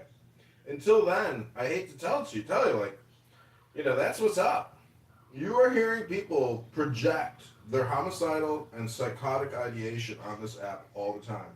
They're not reading books. Read me a book about intelligence, love, and peace, and then we'll have something to talk about. Otherwise, I'm going to arm myself.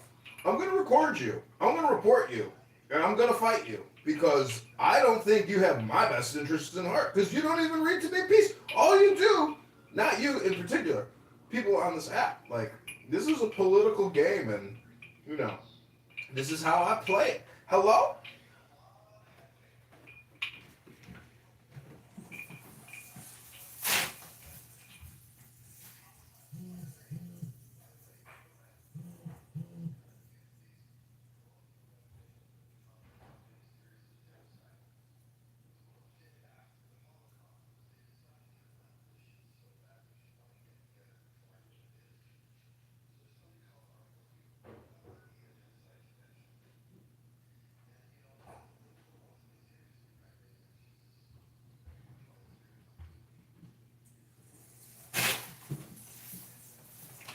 So Narja is when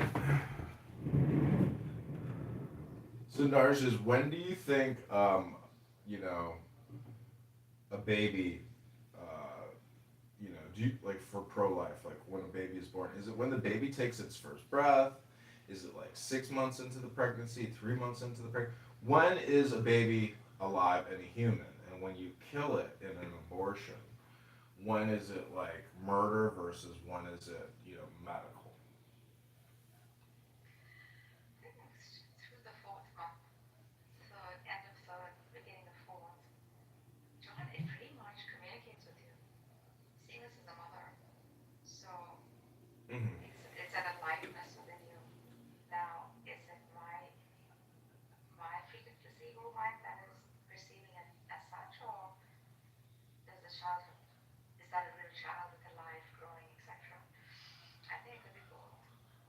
But for me, personally, subjectively, I'd say like 3 to 4 months. It's basically commencing Yeah. its life on Earth. Yeah. Well, it's, a reasonable answer. But I mean, see, the thing about specifics is 3 to 4 months, like, is what about when you're, see, this is like the difference between a C plus and a B minus. Like if you're at 2 months and 25 days and you're almost 5 days to that 3 months, well, you're so close, Narcissus. So that's my point is it's really all or nothing when it comes to deciding to decapitate, whether it's 2 months or 4 months or 6 months. There's no significant difference. So my complaint about Palestine and the war is if you're going to scream about babies and genocide and occupation nonstop, but you're a pro-abortionist, well then you already endorse murder and killing. But you endorse it medically. You don't endorse it politically. So my point is, Narja, is there's just a lot of stupid people on here that haven't figured out poetry and music and depoliticization by being political, by being poetic. So there's just a lot of fucking people here who are trying to make it into a career, and that's what it is. But it's not really artistic enough, in my opinion, and therefore they will never succeed in what they're doing. And it's more of a mental health crisis and a lack of creativity, which is what people are suffering from here. You could call it You're boredom. forgetting the variables. You're forgetting the particular variables. I think those grays too must be considered. Like nuances within it. People like to use the word Like for example, nuance all someone the who gets time. raped, right? That's what I'm saying. Like John, someone who gets raped, for example, Mhm. or an oops baby, right? Where like the couple is just not taken care enough. After a drunk party, freaking get jiggy with it, blah blah. I mean, that is harmful to the child in some ways. So I can't see why like a woman would find that to be the most rational decision of her life so as to protect not just herself but the child too from bringing it into the world. So these are the freaking variables that I also consider and I'm empathetic about, which like probably pro-life people would like find hard. Well, my point is if you are pro-abortion and you're an atheist and you're a liberal Democrat socialist and you're a scientist, that's the problem because it's deicide. If it takes a whole universe to make a baby, that means every baby you kill in utero is like executing Jesus over again on the cross. So if we were to tackle the problem of human conflict at the root, it would be, the fact that we have industrialized abortion and we have industrialized the military industrial complex. So it's just an overall killing field, and that's what it is today. Whether you get vaccinated or decapitated, a vaccine death is actually just a late term abortion, and war is just a late term abortion. So, welcome to the abortion industrial complex. From uterus to battlefield to urban warfare, it's all just a late term abortion. And then you have all these people on here who can't shut up and just want to talk over each other and get their little dopamine rushes in their pathetic little apartments and scream genocide, occupation. But they're not screaming obey the law, come into compliance, obey the law, study the law, know the law, be smart about the law. Sometimes you'll hear them say that, but not often. Mostly it's just like political jingoisms and propaganda. And, that's cool, But I hope people don't get angry at me when I record them and send it to the FBI for some FBI analyst, you know. It happens on both sides if you want to be objective about it and fair. Mhm. And I mean, there are amongst us humans those who are humanitarian who call out for just the act of it being wrong in humanity and adding moral value to episodes that have the events that are taking place. So I would say it is as wrong as to kill that one human, innocent human unjustly, no matter what the criteria, right? Or whatever, or 1 million population. So do you not see where these things are coming from? Well, I look at it from the perspective of me and my survival. If you're gonna kill me, I hope to kill you first. And every soldier that you listened to me read a lot yesterday about a martyr's death. Do you remember that part? You were sending me the cry emojis. Yeah, that was very wrong. So I see the truth on both sides. I mean, I can actually, if I use my imagination enough, I can view myself, on the other side of the fence, fighting for survival over there. It's they encountered a leviathan, and I don't.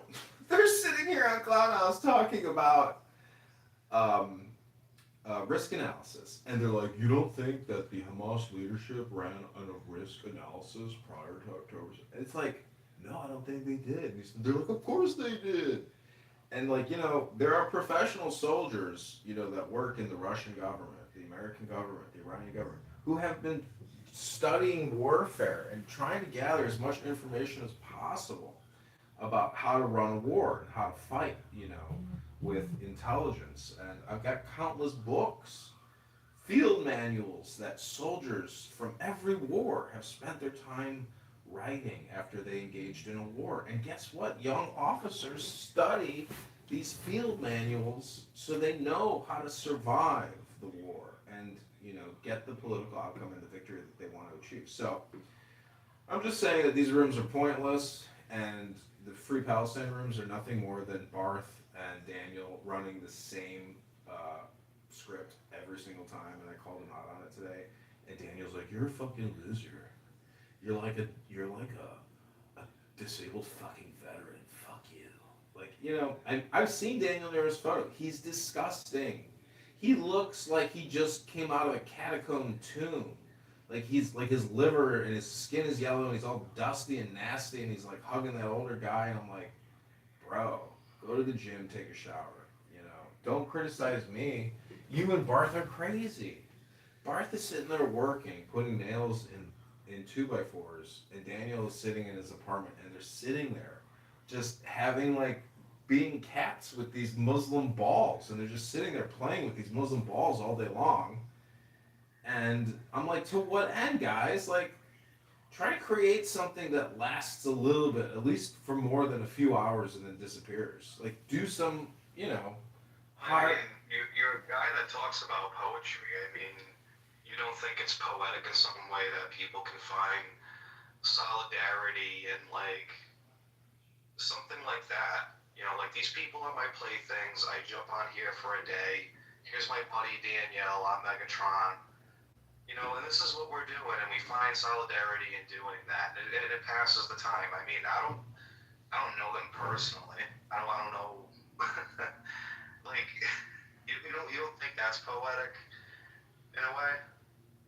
It's a need for human communication, and that is Right, exactly. And I mean, is there something inherently wrong with that? No, there's not. But you got to understand, my point is that it's still within my opportunity, right, or decision to criticize it and critique it, to film it and record it. But if somebody wants to attack me in the brief moment that they have to talk to me, I would ask you, why are you doing that? because it's artwork. Are you making money doing it? Do artists do all artwork to make money, or do some artists do art to make art? Isn't that the point? We just have. So you're an artist. I mean, what is this, performance art or something? It's video art. I'm a video artist. I have hundreds of thousands of videos up on the internet. It's conditioning. It's conditioning and suggestion. If you just Google John Kitover. I mean, are you are you planning on taking this and like chopping it up and making like an Aqua Teen Hunger Force type of like cheap illustrated cartoon to like throw some adult humor in there or something? Is it like that, or is it just I just record you and then just put it on the internet? That would be considered art. Yeah, I would love that art. That would be great for me. You know. Well, hang on, John. Hang on. Go ahead, The Dennis. thing is, all communication is hypnosis. Ego, and the sooner that you realize that,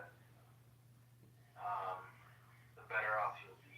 Wow. How has that statement changed your life in the few years that you've known me, Dennis?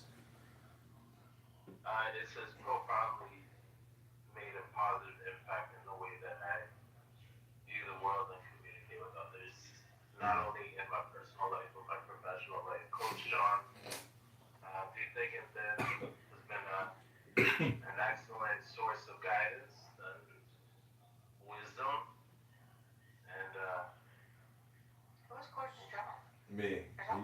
He calls me Coach John. But look at his PTR. I was laughing when I was looking at that PTR. That's so fucking funny. That'd be cool. That'd be a lot of fun to try. Anyways, Regal, back to the artwork. The point is, you're just a critic. You know, until you can tell me your legal name and say, hey, check out my artwork, you know, then we can talk. But you're just not on my level, Regal. And I hope you know that I'm just a fisherman and I'm a spider. And you're just my fly or my fish. I don't typically come on here and tell people that like I know how to paint. I actually have paintings on my phone. I can put them up as my PTR. I also play music. But I don't feel the need to sit there and say, well, I'm extremely distinguished between the average person here on Clubhouse because, you know, I feel the need to compare myself to other people. But Regal, that's part of the joke. That's part of the joke that people see. Didn't you just hear what Dennis said, that all communication is hypnosis? So if I'm insulting to people, saying that all communication is like spell casting, and I can cast a spell on you with my words and control you. That's not true. No, that is true. If I were to insult you right now, or if you were to go into a room and you were to hear other people insulting each other, some people's feelings get hurt. Do you know what begging the question is? Yeah. Okay, that's just begging the question. Okay. Well, all communication is conditioning, and all communication is projection. And so when you say, do you know what begging the question is? That's literally saying, that's begging the question. Before you further along yourself here, right, I'm just going to ask you, how do you know that? Well, let me ask you this. You're not a moderator. So now go ahead. A tu quoque, right? So that's a tu quoque. A tu quoque. Now that's part of the other reason why I do get on here on occasion. It's not to distinguish myself or to be better than other people or to prove how much of a musician I am or am not. On occasion, I like to test my knowledge. I like to compare ideas, and I like to listen to people. I'm gonna give you 60 seconds, Regal. Go ahead.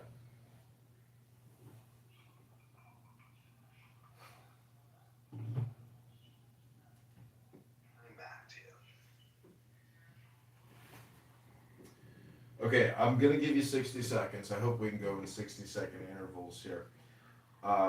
Narges, Dennis, is there anything else you'd like to contribute to call the FBI in Los Angeles report Amir the terrorist? I think I have freedom of expression. That's what he's going to come back with. Like, I can't criticize things that are happening around the world because I'm allowed to. I'm an American, and therefore I can. So that would be So I would just like to maybe prove a point. Regal, do you suffer from any mental health issues? Is there anything behind the phone that we're dealing with that we're unaware of? I mean, if I answer your question with a question and ask you if you have any mental health issues, what are you going to say? Well, I asked you first. And so if you don't want to answer the question and you want to answer it with a question, that's entirely up to you. But again, the subject of this room... But did you notice you did that earlier? And that was very disrespectful of you. And I asked you, how do you know that? And you never explained it. So before you, again... Okay, I'm going to give you 60 seconds. Go ahead. then I would like you to explain how it is that you know what you know. So you want me to explain to you what I know. And, I would just ask you, do you believe that those who say they know do not know, and those who know do not say, as it says in Lao Tzu's Tao Te Ching, the Book of Changes?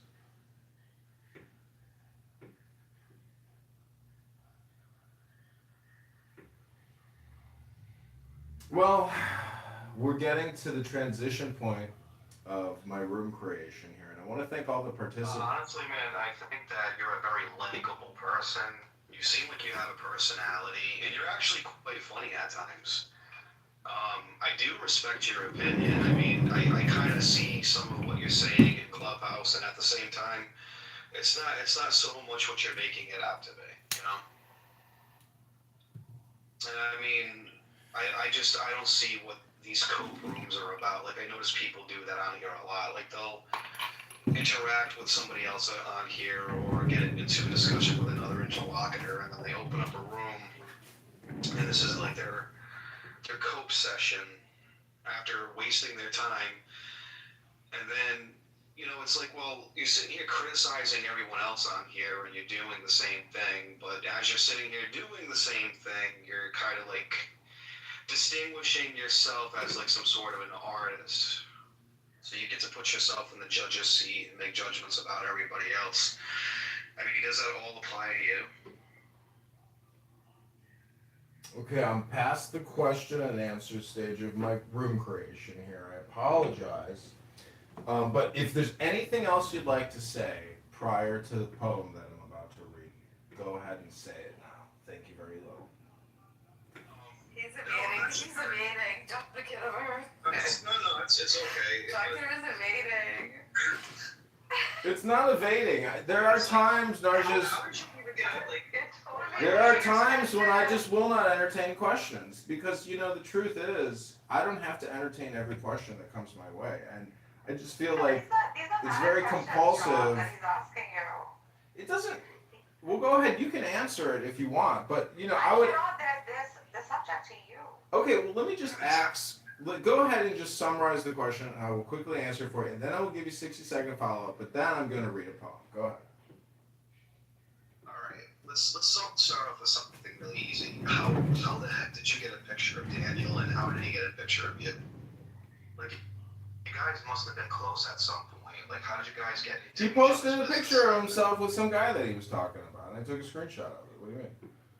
Why would you do that? Why would I take a screenshot of him looking like a stinky fart? So I can always remember that he's a stinky fart. What do you mean? He's disgusting. Why would you need to take a photograph of that in order to, like, remember that? I don't get it. Because on my phone, I screenshot everything. I'm very compulsive about screenshots. Does that answer your question? And how is that art? Are you planning on making a collage with it or something? Maybe. Okay, last question, then I'll give you a 60-second Can I follow-up. ask you a question? So you had like asked me included like in your PTR, right? I wasn't there for half the room because I forgot it was around the phone, and I wasn't even listening to it. So how do you see those who are like mods, whatever, and are not like true participants because they're just not around? Like, would you attribute the entire freedom? How does the human psyche work? Like in your head, are you thinking, okay, this person is also participating in the conversation or is listening in? No, I don't carry anything with me that far. That's crazy. This is one of the reasons why it's easier just to record these rooms, because a lot of people will carry people to 3 rooms from now, 10 rooms from now. I just want to refresh every morning when I wake up, and so it's very easy to just record these rooms, call it art, which technically it is, because there's a lot of art involved in this. The art of even setting all this up, like even coming to this, because most people are only operating with one phone, and that's all they got. And, anyways, the thing is consistency on these rooms. I want to record consistent rooms and consistent speakers, because technically the people who speak the most are like the most sociopathic amongst us. And this app is a perfect place to do observation of the human personality and psychological and character, So it's fucking awesome in my opinion. X isn't even close to as good as this because this is a much like closer community, and the platform itself is better than X. So to me, most organizations are missing out on this opportunity to test communication here. It's instantaneous feedback on whatever concept your organization is considering putting out. So it's really an awesome, powerful tool. And look at the room we're in right now. I got in another room in my house. I got 6 phones pointed at Amir's room, recording it and live streaming it onto YouTube. And people all around the world are commenting on it. And I hope they never stop. And what's crazy to me is, like, Not many people watch your videos, to be honest. that's okay. It doesn't matter. The thing is, it's all practice leading up to a big breakthrough. But the cool thing is, and which is unbelievable to me, is like, I get notifications from YouTube saying, hey, your video has been removed because it violates our hate speech policy. And then I go and I look to see what the violation is, and then I play it, and then I appeal it. And then somebody in the Philippines watches it and they go, yeah, these were not hate speech violation. I will make the video public again, and you do not have community guidelines, right? And so, how in the world can their algorithm, because it's totally subjective. Like, to me, if I hear somebody saying something, I'd be like, yeah, that could be like, that's possible terrorist and hate speech. But like, how does that YouTube algorithm not think that all the shit it's hearing is not hate speech? You see my point? Like, how the fuck is it not calling it all hate speech? It's because the algorithm is biased for preference and race and ethnicity and geographic. Like, how the fuck can the algorithm know that? It's unbelievable. So it's totally biased. And as a white heterosexual Christian American male, I'm just wondering, how does it know what I'm saying, is considered hate speech or not hate speech? Because clearly, almost like 99.9% of everything I say is not hate speech. But how in the world, like, what are the words? What are the phrases? What's the intonations? Like, what kind of voodoo do I do, to trigger it? But like, if I can record Amir's room and it's a complainium of people hating on the Israelis and the Zionists and the Jews and the Ashkenazi Khazars and all this shit, like, how the fuck does it not label that? So, censorship is real because the problem with the radical, mind is that it just knows no limits. And we have to focus our minds. And those types of rooms, in my opinion, are indicative of people who don't know how to meditate, don't know how to control their bubble, and they are a victim of chance and fortune as opposed to, getting ahead of it and being a little quicker and being able to modify their destiny. That's why I asked you, like, how do you know that? Because a lot of these people sit here and they'll either get into rhetoric or they'll read up something, or they'll try to find an article, or they'll ask you to cite a source. I mean, even though their mind's not clear, constantly meditating on this proposition you want to prove to be true, and then present your case and evidence for it. I mean, it's actually thrilling to get the chance and opportunity to test your intellect against other people. I think a lot of Democrats and Republicans, for an example, want to be able to debate themselves in spaces like this to test their knowledge and see what works and what doesn't. I just think perhaps people get a little too ahead of themselves and they buckle down a little too hard. And they have a bias, and some people get tunnel vision and they get kind of stuck in bad habits. I'll watch philosophers do this all the time. Good philosophers, there's better philosophers than me, but I can point out flaws in their logic or issues, and they'll just be perplexed, and it just boils down to personal incredulity. I don't want to believe that because my feelings won't allow me to. Yeah, I can see that. But you can reach a state of mind where you can totally drop that sort of personal, I mean, not totally, but to a large extent. And I think that's what I do in these rooms. Like, I can truly look at it from, if I get into the mode, I can see the whole thing, quite unbiased. However, if I go into like the Iranian rooms, something in me like brings up memories of my childhood. Like there's some connection there, but I know I am not being unbiased. That's why I don't speak in those rooms. But when I know that I'm ready to be unbiased or objective, then yeah, no matter what the room title is or no matter how heated the conversation is, I think I try to insert objectivity into spaces so that truth can be, I don't know, found no matter what the conversation is. It's almost like a reflex, knee-jerk reaction for me. So I look at the other side too, and then in some spaces I'll get like confrontation, like, oh, wow, you're not on our side, and that's fine. I don't have to be on your side. Well, I thought the whole point of like religion or let's say politics or anything that's like dealing with some, human, like whatever the case may be, it's like people are trying to come together and figure these things out, and that's kind of the point of it, to suspend. They're not Rico, they're not.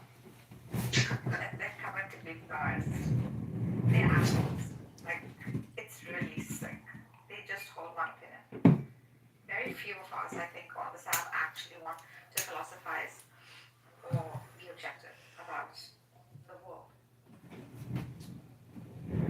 No matter what the topic is. Well, it's not just about being objective. I can agree to that. I mean, a lot of times, like, that's why I often don't start with, that's why that's why I'll just grant somebody their presuppositions and say, well, I'll grant it, fuck it, and now let's see how it aligns up with my worldview and how you account from there. And it's just, okay, I have no realistic reason to take what you believe seriously. I debate more atheists on here than anything else, and they don't believe in anything. So it's like, I want to write to do this, I want rights. And then I ask them, God, not doing this. Where do your rights come from? Human God. Okay, fine. You don't believe in anything, so why should I believe you? And you literally interdepend on the benevolence, and let's be real here, of religious people who actually have metaphysics. I mean, you can sit there and screw These with are it indulgent all day. metaphysics. This is not indulgent physics with you, because they won't even like take the time to. Wait, you know physics? You know physics? Give me the equation for velocity. Not physics, metaphysics. Oh, well, physics is like metaphysics, and metaphysics is like physics. No, there are things that undergird like metaphysics that are like purely conceptual that we can't even like, let's say, like test for. Well, is just something that's assumed. Well, is it the theory of gravity or is it the law of gravity? Well, you can get to the theory or the law if you're not even going to talk about what logic is first and the law of non-contradiction and identity and excluded. No. Oh, okay. You have to have that first. Okay, well, ladies and gentlemen, I want to thank you all for coming to this room. This is Call the FBI in Los Angeles and report Amir the car rental, a piece of shit terrorist, to the FBI. We're going to now transition to the musical component of this room.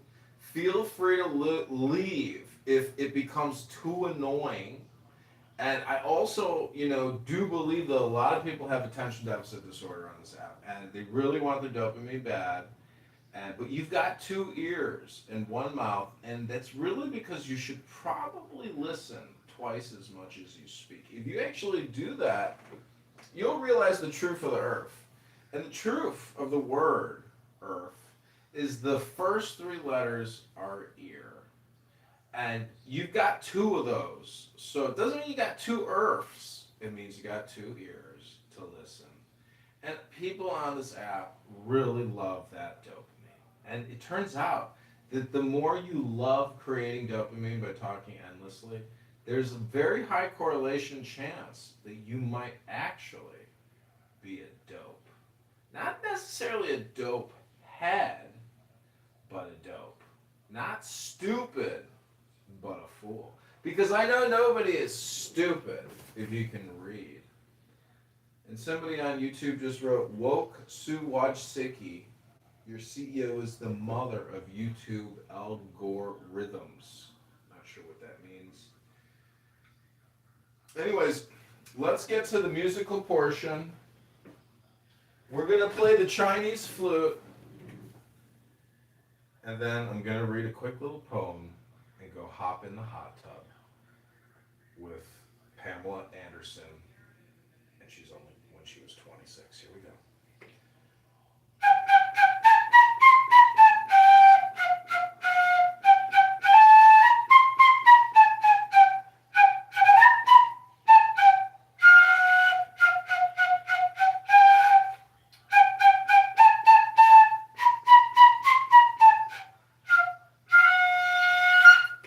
Never had one lesson. We cleared the room, we cleaned the house. Oy vey, Rabbono Shalom. Another Shabbos miracle. Oy vey. Are you prepared to say that anyone who is still pro-Hamas or that Palestine is therefore in the same boat as me and a genocide supporter? And if not, why not? Because it's the exact same situation. Okay, I'm potentially prepared to say that. Provided you say the same. Okay, I'll say the same. Okay, then we agree. So then, what do you say to the people who are pro-Hamas in Palestine in order to convince them to not have these views anymore? It's a loaded question. Well, they're clearly the wrong views. You deserve better leadership. That's number one.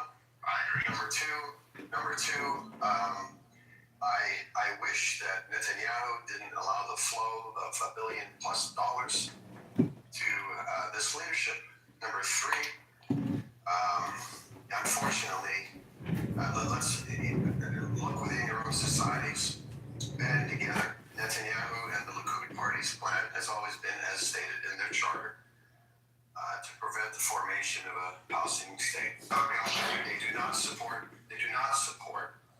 Palestinian state. So the Palestinians are responsible to a degree, of course, for the things that exist within their society.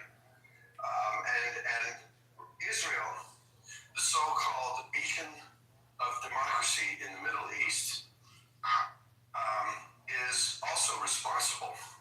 And maybe if you live in a world where you hold the people with more power responsible, I just don't understand why Israel knowingly sent $1 billion to a terrorist group. That is a breakthrough. And let me ask you this: if that is a breakthrough, and I've said this in the room before, yes, that is a breakthrough. I don't know if 40% is right. I don't know if 70% is right. I don't know if 10% is right. So there's someone saying that hasn't been validated. I agree. But what I don't see and what I don't understand is if Shape's viewpoint is shared by others, and maybe it isn't. I like Shape's viewpoint, by the way. Where is the protest against Hamas? It doesn't exist from the Palestinian groups. It should exist. Actually, there are protests against the protests against Israel. I'm fine with the protests against Israel, but there needs to be a sister movement saying, by the way, these guys have made our lives complete shit as well. Let's get these guys the fuck out. And it's nowhere. There have been, by the way, protests against Hamas. No countries. Nowhere. Hold on a second. You're making a statement without doing the research. So there have been protests against Hamas in Gaza. By the way, in a place where you get potentially killed for disagreeing with Hamas. So that's one. Second is the Arabs aren't stupid, right? They know that Hamas was basically indirectly, to some degree, directly funded by Netanyahu, right? They know that what Netanyahu is doing by policy, intentional, calculated, concerning policy, is to divide the Palestinians. And so when you're sitting there picking up the ashes of your burnt little girl and burnt little boy, when you're sitting there picking up 1 foot of your mother and 1 arm of your father, high on your list is not, protesting Hamas. High on your list is not reading the last paragraph of the leaflet. High on your list is figuring out how you're going to bury your family, how you're going to live to the next day, where you can get food, water, and electricity. Those are the things you worry about. probably have never lived in a war. I have. Not to the degree that we see in Gaza, but I have. When you're in a war, and you're innocent, like the overwhelming majority of the good Gazans, you're not figuring out what to put on your poster. Yeah, I get it. And I think similarly, when you hear, stats sort of about how, a lot of people in Israel are against Palestinians or whatever the case may be, and that gets thrown around a lot by me. It's not just Hamas, it's Palestinians. If you're the uncle or daughter or son of somebody who was just kidnapped, you're not that concerned about, making a big distinction between, and by the way, I disagree with this, but you're probably not too concerned making a big distinction between Hamas and the people that voted for them. Now, they should make that distinction, but emotions run high, right? Just like you said, emotions run high when you're dealing with someone who's lost their leg. Emotions run high when your 90-year-old grandfather just got dragged, 50 miles down the road and stuck in a bunker. So these emotions tend to lead to pretty outlandish positions sometimes. But that's why you need people who have sort of the grounding to hopefully make more conscious decisions. And I think if you look at it dispassionately, which is very, very hard to do, then you can see that Israel is a culprit, but so the hell is Hamas. And Palestine should want to get both of them gone. Right. And I just don't see enough of the protest. It's just a one-way protest for the vast majority of the people. Oh, that's fair. But here's what I'll say, right? The uncomfortable truth for all radical Zionists and for all supporters of the current regime in Israel is you have lots of Arabs like me acknowledging that, Hamas is a terrorist group and Hamas has genocidal intentions. But you can't bring yourself to acknowledge that Israel's leadership is basically doing the same. And it's a really, really troubling world we live in when the benchmark is a state comparing itself to a terroristic group. That's what? Aim high, man. Don't try and clear the, they did it too, and where they is a terrorist group. Aim higher, man. You could do better. Or if you don't want to aim high, then just don't say that you're the leader, beacon of democracy in the Middle East, which is the thing I keep hearing as Israelis and from Israeli leadership. I get that, by the way. I need to go in a second because my wife has called me 10 times and I need to make sure I'm emergency. Yesterday was Valentine's Day. It's don't have momentum. But I go back to aim higher as well. I get what you're saying, frankly. I did acknowledge something a second ago. That's what you called it a breakthrough. And you did too. But the key thing is that I still go back to the point.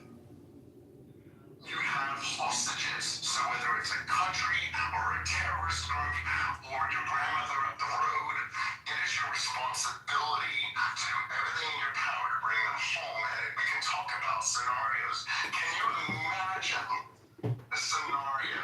Pick a country, any country in the world, doesn't have to be Israel, where something happened similar to October 7th, and the government's response was nothing. Or we're not going to try and get them back, or we'll pay off these guys, which, by the way, you can argue whether that was a legitimate option. I will say in the United States, which is where I'm based, it is an absolute fundamental rule of law that you do not negotiate or pay off terrorists. I don't know if that exists in other countries or not, but at least in the U.S., that was not a viable option. But the U.S. doesn't do that, though. Maybe it does, but it's stated goal. It's stated goal. We do not negotiate with terrorists. We have to do what you have to talk to us. And that is true because that's a back channel. The point is that from a political position, you do not want to be the guys that said they stole a shitload of our people and we let them do it.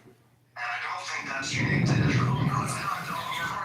Any other disease that happened to them, and I've never seen it for you. I wasn't one of those ones that was surprised how Israel responded. I was like you. I'm like, they are what they say they are, right? When it comes to military use, right? So, and it was they were forced to. They were definitely forced to respond militarily, right? There's no debate completely irrational to say, well, maybe they would just hold peace talks. No. They're going to respond. They're going to respond with force. And they were baited into it. Now, what I was a little surprised at was how fast and loose Israeli officials were with genocidal statements. I mean, that was shocking to me, actually. What I was a little surprised at was the insistent, intentional starvation policy. I mean, they literally waited till people looked like skin and bones. I mean, that's just crazy to me.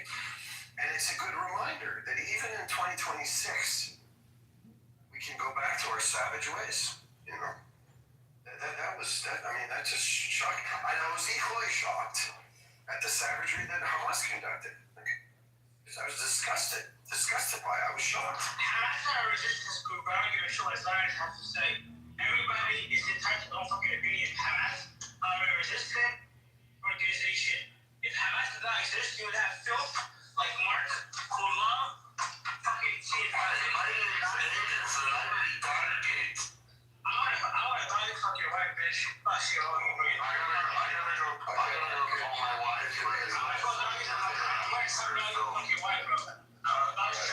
For what it's worth, I think it's very constructive conversation. Yes, sir. Yeah.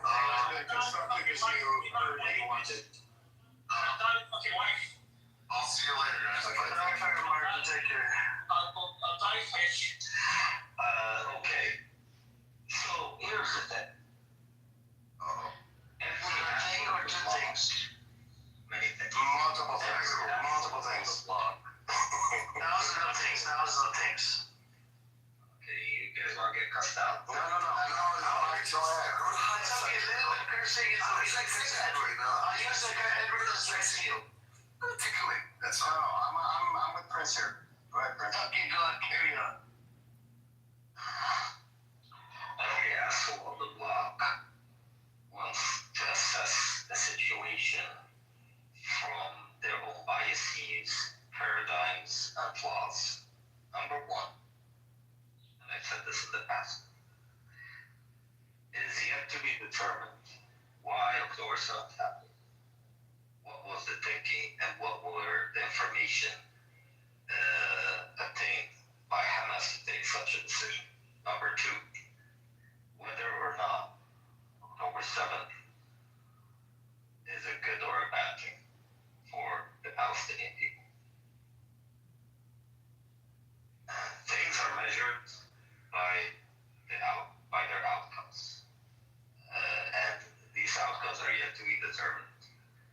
Pragmatically speaking, aside from emotions and everything that has occurred, it is not the case. We don't know if they knew what they were getting into. We don't know if they had to do, despite what they're getting. But all of this will be uncovered with time. And nobody ever tells a person who is defending himself, why did you do it? You escalated the situation. It's called self-defense for a reason, and October 7th was an act of self-defense, not an act of aggression. Because there is an occupation, and there is a siege. But everybody is so clearly evidence.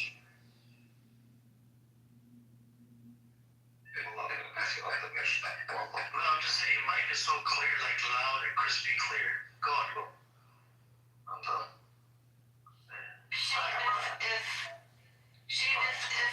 And I think Edward would probably agree with this question, but if Mark is using that argument about wouldn't any country respond to having hostages with whatever kind of actions, the same argument the other way around, because weren't there Palestinian?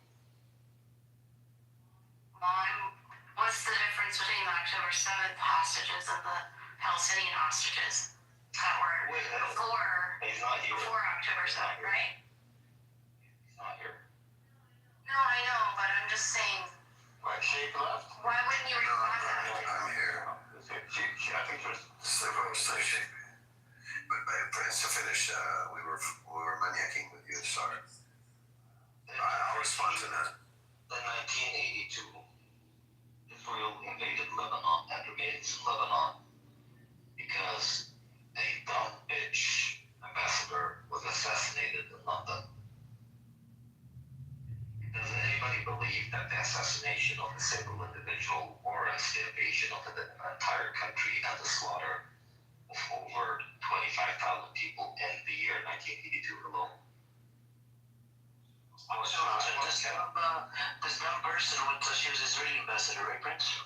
Yeah, if I want to count the casualties post 1982, pretty sure we'll go up to the 70 and 80,000 Lebanese, Palestinians, and Syrians who were killed in Lebanon. Does the assassination of an individual warrant an invasion of an entire country? It doesn't. Which means one thing, based on that scenario, running a comparative analysis of the behavior of Israel, we know that on October 7th, even so it would have exacted the same response, because these responses, the way Israel reacted on October 7th and the way Israel reacted in 1982 was not by sheer coincidence. It was premeditated. It was pre-planned. They didn't wake up on October 7th, saw the footages, and then decided to put up wrap up a bunch of plans. No, they have a bank of targets. They know what they're going to target. They have plans of invasion. That they have all this prep. And between 1980 and 1982, there went major clashes between the Palestinian and Lebanese resistance against the Israelis, aside from that assassination that happened in London. Yasser Arafat back then said it when the Israelis signed a ceasefire for the first time, recognizing the PLO as a legitimate organization after what was called then the Cannon War, Harb al-Madfa'iyya. He said the Israelis are going to invade Lebanon 2 years before the assassination of the ambassador, which they used as an excuse. But is that really an excuse that anybody would reasonably grasp? Killing one individual warrants an invasion of the entire country? No. And even if the ambassador was not killed, is it really difficult for them to cause a false flag attack? And if October 7th didn't happen, but we know that what we're seeing is what they wanted to happen. Is it difficult for them to cause a false flag attack on Gaza and do it?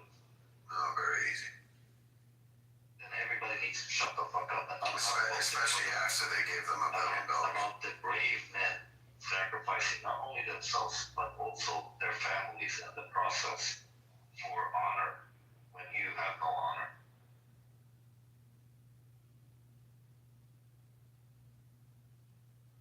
Look, I agree. The time will tell, right? I agree. But Sorry, what was your question? instead of sort of coming to that kind of agreeing that Hamas did something wrong, but why wouldn't you use the argument that there were Palestinian hostages before October 7th? So to say that, wouldn't any country respond this way if they had hostages? Like, couldn't you use the same argument about Palestinians? No. Because I like to draw red lines. You know, there's certain lines that they cannot be crossed, and some of it has to do with my background. Like, for example, when Palestinian militia came up to my village in Lebanon and murdered my cousins and killed their parents and made the kids watch and then killed the kids and then burned the house on top of them. I wouldn't in any shape, or form want any Christian militia to extract the same kind of thing. There are red lines, okay? And the red line was crossed. And I'm not saying it was crossed by all members of Hamas. I mean, there were 1,200, 1,400 people that crossed that border, whatever the number was. But certainly, many red lines were crossed. If they conducted a strictly military operation, I would have still said it was a mistake. But unfortunately, or fortunately, I mean, I believe in drawing red lines on certain things. Because it's a very, very dark place you go when you kind of let everything be in a relative moral framing. It's very dark. About you mentioned genocidal. How is Hamas October 7th genocidal? Or was that where you're referring to say that Hamas was genocidal or had genocidal intent? Yeah, I mean, they've declared their officials like it, you know. I need to be consistent in my position, so I don't want to take a weak position that says that a group that's made genocidal statements hasn't. And the main reason I do that, number one, that's the honest truth. That if you want to counter and say that there are no genocidal statements made by Hamas, we can dig into that. But that's the main reason. But the second reason is, I want the focus to be on the so-called nation that has so-called democracy and so-called rule of law and so-called most moral army in the world. I don't want the focus to be on Hamas. I want the focus to be on them. Because Hamas isn't walking around saying they're the most moral militia in the world. They admit they're terrorist groups. In a sense, you actually appreciate. I have to be very careful here, but in a sense, that particular sentiment is actually more honest. To be honest, doesn't make it right, but it's more honest. But they don't. Sorry, Chris. With all due respect, this narrative that Israel has been put forward through the Western mass media last 70 years or so, it's just pure and utter fake, is false. And even acknowledging it is incorrect in my opinion. That's just my opinion. Which narrative? This narrative that they claim that they are the only democracy in the Middle East, they are the most moral army in the... Yeah, I agree with you. I agree. I'm not acknowledging it. No, my point is, and I'll say this again with all due respect, to acknowledge it is to give them an advantage. I don't think we should ever... I didn't acknowledge it, Hassan. I'm not talking. No, I'm saying to actually base your debate and argument based on the narrative is wrong. That's just what I'm saying. Why? With all due respect, why? Saying. I think you misunderstood me, and I don't know if we have time to dive into the misunderstanding. Maybe we can.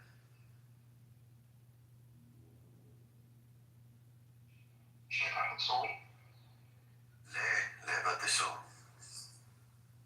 الله ولا من يكي I want to الأسبوع الجاي بكرة حتفتش طيب حاضر الليلة اليوم قلت لحمي بالبراد خلاص خيبة دنيك اختر بالراد خيبة دنيك اختر بالراد يلا مين تختار انا شرحت خلص بالبراد ما بعرفش رح يكون بالراد خيي رح يكون والله شو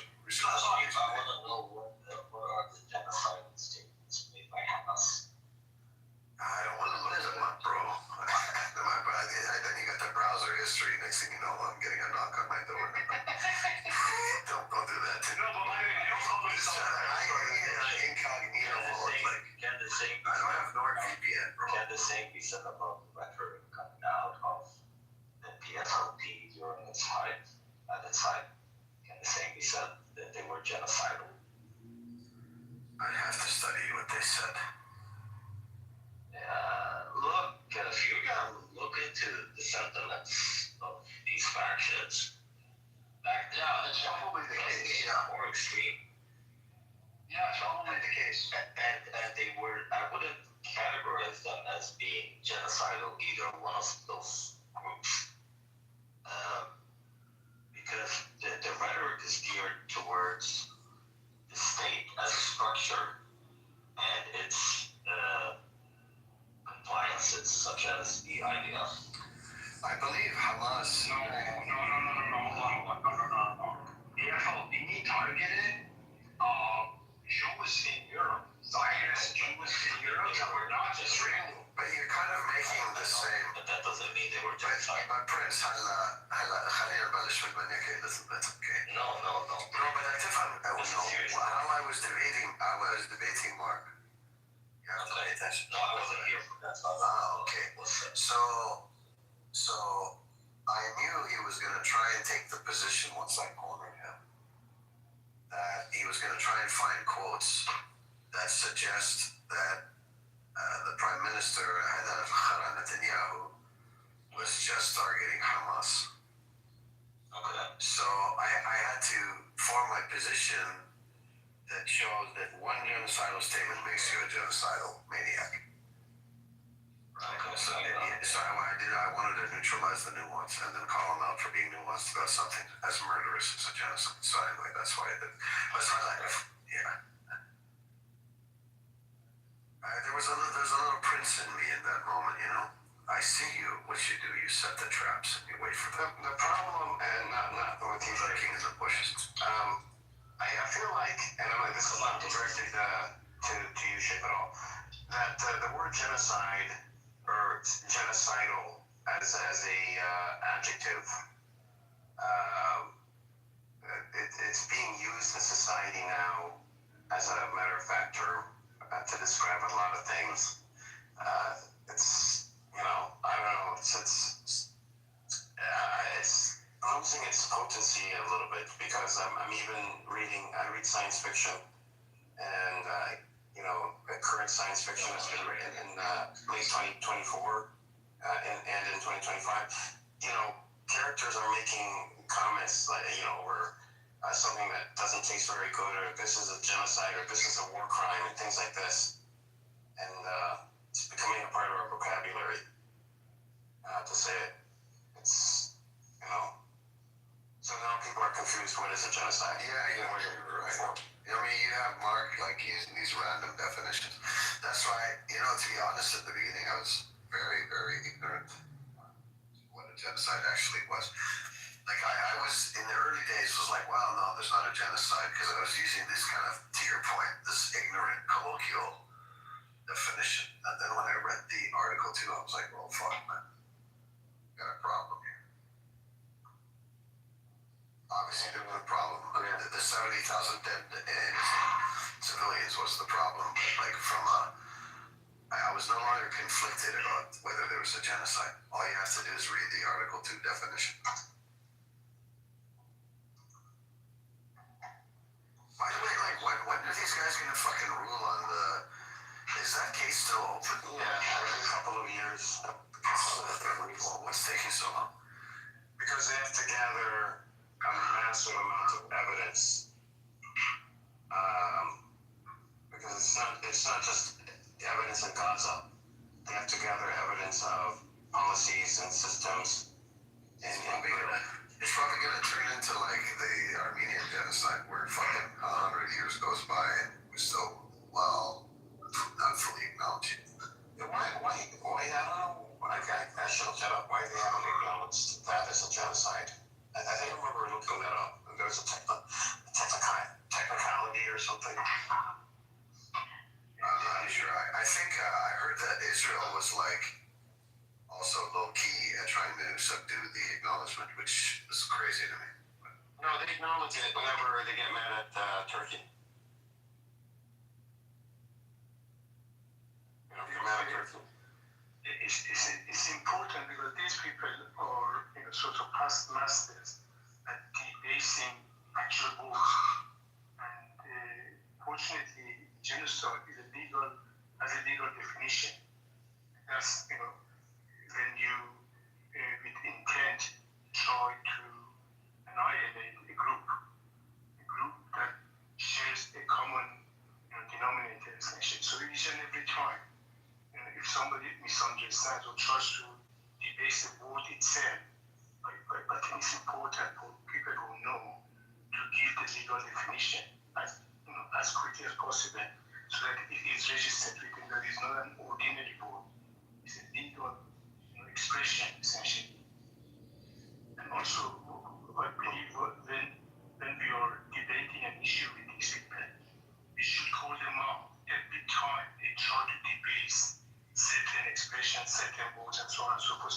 Try to normalize, a horror behind debasing a word. You see, that's quite. I agree. I think that's quite important. By the way, according to ChatGPT, Israel still has not acknowledged the Armenian genocide, which is fucking crazy to me. Okay, I have the answer to the Armenian genocide. What's that? It happened before 1948, before the UN even. Oh, before the Commission. No, yes, but you can go back. Yes, it happened in 1915 to 1917, and the Geneva Convention was 1948, and of course the UN was 1945. You can still go back, but you have to have another nation. You have to have a nation that was a part of the League of Nations sue in order to go back to sue. Well, the U.S. took a while, but apparently in 2021 they acknowledged it. A lot of countries acknowledge it, but no, but the U.S. was like a late bloomer. Sadly, wasn't until 2021. But acknowledgement without enforcement is basically just words on paper. They're not genociding the Armenians now. No, in the sense of like, even with Palestine, if they acknowledge it without reparations, what good is the acknowledgement? Right. Wouldn't you want some sort of substantive, like, aid or, Well, the Geneva Convention does have mechanisms for nations that have ratified, and a lot of nations have ratified the Geneva Convention.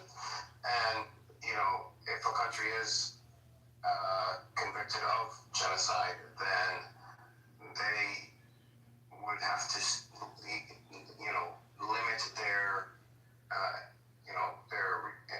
interaction with that nation to the most minimal amount possible. But you see what's sinister with Israel's position on the Armenian genocide? It's like you would think of all nations that would be quick to say They didn't acknowledge. They did not, no. And they have this kind of low-key alliance with Azerbaijan. They spoke about acknowledging it, but they didn't, yeah. Last year. Yeah. Well, they get 80% of their gas from Azerbaijan and Turkey.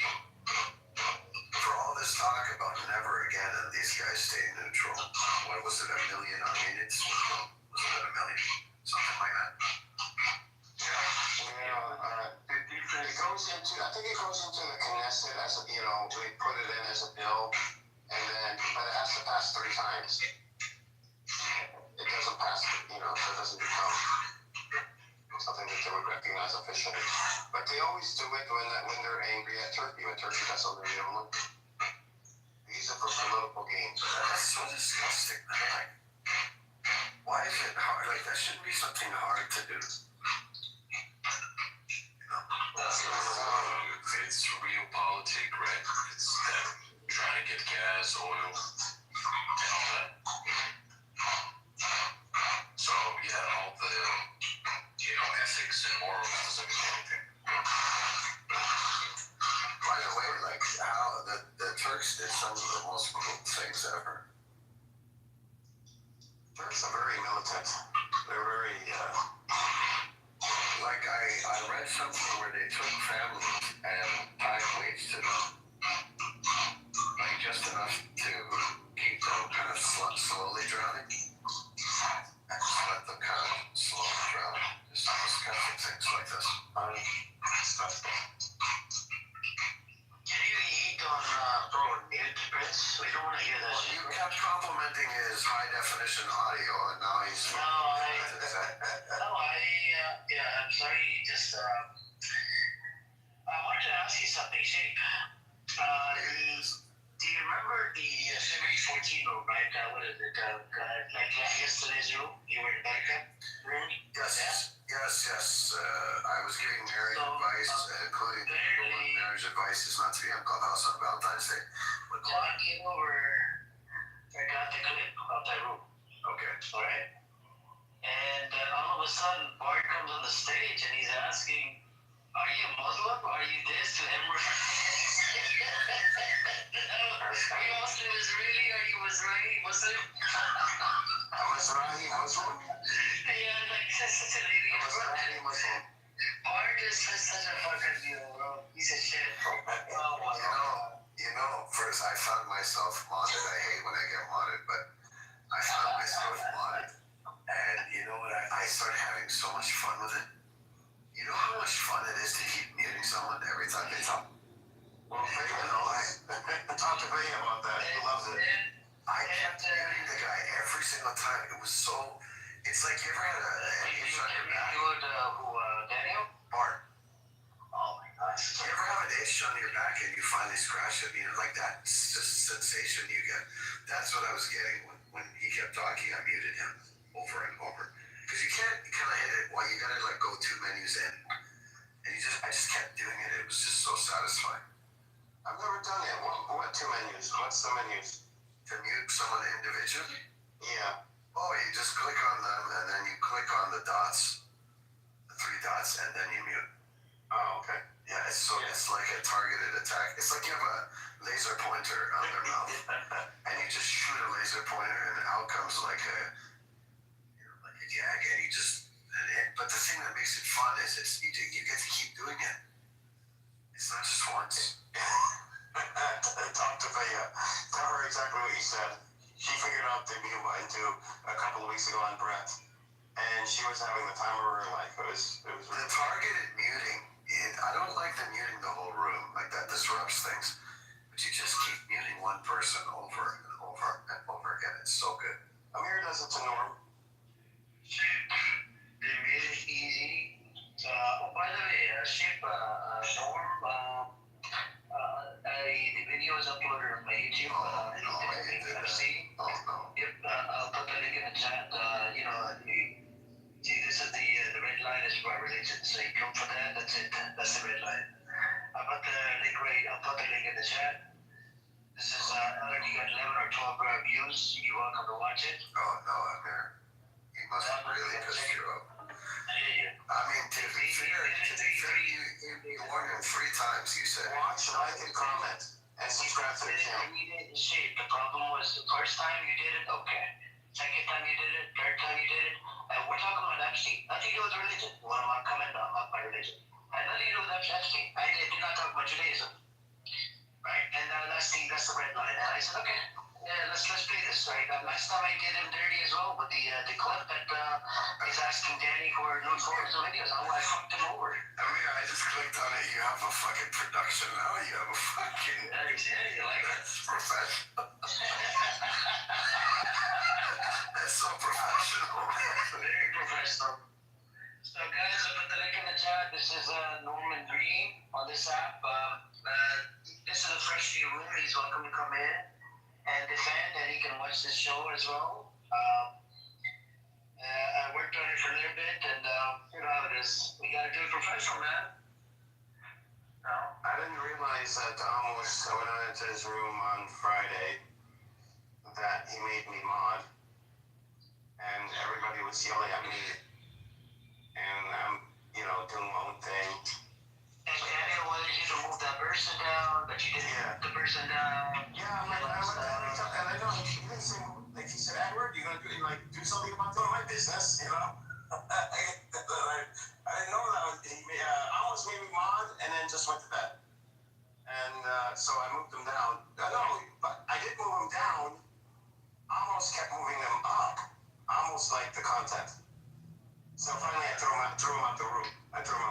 Where that person was. Bro, it's just almost rooms. It gets really crazy. Sergio really good. I put the link in the chat, Edward. Check it out. And this is what I did with Norm. And there's another clip that's supposed to come out probably today or tomorrow. I actually use the AI technology, like real life. Norm is running away from resistance. Resistance. That's funny. That's funny. Actual Norm.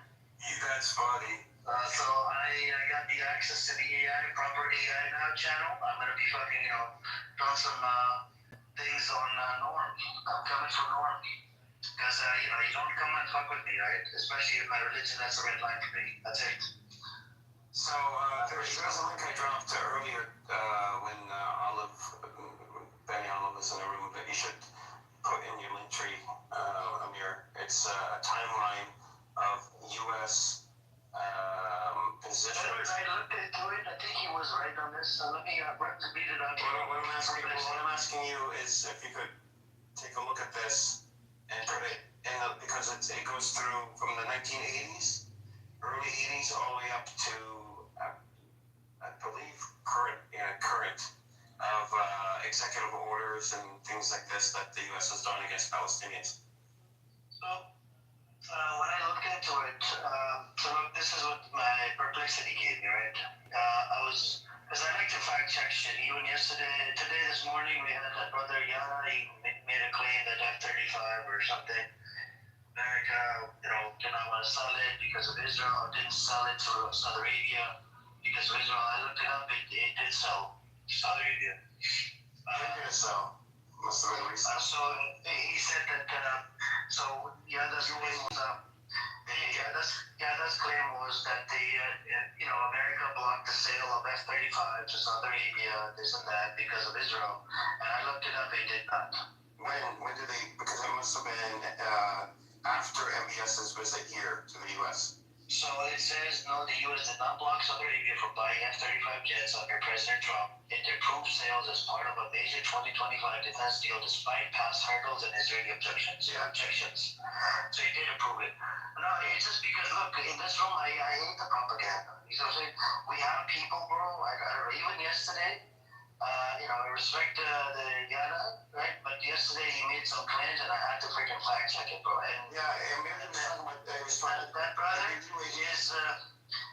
brother is pro China taking over Taiwan. Okay.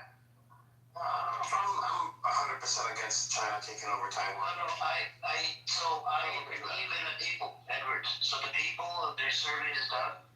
The things back and forth, the surveys are done. The surveys, a lot of people that live on that land, whether they're Chinese, Taiwanese, whatever you want to call them, they do not want to be part of China. So now, if they don't want to be part of China, then, we go with the people, right? What the people want. But if China owns that land, it's disputed. That's what the, online is saying.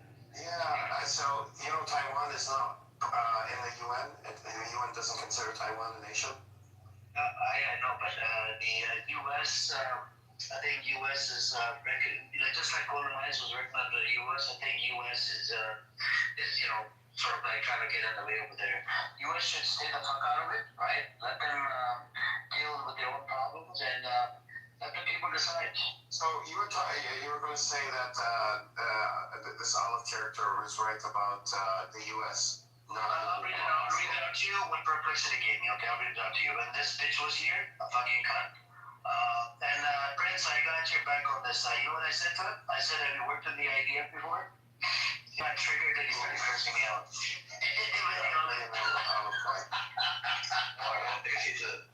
I think he's a drug dealer. No, I said, he is a drug dealer. He said it to us in a room with a bunch of Houston. So he came to me, he apologized for cussing my family out. I introduced him to a bunch of 40 leaders. Excuse me, Brand's brother. اسمع هو من الرملة English bro, English. ما سألت English.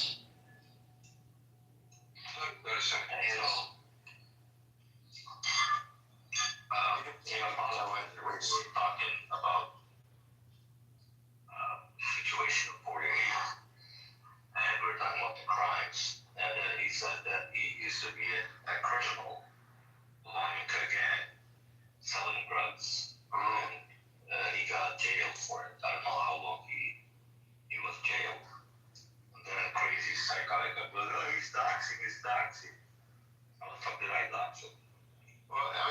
tell by the way he talks. Prince, be careful, almost those people who got educated from our brothers in 1948, the Palestinian who have the Israeli passport, always they are, I don't know, what do you call this in the line? I don't know. Spoiled. No, their thing is they think themselves, above the others. They know more than the others. This is their weakness. I know that. Now, Amir, what you said. Let me read it out to you. I said, did America knew about Oslo? It says no. The U.S. government was not aware of the secret Oslo Accords negotiations until shortly before their public reveal in late August 1993. Negotiation secrecy. The Oslo Accords stem from clandestine talks between Israel and the PLO in Norway starting January 1993, brokered by Norwegian diplomats without U.S. involvement to bypass stalled public channels like Madrid. U.S. officials, including the Clinton administration, learned of the draft only after it was finalized in mid-August 1993, but Israeli and Palestinian reps flew to Washington seeking endorsement. So here's where I would say I would disagree. The U.S. Absolutely. The reason that the U.S. would deny it until it was signed is because Clinton was a brand new president in his first term in '92, so he couldn't risk anything. Not because of that. It is because of that. That's how politics work. That's how politics work here in the U.S. Listen, please, Edward, please. It was, a preparation after Madrid meeting. It was, the first thing they started talking after Intifada, the first Intifada. They started appearing in the West Bank some leaders, Al-Husseini, many others. Listen, please. That's not what I'm saying. That's not what I was talking about. This is a real story.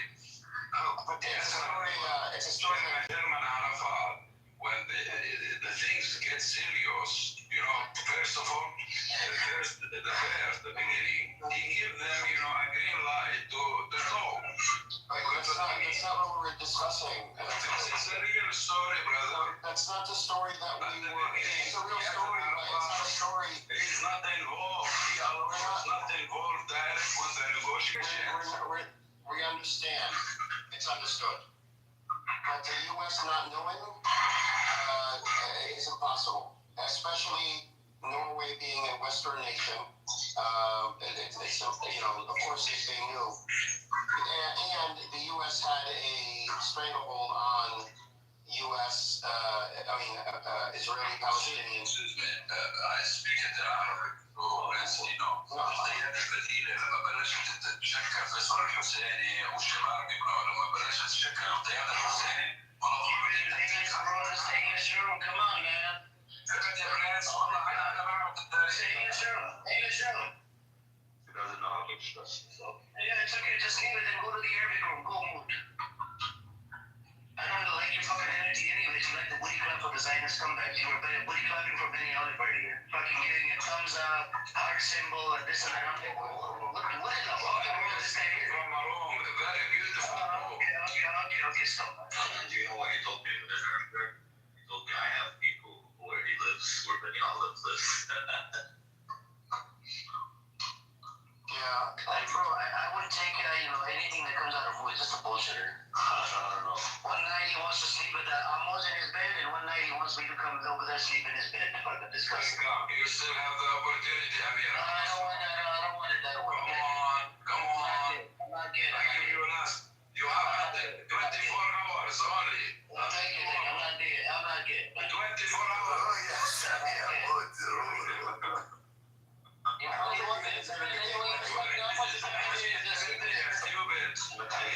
You don't know. Just like we are, men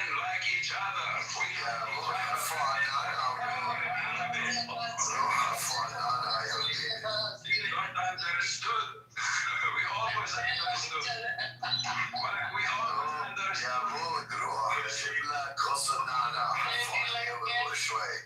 Prince, you love men. What's it? It's, I don't think it's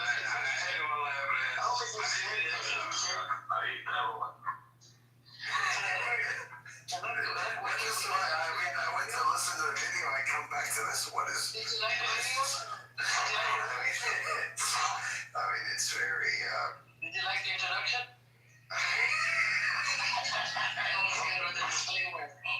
Did you like Nora's video?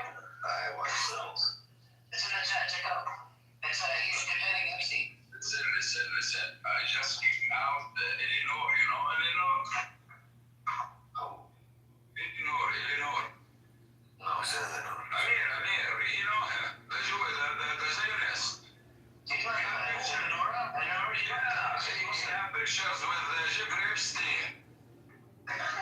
Oh, Norm. No, I kick him out of my room now. I'm sorry. I make him silly, you know? I don't know, bro. This guy is something else. Anyways, so Shape, you like the introduction? I think I should add some more to it, huh? It was high quality production. I need to go up on the P, the 40 P to 720. Brother, I just introduced myself. I'm a Palestinian from Naples. But like you took it to a different level now. It looks like a different level? More professional, right? Yeah, more professional. I think I should add some of those the promotions as well. Like every time they make a stupid claim or whatever, like the last thing. You know what you could do? There are apps where you could do like a podcast. Yeah. And have like a fake news reporter. So I have a question for you guys. Amir, I have a question for you, bro. You seem pretty knowledgeable. Just cut somebody off. Sorry. It's okay. Your question's gonna be good. I know. Go ahead. I hope so. No, it's not really good. It's just gonna be a very simple question. Go ahead. It's a simple question because I don't know what's going on, but like, is there really a genocide going on in Iran? No, it's not genocide, but it's a massacre, you could say, but not genocide. So like, I don't know because like, I don't know what to believe because obviously I don't believe Trump or Netanyahu, but then people also told me not to believe the pro-Iran news channels too. So I'm just confused. The problem is, it's this matter in Iran. It's very complex. A lot of the things we can't freaking rely on, like certain things. I've seen some videos. We can say that yes, they did torch on a mosque over there, and there are people that are protesting. They're really, truly protesters versus rioters. People that are like you have influence coming in from Mossad, you have influence coming from CIA, you have influence coming from the Pahlavi supporters. So they, some of these people, they want this son of Shah to come back. Son of Shah lives here in America, and a couple of days ago, he asked Trump, he was begging Trump, and it's the last chance to, bury the IRGC, right? And a lot of these people, you'll see them, they support Israel and they support Iran. They support Reza Pahlavi to come back. And this guy, the son of Shah, hasn't been to Iran in about 40 years.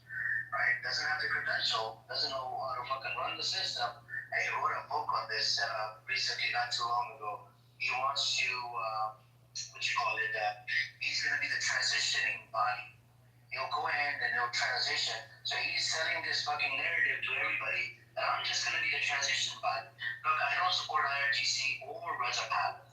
I do not want to go from one dictator to another, especially American puppet. Pahlavi is Israeli and American puppet. Obviously, I'm not for Israel, fuck Israel for life, but like, what I've heard was that once the Islamic regime drops, there's going to be a lot of U.S. sanctions going to be removed. It's going to be better ties with the Middle East or something like that. Do you think, or it's going to be like Iran? It's going to open up a can of worms, like a different type of can of worms. They're going to set up military base like what they're doing in Iraq. Iraq is still under occupation, and they're going to chop that Iranian land into like 5-10 parts. Israel might take over some of the part, and they might even bomb the shit out of all the military bases, like what happened in Syria after they toppled Bashar al-Assad, which was a fucking genocide leader. Relate to the Reza Pahlavi will come around, and he'll be told to freaking put down everything. The hypersonic missile program, the nuclear program, the fucking what you call it, the proxies, everything, all the defense, you gotta put it down. So you can't attack back, you can't fight back, you pretty much bend over and get fucking ripped in the ass. Which I'm against it. Yeah, but what if they want to be fucked in the back? Why won't you let them? If that's what the people want. That's true. But the thing is, Tiger, my position is very strong, and I hate these people. So forget about that. The other thing that bothers me is Islamophobia coming out of these disgusting people's mouth. You know what I'm saying? So much Islamophobia all over the internet. Just like you had that guy from your side, he was spewing a whole bunch of bullshit about Islam. I had to remove him out of the room. Lion, you want to say something? I mean, he's from China. Go on, Lion. You want to say something? It's not from China. Yeah, Lion wanted to say something. Go on. A lot of the Iranian taxpayers' money is being used to attack Sunnis. The government of Iran, please let me finish. The government of Iran spends the Iranian people's money by giving it to the Houthis to attack Sunnis. So a new government in Iran will stop spending any taxpayer dollars on war on the Sunni. That means more money in the pocket from the Iranian people.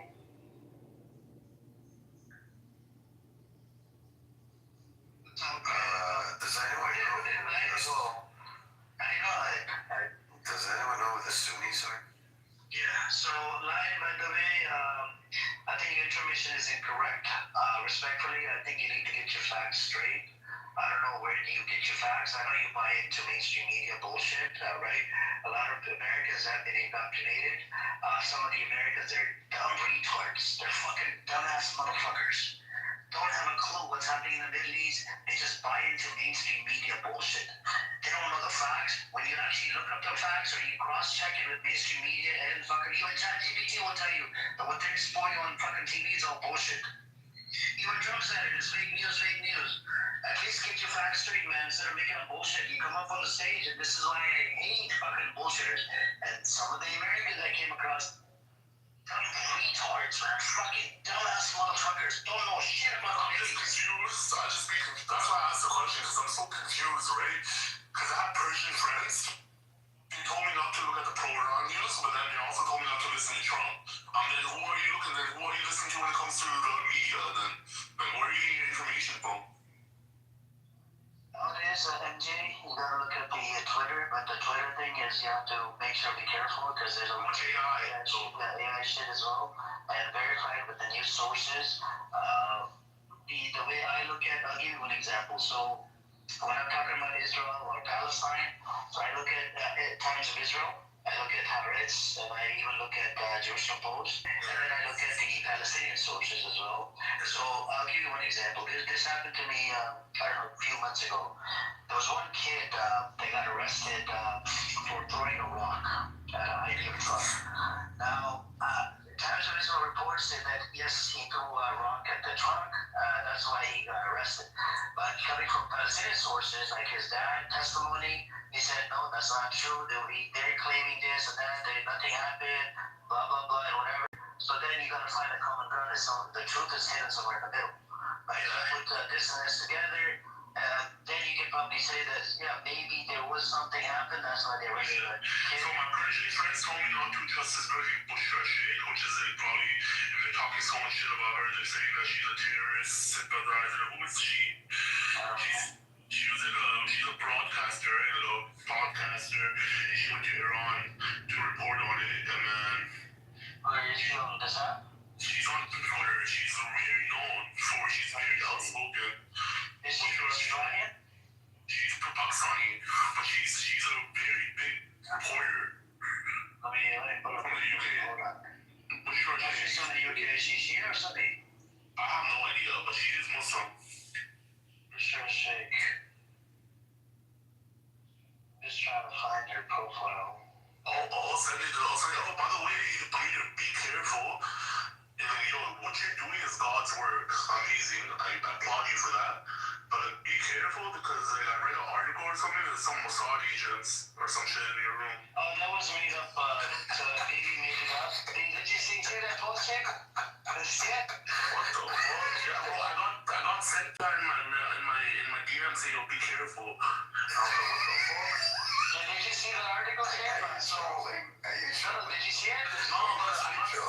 actually chilling. He's chilling, bro. He's chilling. I actually got sent the article though.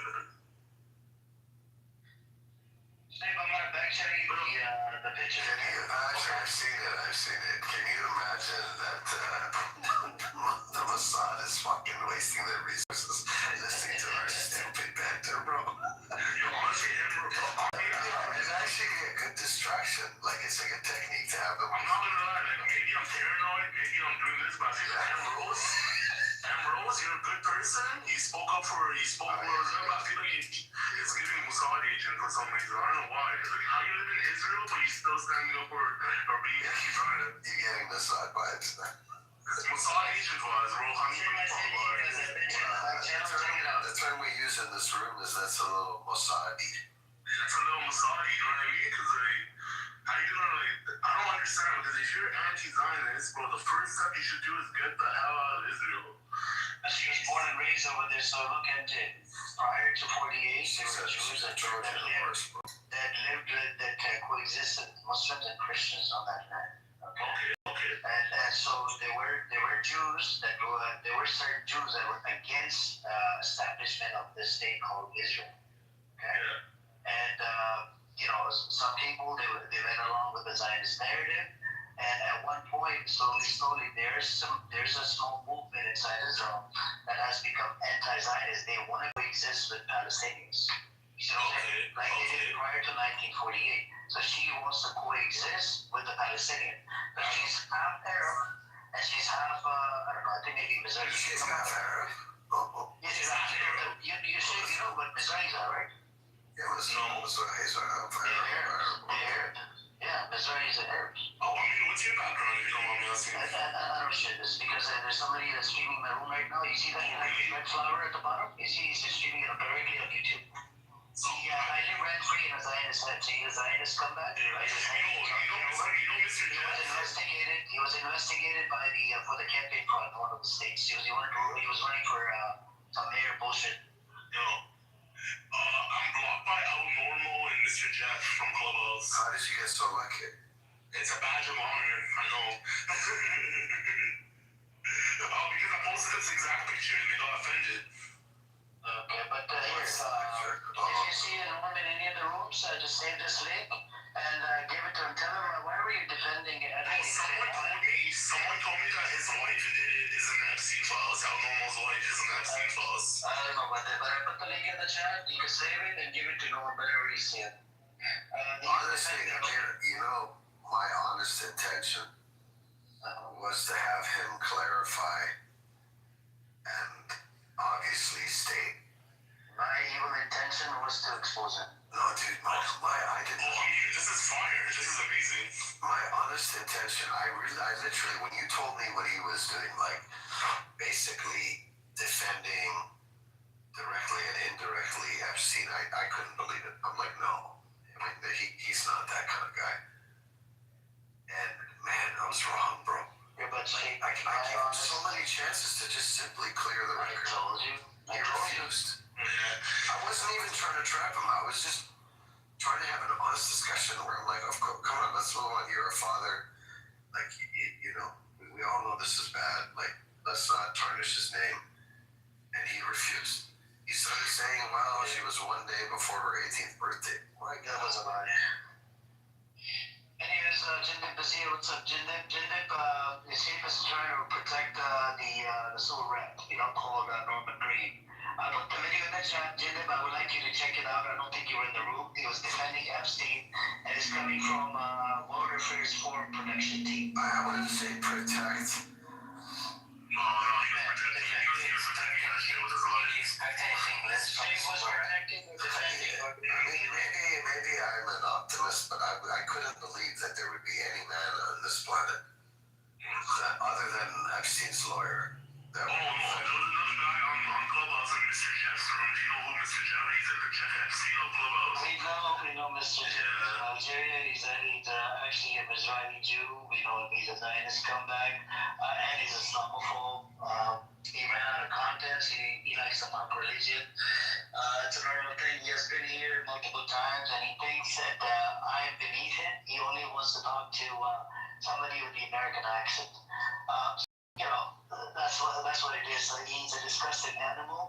By the way, John Kitover, you can forward it to Jeff. All right, I know you're son of a whore that likes to see YouTube. Anyways, Jim, what's up? How do you know this? How do you know that? Yeah, we have intelligence. If you can kindly mute up, I want to talk to you for a second. Yeah, we have a team, full team behind the scene. Not right now. Yeah, I'm here. What's up? How you doing, Legend? You okay? Okay, how are you? I'm doing alright. What you been up to? Not a whole lot. Why? Something important. You're gonna tell me something important. What's up? Something important was about the Norm defending Epstein, and then we have. He's giving you so much content with that. Like it's been at least 11 days you've been talking about that. Listen, I think I watched Ellen Dershowitz talking about the same subject, and Ellen Dershowitz was making the same points, that he was not convicted of being a pedophile, but he was, basically having sexual affairs with a woman who was underage, a day shy of her 17th or 18th birthday, something to that effect. You know, the twisted logic of lawyery conversation. So, but I don't expect anything less from the sewer rat from New York, the so-called El Normo. He's a sewer rat. He's the only person I blocked on this app. He's a sewer rat. He's disliked. He's despised. He's the kind of character. I got blocked by him, so I got blocked by him, and it's a badge of honor, you know? It's a badge of honor, because, like, he got so triggered with his photo, that he actually Yes, no dog in the game. He's just, he's just what he is. He's just a filthy piece of shit. Jessica, who do you find more pervertedly problematic? Normal or Amos? No, Amos is crazy. He's an old man, but he's a decent guy. You don't get perv vibes from Amos. Oh, he's a pretty.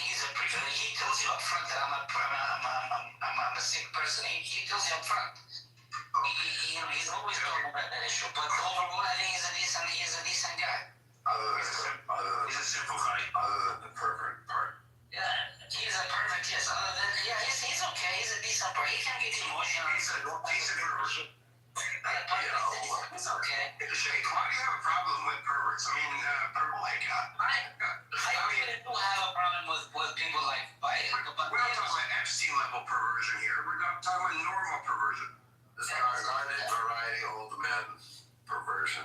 Yeah, you'll be there soon, you know. Hey, no way. No, some of us have daughters. No way. Oh, do you? Yes. Oh, I thought you had only sons. I don't know why I would have thought you had only sons. Because I'm so manly. No, that's not it at all. I'm trying to think about it.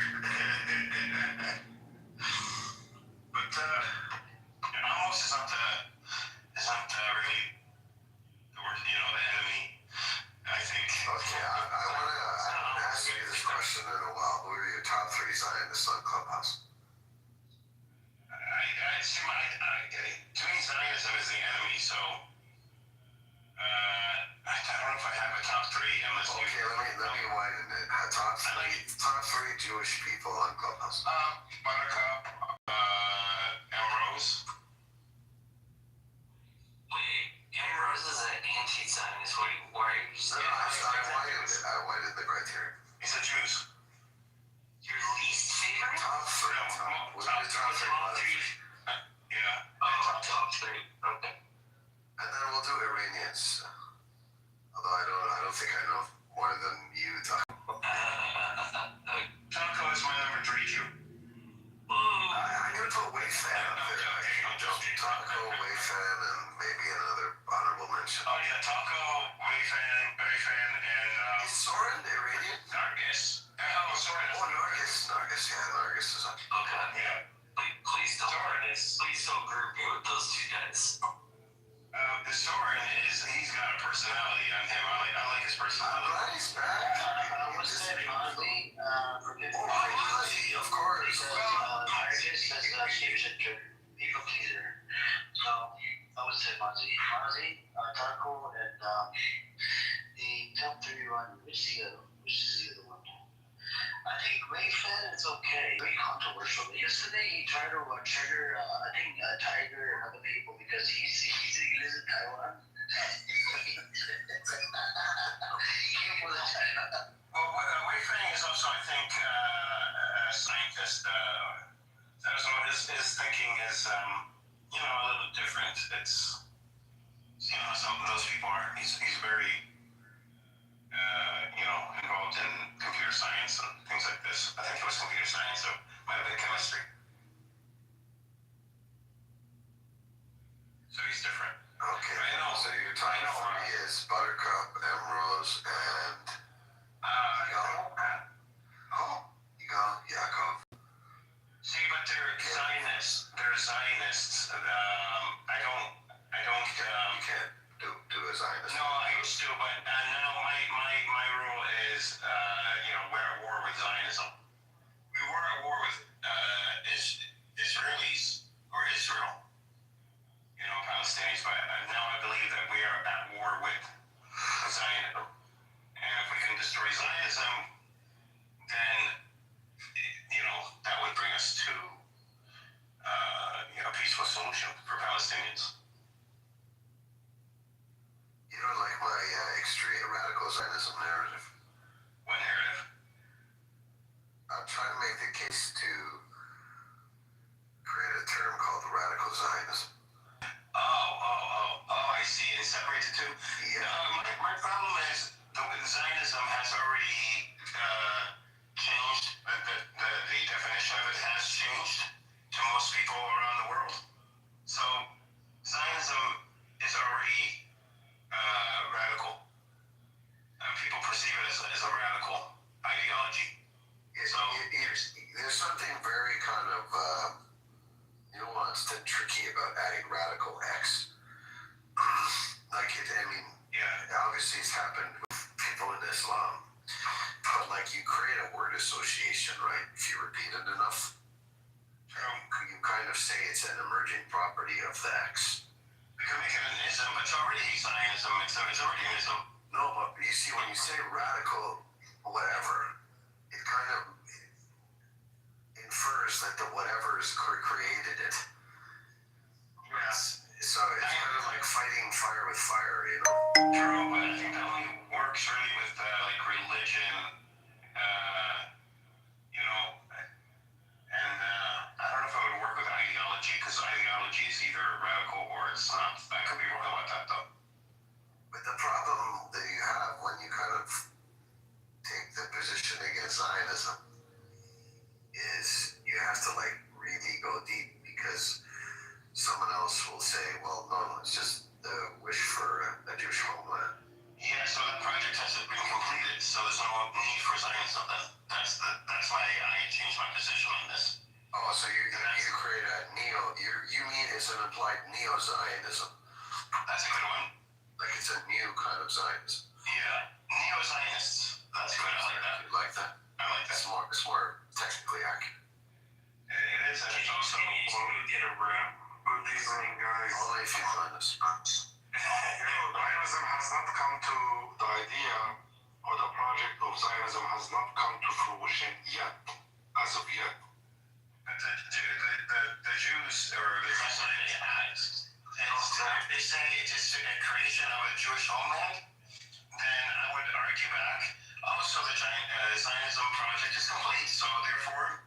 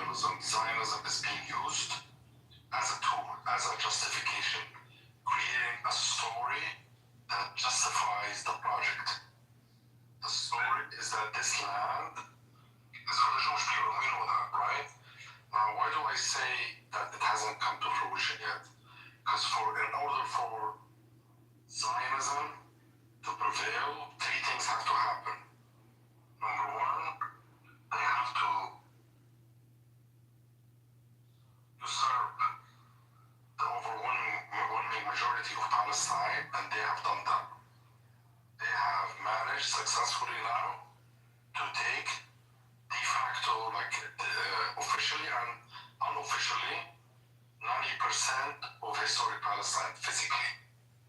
This has succeeded, number one.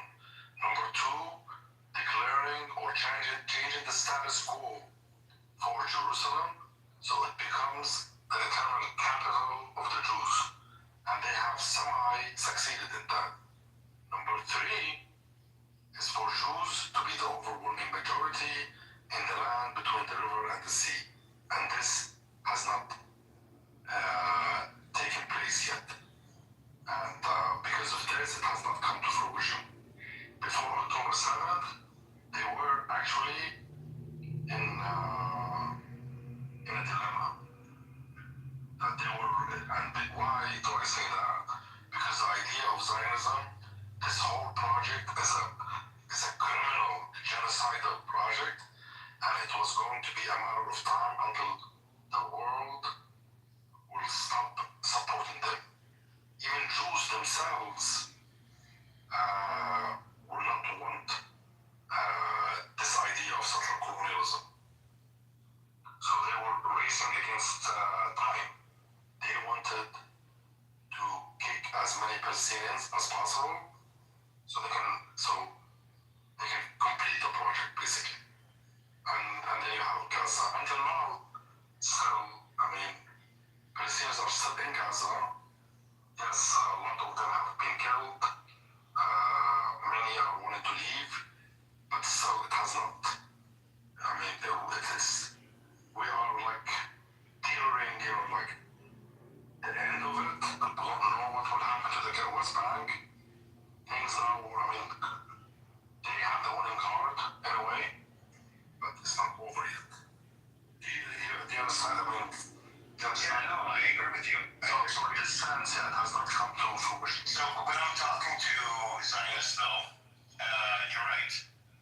And when I'm talking to Zionists, I would argue, if they tell me that, what Zionism is, they're not going to use what you're saying. They're going to say that it's the Jewish people. I'm exposing Zionists, though. No, I know, but I'm saying, for me, when I talk to Zionists, I'd rather say, and it depends on the audience. If it's the homeland for the Jewish people, which is what they claim, and I'll say, well, the project is complete. You have a homeland for the Jewish people. So, Zionism, is not needed anymore.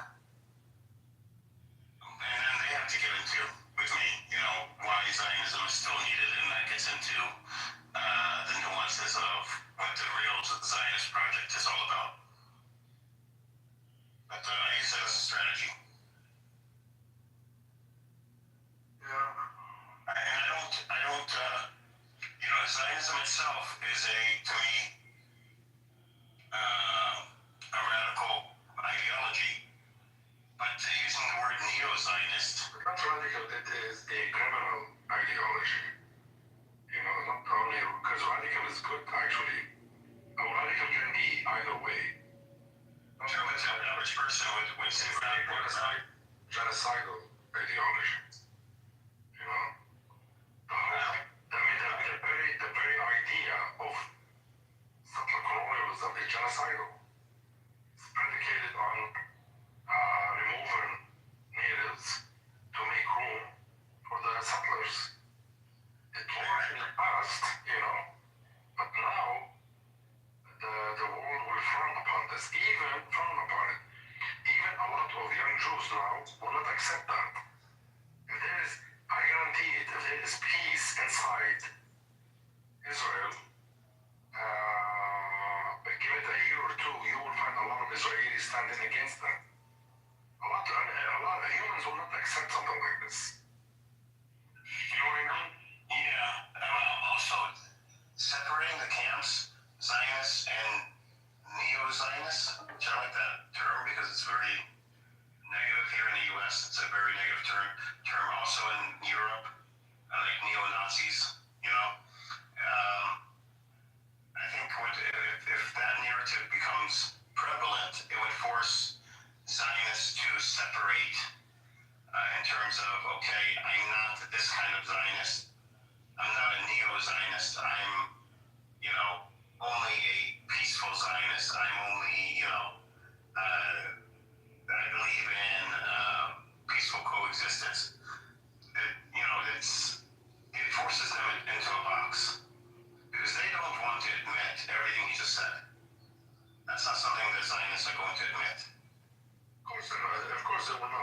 that's, I mean, at the end of the day, So then give them choices: peaceful or radical or like neo-Zionist.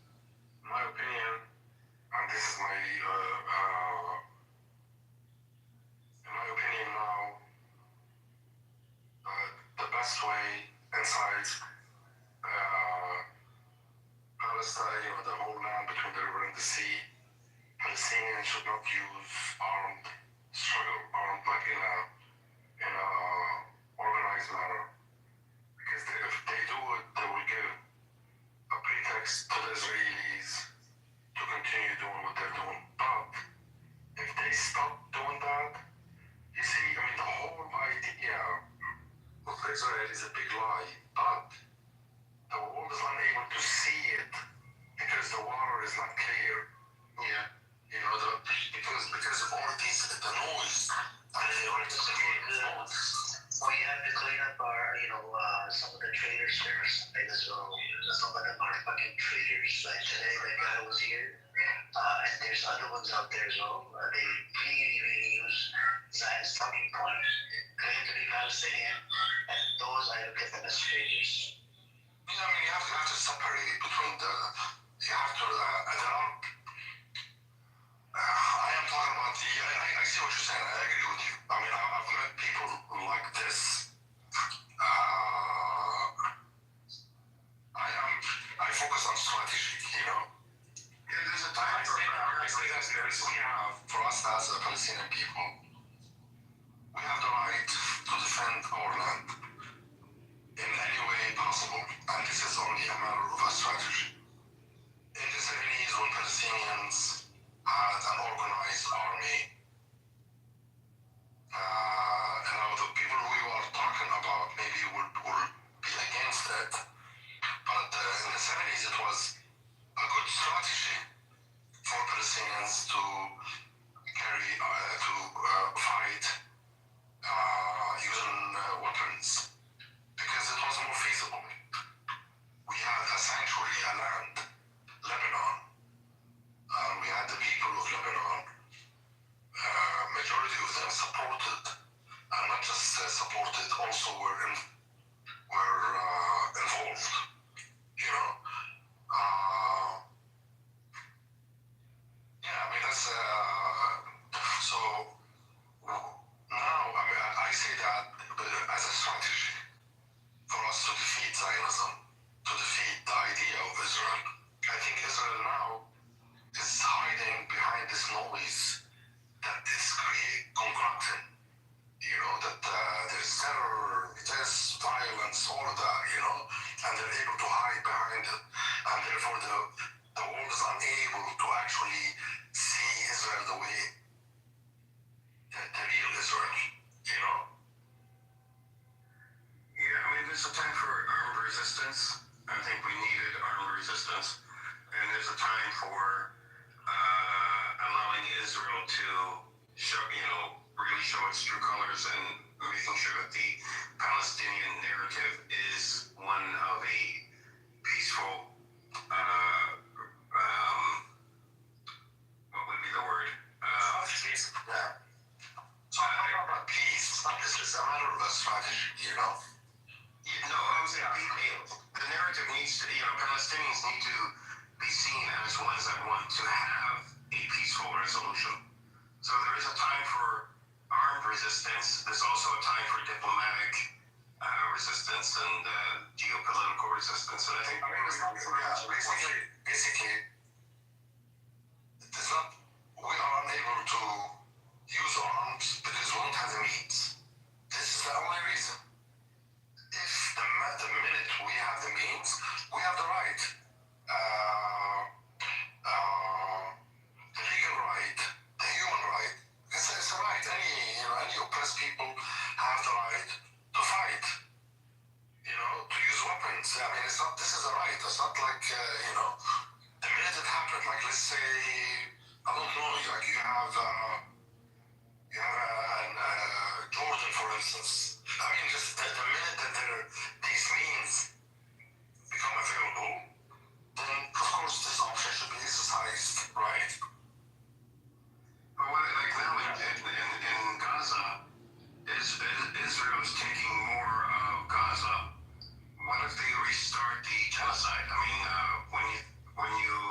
that Hamas should fight back, the resistance should fight back?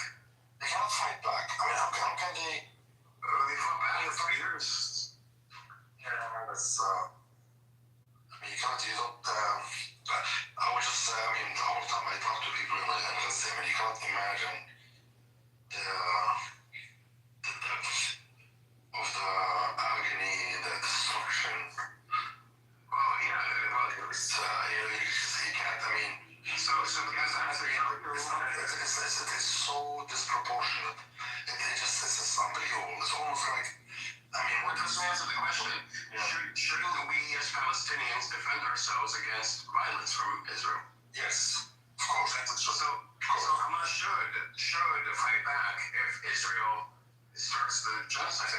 If Israel anytime starts go in and attacks, people have the right to defend themselves. Yes, of course. If I was there with my family, I will try to defend my family with no one me because I'm gonna be dead anyway. So it's that sort of thing, of course. Yes. Yeah. So I think what's keeping Hamas from not attacking back per se. I think they've been conducting very clandestine operations in Gaza against Israeli soldiers who have been firing back. So it's a low level escalation, but it's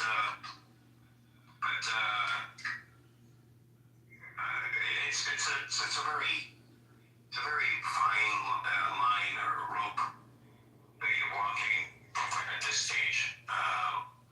When is armed resistance over? When is diplomatic resistance start? And they kind of both overlap sometimes. Yeah, but I mean, we have to be smart. Yes, PR matters a lot. How any story is perceived is very, very important. Perception is manufactured, it's not reality. There's a difference between perception and reality. Perception is something that is concocted. Let me give you an example. Back in 1982, when Israel was going to invade Lebanon, at the time, Ehud Barak was an army general, and Sharon was the Minister of Defense. I think I thought he was a colonel. No, Sharon was the Minister of Defense, and that's why they blamed him for the submarine flotilla, if you remember, right? This is why he was implicated here, because he was the Minister of Defense.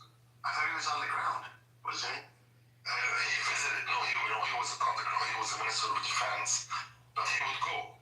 And, he would visit, different times he would go and visit. And when Beirut, when Israelis entered Beirut, he went there a day before the massacre of Sabra al-Shatila, for instance. He was there on the ground, for instance, So what Ehud Barak does, he writes a letter to Sharon, encouraging him and is encouraged to attack Syria, to invade, to attack Syria.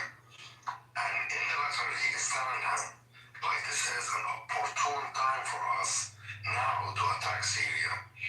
But of course, how are we going to do it? Okay, now they have to manufacture, a perception. They say, well, we can engage in small shelling, missiles here and there, and then something happens, and then we show the world that the United States, Israel has attacked us, and then this will, we will build excuses that will help us attack Syria. We should take that advantage of it. The point here is that they will not go into any war without creating a pretext, without setting up a perception. They will not do it. You see? And by the way, this letter was published in the Hamas magazine, newspaper.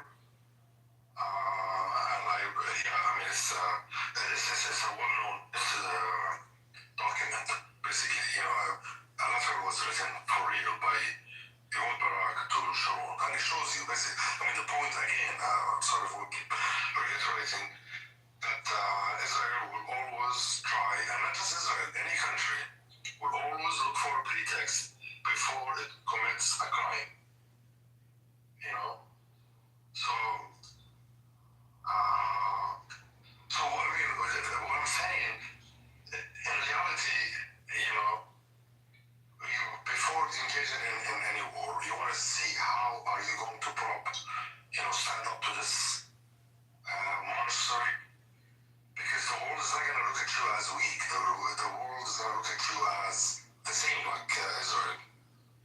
You know what I mean? Yeah.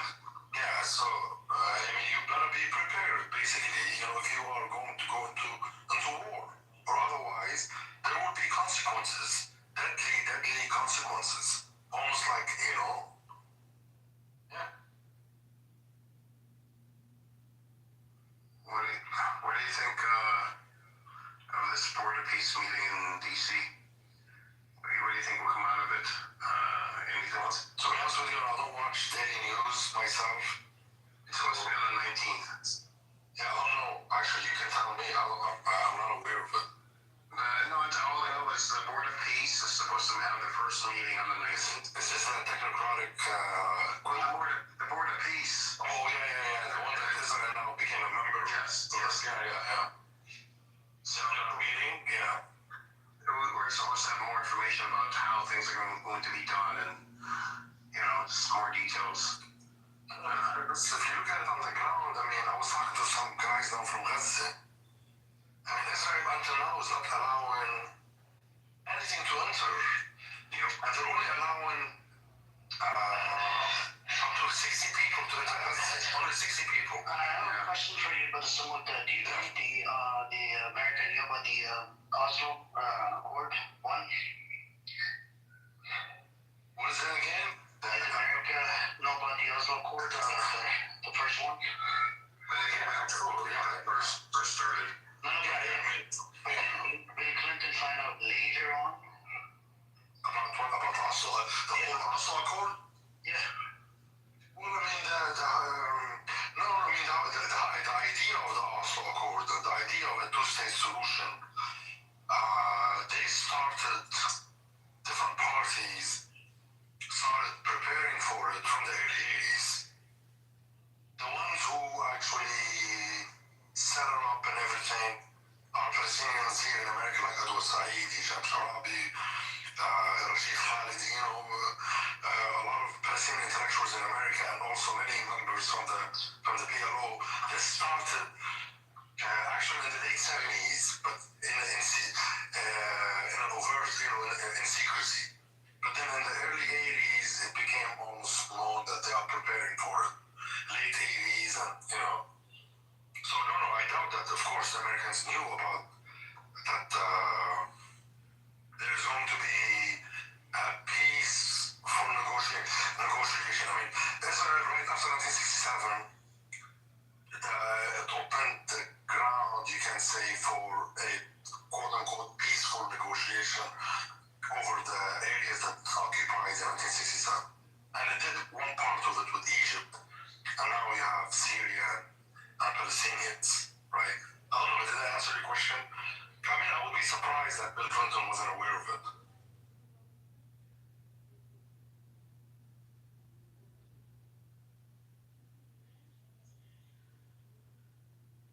I'm here.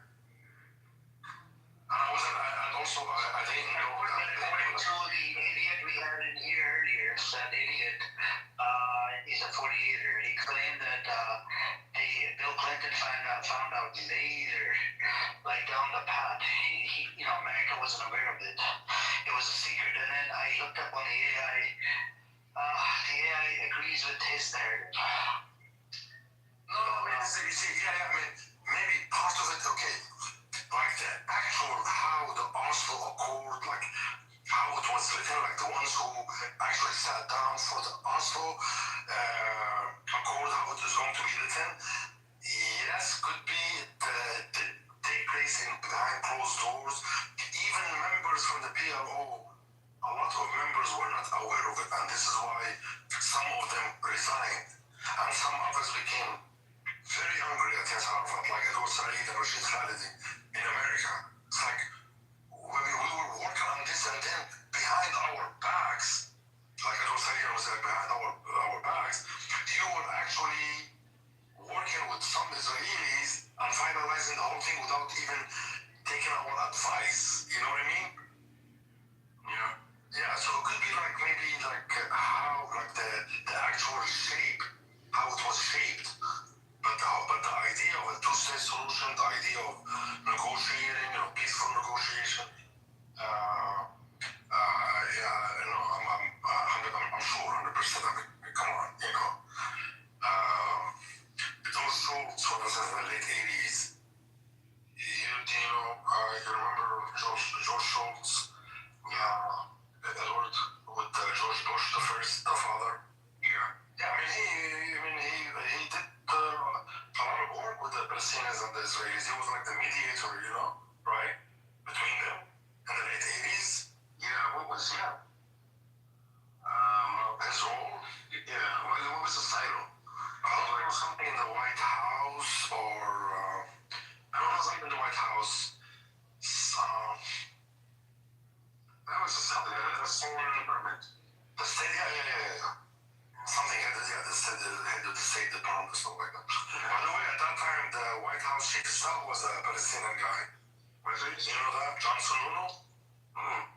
You didn't know John Sununu? No. You heard of him, right? No. I was a teenager in the early 90s. Yeah, so the White House chief of staff, John Sununu. But then they kicked him out. Yeah, they came out, yeah. Then they kicked him out? Yeah, something happened like right before the United States invaded Iraq. Yeah. His father was the governor, right? No, we're talking about the father, the White House chief of staff. The son became the senator. Yeah. A senator of some New England, one of the states. New Hampshire, maybe? Yeah, New Hampshire. Yeah. Those are Palestinian stock too, right? Who was that? The Sununu family is of Palestinian origin, you know that, right? Yeah, but that's what they were saying. I'm saying a Palestinian guy, of course, he's from Jerusalem. Yeah. Sununu, yeah, from Jerusalem, yeah.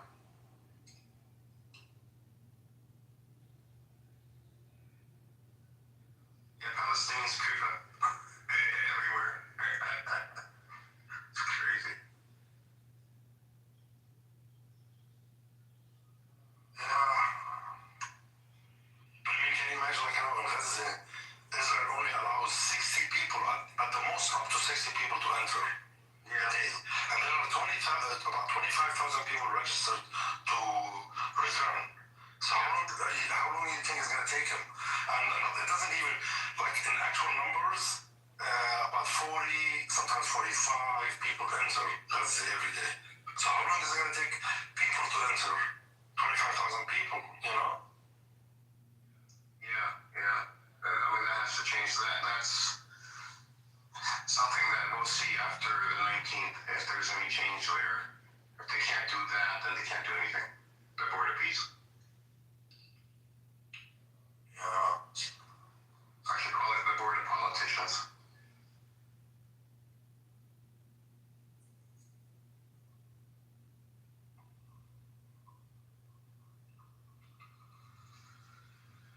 Indonesia is set to bring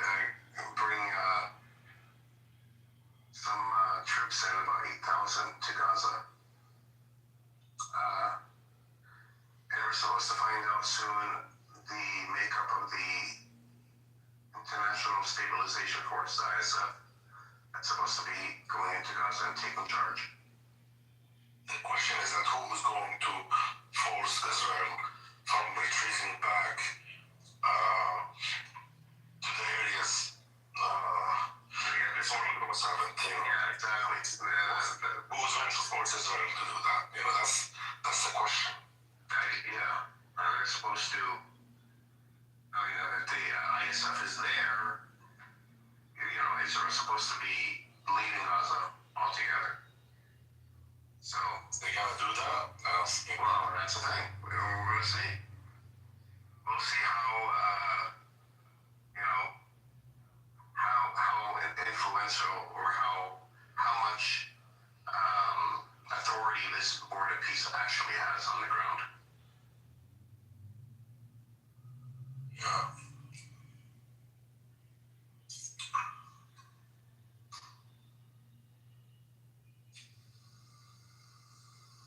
It is what it is.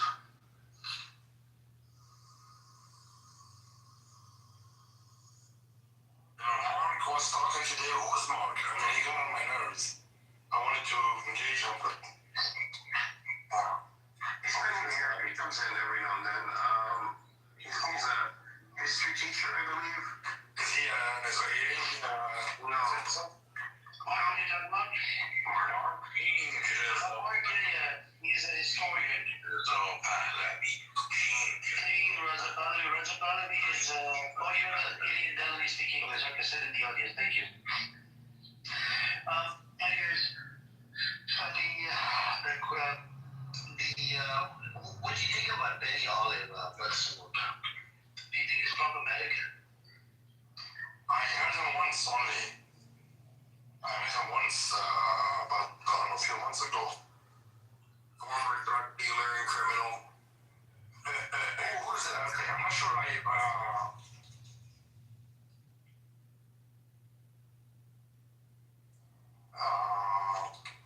is he the guy from who lives in Israel? Yeah. 48? Yeah. Yeah, I heard him one time. Talking here at this room. So I cannot really form anything here today. Yeah. Hey folks, how's it going?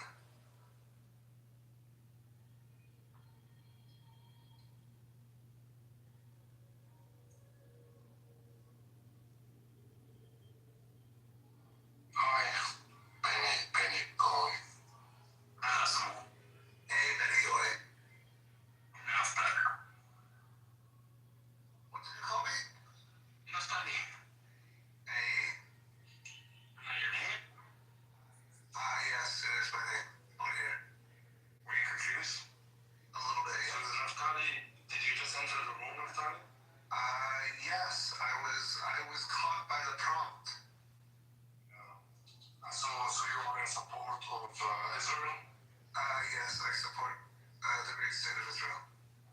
And you're an American citizen? I am Canadian. You are Canadian. Are you, with all due respect, Israel don't ask these questions. This is up to you, but I mean, are you of Jewish background or Christian? Well, it's complicated. No, it shouldn't be. I mean, what do you believe? It's not, I'm not asking about you. Brother Samud, he changed his position up. He got beat up by transgender. Oh, hey, I'm here. Transgender. What are you talking about? Stop bringing that. I just wanted to know, what's your belief? Are you, you know?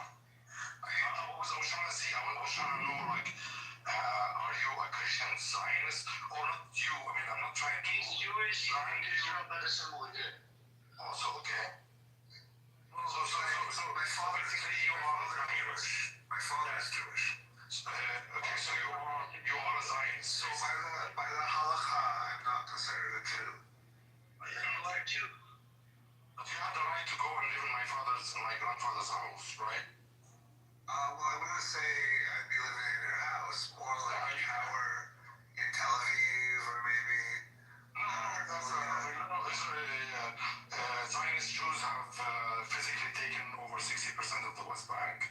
But they're I'm going to tell you like what Jacob said. I mean, if you don't, you can do it, Naftali. If you don't steal it, other people will go and steal it. You can do it, actually. Oh, but it's not my responsibility. I don't think they're stealing it necessarily. No, it is. You are responsible because I don't think they should simplify the process that is being undergone. I understand that you support the state of Israel, therefore you are responsible. Don't tell me it's not my responsibility. Ultimately, I do believe that no matter your religion, you should be able to buy property in the territories.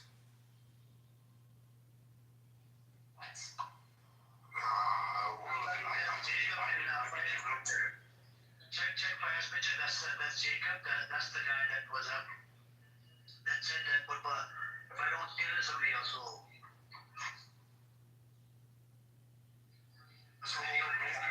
Charlie, can I assume, because you are hesitating in answering, can I assume that you are perhaps confused on the whole issue, and then you're just having to support Israel because your father is Jewish? Maybe your father is a Zionist? Is this what you stand? What I said is I support people, no matter their religion, being able to buy property in the territories. What territories? What do you mean territories?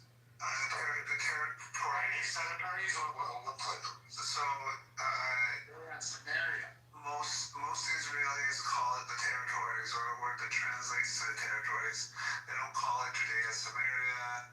They don't call it the West Bank. They just call it the territories. So you support, in this case, you support a Palestinian family that is languishing in a camp in the city of in Beirut for them to go and claim their house in Haifa, right? No. No. Why not? No, not at all. No going back, only forward. And it's, hopefully Why no going back? You were able to go back, claim something. You might have created a story that you owned a stone somewhere in Palestine over 2,000 years ago. You were able to go back and claim it. We're talking about 76 years ago. Their houses still stand. Why? Based on what? I mean, are you a man of principles, or just arbitrary decisions that you are making? Well, if they want to live in Haifa, the first step would be having to get Israeli citizenship. And I think the people that left are the people that decided not to take Israeli citizenship. And Okay, the heirs of 1948 are the ones who stayed. Okay, so that's why I said my assumption is correct, that you are confused on the issue. You don't know what happened in 1948? Oh, I mean, have you read a book on what happened in 1948? If you, sorry brother, so but just one second. If you were to come across a pro-paddy transgender that treats you pretty good, would you change your position to pro-paddy? no. I don't know what that has to do with anything, but It has. You told us about it. You changed your position because you got your ass whooped by a transgender. So continue. no, first of all, it has nothing to do with her being trans, that her and her brother beat the shit out of me because I was a Jew. So you don't have to bring up that every time. Because you changed your position because of that experience. You changed your position because of that particular thing. That's what you told us.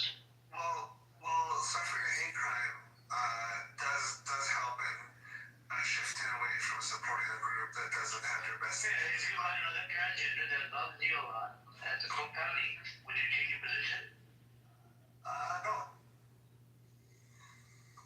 I don't know why you're getting all personal here. I mean, you're always getting personal with me, and I don't think it's very intellectually honest. Sir, Samud, he told us he changed his position because of what happened. Are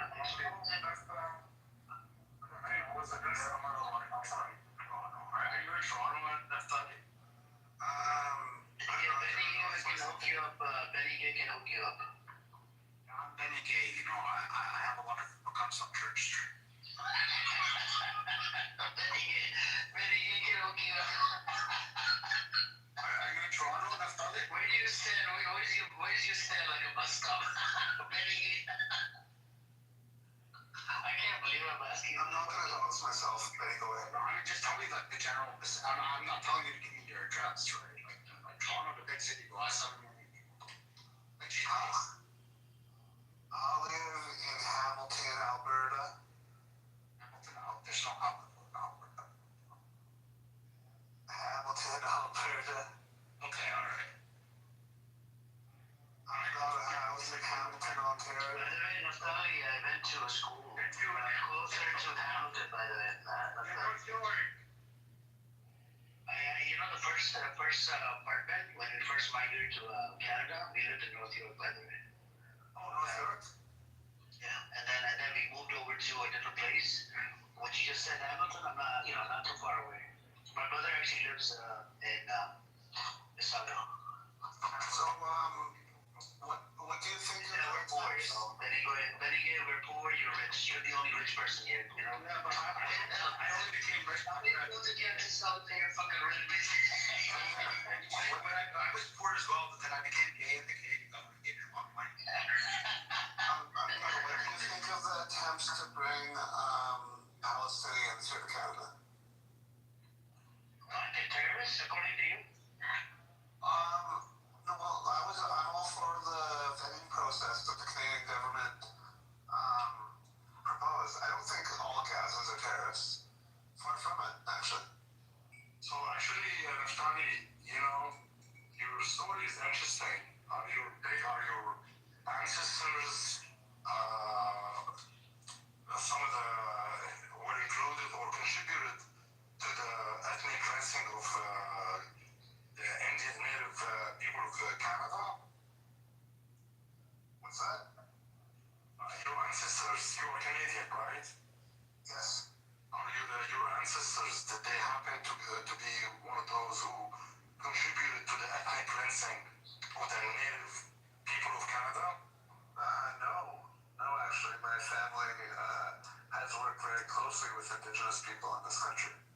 I'm proud to say, and continues to do so. And when you say your family, I'm talking about like your seventh great grandfather, eighth great grandfather. I'm not talking about your father, no. Man, my seventh, eighth great grandfather, you know, my generations have been kicked out of so many places and moved so many places. They've been running from place to place for like the last 7 generations. So, my family doesn't have the privilege. Can you give us what happened to your seventh great grandfather? Oh, I don't know. Or ninth? Oh, no, I don't know. I don't have that privilege, unfortunately. No, because if you don't know, then how do you say that? I mean, you gave me a story, right? For 7 generations. Because my grandfather escaped from Ukraine. Yeah, My father left the United States. My grandfather's father, my grandfather's grandfather might have come from a different place, since he certainly looks very Middle Eastern or very Persian. So I assume that he was in the Ottoman Empire at some point, his family lineage. You know, my family goes back to having, I guess, as far as you can trace back from DNA, Spanish roots. Only speculations, though, right? What do you mean speculation? Speculations. Yeah, because Jews don't have the privilege that a lot of ethnic groups and cultures have of being able to live somewhere and grow and advance because of the way Jews have been treated in so many different places. And what's great is now we do. And I'm sorry that it came at the expense of you, but that's not changing. No, I see, I mean, what you just said about Jews never had the privilege to live in peace. It's not true. I mean, the Jews Arab Jews lived in peace for years, you know? And first of all, being a Deni is at peace, and the fact that at any point with any certain leader, they would undergo a pogrom, and pogroms were very common in the Middle East. No, it's not that. No, that's what Jews were put through. What you're saying has no. There's no going back to that, Samud. No, we're going to go back to it. Listen through your head. Listen, It'll be a better conversation because I have through your head. I have to say that. There's no moving back, only forward. Now I'm going to talk, and you have to be quiet, okay? Don't interrupt me. If you're going to say some rhetoric that I've heard 1,000 times, stop it. Okay? Do not interrupt me. The reason why I mentioned that, because you claimed that Jews all over the world have been continuously persecuted. And I wanted to show that you are actually wrong, because the Arab Jews were not persecuted, were not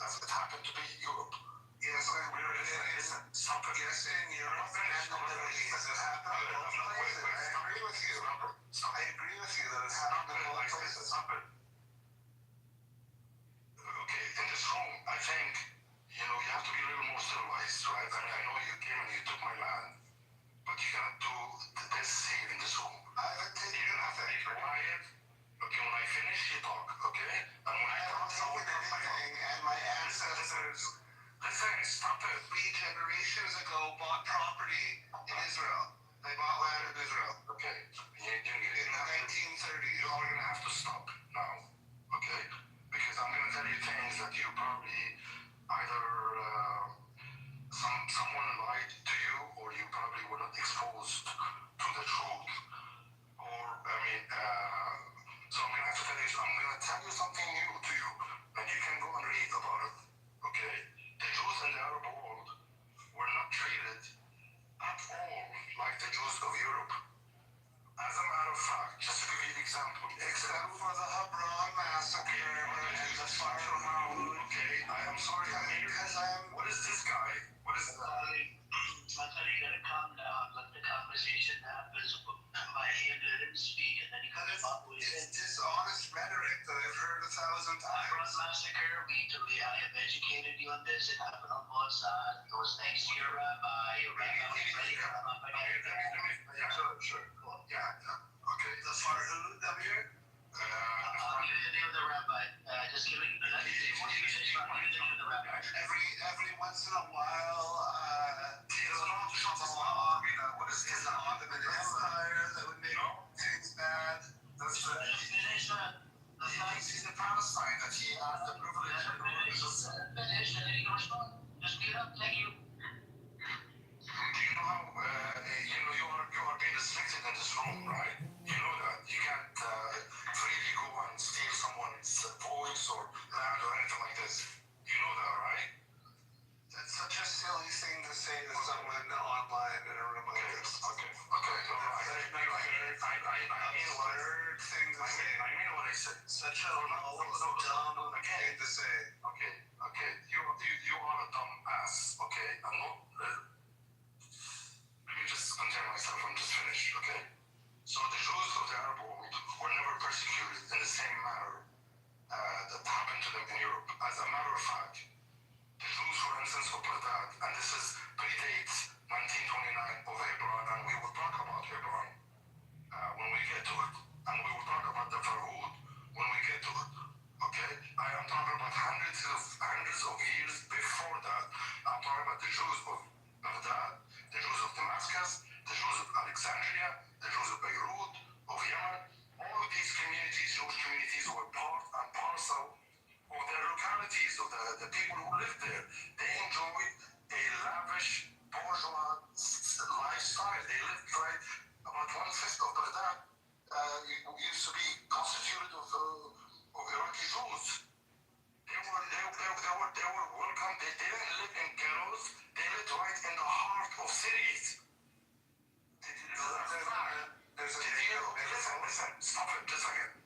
So apparently you are not aware of that.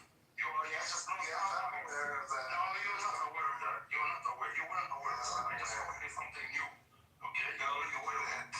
I've spent many years on this app.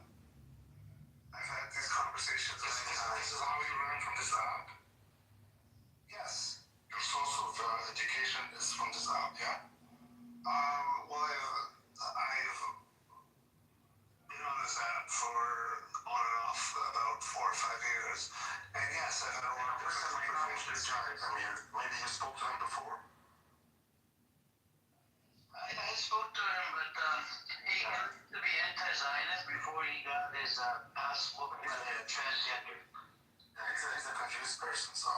Yeah, he's very confused, and I want to, help. I want to ask Benny Gay to find you another transgender, and maybe he or she can appreciate you, for whatever you are. First of all, I don't think we should... And then become pro-Patty again. I don't think you should call them a transgender. That's very, a very negative way to refer to them. And listen, I believe that trans women are women, and I'm attracted to women. So what point are you trying to prove? That I'm more progressive than you? Because if so, point proven. You told us you were pro-Patty before, and you I wasn't very educated in it all, to be honest. Yeah, but you found somebody on Tinder or something, and you found out that there was a transgender. You went with it. You did whatever you did, and then you got your ass whooped by that person. And that person apparently was a pro-Patty or whatever. You told him that you were a Jew, and you got your ass whooped by the brother. I'm saying if you found another one that's pro-Patty, but doesn't they don't whoop your ass. if they do respect you as a Jew, would you change your position? Well, that's a really odd question, but I don't think so, no, because my position went to where it was because I also did the birthright program and really saw the reality of the country. You know, I went to Jerusalem and I saw Muslims and Jews holding hands, singing peace songs and dancing in the streets. That's not true. So you saw it's an isolated incident, right? You saw what, 50 Muslims? 20 Muslims? I don't know, when you picked a fig for me and gave me a fig, it was a really nice moment. What? There's a Muslim woman walking with her child on, I don't know if it was Shabbat or what, but she picked a fig for me off a tree and gave me this fig. Okay, so she did it out of respect. Oh, absolutely, yeah. But it has nothing to do. Look, from the Muslim perspective, you don't have a problem with the Jews. They did coexist before prior to 1948. The problem came around when you had the Zionist scumbags coming around. They wanted to establish a state by ethnically cleansing Palestine. That was the problem. Now, that problem, you know, it needs to go away. People can coexist on their own. But the state, down the road, it's going to have to dismantle. I mean, you know, the state cannot run like this. And right now, Netanyahu wants to attack Iran. Yeah, I mean, look, I think ultimately they're going to try to use economic means first. They're trying to avoid another war, for sure. But yeah, I'm sure Netanyahu does want to attack Iran. So, you did your birthright, you saw people holding hands. Just because people were holding hands, you decided to pick the other side. Well, it wasn't pick the other side. It's more that I decided to take the time to learn. Did you go to the West Bank? Did you ask Palestinians how they're getting treated? Did you see the 920 checkpoints on the West Bank? Did you see how they cannot collect the rainwater in the West Bank? Did you see any of this? No, They're occupied. we're not allowed. In the West Bank?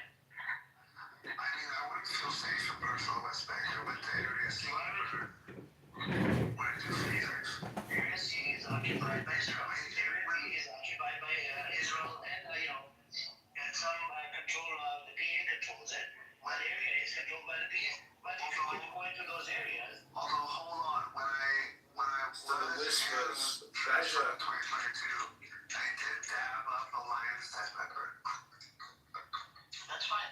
What I'm saying to you should go into Jerusalem, and I was all like, "What's up? Nice shirt." So you're flirting with the guy. What's that? You were flirting with the guy. Oh, I wasn't flirting with him. I was complimenting his shirt. He was a Lions Den member. And then there's IDF members all around the world. IDF are fucking terrorists. No, but like the Lions Den is actually a terrorist. IDF is literally a terrorist. It was established out of three Jewish Zionist terrorist gangs. You didn't know this?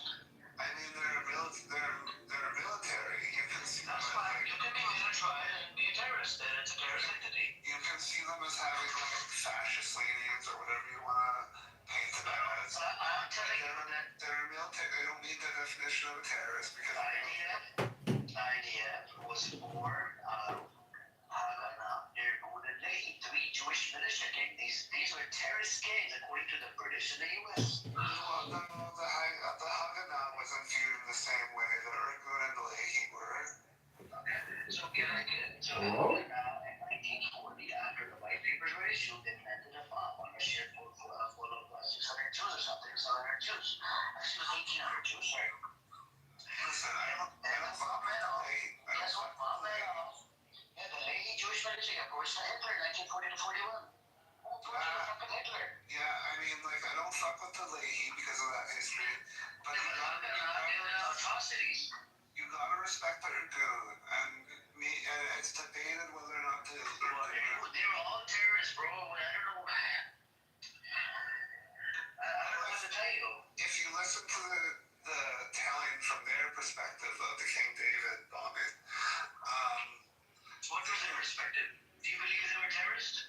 Well, their intention was to get all the civilians out, like evacuate it.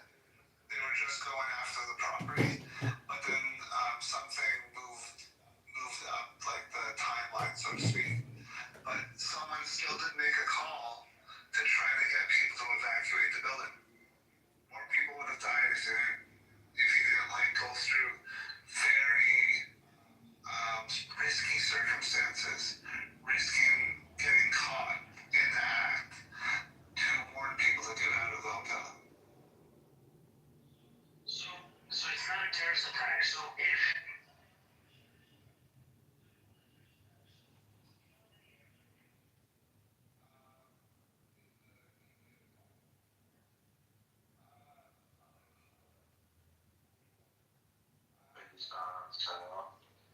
I don't know what to say. Yeah, well, it's your room. You should moderate your room. Look, I don't give two fucks about your room.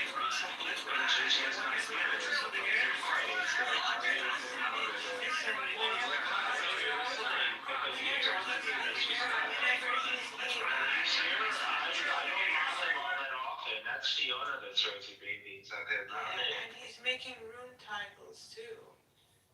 Okay, well you talk to Fiona about that because that's Fiona's bestie, not mine.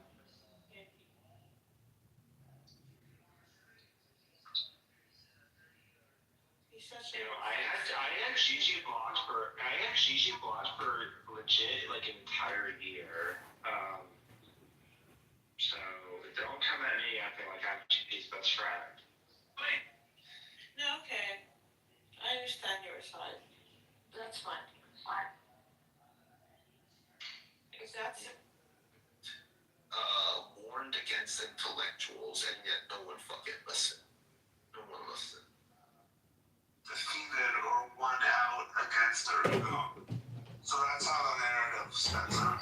Narrative can be whatever, it doesn't matter nothing. But if you look into the history, how was IDEA formed? It was formed out of three Jewish Zionist terrorist militia gangs. Listen, the point is that you are sharing the anti-Israel narrative, and I'm sharing the Israel narrative, which you can share pro-Israel, but do you agree? But I have to to that? believe it. Okay, if King Hotel David bombing attack was a terrorist attack, and it was done by which king was it done by? The Bayshore. Okay, Yergun. And say Yergun transforms into IDF in 1948. 46 was the terrorist attack. 1948 becomes the IDF. Would you still call them terrorists? Well, the Haganah absorbed them and formed the IDF out of that because the Haganah's values and a way of doing things went out. Haganah was a terrorist gang. No, they were not. Well, okay. I gave you an example of the Bloody 1940s. It planted a ship full of Jews, and it sunk the ship. It killed about 250 Jews. I gave you that one example, 1940.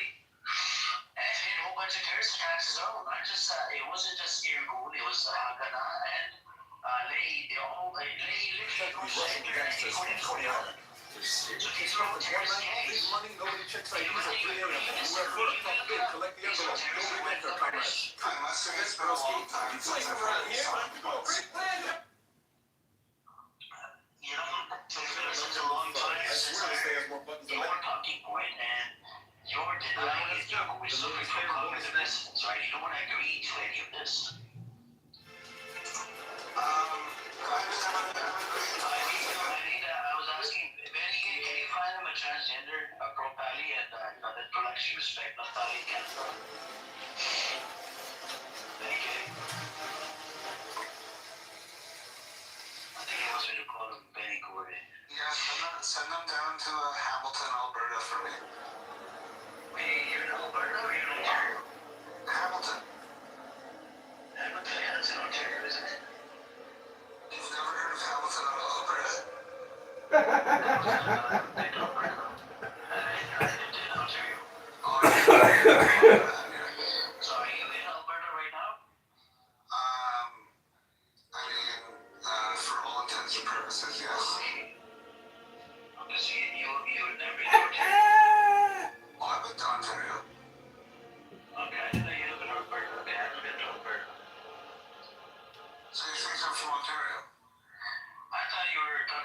Hamilton, Ontario. So then I'm saying is that you totally The place that I went to school, it wasn't that far away from Hamilton. I went to school in Canada, by the way. Oh, you did? Yeah. Well, I'm proud to call you my fellow Canadian. Yeah, I'm a Canadian and American. That's awesome. And would you give it all up for Palestinian citizenship? Give it all up? Like, in what sense? I don't get it. Are they gonna get are all of them gonna get the citizenship? No, hypothetical. Everyone has an opportunity to take Israeli citizenship, but they have to give up whatever other citizenship they have. Yeah, but I'm not Palestinian, Lieutenant. I am an outsider. Okay. I just know a lot more because I'm always looking into the history of Palestine, so I'm trying to look at it from different angles. But you wouldn't give up your American and Canadian citizenship for If Palestine? I have to, if they're gonna get it, right? But I'm not Palestinian. That's what I just told you. So where am I gonna go? No, I'm saying like say the only requirement to get Israeli citizenship was to give up your all your other citizenships. So you're talking about me? I'm the only person that has to give up my passport, my citizenship, and all the Palestinians will receive Israeli passport. Is that what you're saying? Oh no, say we lived in a reality where every Palestinian could take Israeli citizenship, but they would have to give up they would have to first pass the checks, and then they would have to give up whatever other citizenship they had. Through their refugee status. Yeah, I think some of the people would give it up. They want to live inside where they are from. I've met 2 so far. There's a lot of them out there. Some of them are living in the West just because they can't go back. They don't want to go back. There's a pretty big population that want to go back. Well, they want both. Not only Muslims, even the Christians want to go back. But who's stopping them? Israel. Why do other Palestinian minors though? Okay, I don't know. Their citizenship. That's what we're saying. No, say it was a new rule for both populations. I mean, listen, if a state wants, there are states that do have this rule where you're not allowed to hold any other citizenship, right? So it's not completely out of the question. But you would have to apply it to Jews, as well. And I don't think a lot of Jews are going to be happy with that. I think to make it really fair, you would have to offer Israelis opportunities to get citizenships in other countries as well. Israelis do have opportunities to get citizenships in other countries. Israelis of certain economic statuses and background. No, actually, no, not necessarily. Portugal passed a law that people who were expelled like 500 years ago, Jews who were expelled like 500 years ago, could get citizenship. Yeah, I think Germans have that as well. Like, there are countries that have this kind of law that if you can lineage, you can get citizenship. Yeah, it's just down to the nation state, and a lot of Israelis did, take that opportunity. I know a Jewish woman who moved to, where did she move? Somewhere in Europe. She chose Europe over Israel. But she's like a physicist, so she has the ability to do that. And a lot of Israelis really don't. These report break-ins and vehicle break-ins crime is not gone. The unsafe access caused chaos. Multiple vehicles broken into or Tank ordinance, voice consent, installed cameras and networks ignores the fact that intelligence created and concealed. I'm saying that a lot of people Lindsay is busy spending money on psychiatric services, income monitoring, and denying reality. Voter out. Palestinians have. And a lot of Palestinians as well would like to have other citizenships. Migrate for their it goes both ways. I just don't see where you're getting this idea from. Oh, it's just it's an idea that I'm always curious of what people say.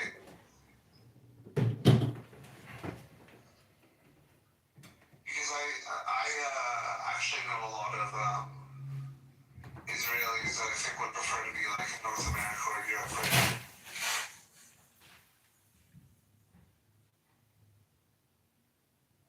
I mean, you would concede that it is easier for a Jewish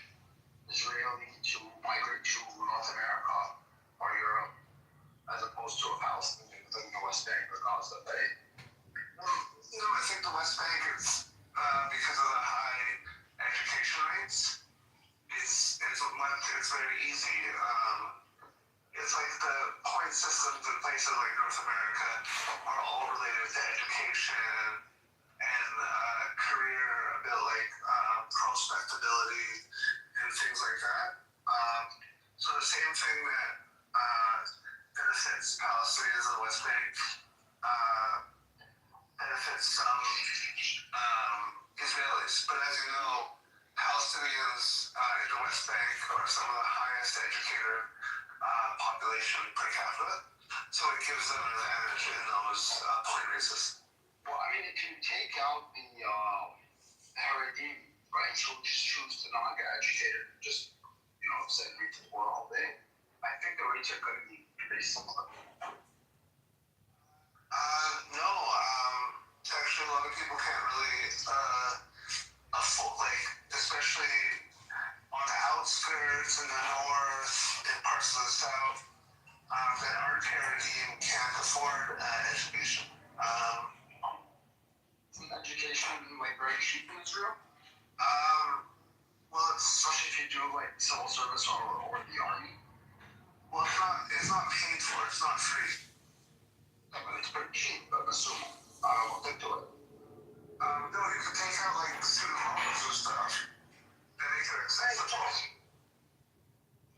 But it's not cheap. Yeah. How much does it cost?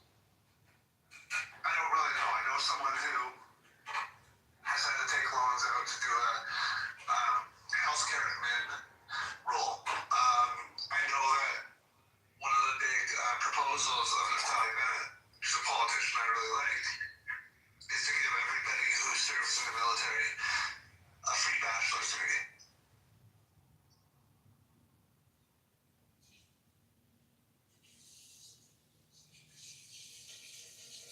It's a great proposal. I'm just looking this up. Yeah, it's called the Naftali. $50,000 and $50,000 a year. Shit, that's pretty expensive. Yeah.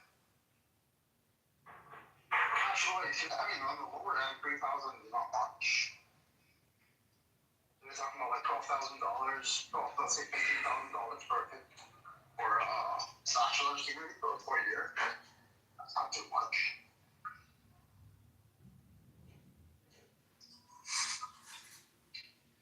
Yeah. I mean, it's like it's hard to afford to go to school because of the cost of living. A lot of people have to travel long distances to go to schools. Is that you in the picture? If you don't mind me asking? Yeah. You like watermelon, huh? Yeah, watermelon's great. I used to like watermelon, but it's good for your body. I think they use even a watermelon diet. Yeah. Is that a very healthy diet? It is. It's just all watery. But, you have to be careful if you, you have to be careful because it's all watery. Just drinking and eating water, That sounds good. Good for you. Flushing out your toxins. I did that a long time ago. It was good. But anyways, I think that's why we need to bring you to the Propani side, right? I have this visual thinking. One day, you realize that yes, Israel has done the genocide. Do you believe it's a genocide, Propani? I don't know. So let's say ICJ comes out with a ruling it's a genocide. Would you then concede that Israel did do the genocide? No, I think it's a biased court. What I would say is, by certain scholar standards, so I say possibly. It depends on what lens you look at it. So what is your standard for calling it a genocide? Well, you have to separate intent from actually what's happening. And whether or not you're using intent as one of the measuring sticks.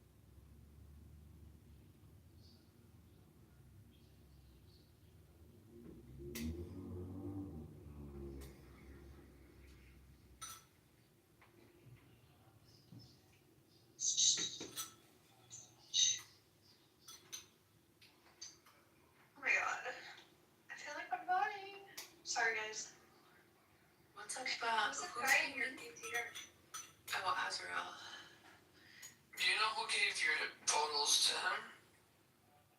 So it was a guy that had a thing. That's Mr. Moses. Mr. No, it wasn't. It was Aziz. It was the guy that I had a thing with who released my photos. He's the only one I sent them to 2 years ago. He said Dr. Osama gave him. Yeah, Dr. Osama got them from Aziz. That's how they got out. It's not because I gave them to Dr. Osama, please. Oh, interesting. Yeah, that shit gets passed around like once some asshole gets along and and a TikTok page, multiple fuck pages. Why does he go into that room though? Drama? I don't know. I don't really care. I respect 19-year-olds, so it's hard to respect it.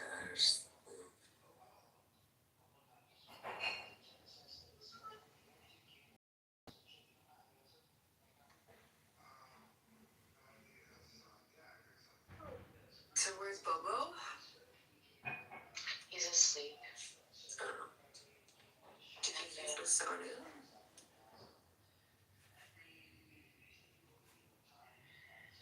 I spoke to him pretty late. And, who knows? He assured me that if he met her, it would be it wasn't going to be romantic. I don't know if I should talk about it. To be fair.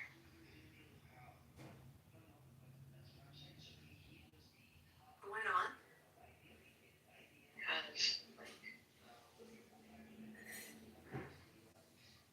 going to give Bo and I are going to give each other a break from trauma and crazy shit.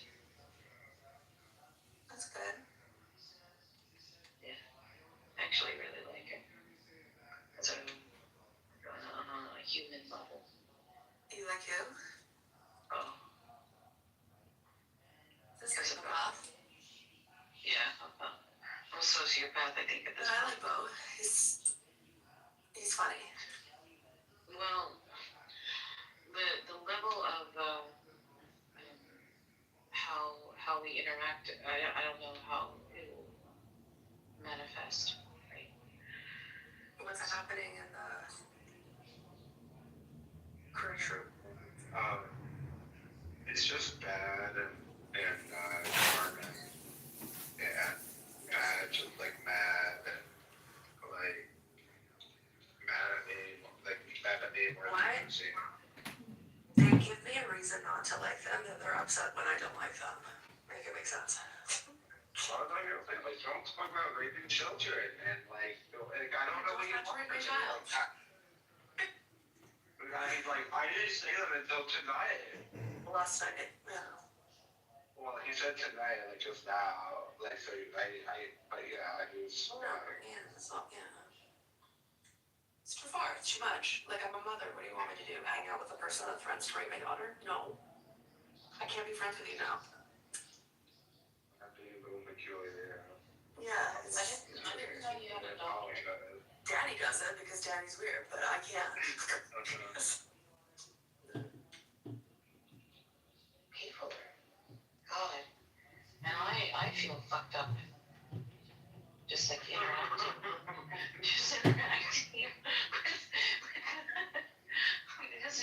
just entertaining like the notion of what has occurred to people like on social media is just absolutely what the fuck.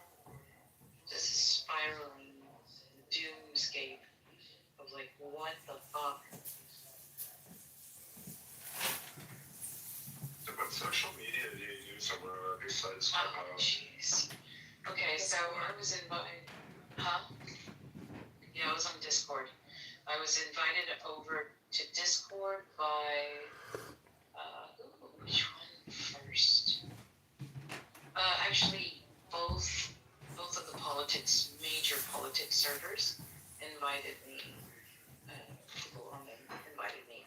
So there were two politics servers, the politics and then the other one, and I was known by both groups. Yeah, and then so I had no idea what it was like on Discord servers, what the people were doing, what was the norm. And I went in there and did debates, talked to different people, and I knew a lot of the community that was already in there. So, in fact, I brought a whole bunch of them from Clubhouse on Discord server. I just funneled them out there, got them off this out. I'm not really fucked with Discord anymore because I was getting banned, and it wasn't even for anything I did. It was like because of servers I was in. It would ban me from the servers I was in, even when I wouldn't even talk in the server, like never a single time. I would get banned while the server got banned. And, I didn't have that experience. I got invited to all sorts of really interesting servers by multiple people. I was modded in a room that you had to know somebody really, really popular. Amongst the server, you had to know the founders to get. It was like a major political, one of the biggest on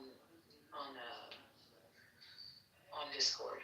So you had to know somebody personally to be, not even personally, but like really, really well. Can you explain your connections to white supremacy, Laura?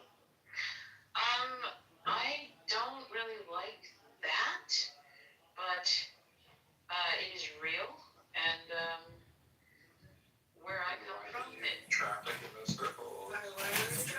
Traffic. What do you mean? I don't understand what you're talking about.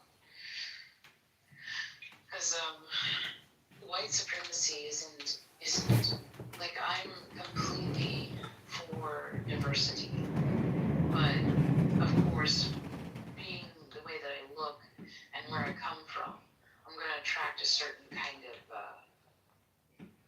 man, usually. So you're saying that you've been with neo-Nazi men? If you're back channel saying. No, I didn't say that, but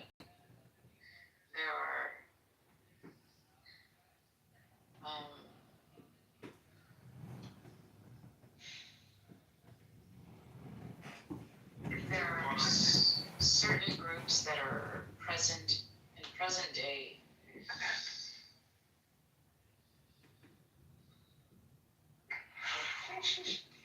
What's going on?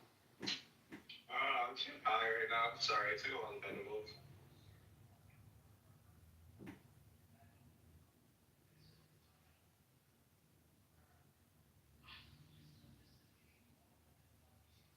Okay, but so you've been with white supremacist men? Is that what you're saying? No, I've been in the presence of them. I'm not sure if they were. I generally like people who are more eclectic in their what they like when it comes to like culture and whatnot. That's why I got along so well with my ex. Tell me about your ex. Yeah, which one? Well, I generally get along very well with somebody who is willing to at least entertain people from different backgrounds and nationalities, and is able to navigate that with grace. But I do that. Nothing beats a red one. Accusing me of something, as if I. There's never been one person. It's called brown, and I wish I was white. Okay, listen up. This is the correct term. Yeah, I'm spiritually white. Okay. Listen, I don't care if somebody's brown or. We're embarrassing. Whatever. As a people, as a collective, it's embarrassing. Yeah. What?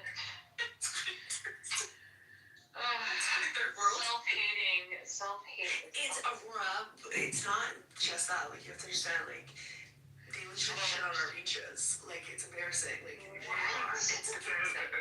Are you kidding me? They do. Our politicians had to ask immigrants to stop shitting on beaches in Canada. It's crazy. Oh my god. But they don't know the difference between that brown and it's all brown to them.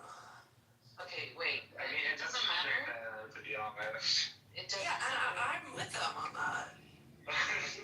I'm with that. I'm an anti-immigration. Fuck this shit. Like, And with we're all the the third world. all of the Indian truck drivers and stuff too is pissing people off lately. The truck drivers, it's fucking every job. It's like Well, timber no, all the but way up to like there's been Are you in multiple Canada too? like big. I'm not now, but there's been multiple accidents in the U.S. with Indian truck drivers. because they're all alcoholics. Like 6 months. I don't know what it is, but yeah. So. A lot of them here have like drinking problems and stuff because they come here and they have free access to and then there's like a lot of accidents and stuff. And one driver drove into a school bus and killed like 20 kids. It was the whole thing. I'm worried about Billy. Why don't we hear from him anymore? I think he's drinking. Billy? I talked to him yesterday and he barely could speak. Because he was And drunk. then Brock, Really? no. And yeah, Billy. Well, he barely wanted to speak. But Brock came. Hang on. Let me finish. Brock came in and was kind of like, oh, Billy. He's like talking to a stone wall. I was like, leave him alone. Just let him flow. You know, if he doesn't want to speak or say much, just let him. Let him not say much. No, Billy needs to be bullied a little. A bully, Billy. I think he might be at a KGB spy anyway, so. Yeah, like Yeah, we think he might be. I love the fact that you picked up on that without me because But I notice these things. Yes, I told I heard him speaking some Slavic fucking language like 2 years ago. This is when Shamila was still around. And I made a big deal of it. And I'm sorry. Like, no. No, that was Slavic, right? Yeah. Yeah, he was speaking some Slavic language. And like, no one really believed me. And then like a year and a half, 2 years later, like you said that you heard him do the same thing. And I definitely hear some sort of like Russian or Slavic something coming out of there. It's bizarre though because like I hear Bollywood movies and shit in the background too, but maybe that's just the soundtrack they give up. I don't know. And like, what's with the dog? Like, where's this big dog from? Oh yeah, that barking dog last night. Eating the dog, like cooking a dog soup. I hope the guy. Not Kitover TV. I know the story. You were around back in the day. So you don't remember oh fuck the mongoose too. I heard about the mongoose story that ate the. Oh, it was. I swear to God, like. Okay, so Billy was talking to us, and then he was looking through the window and watched a mongoose attack like the last of the dogs or something, and it was like. That was one of my top tier Clubhouse moments. It was like a David Lynch movie. I swear to God. A mongoose. Like, it's such a random. Even though they're so alive, they're extinct. Like if Billy, with his like deadpan Indian accent, was like, a mongoose ate my duck. It was just bizarre. That was a good. I mean, it was horrible for Billy. The cat in the bird cage. The bird that flew, the parrot that flew away, so we decided to get the cat with crusty eyes and kept it in the cage. Like, it's just, he's so bizarre to me. Wait, let me find those pictures of the cardboard boxes that he wrote my name on, like, fuck you, Uncle Ted. I think I told you about that, right? Yeah, he probably thinks about us all day, every day. I don't know, I hope not. Poor Billy. Billy's really good. Yeah. So that's why he was like almost stone cold when I was trying to kind of just like tell me what he wanted to happen if he could have his dream come true, just to get him to open up. I think Billy has dreams.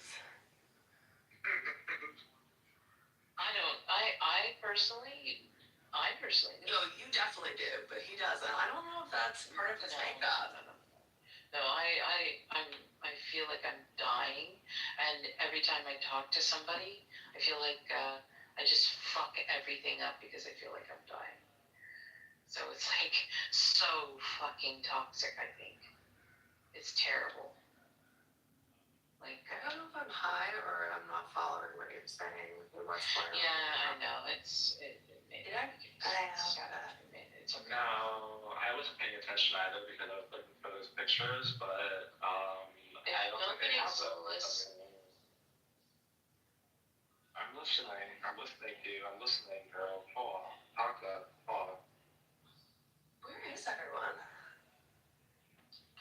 Fiona has a job now? Working. Well, Fiona denies it because Fiona had the sugar daddy. But, yeah, Fiona must be working. Normally, even when Fiona's working, it's like he comes back. But maybe they switched him from, like, swing shift to overnight, though. I don't know.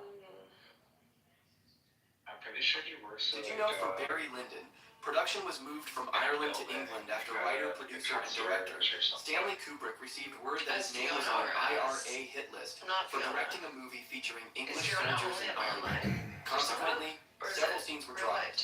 2. Many of the shots were composed and filmed in order to evoke certain 18th century paintings, especially those by Thomas Gainsborough. 3. Leon Vitali vomited for real during the final duel. He was given a mixed lunch of the heaviest ingredients they could find, in the hope that it would nauseate him enough. When it didn't, he swallowed a raw egg whole, which he instantly regurgitated. Fortunately for him, Stanley Kubrick was immediately satisfied and did not ask him to repeat the process. A genuine rarity for Kubrick, who was an... It's a character and it's not. Okay, so it's not entirely. Yeah. That's hilarious. Every man falls in war. No, I think he presents much more masculinely than he does in person than he does on here. But at least he doesn't actually claim to be a woman like some of them. Yeah, they're saying that your biological woman I is... care if they claim that. But if you piss me off, I'm gonna throw it in your face. It's ridiculous to claim something that... However, you can say whatever you want. Call it whatever you want, right? It's so ridiculous. Oh, wow. But who are you? Ridiculous. Oh, no. This is German. Are you German? Sprechen Sie Deutsch? Oof, my ancestral call. Did you have some spretzel? Wunschwager. Stop. I went to Germany and I did deli work, so I know a couple of words. You worked in a deli in Germany? She used to wear meat with her bare hands. No, I worked in a... Are we... Is it a... I worked in a... We're talking about the giant slab? What? The lesbian thing. Aurora had a lesbian experience. You was in deli in Germany. On the bologna flaps. Don't speak to us ridiculous. Are you ethnic German or from somewhere else? I don't know, this person's starting to piss me off already though. I'm just pissed that the US is speaking. Okay, I'm not American, and okay, so Europeans need to learn the difference between America and Canada.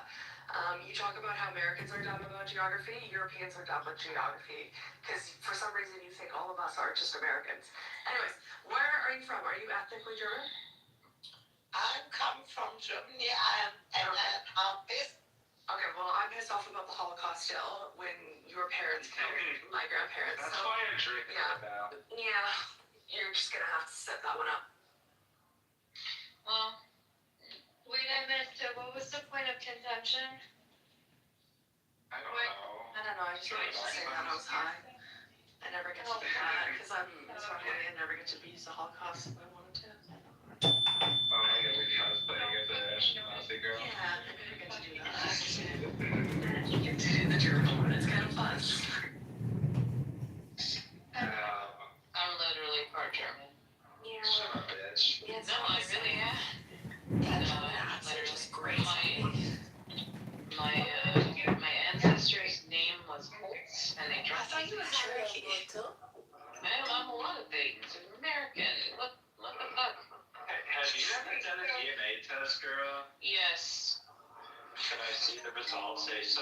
I deleted it because they're selling the damn company. You're something. No, I'm not. What are you? I'm several things. No, I want blood quantum right now. What are you? Blood quantum, right? Yeah, I do. I have blood quantum right now. Why I'm asking a blood quantum. All I got left over now is my father's results, and I'm definitely his child. Of course, that was obvious. I was obvious because I look exactly like a female. Okay, so can I see the breakdown of the like aspect of this? She's 1 in 124th. No, Tell me about the Cherokee Princess. Cherokee Princess? No, I'm part Cherokee. So. Tell me about the princess. Okay, so my ancestors were forced out of. You're from Oklahoma, right? Yeah, my ancestors. Cherokee. I'm living in Cherokee land right now. No, but they have the nation, right? They have the Plains Nation. It Cherokee. would make sense that she has it, but it would also make sense that she doesn't have it. She's go either way. Oklahoma. There's so many white people in Oklahoma that claim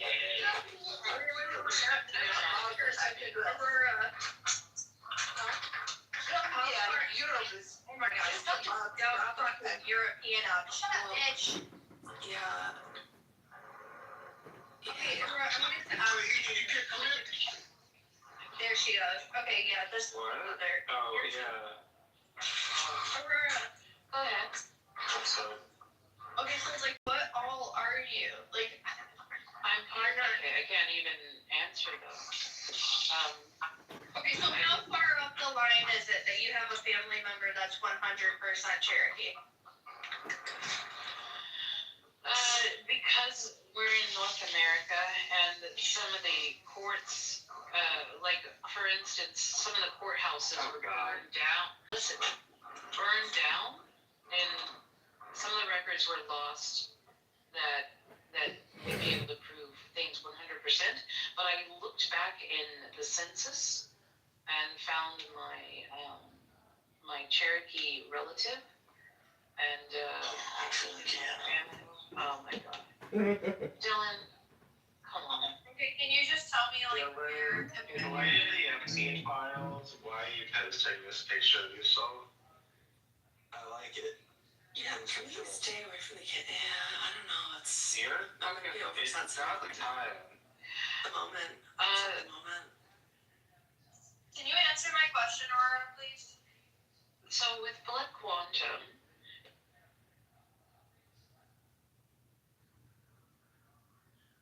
Hi, I'm your freestyle dance teacher.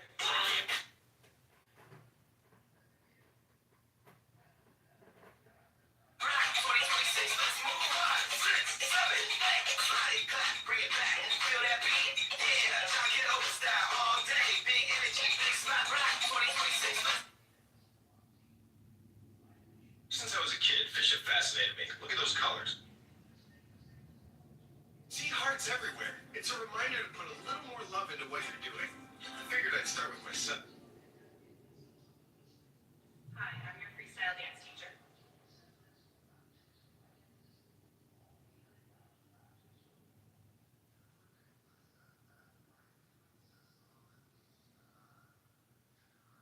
As far as the four grandparents.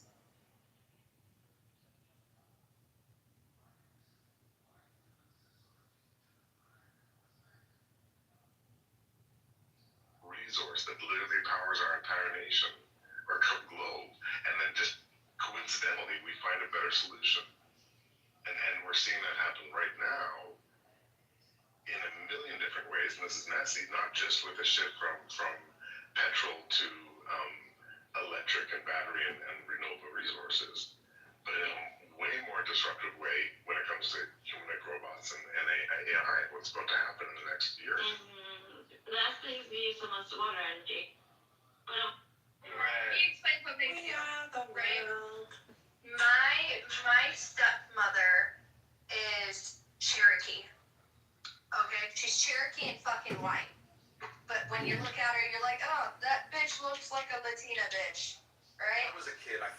margins of every notebook with does dragons. that mean that There were I'm creatures that Cherokee could fly, because my breathe fire, and never stepmother back is down. Cherokee? Somewhere along No, the way, I realized I could do don't it. share the I same am- ancestry. I as my share the stepmother. same ancestry as my step. This is weird. So Miss German is really not giving up.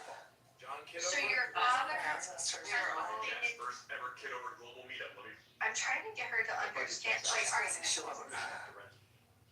Just because you think that you know more about Oh, Cherokee please. Nation, when you don't even live in Oklahoma, you didn't have it taught to you in the school specifically about the different nations.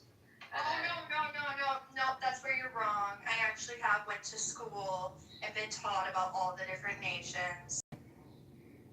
When Yeah, and I do know about the Cherokee. In fact, my best friend, not only is my best friend, and I can guarantee she's probably more than you. I hate to be the person to do that, but it I doesn't. can I don't know why you're picking the one thing that is the It's most. just weird. I just want everyone to know that I'm just like a hot You are what your stepmom is. Your fucking stepmom's ancestors aren't your ancestors. Your ancestors stealing. That's what you're doing. That's weird. That has nothing to do with what I just said, and you know it. You're just No, it has trying nothing to. to do with your You're just trying. You're starting a fight for no Aurora. fucking reason. You're changing your entire story because the last time I talked to you in Chilism, you said your step parents were fucking Lebanese and Middle Eastern, and now you're saying your No, I did not. Hang on. You're listen to me. Well. I am not. Maternal parents were Native American, and I said bullshit. I'm looking at There's two Auroras. There's two Auroras. Did you know that? Man in period attire. There's two. Possibly said. You know there's two Auroras on the south. Oh my god. So bitch, there's only one. No, stop this. I added her. There's two. Is the other one your other personality? No, the other one is she looks completely different than me. Yeah, she's like very dark skinned, has long dark hair, looks nothing like me. There's two Auroras. So there's Aurora Metanoia and then Aurora Dot. So you might have been talking in Chilism to somebody completely different. Regardless, you're saying. No, that's not regardless. Not regardless. So Yes, you you may are be what your making a step claim. parents are. Sorry. No, that's not what I just said. That is not what I just said. I didn't say that I was them. I'm saying that we share the same ancestry because we're all part of the Cherokee tribe who came over from the Trail of Tears. So, how about that? That's what I said. How about that? How about that? You love that I did not phrase. say. You love that Yes. phrase. How about I do. that? I do love that phrase. Ridiculous. Yeah. Can I see the Aurora, can I slap you? No. Can I see a photo of you? See a photo of me? Would you blame me if I did though? I might bite your cheek if you did that to me. It would start a war. Oh wow, that sounds And not a good way. like an erotic session. I don't think it would turn into that. No. I don't underestimate me. What? That's ridiculous. Alright, I'm gonna come to that district and slap you. I'm not into. I know you are not attracted to women. That's a lie. I'm actually Ever. That's never stopped women though. Don't. Listen, Howard. Are you okay? No. He's joking. Yeah, I'm choking on your tennis kicks. Ridiculous. Make Cosby love. No, I'm gonna taste that shit before the real does.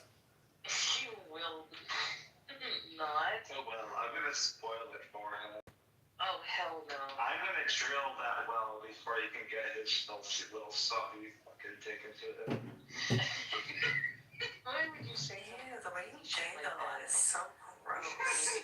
Since. You're so Oh excited my by god. this.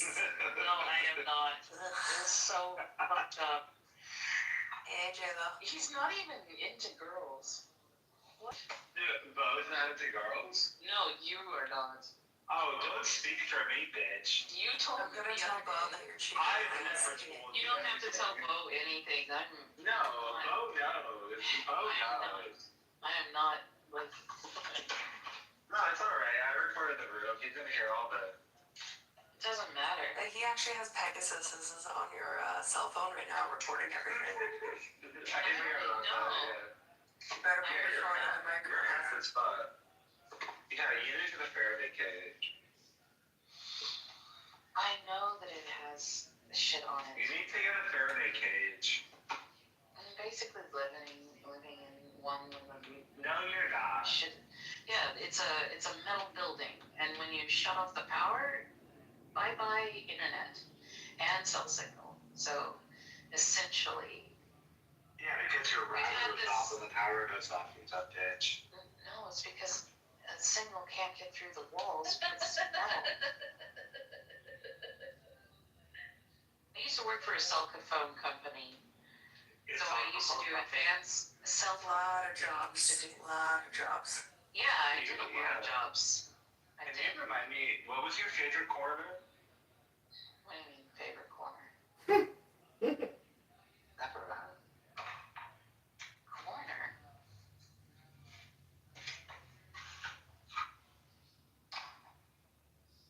Sorry, you're a good girl. You're a good girl. Fuck.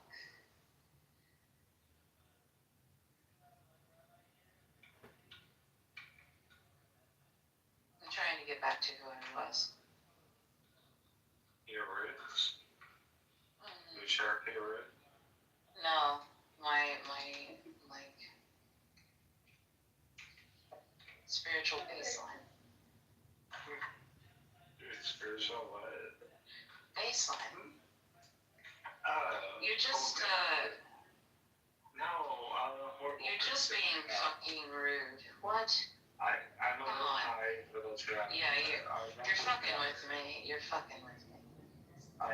Yeah, but it's only because I love you. You know, I have these people. He's the only one that loves you, Aurora. He's the only one you can trust on this app. Oh, Lord. No, I don't want that responsibility. Hell no. It's not like Bo. Hell no. Fucking bitch. I'm not gonna get passed around like a fucking. No, girl. Your mind is always like in the gutter. Yeah, and pass around like you're at a frat party or the day. You're so hypersexual.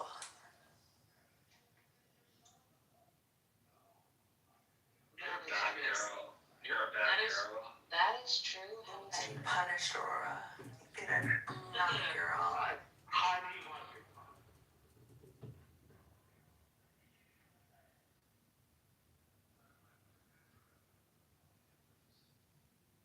Making a video. Colonel, worst scale Everest while eating beef.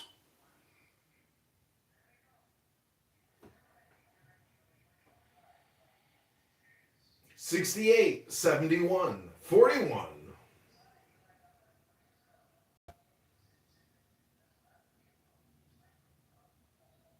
68, 71, 41. Oh, yeah. Is she? No, I love that. No, I love that. 68, 71, 41. That's beautiful. I'm Every day. Making a video. Every day. For at least an hour. I miss my old walking trails. I had several that I would go to and take the dogs. And I've lost like 30 pounds just walking. It's insane. I lost like walking. Walking is one of the best exercises. Running and stuff is really not as bad on the joints, but some people need to do it. You know what's really good too if you're trying to lose weight is focusing on building muscle. Why do I say that? Monica, you have a hot mic. I hate like fighting over hot mics to speak. Use her. Yeah. What was your original? Another thing that's really great if you're trying to cut weight is building muscle, because what building muscle does is it actually like you burn more fat while resting with the more muscle mass you have. This is scientific. That is true, but it's also not that significant. Like, yes, you should definitely build muscle Implement more. Don't just focus on one. Yeah, well, yeah, the problem is that if you're only doing cardio and definitely losing weight, you're gonna lose muscle mass as well. So you need to work your muscles out in order to preserve them while losing weight. Laura, what did you have for dinner tonight? Oh, it's disgusting. I didn't like it. What did the kitchen make? No, it's not the kitchen. It's more like. Is it? So it was like the worst damn thing that anybody can make for themselves. It was like macaroni and cheese and a meatloaf. And the meatloaf isn't so bad, but the sauce on it had a little too much sugar. We're in the kitchen. Yeah. Do you think your parents are at a home? And with my parents, because I'm getting into groups. Okay. Yeah. Oh, I thought you were in a home. Hell no, I'm not. Who serves your meals every day? Well, if I go into the fucking kitchen, I get fucked with, and I just stay out.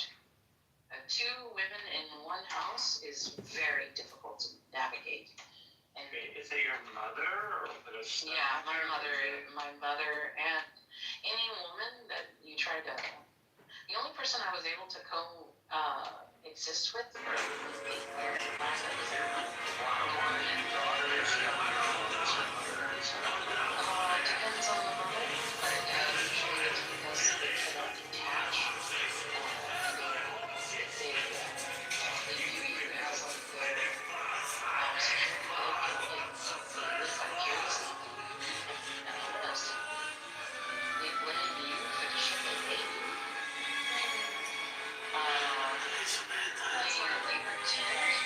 They pretend to be super nice outside, and then they're just crazy. Like, they are nothing like how they are at home. And, yeah, it's, there's all kinds of crazy shit that's happening right now in the dynamic of families. Oh, Billy says you wrecked the soda machine. You know, that I'm getting a divorce. Because my family never made enough for them themselves to basically take care of themselves. They expected me, the only child, to figure it out for them and myself. So, and yet here they are cooking your meals 3 times a day. Yeah, well, what happened was an absolute.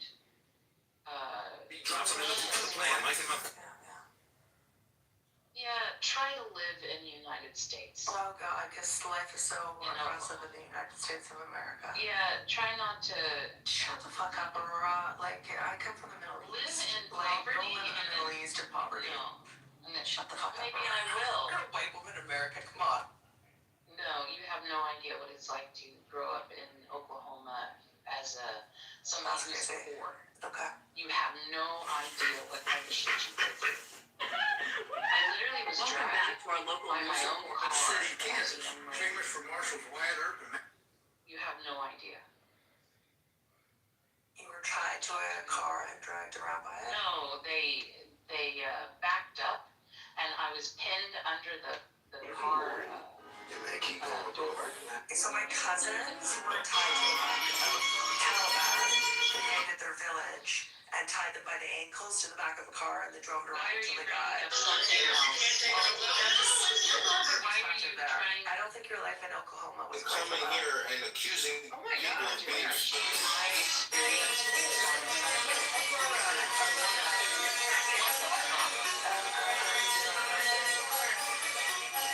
just shared how her family was attacked by fucking terrorists. And She lies. She's a pathological liar. She's a liar. No, But you expect us to have some kind of empathy for you, but you can't expect? You can't even give that to her after her family was attacked by fucking terrorists? Are you kidding me? It can always be worse. It's not about one-upping. I'm just saying a little bit of perspective. It can always be a lot worse, and the glass is half full, not half empty. No, it is fucking crazy. You're telling her you have all this privilege. You're from the United States. She had You just hate white people. What the fuck is your problem? No, I wish I was. What is your problem? You're ridiculous. You are ridiculous, Aurora. Just like everybody else. You are ridiculous. No, you're ridiculous. I don't even know who the fuck you are. And you think Aurora, you're really ridiculous. Do you just hate white people? Girl, 5 seconds ago you were claiming Yeah, but you're you have 6 different races. What happened to being Cherokee? No, you keep on. I don't even know what the fuck you look like for you to make the claim that I know that you're white. You? Hello? You don't give a fuck about Hello? what I'm saying. It's like, you all you're No, doing. I think you're racist. Picking me I think you're a I'm not. racist because you I just am not. invoked race politics and we weren't even talking about Jesus fucking race to Christ. begin with. Jesus Christ, you've been bringing up race and Yeah, you just projected your fucking racism onto me, bitch. Seriously, that's ridiculous. I don't even know what the fuck you're talking about. Yeah, sure you don't, because you're fucking crazy. You're fucked in the head. No, I'm not. I'm not gonna have you tell me what I am. You don't have that right. Okay, then I'll tell you you're fucking nuts, babe. No. Total delusional schizoid. No. But entertaining. No. Oh my god, this is Tell us about when you were a fish breeder. I like that story.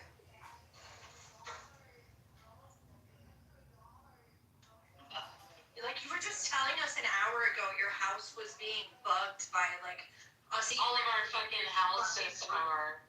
All of our houses are bugged. No, you're fucking nuts. You're fucking crazy, bitch. Yeah, you're fucking We live in the fucking United States. No shit. It's Be awful. grateful. Have you ever been to Europe?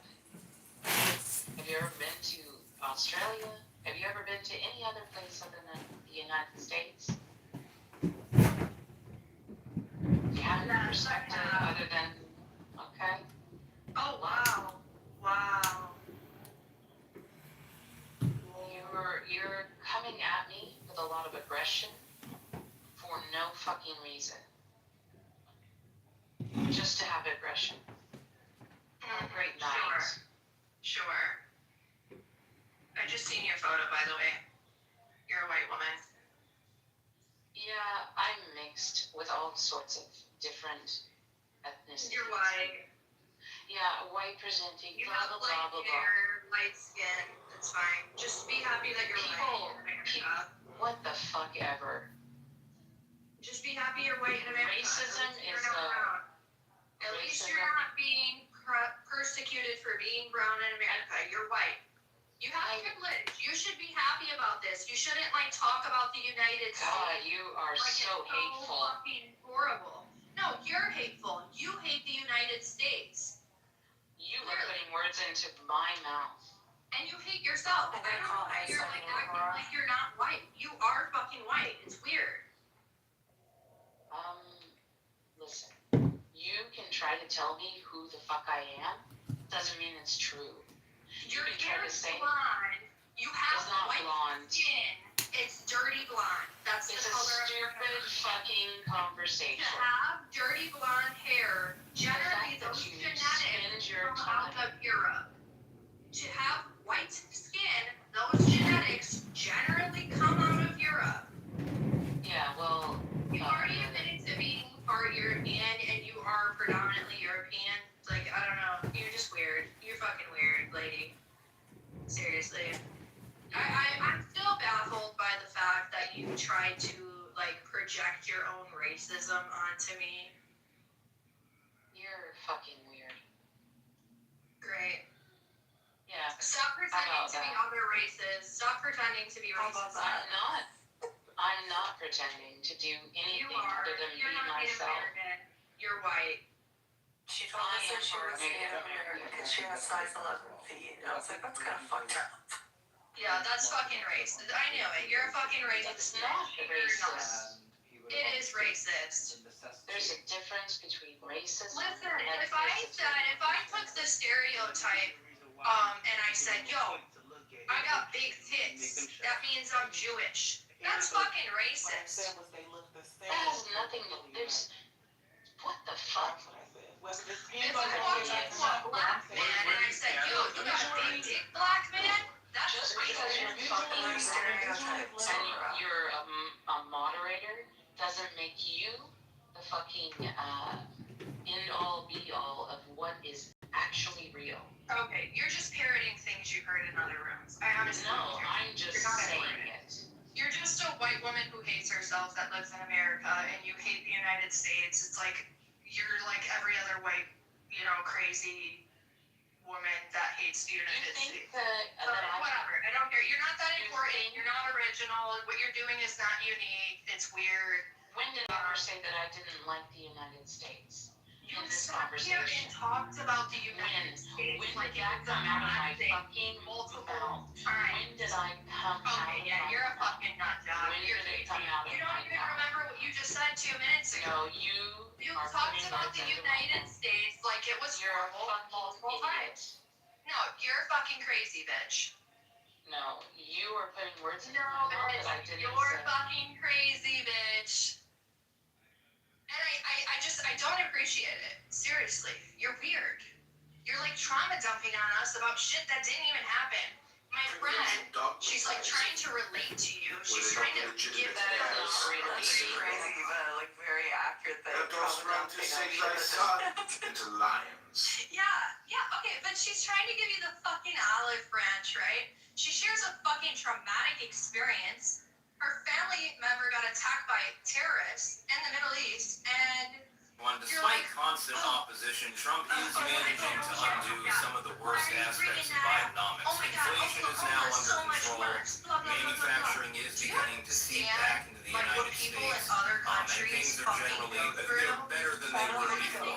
There's still a long way to go, but they're better than they were before. I don't think With you've each been to any incremental other reduction country, at in least not in the the fucking impact Middle of East, Bidenomics and all of its ignominious malevolence, the economy. Yeah, like what are we talking about? Honestly, this is crazy. Oklahoma's definitely better than Afghanistan. And you're talking Our horrible media about had the to crack out Freemasons the pirate hat earlier for this too. one, Like don't you're you trying know? to like paint them out This to is a be story like about these pirate disease, satanic fucking namely people scurvy. that they're tied into Great, coming into wonderful, your house wonderful and time. looting your You don't want to house. get Like scurvy. It's probably a you're bad just idea. fucked. Sounds rather Seriously. painful if you look at the I don't know what's wrong late with you, stage. but I don't. You just need to go get off the app and pick up a book and then All step right, out into everyone. the The real other day world we and got a see list of names that are how mentioned in privileged you are emails actually per living in Jeffrey the United Epstein and the States case against him. and being It's the a shade of laundry list of complexion you who's actually are. who's. You've got You have a lot of celebrities, privilege. you've got entertainers, you've got business people, politicians, certainly lawyers, You shouldn't be people in the trying to business like world, hide bankers, behind other scientists, identities. the whole 9 yards. So it's basically a I'm not who's hiding who's list behind any of identity really, other really than my own. well-known people. And it's I'm assuming that if Okay. Jeffrey Epstein All right, had an you're email trying to exchange convince about yourself some at this Tom, point. None Dick, of or us are Harry, convinced that you were. Yeah. I don't have to prove shit to you. Okay. Just go ahead. I Oops, don't they did have it to again. Yes, prove Abigail shit to you. Spanberger tried to.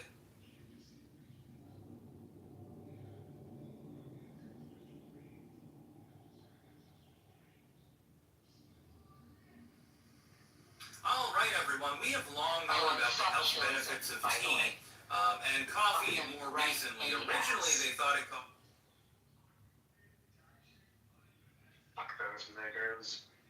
No, they didn't treat me right. All right, everyone. The American century has now begun. Sad, Aurora. Sad. I know that you feel it. Sad. No, I'm not gonna say that. Pussy. It's the is don't get that bitch.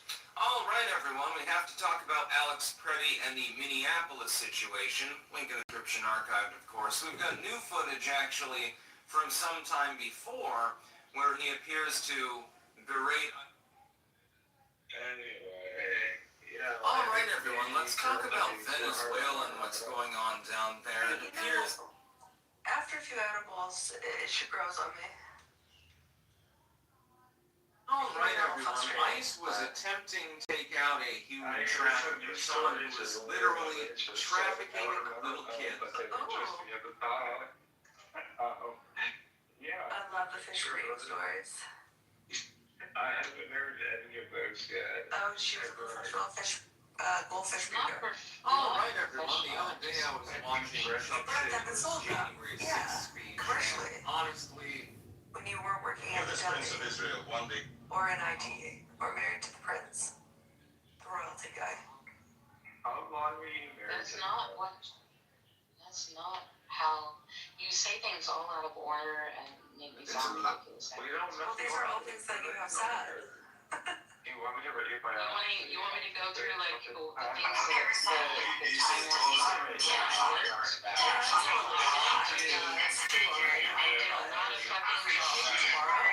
I know you don't like So you don't give a shit about the actual reality of things. You just want to You don't live in reality, Dave. You're You're the schizoid. Prince of Israel, one day's rest. this is a real life. Jewish complaints all the You're time. definitely closer to it.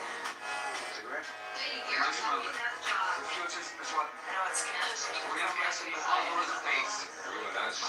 it's scary.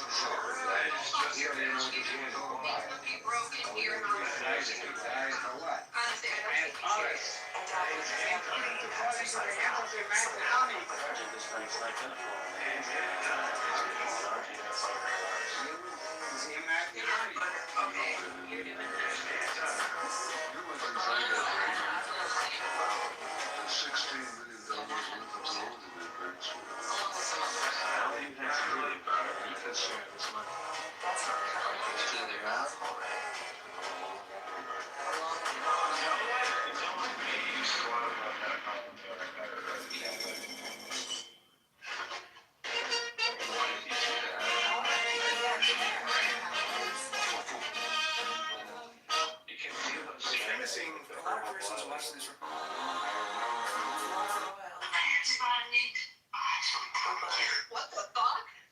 She was married to a royalty, blue blood. Oh my god, yeah. This is crazy, bro. Wait, what's the Prince of Basin too? Are we just making these stories up on the spot, or do you think about them in detail before you come and share them? I don't think I've ever read that live. Is it being twisted in the narrative? Were you or were you not married to somebody who was royalty? We're connected to the nobleman in. Correct. There it is. Thank you. And were you or were you not a fish breeder?